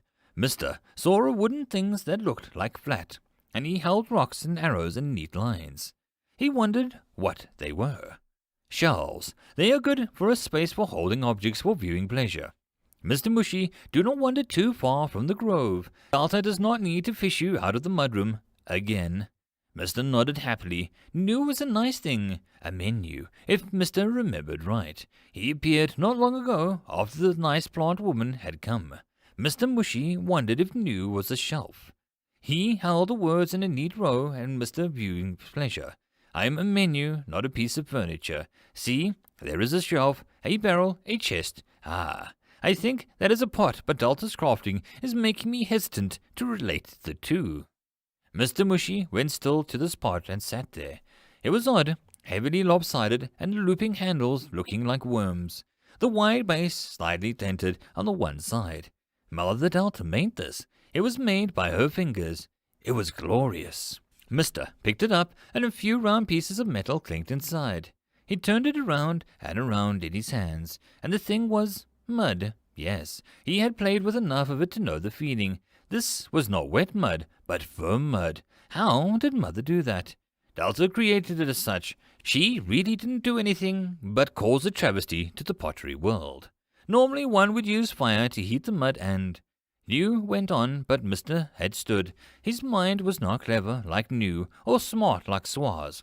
His mind was simple. He saw something, he hugged it. He got curious, he went to look. When Mr. got interested in something, he went to play with it. This was true now. He turned and lumbered back down the hall. He needed mud. He needed his fingers, and he needed a thing that he was afraid of. Fire. For fire, he would either need to use the bright torches on the wall, or he needed Swa. Swa like fire, fire like Swa. Mr. Wushy wondered if Swa could make fire that did not burn him and his cap, and maybe make the fire help him. Mother Delta made some fire on wood and fire in goblins, heat in B.R.E. Fire could maybe not be bad, just angry. Mr. didn't like the idea of being near fire, but he liked the idea of a pot made with fingers and hands and ideas. Mr. decided, like the mudroom, that the only way to go forward was to take one step at a time. He simply tried and then things would be fine. Mother Delta had shown him that, and she did not kill, yet she was a dungeon. It was something that made Delta part inside of himself, struggle, kill, grow, lure, kill. It was very simple, like a mushroom growing. One did the right things and mushrooms appeared. Mother Delta did not do the right things, yet good things kept happening. She grew mushrooms in fire. They did not burn, but grew. It scared him. It delighted him. It made him feel alive. Mr. Mushy jumped with glee into the mudroom and began to gather mud. It did not want to be gathered, and Mr. decided that it was a much better idea that we bring Swa to the mudroom, and he clapped his hands with joy and clambered out with some help from B.R.E., who came at his prompting.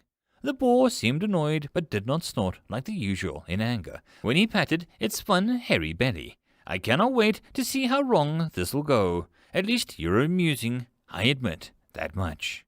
New was so nice. Mr. clapped his hands in some odd song as he'd made up, and he called it Bernie Hot Burn, Don't Hurt, Make Me Pot, Thank You. Oh, good. You inherited Delta's creative talents. First the pot, now the songwriting mushroom. What next? Drake writes a novel, the great Mushy plays a piano. He did not know what those things were. You should tell Mr. about them, please. I was merely just... You cannot seriously wish to know... Of course you do. A piano is a music instrument that requires... Mr. listened with joy as he learned. He liked learning. He liked being Mr. He hoped that he could be a better Mr. soon. What came next?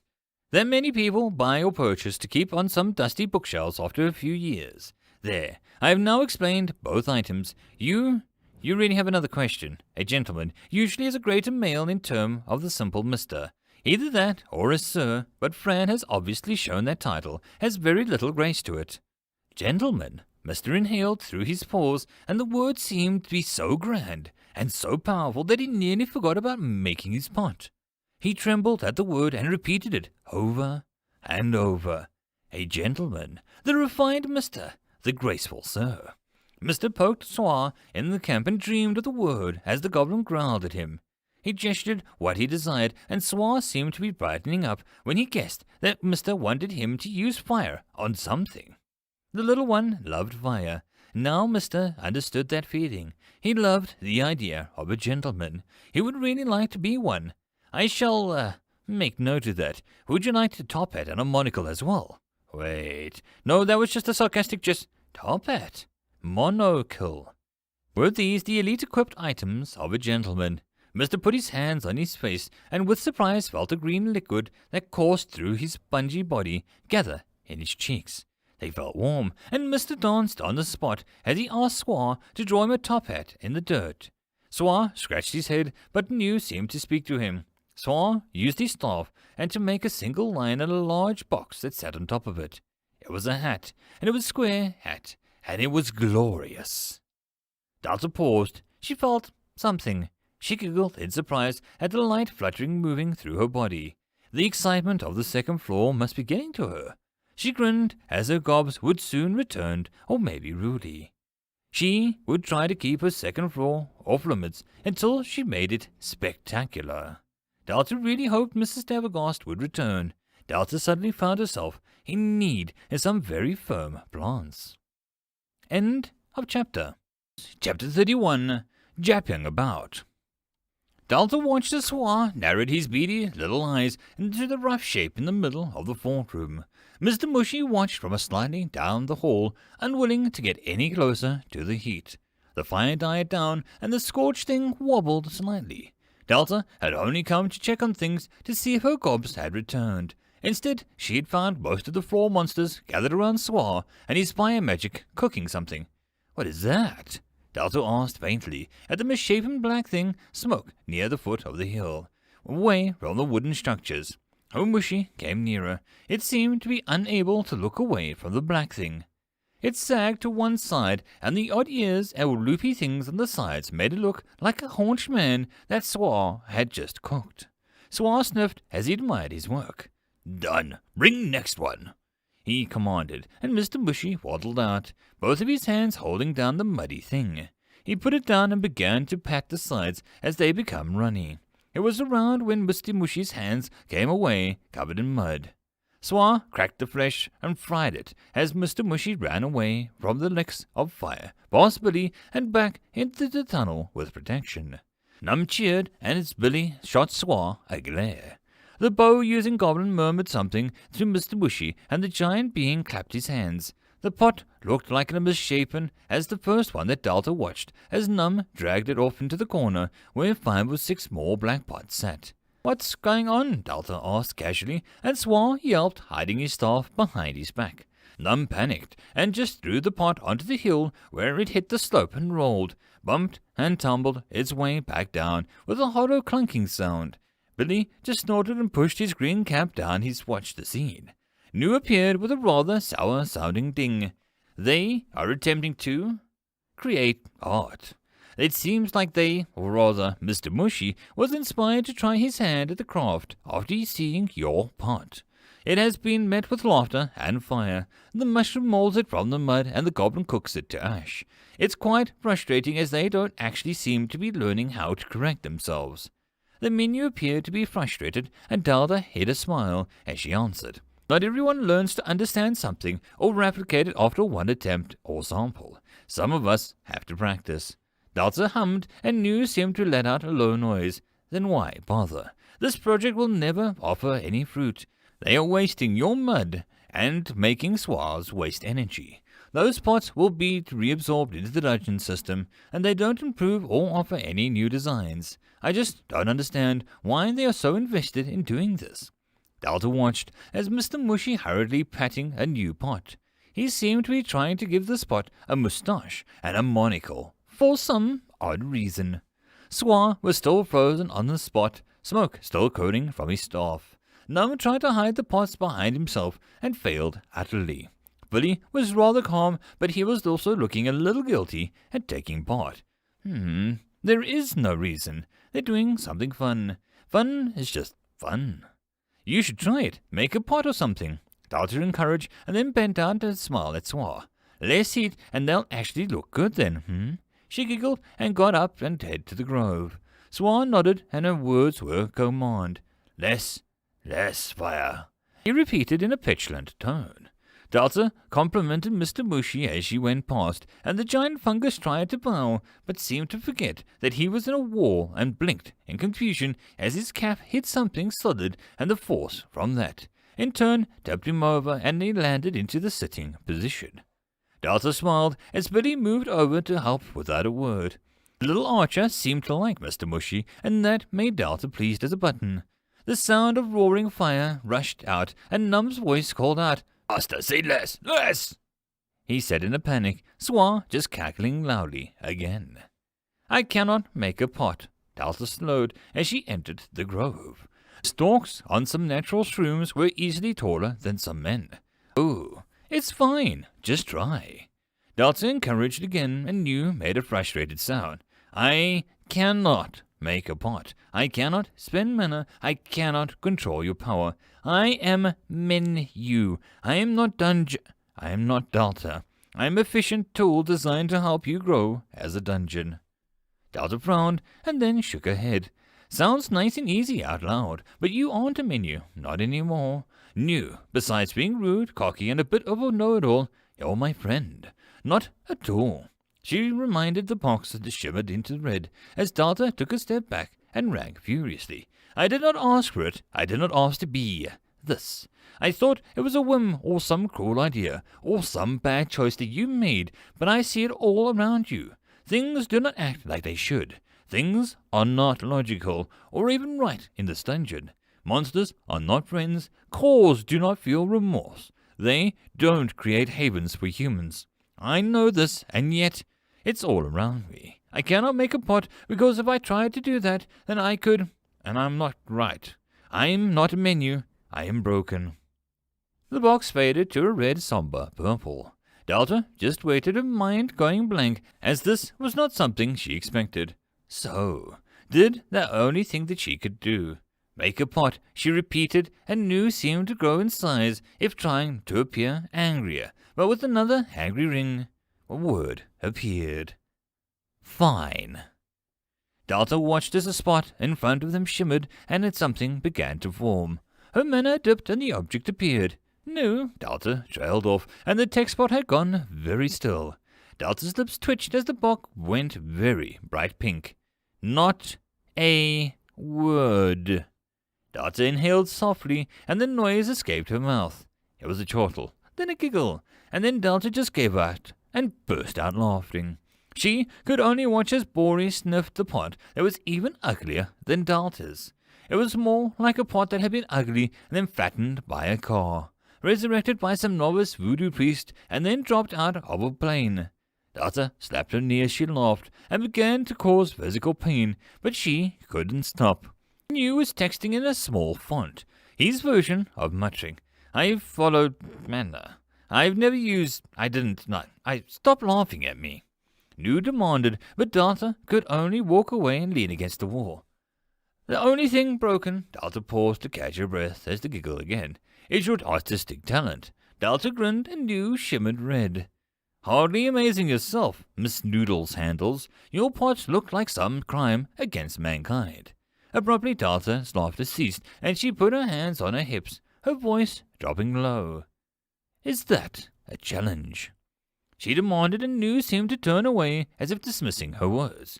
We don't have the manner to waste on such things. Delta shrugged, walking to meet the returning cobs. That's fine. We both know that means my pot is the better one, she said pleasantly, and Nu gave a mocking ding noise. If by better you mean more likely to make people cry, then yes, your pot is very much better. Delta hid another smile as if Nu followed her, bombarding her with criticisms and defenses of his own pot. Maybe he was broken, Delta didn't know, but he was a friend, and anyone that made such a big fuss over pots couldn't be wrong existence. Just funny, and Delta hoped that Nu would be understand one day. It was bad enough that one of them had a broke down every other day. No need to double up on this particular activity.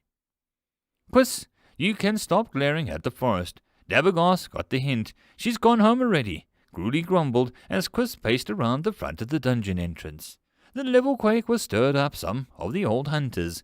Quiz knew any one of them could sneak past him if he moved too far from the entrance. It had taken some loss of temper that Quiz almost regretted to send people back home. Sure, most of them could break Quiz in some manner, or at least give him a run for his wizard hat, but no one wanted to start anything. Quist wiped some sweat from his brow as he remembered how a fight nearly broke out between himself and a rather stubborn capromancer. Then old Lady Josie arrived, and everyone sulked and went back home. I don't think it's just her. Could be others. They all got the rush, and we feel it as well. The manner around here skyrocketed. I won't be surprised if one begins to walk about near dusk, or half the teens become lush-struck idiots and try to conquer this dungeon as some made-up trial, or worse. Someone tries to influence Delta. Quiz snapped at Rudy, sipped down something that he was sure was semi-illegal in some places. He would control the dungeon, both the fool and the genius. If one could give endless supplies to a dungeon, but only one kind, then the dungeon would grow in that direction. The easiest path to follow, and the dungeon would follow it. Quiz hesitated after that thought, and Delta was no more score infant. She had a rational mind, and that only made it worse. Delta was so nice, and that Quiz knew that one hint of the villager just needed something, and Delta would leap to give it to them in the flesh. Hence why he and Rudy were outside. They weren't going to influence Delta at such a critical stage until she pulled the second floor of her own design. Durance had its share of characters, and not all of them could pass the Karma spell test. Not that anyone really could fail them anymore. Way too many ways to lie to magic and gods around these days. The races of the world really could do a lot of damage, but a few clinks of a coin. Monologuing is a sign of being broody, about to hit a chosen puberty or someone ignoring their friend. Rudy said lightly, and Quiz turned with a narrowed expression. I'm a broody bastard, what of it? He said impatiently, and Rudy rolled her eyes. She stood up from the ground, and Quiz couldn't ignore how much her eyes glowed, or how, additionally, defiant she was. Her arms looked thicker, and Quiz tried not to make it obvious that he's noticing the extra height in Rudy now. Not too much, but enough that he would have to adjust to meet her eyes. Manner. To many people, it was many different things. It was also one thing that was trouble. Most people got a high or a rush, feeling better than most of their life when they enter a mana-rich area, or a mana came to them. To orcs, they grew more bestial. More passionate at best, stubborn at worst. The drakes lost their snake-like features and began to walk around like rulers, like their ancient parents. Owls red, wood dark, and the old ones became more ethereal. Quiz knew a wood elf that was in the middle of building a Jolton battlesuit when the war shop got flooded with rare mana cloud. The elf had walked out of the workshop 3 days later, and his suit was a cloak. The things that piece of fabric did made Quist feel like a child with matches in his pocket. Halflings, the deeps, the plain tribe, the monsters, Quist rubbed his nose. The list went on to nearly all living things, and some even non-living, depending on what it was. Manner made them more or less, and they became capable of great things, but to those who were not ready, it was a drug. Rudy. She grew. Quist knew that being a halfling was never exactly easy. One could get lucky and get some ugly mismatched peaches, or really unlucky and get more.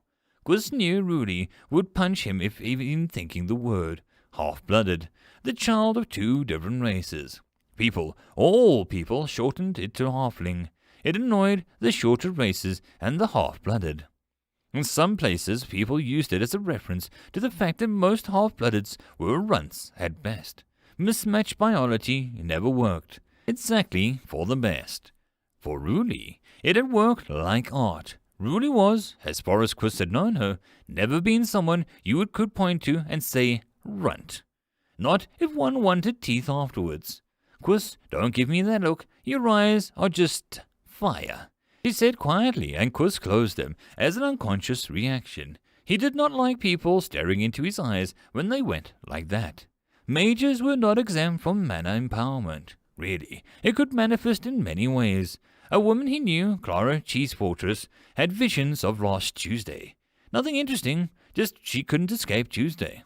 Another mage, One Sword Beast, could paint art, and even Quist felt moved by, but the man never remembered doing it. Himself, he burned. He burned if he did not control himself, and Quist would never let go of that control until that day came. Rudy patted him on the head like an affectionate pet.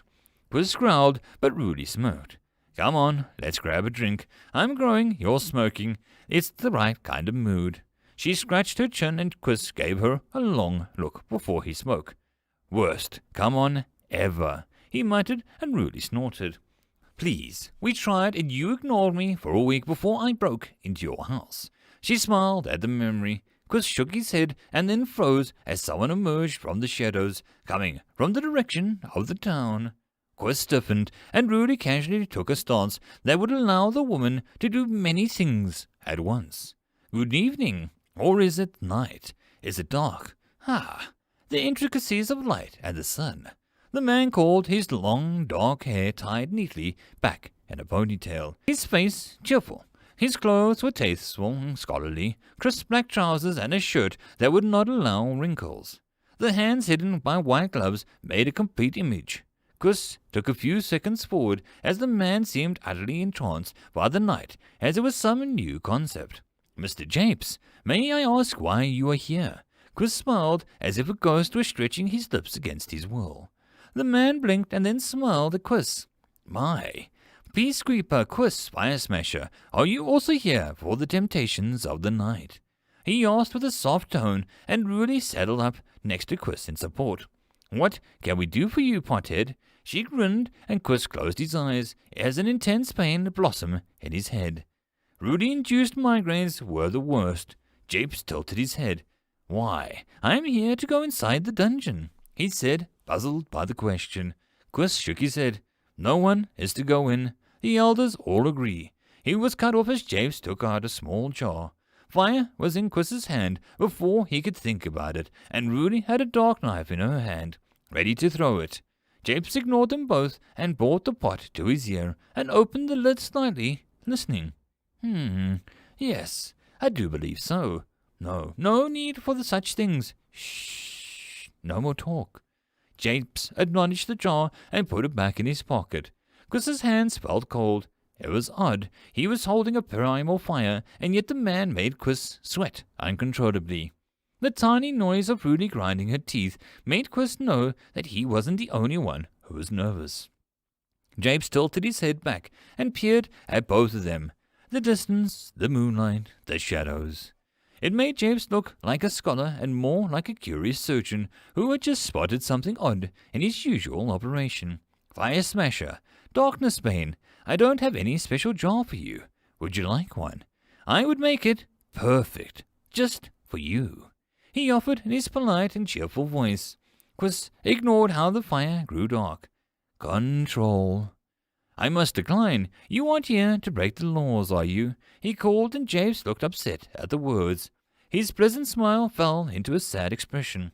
I would never. Rules are important. They contain society, and I can never bring myself to shatter such fragile things. He said if Quiz were to accuse him of doing such a thing, it would not be a good thing. Japes, the rule is that no one is to go inside. So end of discussion, Rudy snapped. The well-dressed man looked up and smiled. Of course, I live to help the law, like removing pests. He found this amusing, and had to cover his monstrous grin that stretched inhumanly across his face. It took a moment, but Japes's face returned back to normal. Quiz had the next 31 spells ready in his head to chant, but the words squirmed inside like invasive worms. Pests, echoed Quiz, and Japes pulled out another jar. This one looked odd, like it was made more from an animal hide than a mud or ceramic. Japes put the jar to his ear. I see. Master Delta needs you. Shh. I am trying to take you home, but sadly, my little green friend, I'm not allowed. I shall try again tomorrow. He promised as the monstrous grin. Quiz's fire went out, and he pulled on a weapon that was far worse. His badge. Japes frowned at it, and his playful look melting away as liquid clay. Release the goblins, or I will arrest you. He warned, and Japes raised an eyebrow in curiosity. On what charge? He smiled, and Quiz smiled back. Destruction of the dungeon, he stated, and Rudy shot away from Quiz as if he just slapped her. Japes lost all facial expression, and the blank canvas of his eyes and flat mouth were the scariest things yet. Quiz forced his voice not to tremble as he carried on. By taking those contracted monsters, you are halting the progression of this dungeon here.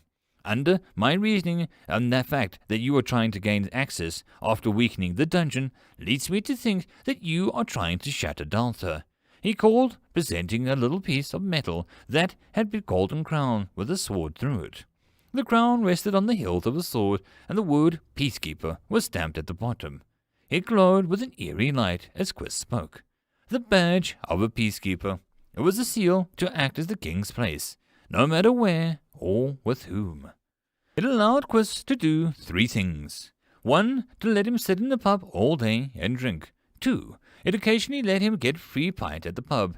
And 3, it allowed Quiz to summon a member of the Royal Guard with one-time use of teleportation rune that would most likely take Quiz's hand off as a cost. A Royal Guard was not a toy soldier to annoy or for favor. To have one on beck and call was a responsibility, and the fact that the badge would kill anyone who tried to use it without the proper authority was another little, fun thing about it. Japes, without a word, smashed the jar, and 2 cursing goblins fell out and rapidly vanished spaces. Japes bowed stiffly and turned without a word, his back bulging slightly and his body twitched. The goblins fled into the dungeon, to home. Rudy sighed, dropping back to the grass, finally breathing. Fricking demon spit! What the frick? She demanded, and the badge glowed with some warning. Squiz snorted and pocketed it. Calm down, I wasn't actually going to use it. A royal guard is summoned, but I don't get to choose which one. Trust me, we don't want to be bringing Zale here. It'd be better just to cut off our own heads to save us the trouble. He grumbled, Japes the potter. What had the man wanted? He sat down, all thoughts of the pub gone. Here. Rudy offered her flask, and Quiz took a swig without asking what it was. It burned, and then froze in his throat. Does your mother know that you stole her Devonshire wine? He asked casually, and Rudy smirked with an answer as all that he needed. Colin Javin Japes inhaled and tidied himself up. He twitched again as the wrongness increased. He put his hand on the wall at the nearest building to ride out the agitation. It itched at him. Curve up, smooth down. He repeated and walked ahead as the manner made his unique sense go haywire. It had never acted up before in this town, a blessing, but now it itched. He took another deep breath and scrubbed his face, annoyed at the lack of control. The goblins had simply startled him, and he didn't know why he just didn't let them go. Old habits. Why let hostages go to waste? Oh, those were the days. But now he was just wanted to make simple pots, and someone was making him itch. Someone, somewhere, was making a mess of his art. Mr. Mushy hummed as he slapped 2 pots together and made a new handle on the new creation. It was a gentlemanly pot, an extra handle to be helpful for those to carry it. Mr. Mushy was pleased, and Swa got better at fire, only slightly burning his new pots now. He couldn't wait to try making a pot with no bottom. It would be so glorious. End of chapter. There is no epic lucha, only puns. Chapter 32. Catch and Missed. Delta hummed as she eyed the massive room. It was a blank slate, the roots covering the floor, breaking into parts of the smooth dirt floor, crawled up the walls and stopped just before the ceiling. To Delta, this room was bright as day, and she knew that it was in total darkness. Delta pretended to adjust goggles. Amazing. This tech is so advanced that I can barely tell that we're wearing any. Can this surpass the wooden cog? She mocked in a deep voice and shook from several stealth games that she had played. Stretching, she walked forward, and her current pace she would hit the end of the room for some time. She was used to the tight halls or the grove, or even the bottom of the pond. The space was so much more that Delta actually felt a little like a mouse that had left the safety of her cartoon mouse door. Ho and Gob came back a short while ago, and they seemed pretty angry, but they didn't want to say what was wrong. Hob looked like he was about to punch something, and Gob was just bowing his head and dropped what little offerings they had. Delta could have pushed, but the goblins immediately left, almost with a yell. And did another spider attack them? If everything Delta had learned about goblins was true, then they didn't like being losing. Delta frowned and turned to the back stair room where her core sat. They'll be fine. They are, in some limited way, immortal. New, never-practical box reminded her, and Delta crossed her arms and sighed. So, dying is not going to help anyone. If they might come back changed, or they might get cocky because of it. I have to pay for them, which isn't cheap, and whatever killed them might come looking for more sources of where they keep coming from. Delta said aloud and New dinged in surprise. Yes, that is all very correct. I'm impressed by your reasoning. Delta gave the box a look. I'm not a total airhead. I don't want them to die because I don't want them in pain. If they told me they would be coming back to life was torture, I am not sure that I would bring them back ever. Not if they suffered. And all that other stuff is just because, I guess, that I just thought that I didn't need to remind you that I care about them every time. Delta pointed out and stopped his steps. New was silent for a moment. No, you need not, and I am supposed to be good at learning and adapting. Shall we get on with business? The goblins will tell us when they are ready. Not a concept that I am used to, but it shall be educational. Delta smiled as New began to ponder to himself, little boxes appearing around the main box to contain side thoughts and random numbers or symbols. New was what would be for some while upset at his evolving nature. Delta didn't know what it would be like to gain awareness. She had always had it, to her knowledge. Distracting him, even for a while, with tiny things like the nature of goblins and building a jungle in your second-floor basement was something that Delta really didn't mind doing. She opened the list and looked at the jungle room options. Jungle room allow you to regulate the temperature to a range of mild, warm, humid, and hot, 15 dp. Allow you to change the ceiling into an image of the sky, 13 dp. Allow all tree saplings to grow at much faster rates, 25 dp. Allow the river to be poured through the middle of the jungle, 30 dp. Construct more objects or create to unlock more options. Delta saw that it wasn't too bad of a list. And to begin with 69 mana out of the 70 now with a new room and 32 dp. Delta had some options, and Delta liked having options. She turned slowly and tried to imagine what she wanted from this room. What function should it serve her? And challenging the adventurers, slowing them down as much as possible. Filled to the brim with entertainment or mini-games. Should it be anything dangerous about it?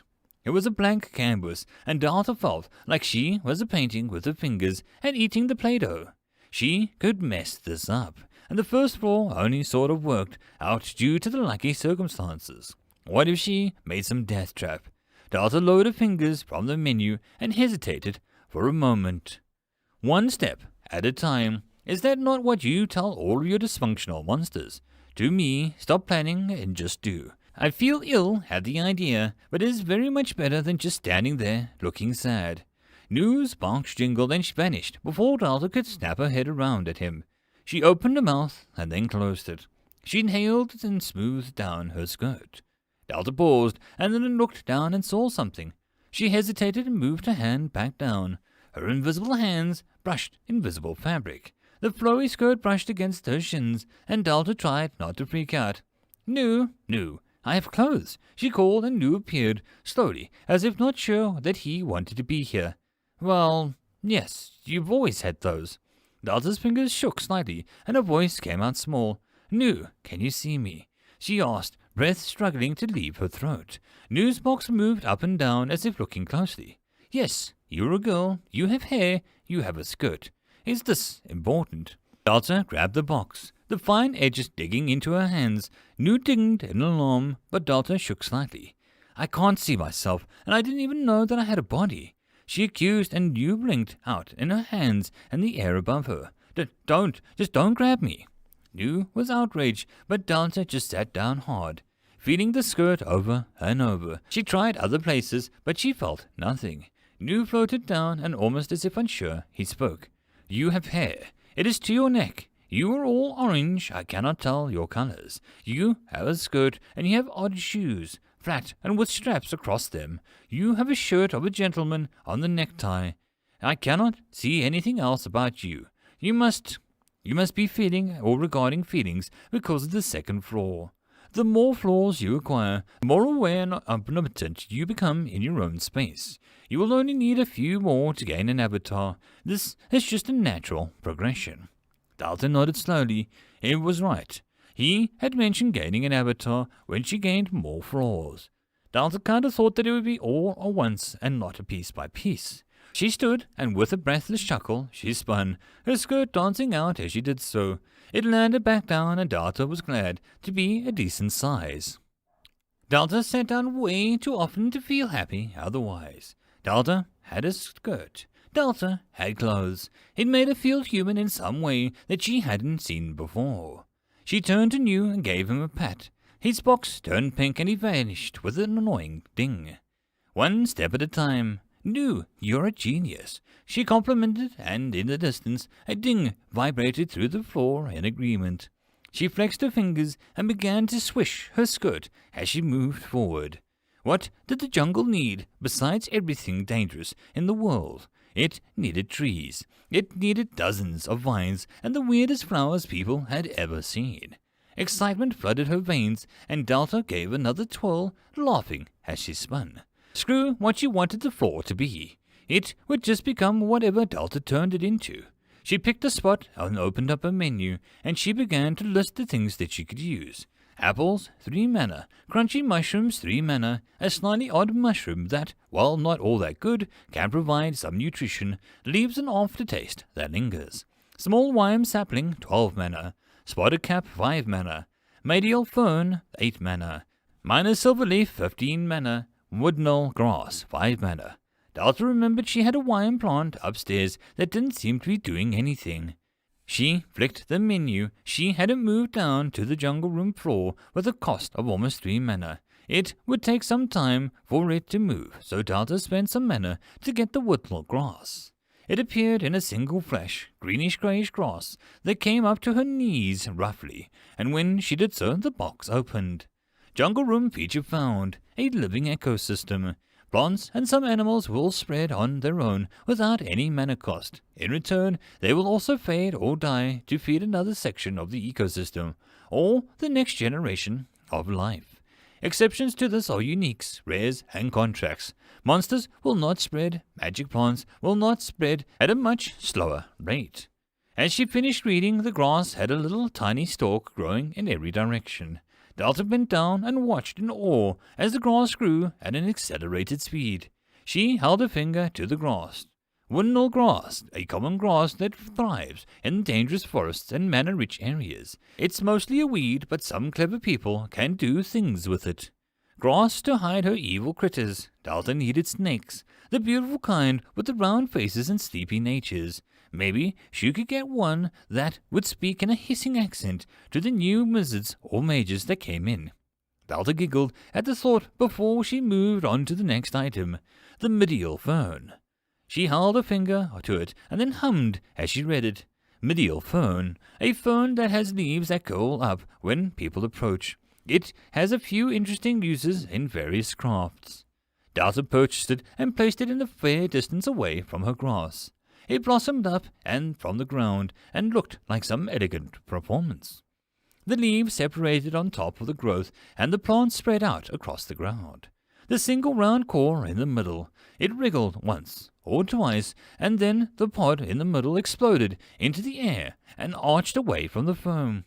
A few moments later, the pod landed and rolled for a moment before it wiggled and the roots pulled it underground. Delta walked over and peered into the hole with wide eyes. Then another fern began to grow. The pod of the new fern was smaller, and it wouldn't be ready for a little while. Delta's jungle was kick-ass, and Delta moved to the next spot, already readying the next one. She stumbled as something rumbled. She spun, and she saw that the wime sapling had finally planted itself from the previous floor. Except it was now exploding upwards into the ceiling, its soft green skin turning into a wooden bark, the large, lush branches spreading out, and the shaking subsided as it dropped slightly over the entrance of the door, as if shielding those who wandered in from the sky. Delta stood there, stunned, as the tree rustled and the soft green powder fell from the branches onto the ground. Delta hastily put her finger onto the trees. "Please don't poison people," she repeated, and the box opened with a sarcastic ring. "Wime tree, a rare tree that makes many odd conditions to grow right. Due to being in a dungeon, you skipped many. The tree can grow in many directions and sizes. Its wood is rather hard. The green spores spawning from its branches act as a natural health booster. It provides small bursts of green mana and enhances the body healing speed. I don't need to tell you that the tree has many uses. It does seem to be somewhat needy, and the ground has deep roots. The max that you may have is 4 in this big jungle room, and 1 per normal room." There were many questions, and Delta just blurted one out. "Mana has colors, not just blue?" she asked, not sure how she felt about her sacred mana bar being tainted by other colors. Red for rage and yellow for dexterity are acceptable, she guessed. Mana is many colors. Your mana is orange, obnoxious to a cherry for such an odd color. It suits you. Delta pinched the box with 2 fingers, and Nu let out a shrill bell noise as he blinked away. Delta smiled and looked up, and she held eyes, and odd powder fell down occasionally. Nu was right. Some of it was orange, and it looked so at odds with the rest of the tree that Delta could relate, as something didn't belong or act right, but tried its best. Delta turned and saw the woodmill grass was slowly spreading over the area, and another medial fern exploded somewhere. It was good, but she still needed proper trees.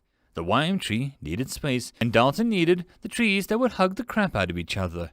With a shrug, she closed her eyes and thought of her favorite and iconic forests in her youth. All video games. Delta was sure that she didn't do for real forests, except now that she was building a jungle. What features made them memorable? Mazes, horrible fetch quests, poison ninjas, tigers, dinosaurs, growling noises. Delta grimaces and tried again. What made them memorable in a good way? Something struck her and Delta blinked. It sort of went with the maze idea, but they weren't tied together. She opened up a menu and began to mess with options.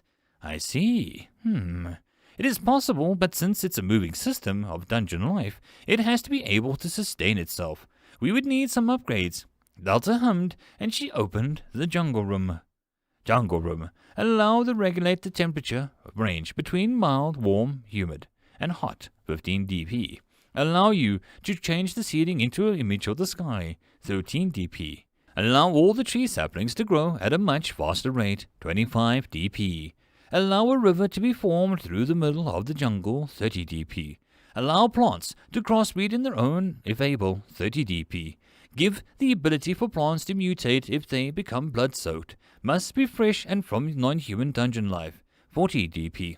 Allow you to create areas where plants do not overgrow, 20 dp. She had the beginning of a plan.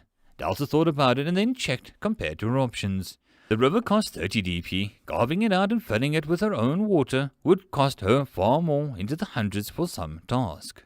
That one was no-brainer. If Delta wanted to abuse her endless source of water and lack of airflow to any outside world, she needed to also gain the ability to manipulate the heat. When the heat and water came together, she had her first obstacle that would make her homage to one of her most played games. If nothing else, it would allow her to level to have an advantage over any monster that it made in past ran. Unless it was a mist monster, then she was just screwing herself over. Delta purchased the river and watched as the ground from one corner of the room began to hollow out towards the far corner. Like some invisible monster devouring the soil, it carved a clean basin.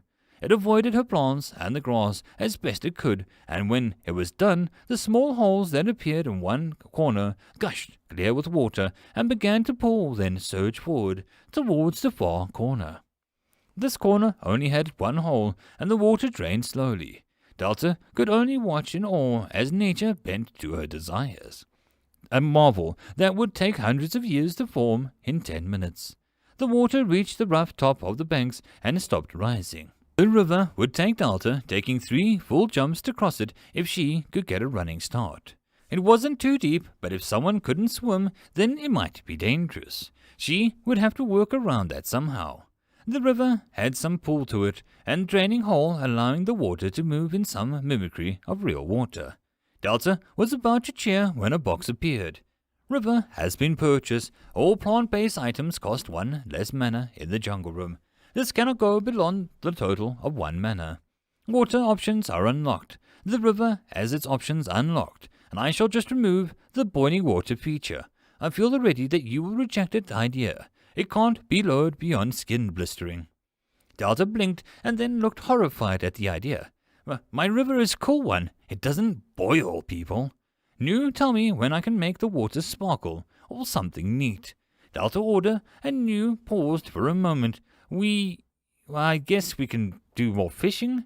Not much other options unless we begin to get creative. Delta thought about it, and then looked above, imagining her first floor. Her mushrooms had a good idea, but it was so lazy to reuse platforms so quickly. Delta thought about it, and then paused. Rivers. Platforms. Her mind was set by images of spinning fruits, magic wooden masks, and spinning marsupials. Nu, tell me, how much would it take to get platforms that move up and down the river, and sink after you stay on them after a moment? She asked aloud, and Nu took a moment to think about it. The costly thing would be to make the platforms be endless. I suspect that we need some form of enchantment or room rule. Would you like to see the rules? Delta eyed the box with suspicion. Will it break the bank? She asked slowly, and Nu only glowed once. Delta sighed, and then nodded. Enchantment or rule-making. A dungeon core may apply special rules or effects to a room for a cost of mana and DP. An example is that a door may only be opened with a specific key. This will prevent lockpicking. However, someone may simply blow the door off its hinges. The magic only works in so many ways. Layering enchantments on the same object make the cost of enchantments rise beyond reasonable cost. It is best to create your idea with less amount of enhancements as possible, and accept nothing will be foolproof. For example, if you wish to make 3 platforms floating down the river reappear at the start once they reach the end, it'll cost 50 mana per platform, or 25 DP. Keep in mind, if you were to enchant the river itself to make any object reappear from the end to start at the beginning, it takes around 600 mana, or 300 DP.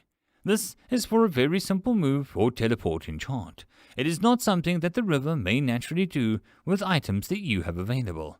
Delta winced and pondered it. I can't afford that, but people need a ways to cross, don't they? She said weakly, and Nu only dinged. Says who? The only rule is that your core is not blocked off from the things that are humanly possible. be it of mind or brawn. If one cannot swim, then what is their weakness? Not yours. If one cannot sing, then that is their own fault, not yours. And if one cannot knit, then it is their own weakness, not yours. Delta paused. That feels mean, she admitted, and you seemed to chuckle. It feels fair. If you are defenseless when all else fails, and there you're open to trial and error. Normally, it is just error, and you have the nice dungeon thing.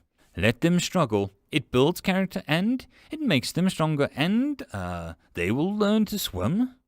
Delta flat stared seemed to make Nu shrink a little. I just want them to fall in the river. Delta sighed and patted Nu, her objective. You're a cat. A game system turned aware and turned sarcastic. What if someone drowns? She asked, voice pointed. I shall put a sign that says, Caution, deep water, before the river. If that fails, I shall put another sign a bit further away that says, Caution, words ahead, read them. If that fails, I shall put a sign across the river that says, Caution, if you're wet, you were warned. I like to cover all of my potential areas. Delta threw her hands up in the air, growling at him. You just can't throw signs at everything and expect it to be covered. She argued, and Delta felt a fizzle in her manner. A sign appeared before the river, and it read as followed. Caution, splinters on the sign, please help yourself, Nu. Delta inhaled and exhaled. It was stuck with a passive-aggressive menu system that was having an existential crisis. Delta prayed for strength that she just made a rough fallen log out of her manner, and then landed clumsily and rolled a few times as it seemed to find a good hold and land and became still. It was a bit of a thin and wouldn't take that much to break if someone tried. Oh yes, I would very much like to see people fall off the log first and then into the river. Delta grabbed Nu and threw his box into the river. He simply floated out, untouched. Delta would need to break into his system and tickle him or annoy him, or have someone do it for her. She knew exactly who would be perfect for the job. Oh, Mr. Mushy, she called, knowing her monster could hear her. Nu vanished instantly. Delta smirked as her cute mushroom made Nu run. The endless questions, the endless curiosity just drove Nu mad. With some peace, she had only 2 tasks to do before she returned to the first roar. She took her time to fill up the river with her 4 types of fishes and her tangleweed, the crayfish, the yellow-belly cod, the white-tailed fish, and the little finned guppy. If the room's nature was true, then they spread on their own. She put her head into the water and watched as their tiny guppy, swimming as fast as it could, glowed once, and then some scaly cell split in 2. Delta was reminded of a movie, No Time for Sex. If she ever made a humanoid that could reproduce like this, would they come out each of the ribs? Delta made a sour face and wondered if God had been like this, trying not to look too closely as things happened, just placing an apple tree and telling Satan to stop being a snake. Was Nu her Satan? This raised way too many questions, so Delta quickly moved on to her next task. She opened her menu and pushed the newest monster option. The space before her rippled as the flesh came into view. It was slightly hunched over, but its height was that of a small man or a tall teen.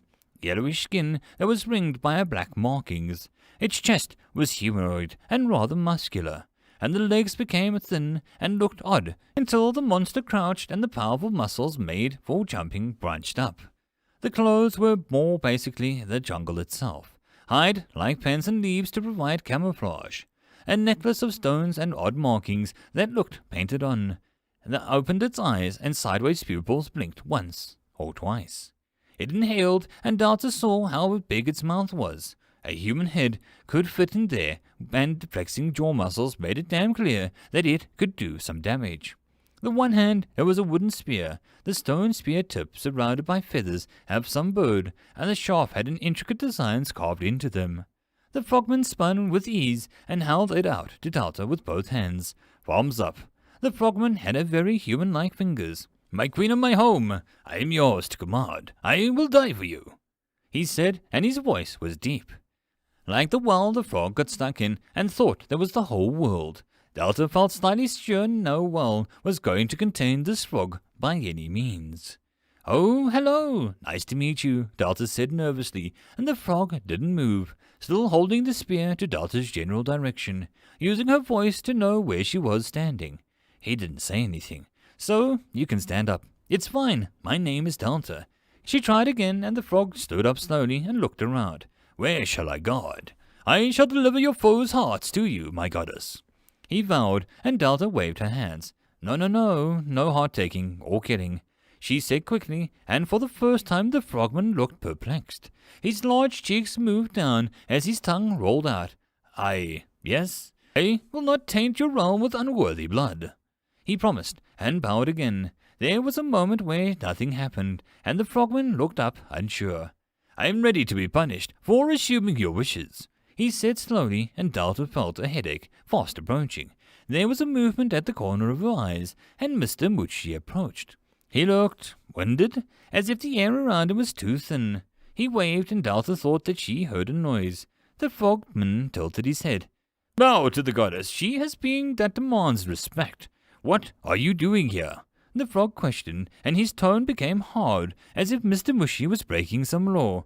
"I called him here," she said, and he froze. Mr. Mushy handed the frogman a misshapen pot.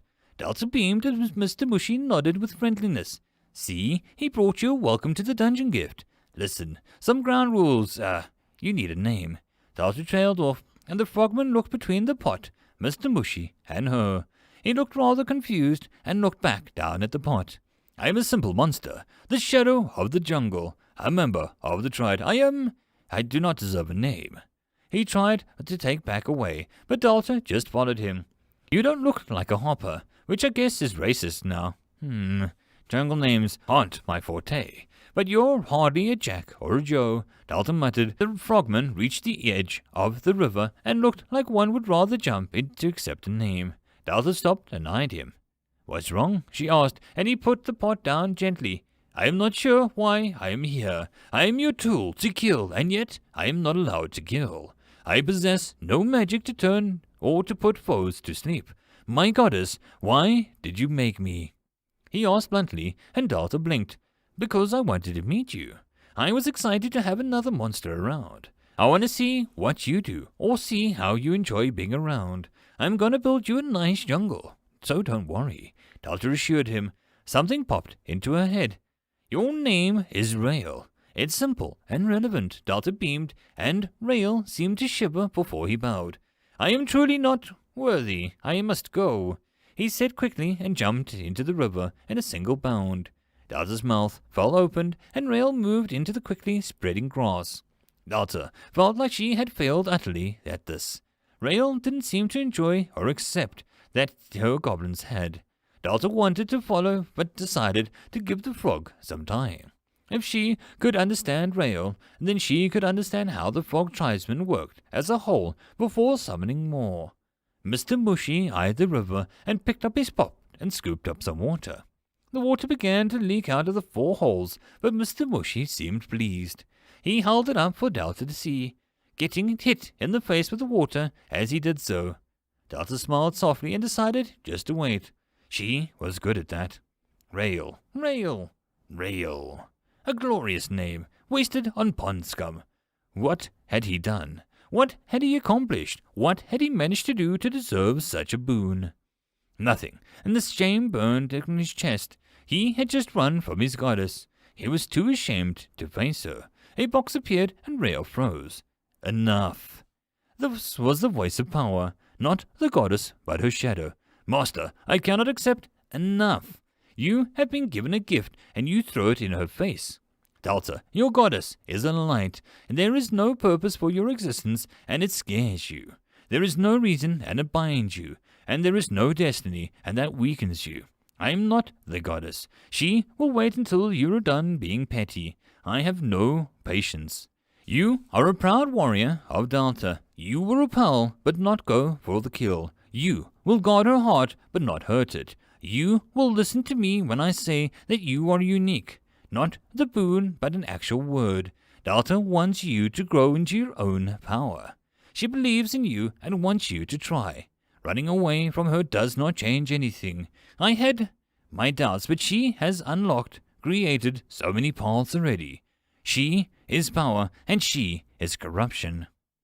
Rael watched as the box went blank for a moment. Delta makes you want to be better, and we are not designed for it. We will try anyway, because it hurts her if we don't. Be the warrior you are meant to be, but don't rely on Delta to force it. Now stand, Rael. He stood. How could he not? We are wrong. We are not logical. We are dungeon, and yet we are free. We are Delta. We are Delta, he repeated, and a sense of peace fell over him. It was okay. He didn't have to understand. Rael blinked as he felt Delta's warmth inside of him. It was okay to be a little wrong. That was the warmth told Rael at the moment. He struggled to fit the purpose into acceptance, but he stood regardless. Now go away. I have signs to put up. He bowed and walked slowly back to where Delta was still. He could hear the gentle voice talking to the walking fungus. Yes, the mushroom was right. Not just a goddess, a mother. But he was just not a child, but soon he would grow into a worthy warrior for her. He, Rael, first of his kind, avowed it. This time the words really felt more powerful in his heart, which began to beat louder. End of chapter. There is no epic lucha, only puns. Chapter 33, The Curious Container. Vass watched as Master Japes' newest creation formed with a particular agitated feeling. Vass didn't know what was causing the Master to feel the way he did. In Vass's time, they had never known Master Japes to be anything other than slow and methodical, sometimes a bit happy as his old stories of his old days. The Master had his odd smile when he spoke of those days. Vass saw the Master turn the pot over and sigh, letting the new pot fall from his hands and onto the floor.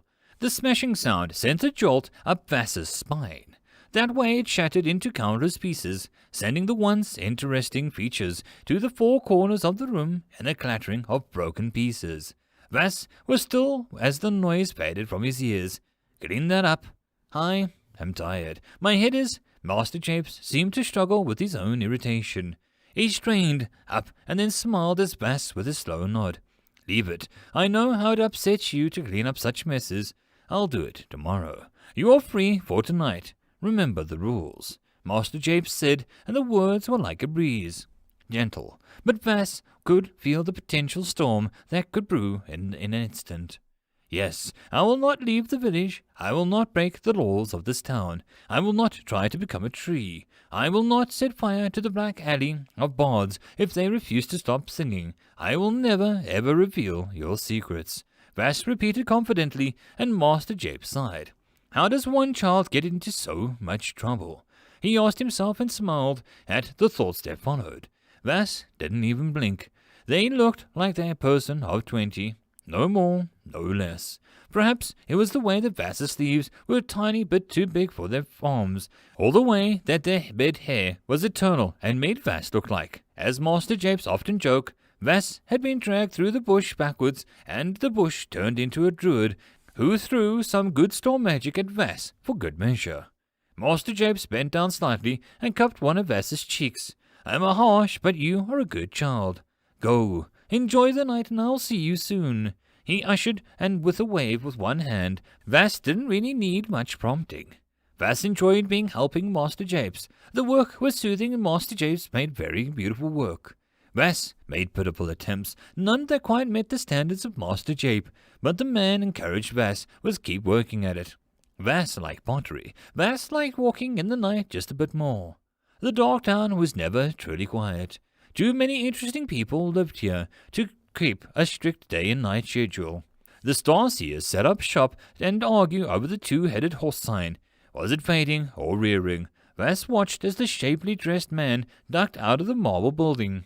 The glint of a fang made Vass tilt their head. One, the banker, a dangerous man. Master Japes had said so, but told Vass that he had nothing to fear if he remembered to be respectful. Out of your nightly stroll, are we, apprentice Vass? The banker asked as Vass took in the moment to appreciate how similar the names were, like two pieces of pottery that had been inspired by one another. One wasn't the man's real name, middle, fake, or even the accurate name. Vass knew to call him Mr. One because everyone did. and Vass had asked why he was called that once, and Master Japes just pursed his lips and said not to ask, or Vass would be cleaning clay dust off the walls for the next 3 nights. Vass never asked again. "Yes, Mr. Von, I hope you have a good night," Vass said, bowing their head, and the man chuckled as he moved away. He seemed to aim directly for a small bar near the end of the street. "I always do, young thing," he promised with a rather spectacular turn of his large coat, vanished into the building. Vass read the sign, "The Milk Glass." Vass nodded once. Having read it every night, it seemed like a nice enough place, but Vass had no such desire to drink milk like Mr. Von. Instead, Vass continued down the road, stopping to pick up a few things from the people had dropped. A knobby potato, some used matches, a broken wheel for some cart. Vass picked them up and put them into a small bowl on this side. Vass plucked a dangling apple from Mrs. Dabbergast's garden. The tree hissed, but didn't really do anything. Vass sighed and longed to be a tree. They seemed to have such interesting lives. Using one hand, Vass swirled the knickknacks together, and a bowl was not theirs, but Master Japes. It was a special bowl, if Master was to be correct, which he usually was. The wheel, the potato, the apple, the matches began to blur together, and the bowl glowed slightly. The magic began to change, and the object into a singular object. It was some rubbish vegetable on a wooden stick. Vass used one finger to move it, and the odd thing spun with a sticky-like wheel or a windmill. The bowl let out a sigh as the magic faded for the night. Vass liked making things. Even the mixing bowl let Vass create things. Vass began to slow down as the house appeared. Vass clutched the bowl and the most likely flammable vegetable in both his hands, and there was no lights or any sign of life. Vass felt an emotion stirring, and they quickly rushed over and placed the vegetable near the door. The clean place was on the little mailbox, so Vass put it in there. They turned and ran, ducking into the usual hiding spot. Feeling dizzy, Vass could only watch the night went on. Then Quiz appeared. Vass felt their tongue go numb as Quiz picked up the odd vegetable. Quiz muttered something and peered around. Vass's chest hammered, and, in panic, they became unliving. Vass ceased to Vass blinked and saw Quiz had gone inside. Sighing with relief, they moved away before Quiz reappeared. Twice in one night would be too much. Master Japes hadn't warned Vass of how their chest would hurt or how their head would go odd around the peacekeeper. Maybe it wasn't supposed to happen. Vass thought about that and then shrugged. Supposed to or not, it happened, and Vass relished the feeling. If they could be a tree, they could watch Quiz all day. Trees had that sort of free time. Vass needed to move around the puddle in the road. Old habits die hard. "Hey, you!" a voice called, and it came from the direction of the house. Quiz's house. Vass turned and saw a woman coming towards him. Ruli, a friend of Quiz. Quiz, as she knew, was Quiz, and she would tell Quiz that Vass had been near their house. Vass panicked and ceased to They blinked once, and Vass saw that they were no longer in the middle of the road, but instead inside of a pub. Ruli draining her jug of drink and burped. Vass shrunk in on itself, and Ruli eyed them and smiled. "Oh, you're alive. Was thinking I scared you to death," she said by way of a greeting. Vass looked around and saw other people were drinking, but no one paid them any attention. Perhaps it was the man who was stacking glasses on top of the ominous, cursed-looking statue. Maybe it was the barmaid who split herself into 3 for a moment to serve drinks before becoming one again. Whatever it was, Vass was not exactly eye-catching in this bar. "Sorry, just didn't want to leave you in the middle of the road. You're Japes's pet, right?" Ruli asked with a little tack. Vass nodded and made sure to hold the bowl tightly with both hands. The master would be angry if Vass lost it. "So, what's the deal? Why is Japes being such an ass?" Ruli asked loudly, and Vass had a flash of the rules in his head. "I cannot say." Vass tried, and Ruli popped some peanuts into her mouth. "Right. Serve until you die. Kinda your Gollum shtick, right? I'm not asking who he wears his dongs or his bottle speedos. I just need to know why he was so trying to get into the dungeon," Ruli said, voice going a little soft. Vass blinked and shook their head. I cannot say, Vass replied confidently, and Rudy rolled her tongue around as intrigued by Vass's words. She nodded as if giving in, and took another deep drink of her mug. I mean, I can ask Chris to come down. I'm sure you'd love to talk to him, Rudy said, smiling cheerfully, and made a motion to stand. Vass's body jerked, and they knew Rudy could see the panicked look on Vass's face. Damn. Calm down. You don't dare to be comatose on me again, she warned, and Vass tried to sink down into the chair. Music played through the series of fairies. Each one looked like they were about 50, smoked once a minute, and got drunk every night. Not Chris, Vass stammered, and Rudy raised one brow. Usually when people say that, I get where they're coming from. You? I don't think you're afraid of him, considering the tracks around his house and the smell of that weird thing that you left lingering in your hand. You're sweet on that old jerk, Rudy accused, as if Vass was being caught doing something unnatural. Maybe Vass had been. Did empty containers for their master's power develop feelings? What about ones that were filled to the brim of contained magic? Vass didn't know.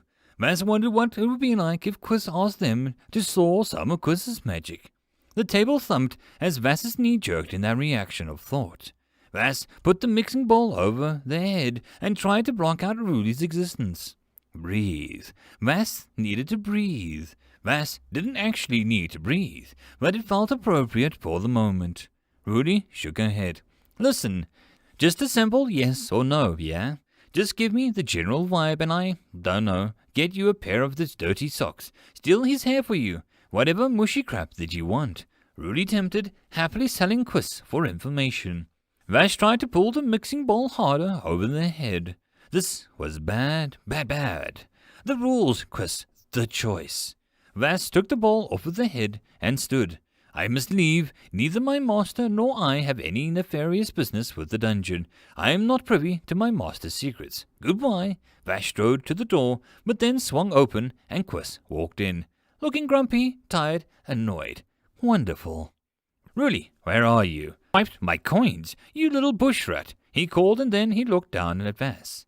Evening, apprentice Vass. Sorry, didn't mean to shout in your face, he said, and began to peer about the room. Vass's existence became a series of tightly controlled thumps. Music, glass, clinking, voices faded to Vass's beating core. Quiz was saying something, but it didn't matter, because Quiz was a fire, and Vass wanted to be a tree that could catch his light.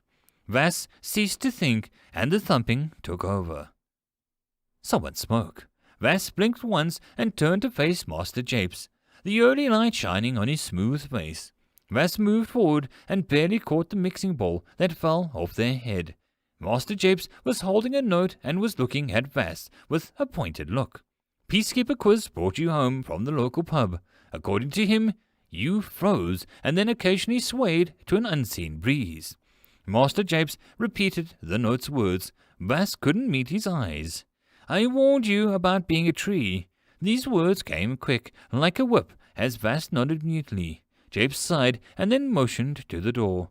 Come, we need to get ready. I have an interview with the elders. You can come, as I don't trust you to not stand there all day swaying. Master Japes smiled slightly as Vass blushed.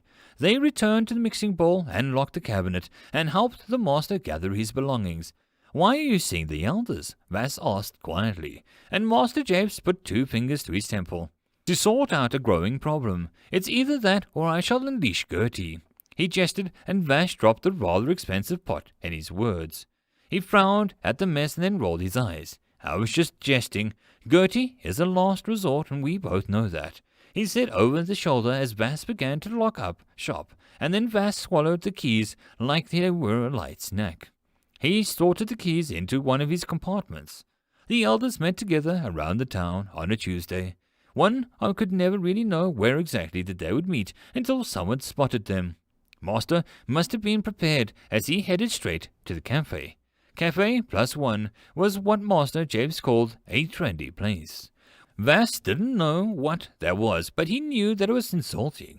The pretty waitress smiled nervously as Master Japes asked to see the elders, his special smile appearing slightly to hurry the process along. Vass saw that the wall was covered in with some odd posters. Don't have death in motion, grab a health potion. Check twice or pay the price. Missing a teleporter orb? Not even once. Be nice to the healer, damage class bias is not cool. The tables where people sat and ate were a little close. The tables where people sat to eat, little choose-your-own-adventure menus and forks that looked like odd tridents, while the knives looked something, as a novice might think, was good for rogues. The server behind the bar flicked something on his glasses, and then they switched from clear glass to a vivid purple. He nailed some wooden pipe that was not respecting mage, wood used, and tried not to cough as Master Japes glared. The elders near the back nodded as Elder Pick rolled his edible dice. My elven protester uses masses animal outrage. The Dark Lord loses 5 stats across the board due to sponsors pulling out of this campaign. He grunted and the elder Josie nodded, and she rolled. Not bad. I guess I'll activate my shape-shifting rock passive. I'll become a tropical gnome minority with one arm missing, granting me a 30% increase to my next 3 actions. Oh, hello, Jolyn, she called, and it took a moment for Vass to register the fact that she was talking to the master. My fair elders, I have to break up your weekly session, P-D-N-D-L-G-B-Q-E-D. But I must really talk about the access to the dungeon. Master James smiled charmingly, and Haldy mumbled something, and his giant troll wearing a princess tiara moved forward on the little pavement. We heard, challenging Quiz. I didn't take you for a fool, Elder Josie said calmly, and Master James bowed his head in agreement. He put his hands behind his back, and Vass saw how tightly he was holding each hand. Messily and rude, I agree. It doesn't change the fact that I am being plagued from the manor. Dungeon manor is never easy to readjust to, he reminded, and all the elders gave him flat looks. We're quite aware. Do you see us rushing in to cause trouble for the dungeon? Pick nearly ate these walls in his sleep. Haldy is, well, he won't say, but he's going from his eccentric to blotting. Elder Jose pointed out that she leaned forward, eyes deep yellow. The first few levels are the worst. They are meant to drive people into dungeons, blood-soaked ground. This was Basics 101, Japes. Level 3 will be less and level 4 will be hard. 5 to 7 will be a breeze, and then 8 will end up with me throttling the next person who annoys me, she murmured. Vass was trying to be a pebble. It felt like she was stuck between clashing titans, and Vass felt too scared to move. What if fair play comes? You think all those fools hyped up the dungeon manor are going to behave? The fair play will halt the dungeon and force it to grow levels. This will attract the juices that follows their muck, like flies to dung. The juices will run out of their fix once the manor die does not come until they're 10 levels, and then it'll turn bad. The calculators will come, and this dungeon will be dissected and harvested like a fresh corpse. Your king will allow it, and your queen will rebel, and civil war will break out again. Master Japes' face distorted into a monstrous visage that Vass's master kept hidden mostly. All 3 elders just listened. So concerned, I'm sure your heart is bleeding for Delta, Elder Josie said, with a blank smile. Vass saw her eyes were glowing slightly brighter now. I just want to solve my problem before it becomes an epidemic, and I have to leave, Master Japes reasoned. They all looked at each other for a moment. I don't mind. Permission makes all the difference, no? But you fought with Quiz, so you're getting punished. Elder Pick grinned, which made Haldy snuffle with chuckles. You, Jolyn Japes, are not to go near the dungeon. Elder Josie smiled, a real one this time. Master Japes looked a little frustrated, but hid it quickly. Then how am I supposed to solve my problem? He asked almost sweetly. All 3 of their elders looked at Vass. Master Japes also began to look at Vass. The sudden weight of the looks made Vass panic. Vass wanted to be a tree very much at that moment. End of chapter. Chapter 34. The Flower in the Pot. It's not what art offers or does not offer. It is about what it leads you to discover upon the road of practice. Every imperfection is a reflection. Every failure is a lesson. Every success is a quiet weeping of the soul as if it blooms. You see failure and ugliness. I see beauty. I see life. I see perfection. You are my success. Never forget this. When you are ready, you will know this, and I might even have the courage to tell you when you are awake. Jolin Japes, Master Potter, Lost Explorer, Father. Delta wandered the first floor, her company walking softly next to her. Waddles, you don't ask for much, be honest. I'm setting myself up for failure. Can I really make a living with people peacefully as an option? Delta asked, and the duck followed in a voice in the mushroom grove. He quacked, and Delta closed her eyes. The noise became feelings, feelings became numbers, and numbers became meaning. Her life, her existence, was based around numbers, and she began to see how things could be numbers. The things became more than just numbers, but they could also just be reduced to numbers at the end of the day. New handled nothing but numbers every second. Time, space, ratios, dimension, elements, predictions, abstract knowledge, sorting, and New did it all so easily. But to be fair, he struggled to see the joy in some very basic things, or meaning. Delta smiled as New popped up more signs around the dungeon. Well, maybe he could see joy in some things. Big Pig lives here, you have been warned, New. Delta didn't mind the drain of her manner. Even New needed a form of expression to help him work out the kinks in his awareness. She focused back on Waddles. His words were not so much clear replies, but impressions of his mind and a hint towards his intent. Waddles honestly didn't care for humans or peace. He just wanted to swim in his pond, mess with the fish, and make people have a bad time if it suited his mood. Waddles was an odd one. Delta didn't know very much about him. What he was doing before he was summoned, or if he was being before being magically conjured. Questions with no real answers. Delta smiled as Waddles flapped his wings a few times. That was Waddles for do what you want and people would deal. Inspirational. Thank you. Delta bowed her head slightly. Her gobs returning, and Delta watched as they dragged a larger spider corpse with them. Gob looked slightly sick but perked up once he saw the back of the dungeon space. Delta needed some anti-venom or something if the spiders came in force next time. Delta was honestly surprised that she hadn't seen more of them. They hadn't seemed very smart from what she saw for the last 3, but she could get careless.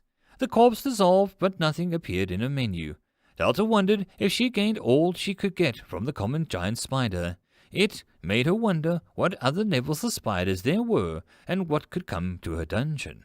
Obviously, there had to be some brood mother or a queen, and those were just staples across any fantasy that she had read or played. Delta paced as Waddles went to rest on B.R.E.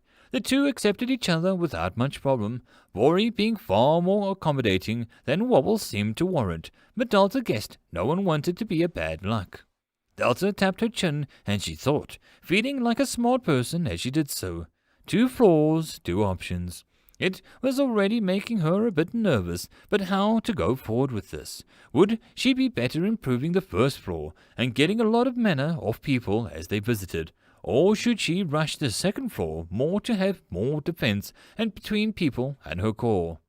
Improving the second floor had an appeal with a boss, secret rooms, challenges. But it was costly, and her only source of income was her wonderful contracted monsters.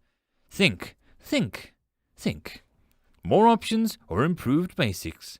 She asked aloud, and then, on the other hand, planning this sort of thing made her grin as her old gamer mindset kicked in. How wonderful! She was doing the passive playthrough with her own life. A better first floor gives more resources. Having some live trials going on would show us more weak points to gather data on and how to entertain better. Delta paused and chewed that over. What we need is people. From people, we need tributes and mana off of their bodies. For that, we need a lure, and Mrs. Dabergast has the grove. Rooley has the fishing spot. Guess we got Fran for challenging, and we need something for the others. We don't have anything for the treasure seekers. Delta slapped the first of the open hand. The shiniest of treasures do have the most blood-soaked chests. Dark. So, what can we do? I mean, this also brings up, what do you do if someone beats Fran and doesn't kill him? They don't get loot, so they're getting punished for obeying the rules, which is bullcrap. Delta sighed, and New screen blinked a few times. A boss chest, it is the most elegant solution. A what? Delta answered with a blink. New flicked through the menus and brought up 2 screens, a chest assigned and a map showing the boss room. Can you guess what I'm implying? You will never improve if you do not think for yourself. once in a while. New seemed smug at the implication of his importance, and Delta sniffed haughtily at him. Of course, the room upgrade system. It adds new options based on what's in the room. The campfire near the pond became able to cook fish a lot better due to the pond. A berry bush was able to help spiders dye their web. Ergo, objects, monsters, and a room can interact with one another as long as they share a space. Might take some time, but I'm guessing that if we put a chest in the boss room, we can bind it to Fran in some way then. She trailed off with a huge smile appeared across news took over. All we have to do is make the chest loot superior to Fran's soul drops, and the condition he must live for it to be opened, making those who seek to kill receive subpar rewards. People will aim for a win, and not kill due to the rewards. We turn their nature against them. Delta nodded, and then pointed at the grove. I want a chest in here. I'm thinking of making a special key. It might take some effort, but if I can make a pound by. She was cut off as New vanished. Delta turned to the entrance of the dungeon. She knew that voice. To me at all times, or I'll tell your parents so fast that the groundlings will transcend time and space. Rudy warned, and a timid voice replied. I do not have parents. A young person spoke. Delta blinked and honestly wanted to say male, but it was their features that softened the face too hard to say to a point. The hair was messy, almost like it was gelled to be so. The complexion was, Delta felt, dirt-covered, worked as the young person looked around the wide, curious eyes. It looked like the skin was covering a thin layer of clay dust. It wore a puffy white shirt and had a variety of stains and marks on it. Working trousers that looked more suited to a paperboy of some early city, and a round black shoes. All in all, the little backpack it carried just made Delta's heart melt a little. Ruli ran a hand through her thick black hair and looked tired. Your master then, or either or, she amended, and another voice came from the entrance. Hello, Delta, it is I, Dio. An exuberant young man shouted as he slid into the dungeon as going for first base. Following behind was another familiar face, a rather angry young man from before. Ammonster. Yes, I'm sure the dungeon's conscious could really forget such volume, he added with a wry tone. Dio grinned and turned slowly as if trying to make sure Delta saw him. The young person blinked at them. I am not sure why we are here. Miss Darknessbane, I don't really know why I'm here, it added as if an afterthought, and they looked honestly confused as they examined her entrance hall. Rudy's fingers edged towards the flask on her hip, and she resisted at the last moment. You're here to solve your master's problems. Peacefully. Dio and Ammonster had a school report, and Dio wanted to do it on the dungeon, and, to be honest, I ran out of wood for him to chop for his punishment, and Ammonster needs to lose his edginess before he unlocks the goth class. Rudy said bluntly. Dio jumped from foot to foot, and Ammonster glowered. Delta had to guess that she felt so unready. Billy the Ranger came rushing down the hall at her urging. Rudy waved at the person with no name yet, and jumped back in alarm. Yo! Billy, was it? She asked, and the quiet gob nodded. Dio rushed up and held out a hand. Is Num around? He said, shaking the goblin's arms so hard that the creature was lifting off the ground. Billy adjusted his hat, which had been thrown sideways by the question. He merely pointed down the tunnel into the gloom. Dio turned to Rudy and seemed to silently beg for them to hurry up. Rudy shook her head as if this was not what she had planned to do for the day. Hold your magically empowered horses, Delta. This is Vass. They're, well, a resident of Durance. It's here to look for something that's bothering its master. Vass, say hi. She nudged, and the person it bowed its head. Greetings, Great One. I am Vass, the tool of Master Japes. I'm here to look for pottery or vase-related incidents in the dungeon. I like trees, fire, naming pots and planting seeds for new trees to grow. Vass lifted its head and looked shyly up at her ceiling. Ruli muttered something, and Vass looked up at the frozen.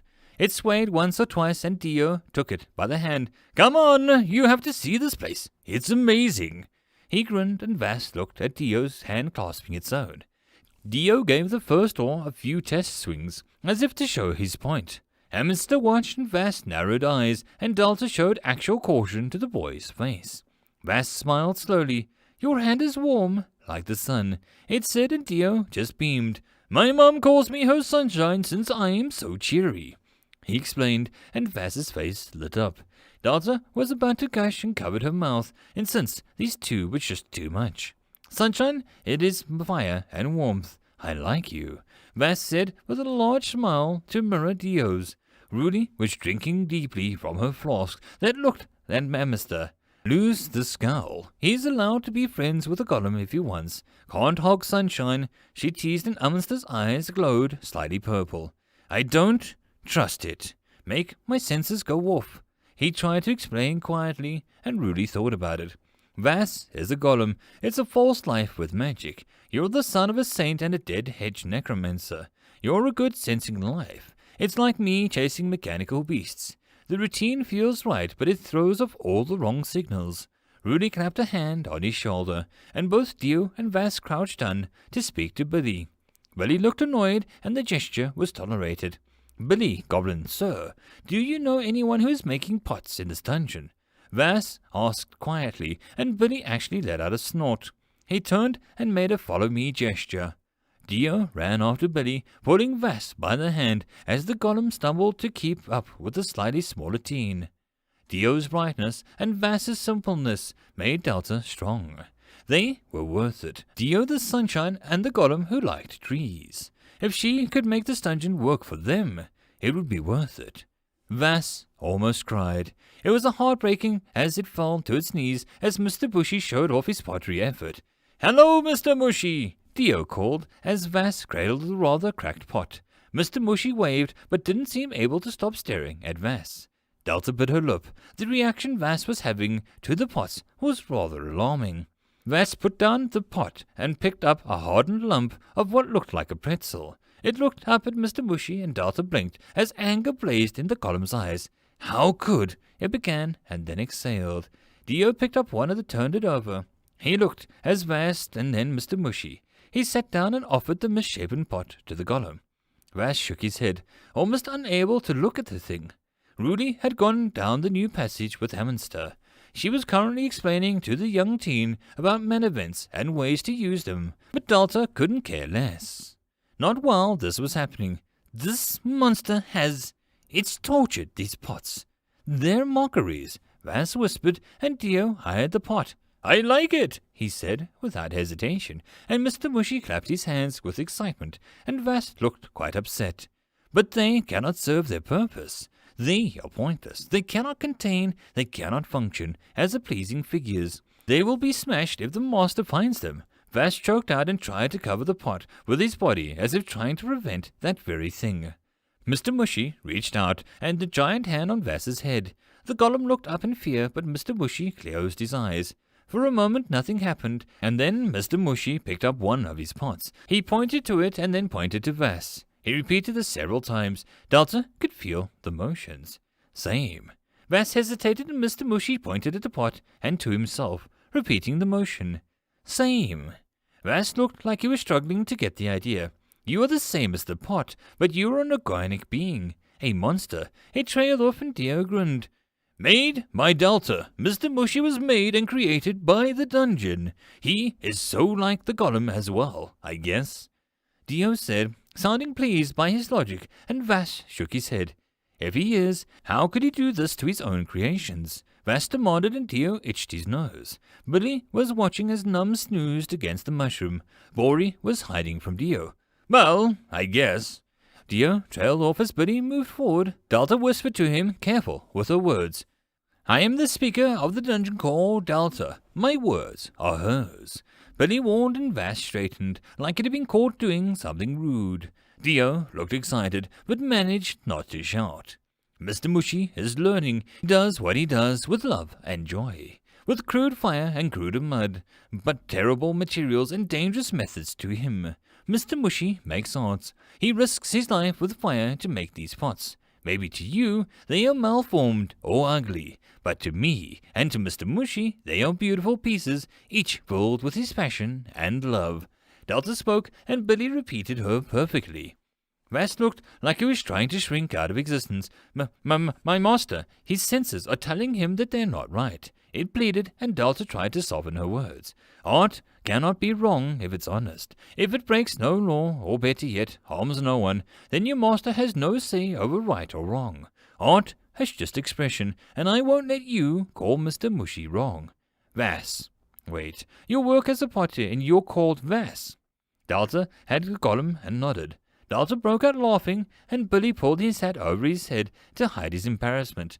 Master is, needing a moment, he said with a confused group. Oh, that hurt. Just teach Mr. Mushy how to do it, and you will see if he gets better.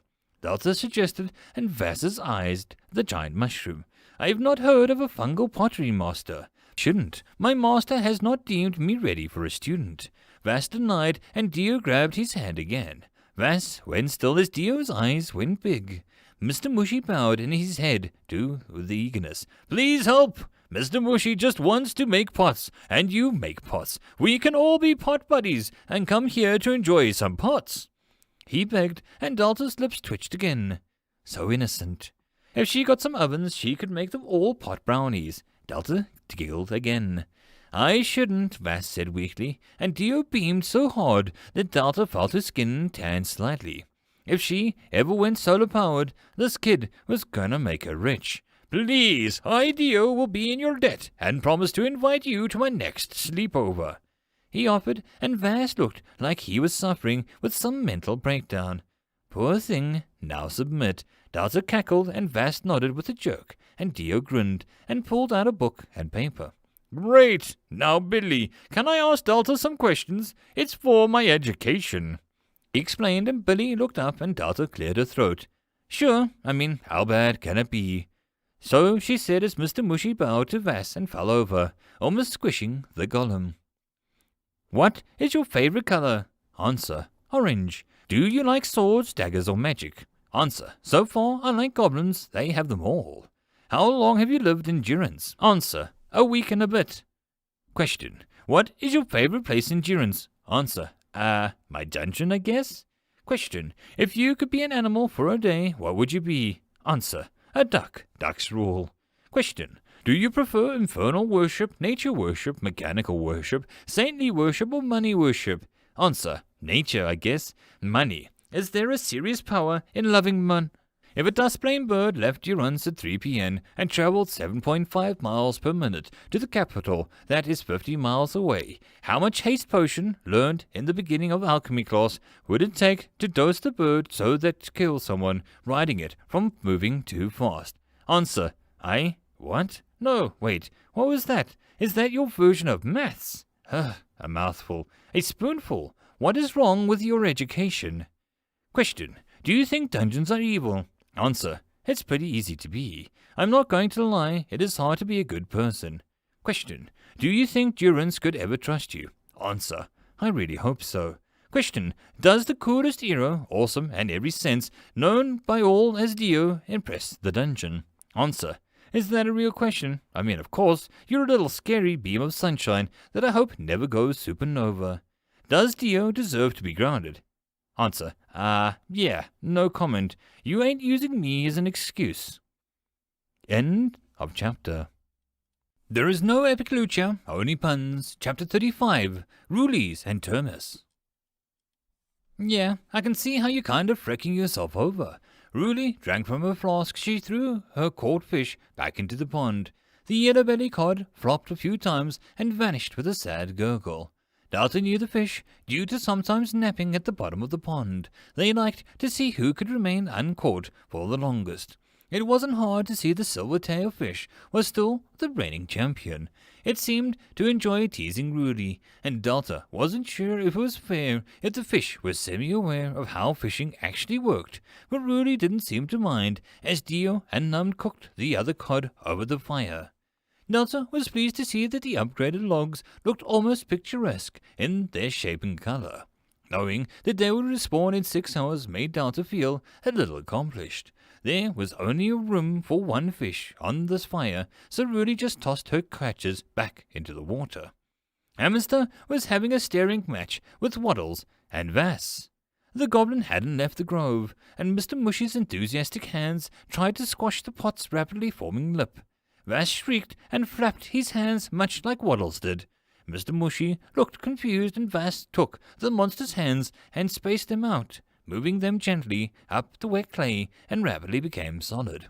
How Vass was doing it without any fire was beyond Dalta, though probably some unfair magic. The clay just kept spinning on this little wheel Vass had, and while there was no heat, the golem looked a little overheated. So, you don't kill us and you basically don't grow. I kinda get your problem. Wooden platforms, doors, some spiders, cute, but when it comes to it, real stuff, your goblins ain't going to be able to collect enough sticks and stones to break anyone's bones to get what you need. Rudy sniffed as Billy leaned against the rock, translating Dalta's words. Swar was not here, as he would rather stay away from the screeching Dio. His words, not Dalta's. I don't know what to do. I want to grow, but I don't want to kill anyone to do so. I don't know if I can lure monsters in fast enough either. You said that you've seen others. Is there any dungeons that grow without killing? Well, besides just killing? Dalta asked, and really rolled her tongue as she thought about it. Well, I haven't seen a lot of dungeons, and once I saw a dungeon in a volcano. It ate a lot of the rare gems farmed there. Not sure if the town would appreciate you opening up a magma vein to scratch that. Oh, there was a sort of healing dungeon that would cure ailments or illness if you reached the end of it and killed the final boss. Well, I think it just collected the illness, not healed it. We had to purge that one a while back. Rudy grunted, and Dalta bit her lip. What happened to it? She had to ask, and Rudy took a moment to answer. It decided it would be steady enough sicknesses to remove the biggest one. People. Don't know how the conversation went with the core. I wasn't involved. The people who didn't really survive either. Listen, you really don't need to follow those losers. Dalta, you're kinda cool. For a dungeon, anyway. Is it so bad not growing quickly? Rudy wondered as she teased her bait a little. Dalta took a moment to think about it. Was it so important? When she had flesh and blood, digging into the ground held zero appeal, but as a dungeon, it was that she really thought about her spare time. If she went deep enough, she could have a voice, and one people could hear. Could you sit around all day in your house, sealed in with whoever just happened to visit, knowing that you could garden, or paint, or read, or make friends? What if you were stuck knowing if you did enough, you could open up a window and speak to your neighbors, or even make a new part of your house? Dalta tried to explain, and Rudy closed her eyes. Stuck at home, huh? Well, frick me, forget what I said. I'd rather choke on my dagger than be stuck at home with my mother and the same walls. I'd rather burn it down in a week. She grunted and pulled her hook back. If I have enough flaws, I can speak to people. Dalta added quietly, folding her hands together, and imagined doing it. Billy repeated it, and Rudy held up both hands. I surrender, lower the girl tripping. She joked, as Num snapped the cooked fish in half and his edged weapon, and handed half to Dio, who dug in it with glee. Rudy took a moment to think. Well, it's not hard. Rudy shrugged and stood. Dalta gaped at her. Not hard, not hard. Dalta was doing her best to defy her nature as a person, getting a cave, and Rudy was telling her that it was easy. Just don't make a dungeon. The word already creates a bad vibe. Make a fun place, or a helpful place. People become doctors and open hospitals. People like plants and open greenhouses, or making potions for people. Just don't make a dungeon. It's pretty easy. Rudy scratched her nose. Hell, making a fishing place that I'll never leave. She grinned and Dalta frowned. The idea sounded lovely. So perfect. What about the people who come here to kill monsters? I need defenses or protection. She pointed out, and Rudy snorted and flipped a knife from her boot and spun it once in her hand. I didn't say to walk into the sword with a smile. You can have the nicest house, but you should still have knives in the drawer, a gun under the mattress. Hell, I'll lend you Quiz. He's a grumpy old dog that lives outside in a small wooden hut anyways. She offered with a smile, and Dalta couldn't help but giggle at the thought of Quiz being a bone in his mouth. Still, Rudy had an idea that Dalta liked it. Don't make a dungeon. It sounded simple on paper, but it didn't answer her actual problem. Dalta tried to think about how to get valuable DP out of not killing or such. She asked Rudy, and the silverfish broke the surface of the water, teasing Rudy. Depends on what you do. Charge people, make them pay in blood, have them pay in mana, or whatever. If you got cash, just post bounties or have the job board. Delta, you can make money that is legal. Why aren't you abusing the hell out of the spoofs beyond me? Rudy gripped her rod with both hands and eyes locked on the shimmering form under the water. I mean, the mystery dungeon over in Prefum makes a killing, figure of speech, when people just do its puzzles. Sure, most often or not, people die, but not enough to explain its growth. So maybe you can do the same, set up challenges and see what happens. Rudy flicked her hook and the fish went crazy for the challenge. The marine life around here was crazy, and Delta was fairly sure that it wasn't her fault. Challenges. If someone did challenges in a dungeon, using only the items to kill or no healing, they got rewarded. But what did the dungeon get? Sure, it made it harder for the invaders, but it rewarded them as well. Did the dungeon get something as well? What if someone really wants to fight? She wondered, and Rudy grinned as the silver tail jashed towards the hook. Delta, you give them a fight of their lives. She yanked and the water exploded. Water rained down as the silver-tailed fish flapped wildly with the hook stuck tightly. Rudy laughed maniacally, and then the fish slapped the line with its metallic tail, and the hook dislodged with a flash. Rudy's laughter died abruptly, and the fish vanished back under the water, a small cloud of blood fading fast. You little... Rudy bit her tongue and Dio blinked at her. Rudy cleared her throat. Now, let's try it again, and this time... Rudy said through gritted teeth. A single ruin on the rod's handle lit up, and the fish all paused in the water as Waddle sat a little straight in his nest. We play. For keeps. Rudy smiled, and Delta nudged away from her as the woman's long, messy black hair began to move in some unseen wind. Rudy whistled as she carried her silver tail towards the entrance. Amundsen was talking to Billy, and the two actually seemed to click in some weird way. Need a hat, loud friends, can't see if you're amused or annoyed, Billy said, and Amundsen nodded and then touched his head. I don't know what a hat I need, he grumbled, and Delta wanted to say a hood would be better, but didn't want to help the kid reach some new level of quoting the Raven.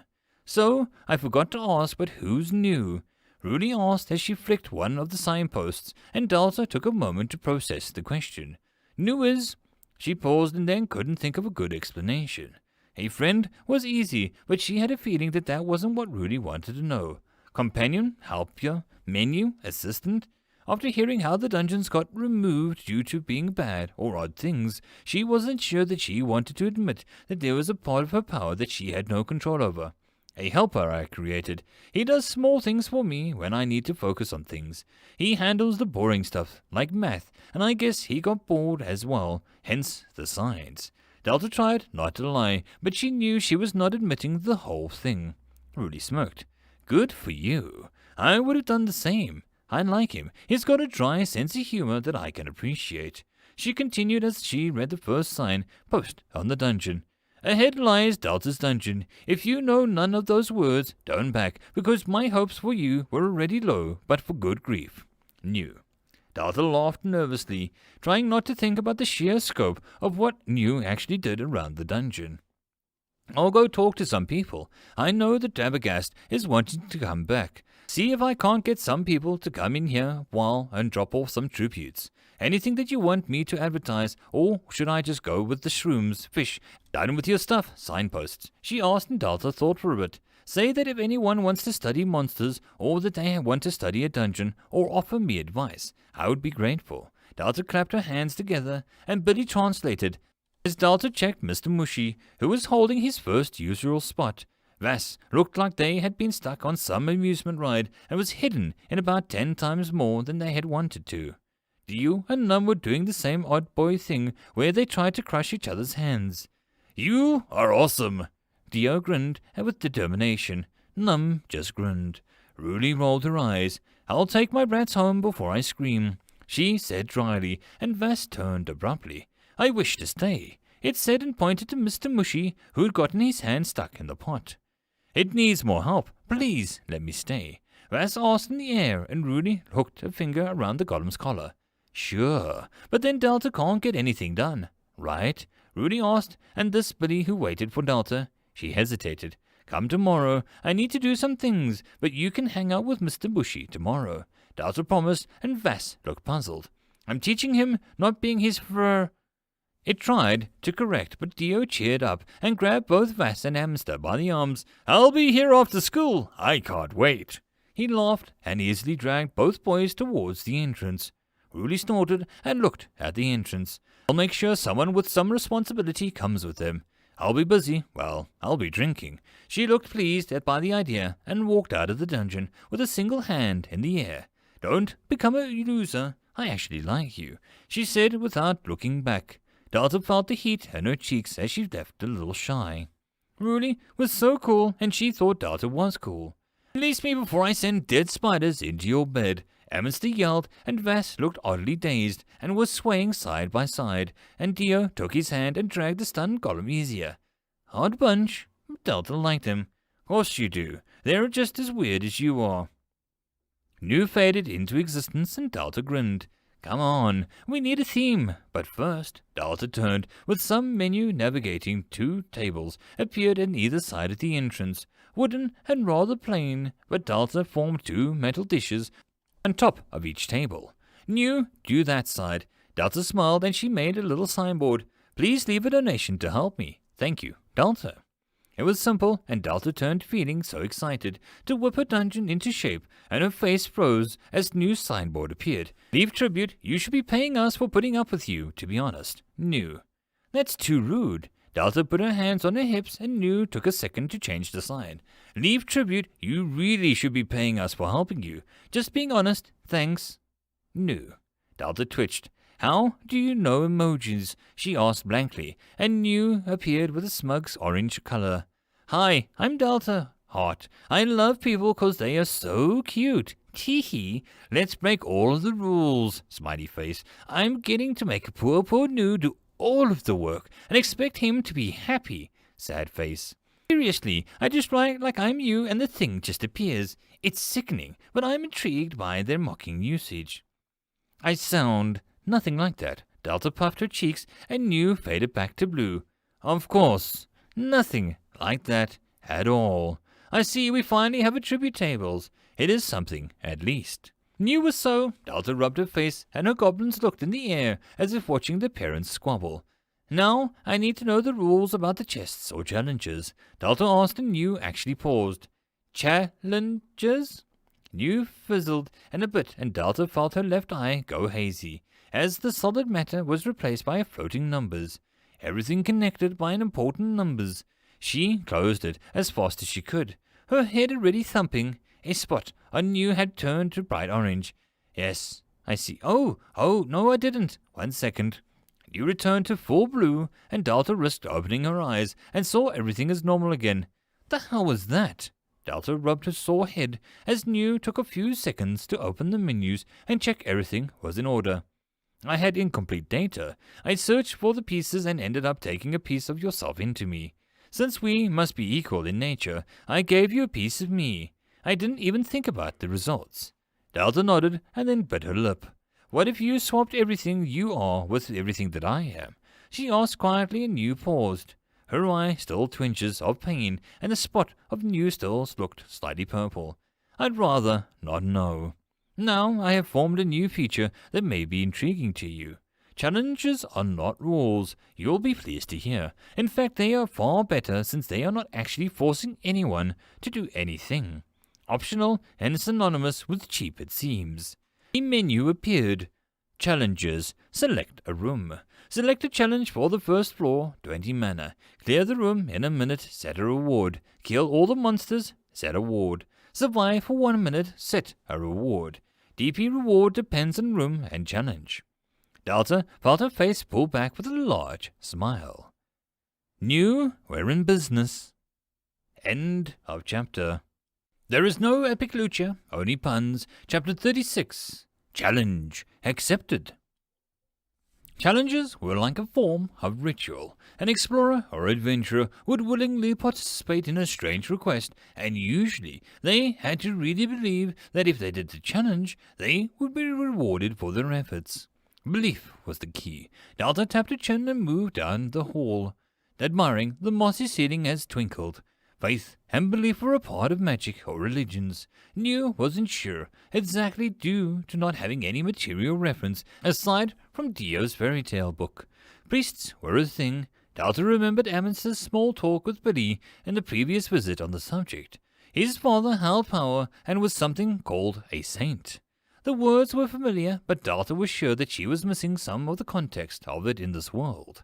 By actually making people believe in Delta, in her, believe that she would keep her promises and that they would be rewarded, it caused faith to appear as a sort of energy. New said that dungeons gobbled it up like anything else made a DP. The whole thing appealed to Delta very much. All dungeons had to use these. It was just too good not to. Delta slowed and thought about it. If people died by the dozen every day from traps and monsters, would other dungeons even care? DP is DP. It doesn't matter. I care, and I think we can make this work. Delta hummed to herself and New slid into view. Agreed. To act is simple enough. Overlay a challenge on a room, and people who enter will be alerted of the challenge through the magical sign in front of them. I expect it looks like floating glowing words or similar. It is up to them if they wish to pursue it. For those with the intent of reaching your core, this does nothing to actually help them. However, your odd relationship with the people in this area may prove to make this feature rather crucial. Rudy and any fishing, for example. We should increase the fishing possibilities of the pond as a payment for her leading us to develop challenges. Delta actually smiled. New is that consideration and appreciation I see in your words. Maybe we should send her a thank you to Newt.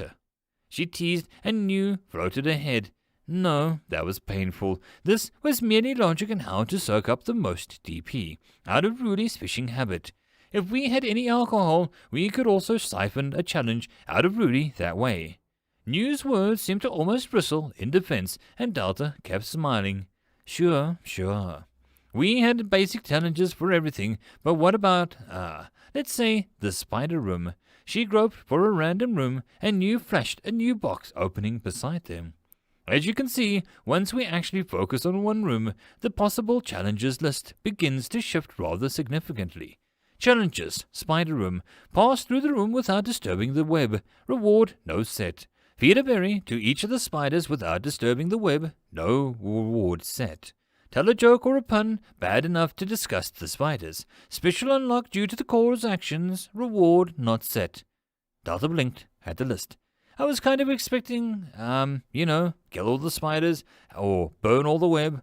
This is rather tame for the options, Delta said confused, and New made a small ding. Challenges are thought up directly by the core. Since you have a second floor, challenges on the first floor may be more malleable to your unconscious desires. Floors are important after all. Delta nodded, and she really didn't know her own existence worked with any real confidence. Without New, all she would have is half-guessed at best. So we have 51 mana, and we can probably set a challenge in a few rooms. This is great New. We finally are going to be more than just a cave. Delta clapped her hands and then got busy. New shimmered softly, quiet while it lasted. Kramer eyed the hole and the sign. He scratched his rather full beard and looked at his friend. Smalls was busy doing some light stretches. "You're almost done," he asked with a light tone, and Smalls held up one finger and did a few squats. Smalls was rather fair man and had gone silver with age. Cram was your average woodlurker, hairy, dirt encrusted in his boots and trousers, and he would find wood chips in odd places from his day job hours later, even after a long shower. The woods never really left Cram in one way or another. Smalls was the type of guy that could be dragged through the swamp backwards and come out looking like a soap advertisement model. Men like them might not normally be friends, but that was when the nature of adventuring. People became closer when their lives became a flip of the coin. He and Smalls had been through a lot of things in their younger days. Now, they usually just spent their days talking over the fence between their houses.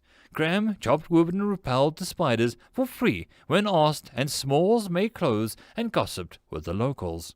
They never forgot each other, and Cram was glad that his remaining friend decided to up and move with him. Durance was a great, but sometimes the people could be a bit more than his gruff voice and axe could handle. Smalls was a natural and a small talk, and he let the man shop for him in return for fresh firewood.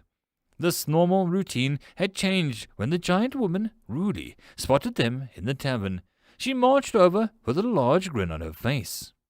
Cram respected Rudy with every bit of common sense that he had left. The woman was also of the forest, but her axe looked for flesh, not wood.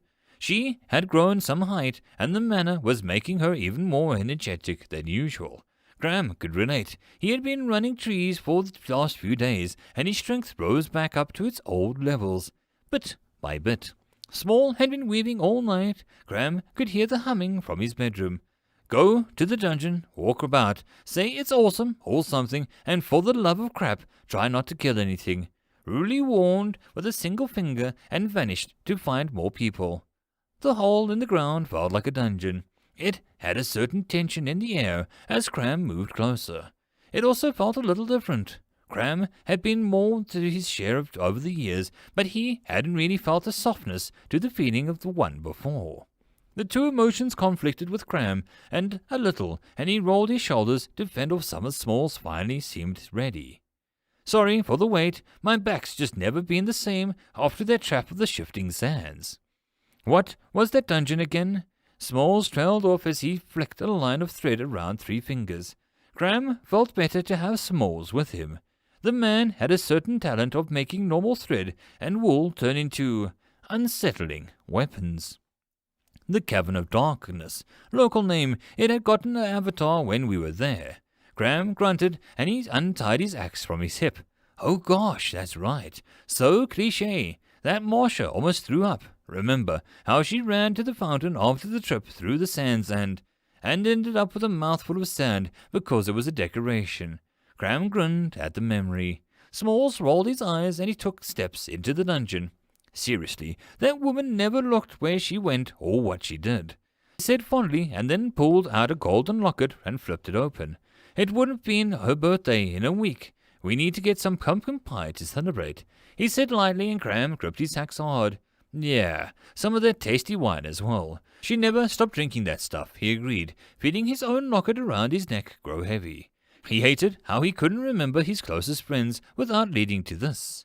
Well, one more dungeon raid, and the Wirework wolves, Con would be so angry to see how domestic we've become.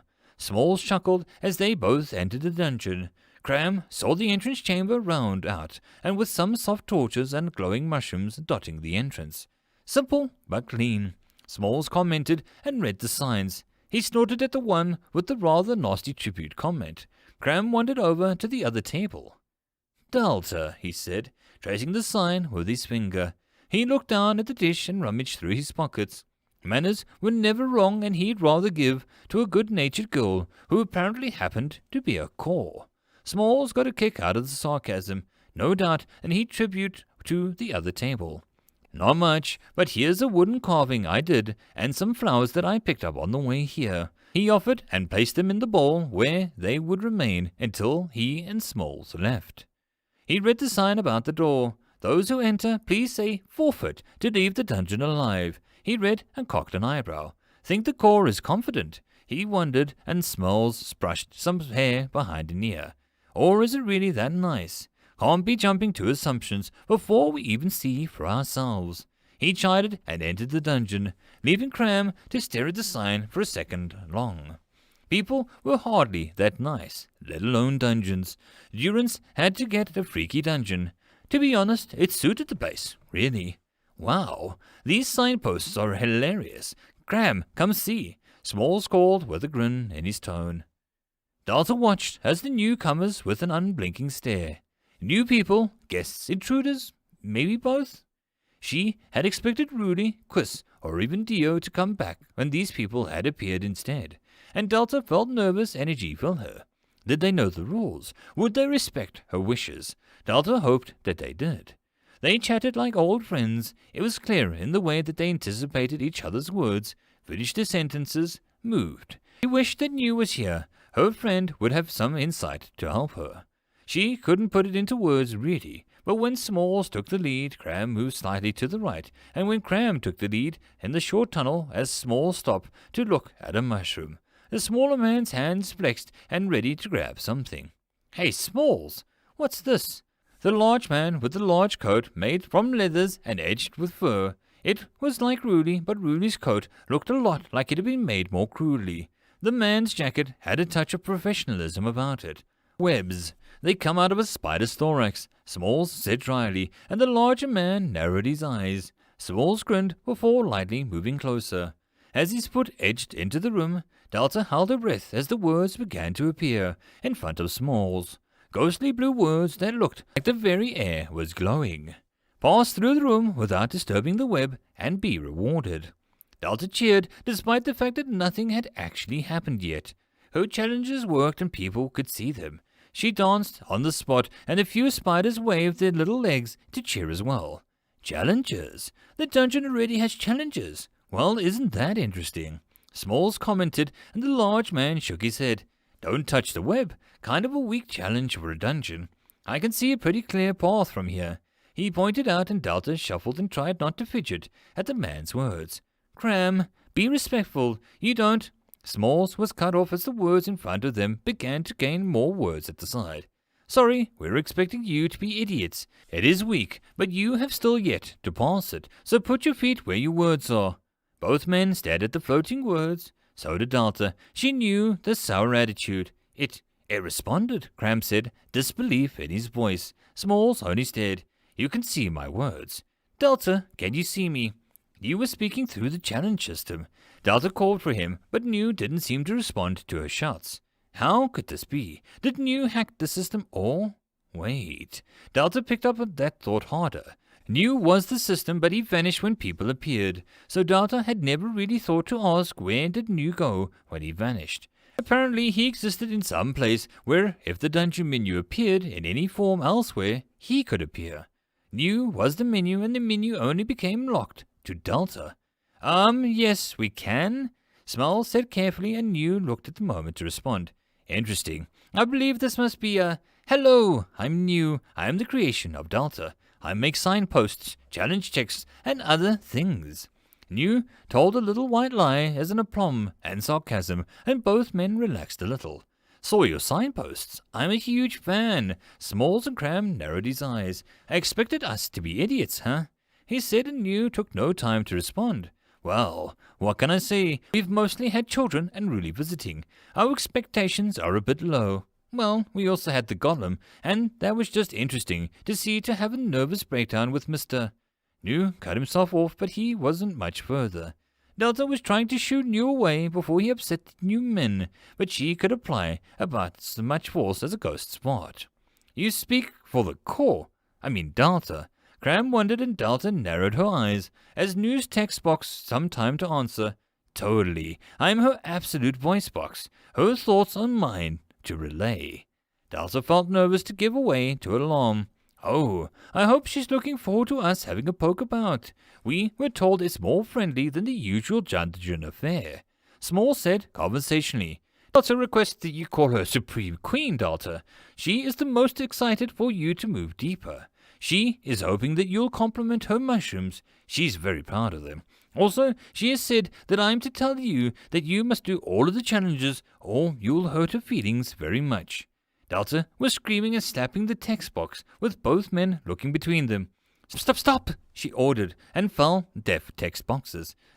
Tell Supreme Queen Delta that we'll try. Her mushrooms are very nice, and I like the glowing ones more than the gunrod ones. Cram stumbled, and New let out several alarmed noises. Those are her favorite. Maybe Smalls likes them, and that's perfectly fine. The large man backpedaled, then Smalls covered his face with one hand. You've had your fun, my good friend. There's yanking change and there's pulling down roofs. He chided, and Nude made a chuckling noise, a series of bells. Smart man. Perhaps this won't be too boring. Delta, it's just Delta, and honestly she'd rather you do your thing. And I'm going to go. Being in this form is making me a little tired. I hope to see you pass the challenges. It would really help us. Delta has faith in you, but I will hold my judgment. Smalls bowed a little. I shall change your opinion, good Sir New. My honor as the Weirdwood Wolf demands it. He said his side box began to fade. I have no need for your honor. I need your blood and sweat. Work hard, let us engage in happy symbiosis. Delta felt relief surge through her as Newsbox faded. He was a tad bit annoying, but in the end, he had been honest about Delta's desires, and really, what close friends didn't annoy each other. You hear that, Cram? I think that we just got challenged on some whole new level. Smalls nudged the larger man. Cram nodded and eyed the room. I accept the challenge. He called and Smalls echoed him a second later. Delta watched in fascination as the orange circle appeared on each man's left hand. It pulsed like a heartbeat. There we go, nice and simple. I remember that one dungeon that made the mark appear on our rears. I didn't know when I failed anything, and I was not letting anyone check, Smalls muttered, and Cram laughed. I saw more of Marcia than I wanted that day. He slapped Small on the back, but the man barely budged. Dainty flowers first, he offered, and Small sniffed. Oafs last, he said, and the words held warmth, and Cram nodded as Smalls began to nimbly move around the webs and towards the midpoint. The berry bush. Delta knew that she only had enough mana for 2 rooms so far, and he had chosen the spider room and the mud room. Both held very different possibilities, and Delta took it as a learning example. It took grace and elegance to do the spider room. The mud room. It was a mad dash when each person had 10 seconds to clear the platforms and reach the end without falling in. The wording was interesting as well. Used the wooden platforms to cross the room without falling into the mud. The person had to use the platforms to complete the challenge. It meant no one could fly or just leap across. Challenges were the perfect thing for her dungeon. The only problem was that they all needed rewards. Delta felt a little unsure when the rooms required an appropriate reward. Delta guessed slaying a dragon with one hand would need a reward suited towards it, not just a nice apple. So Smalls reached the far end of the room and opened the door. The glowing circle on his hand flashed and lifted off his skin into the air, where it began to reshape itself. Delta watched with a smile as a reward formed. Oh, this is cute, Smalls said as he held a shirt made out of the spider web. He ran his finger over the material. Soft, flexible. Something about it, he said, and Cram's head brushed the web near the ceiling and broke free. Cram grimaced as the orange circle of his beeped red and peeled off, crumbling like ash. Cram, you missed your chance to get a web shirt. Smalls stuttered, and Cram picked a few berries. I'll live, he said with a sigh. Delta saw the shimmering energy flaking off Smalls, and the man didn't even look at it. If he could see it or not, Delta wasn't sure. The glowing energy soaked into the nearby wall, and Delta shivered as she felt it. Something settled inside of her. Delta felt a sigh as the challenge went inert for a time. Delta guessed that it would be a day or so before the challenge was operational again. Delta tried to guess there might be some way to speed that up. As she shivered, Delta closed her eyes to follow the feel that the energy tickled as it flowed up from her feet to her chest. It made her feel warm. And she blinked as she missed Smalls and Cram entering the pond room. Cram, do you have your fishing hook? Smalls mused as he smiled at the quaint little campfire and logs. Cram bent down and looked into the water. That's a metal fish, he grunted, and Smalls looked as well. Is that a duck? He said, and instead, and Delta swallowed as she remembered one of the possible challenges options for this room. Anger waddles the duck to complete the dungeon with the Dark Drake curse in effect. Reward not set. High-quality item needed to be set as a reward. It was a tad bit extreme, and Delta had backed out of the room when Waddles had begun to tap his web feet in excitement in some tippity-tap dance when she read it out loud. Delta wanted to challenge her visitors, not break them. End of chapter.